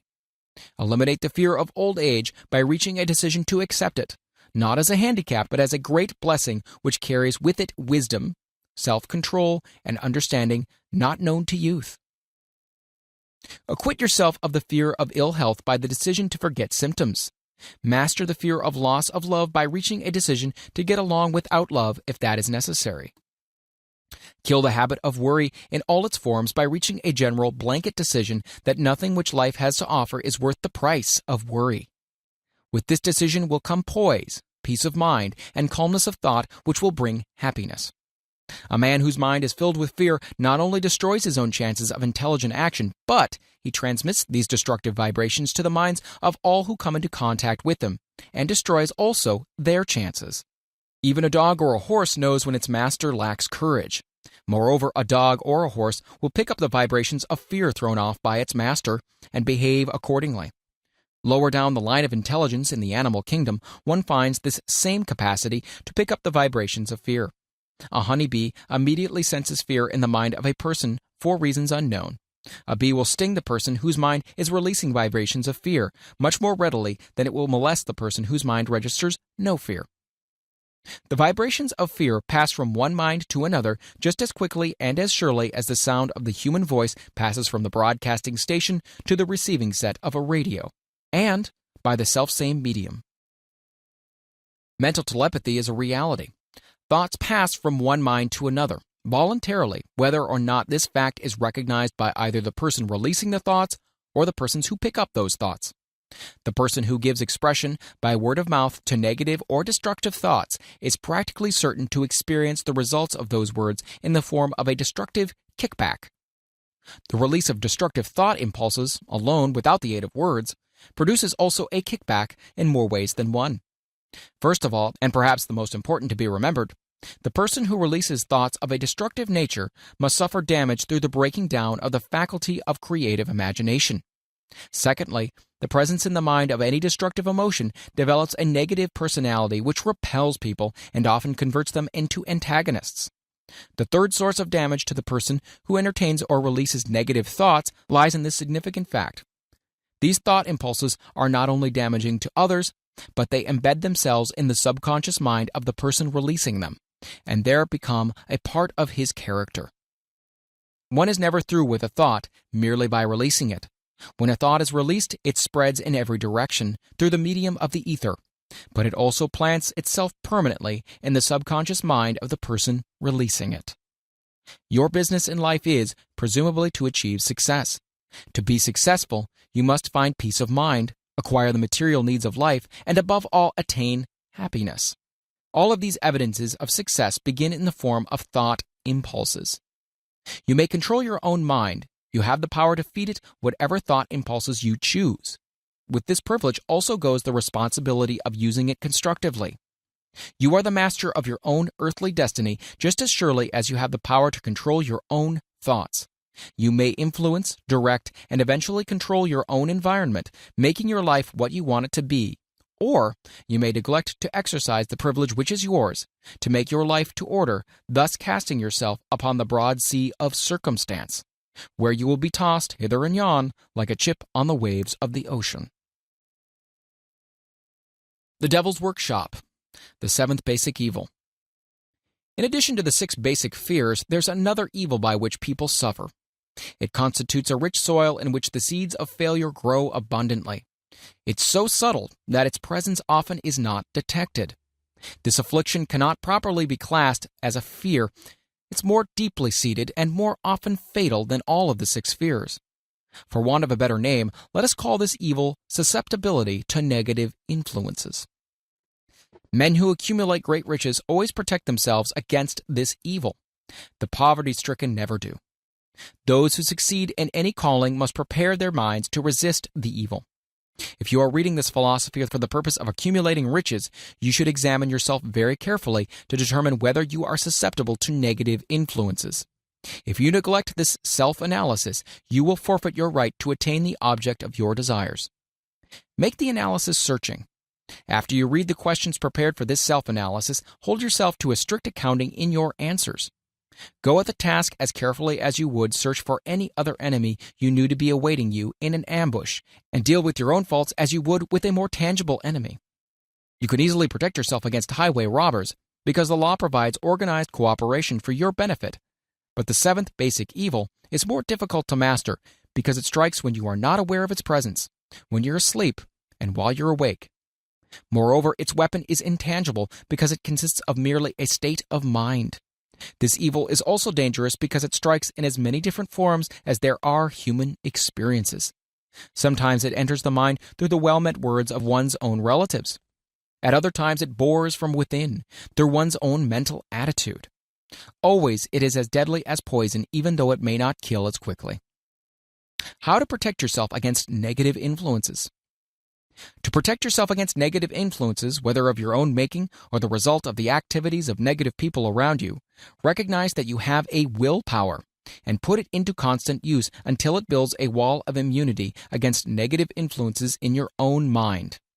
Recognize the fact that you and every other human being are by nature lazy, indifferent, and susceptible to all suggestions which harmonize with your weakness. Recognize that you are by nature susceptible to all the 6 basic fears and set up habits for the purpose of counteracting all these fears. Recognize that negative influences often work on you through your subconscious mind, therefore they are difficult to detect, and keep your mind closed against all people who depress or discourage you in any way. Clean out your medicine chest. Throw away all pill bottles and stop pandering to colds, aches, pains, and imaginary illness. Deliberately seek the company of people who influence you to think and act for yourself. Do not expect troubles, as they have a tendency not to disappoint. Without doubt, the most common weakness of all human beings is the habit of leaving their minds open to the negative influence of other people. This weakness is all the more damaging because most people do not recognize that they are cursed by it, and many who acknowledge it neglect or refuse to correct the evil until it becomes an uncontrollable part of their daily habits. To aid those who wish to see themselves as they really are, the following list of questions has been prepared. Read the questions and state your answers aloud so you can hear your own voice. This will make it easier for you to be truthful with yourself. Self-analysis test questions. Do you often complain of feeling bad? And if so, what is the cause? Do you find fault with other people at the slightest provocation? Do you frequently make mistakes in your work, and if so, why? Are you sarcastic and offensive in your conversation? Do you deliberately avoid the association of anyone, and if so, why? Do you suffer frequently with indigestion? If so, what is the cause? Does life seem futile and the future hopeless to you? If so, why? Do you like your occupation? If not, why? Do you often feel self-pity, and if so, why? Are you envious of those who excel you? To which do you devote most time? Thinking of success or of failure? Are you gaining or losing self-confidence as you grow older? Do you learn something of value from all mistakes? Are you permitting some relative or acquaintance to worry you? If so, why? Are you sometimes in the clouds and at other times in the depths of despondency? Who has the most inspiring influence upon you? What is the cause? Do you tolerate negative or discouraging influences which you can avoid? Are you careless of your personal appearance? If so, when and why? Have you learned how to drown your troubles by being too busy to be annoyed by them? Would you call yourself a spineless weakling if you permitted others to do your thinking for you? Do you neglect internal bathing until auto-intoxication makes you ill-tempered and irritable? How many preventable disturbances annoy you, and why do you tolerate them? Do you resort to liquor, narcotics, or cigarettes to quiet your nerves? If so, do you not try willpower instead? Does anyone nag you, and if so, for what reason? Do you have a definite major purpose, and if so, what is it? And what plan have you for achieving it? Do you suffer from any of the 6 basic fears? If so, which ones? Have you a method by which you can shield yourself against the negative influence of others? Do you make deliberate use of autosuggestion to make your mind positive? Do you value most your material possessions or your privilege of controlling your own thoughts? Are you easily influenced by others against your own judgment? Has today added anything of value to your stock of knowledge or state of mind? Do you face squarely the circumstances which make you unhappy or sidestep the responsibility? Do you analyze all mistakes and failures and try to profit by them, or do you take the attitude that this is not your duty? Can you name 3 of your most damaging weaknesses? What are you doing to correct them? Do you encourage other people to bring their worries to you for sympathy? Do you choose from your daily experiences lessons or influences which aid in your personal advancement? Does your presence have a negative influence on other people as a rule? What habits of other people most annoy you? Do you form your own opinion or permit yourself to be influenced by other people? Have you learned how to create a mental state of mind with which you shield yourself against all discouraging influences? Does your occupation inspire you with faith and hope? Are you conscious of possessing spiritual forces of sufficient power to enable you to keep your mind free from all forms of fear? Does your religion help you to keep your own mind positive? Do you feel it your duty to share other people's worries? If so, why? If you believe that birds of a feather flock together, what have you learned about yourself by studying the friends whom you attract? What connection, if any, do you see between the people with whom you associate most closely and any unhappiness you may experience? Could it be possible that some person whom you consider to be a friend is in reality your worst enemy because of his negative influence on your mind? By what rules do you judge who is helpful and who is damaging to you? Are your intimate associates mentally superior or inferior to you? How much time out of every 24 hours do you devote to A. Your occupation, B. Sleep, C. Play and relaxation, D. Acquiring useful knowledge, E. Plain waste? Who among your acquaintances A. Encourages you most, B. Cautions you most, C. Discourages you most, D. Helps you most in other ways? What is your greatest worry? Why do you tolerate it? When others offer you free, unsolicited advice, do you accept it without question or analyze their motive? What, above all else, do you most desire? Do you intend to acquire it? Are you willing to subordinate all other desires for this one? How much time daily do you devote to acquiring it? Do you change your mind often? If so, why? Do you usually finish everything you begin? Are you easily impressed by other people's business or professional titles, college degrees, or wealth? Are you easily influenced by what other people think of you or say? Do you cater to people because of their social or financial status? Whom do you believe to be the greatest person living? In what respect is this person superior to yourself? How much time have you devoted to studying and answering these questions? At least one day is necessary for the analysis and the answering of the entire list. If you have answered all these questions truthfully, you know more about yourself than the majority of people. Study the questions carefully. Come back to them once each week for several months and be astounded at the amount of additional knowledge of great value to yourself you will have gained by the simple method of answering the questions truthfully.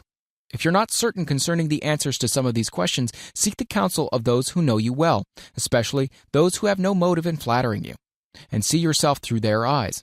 The experience will be astonishing. You have absolute control over but one thing, and that is your thoughts. This is the most significant and inspiring of all facts known to man. It reflects man's divine nature. Thus, divine prerogative is the sole means by which you may control your own destiny. If you fail to control your own mind, you may be sure you will continue nothing else. If you must be careless with your possessions, let it be in connection with material things. Your mind is your spiritual estate. Protect and use it with the care to which divine royalty is entitled. You were given a willpower for this purpose. Unfortunately, there is no legal protection against those who, either by design or ignorance, poison the minds of others by negative suggestion. This form of destruction should be punishable by heavy legal penalties because it may and often does destroy one's chance of acquiring material things which are protected by law. Men with negative minds tried to convince Thomas Edison that he could not build a machine that would record and reproduce the human voice, because, they said, no one else had produced such a machine. Edison did not believe them. He knew that the mind could produce anything the mind could conceive and believe, and that knowledge was the thing that lifted the great Edison above the common herd. Men with negative minds told F.W. Woolworth he would go broke trying to run a store on 5 and 10 cent sales. He did not believe them. He knew that he could do anything within reason if he backed his plans with faith. Exercising his right to keep other men's negative suggestions out of his mind, he piled up a fortune of more than $100 million.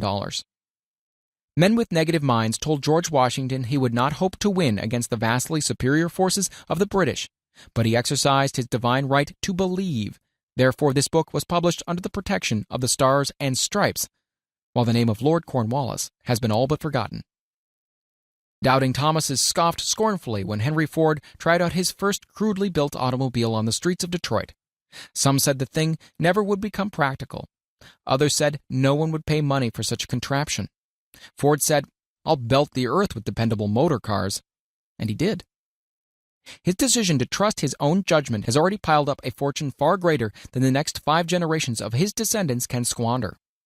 For the benefit of those seeking vast riches, let it be remembered that practically the sole difference between Henry Ford and a majority of the more than 100,000 men who work for him is this: Ford has a mind and controls it.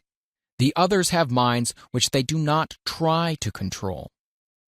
Henry Ford has been repeatedly mentioned because he is an astounding example of what a man with a mind of his own and a will to control it can accomplish. His record knocks the foundation from under that time-worn alibi: "I never had a chance." Ford never had a chance either, but he created an opportunity and backed it with persistence until it made him richer than Croesus. Mind control is the result of self-discipline and habit. You either control your mind or it controls you. There is no hallway compromise. The most practical of all methods for controlling the mind is the habit of keeping it busy with a definite purpose, backed by a definite plan. Study the record of any man who achieves noteworthy success, and you will observe that he has control over his own mind. Moreover, that he exercises that control and directs it toward the attainment of definite objectives. Without this control, success is not possible. 57 Famous Alibis by Old Man If. People who do not succeed have one distinguishing trait in common.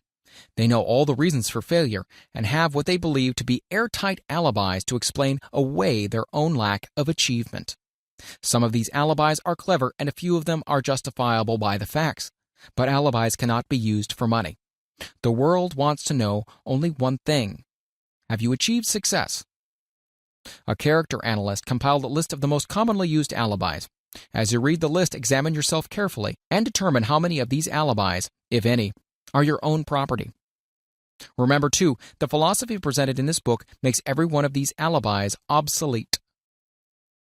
If I didn't have a wife and family, if I had enough pull, if I had money, if I had a good education, if I could get a job, if I had good health, if I only had time, if times were better, if other people understood me, if conditions around me were only different, if I could live my life over again, if I did not fear what they would say, if I had been given a chance, if I now had a chance, if other people didn't have it in for me, if nothing happens to stop me, if I were only younger, if I could only do what I want, if I had been born rich, if I could meet the right people, if I had the talent that some people have, if I dared assert myself, if I had embraced past opportunities, if people didn't get on my nerves, if I didn't have to keep house and look after the children, if I could only save some money, if the boss only appreciated me, if I only had somebody to help me, if my family understood me, if I lived in a big city, if I could just get started, if I were only free, if I had the personality of some people, if I was not so fat, if my talents were known, if I could just get a break, if I could only get out of debt, if I hadn't failed, if I only knew how, if everybody didn't oppose me, if I didn't have so many worries,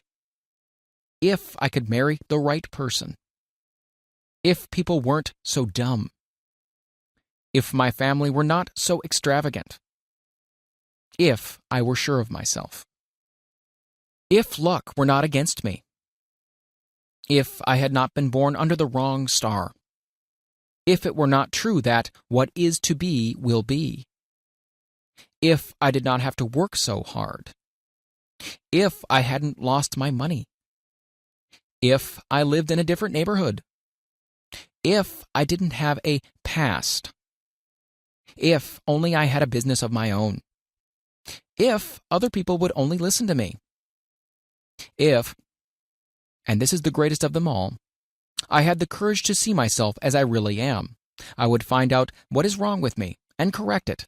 Then I would have a chance to profit by my mistakes and learn something from the experience of the others.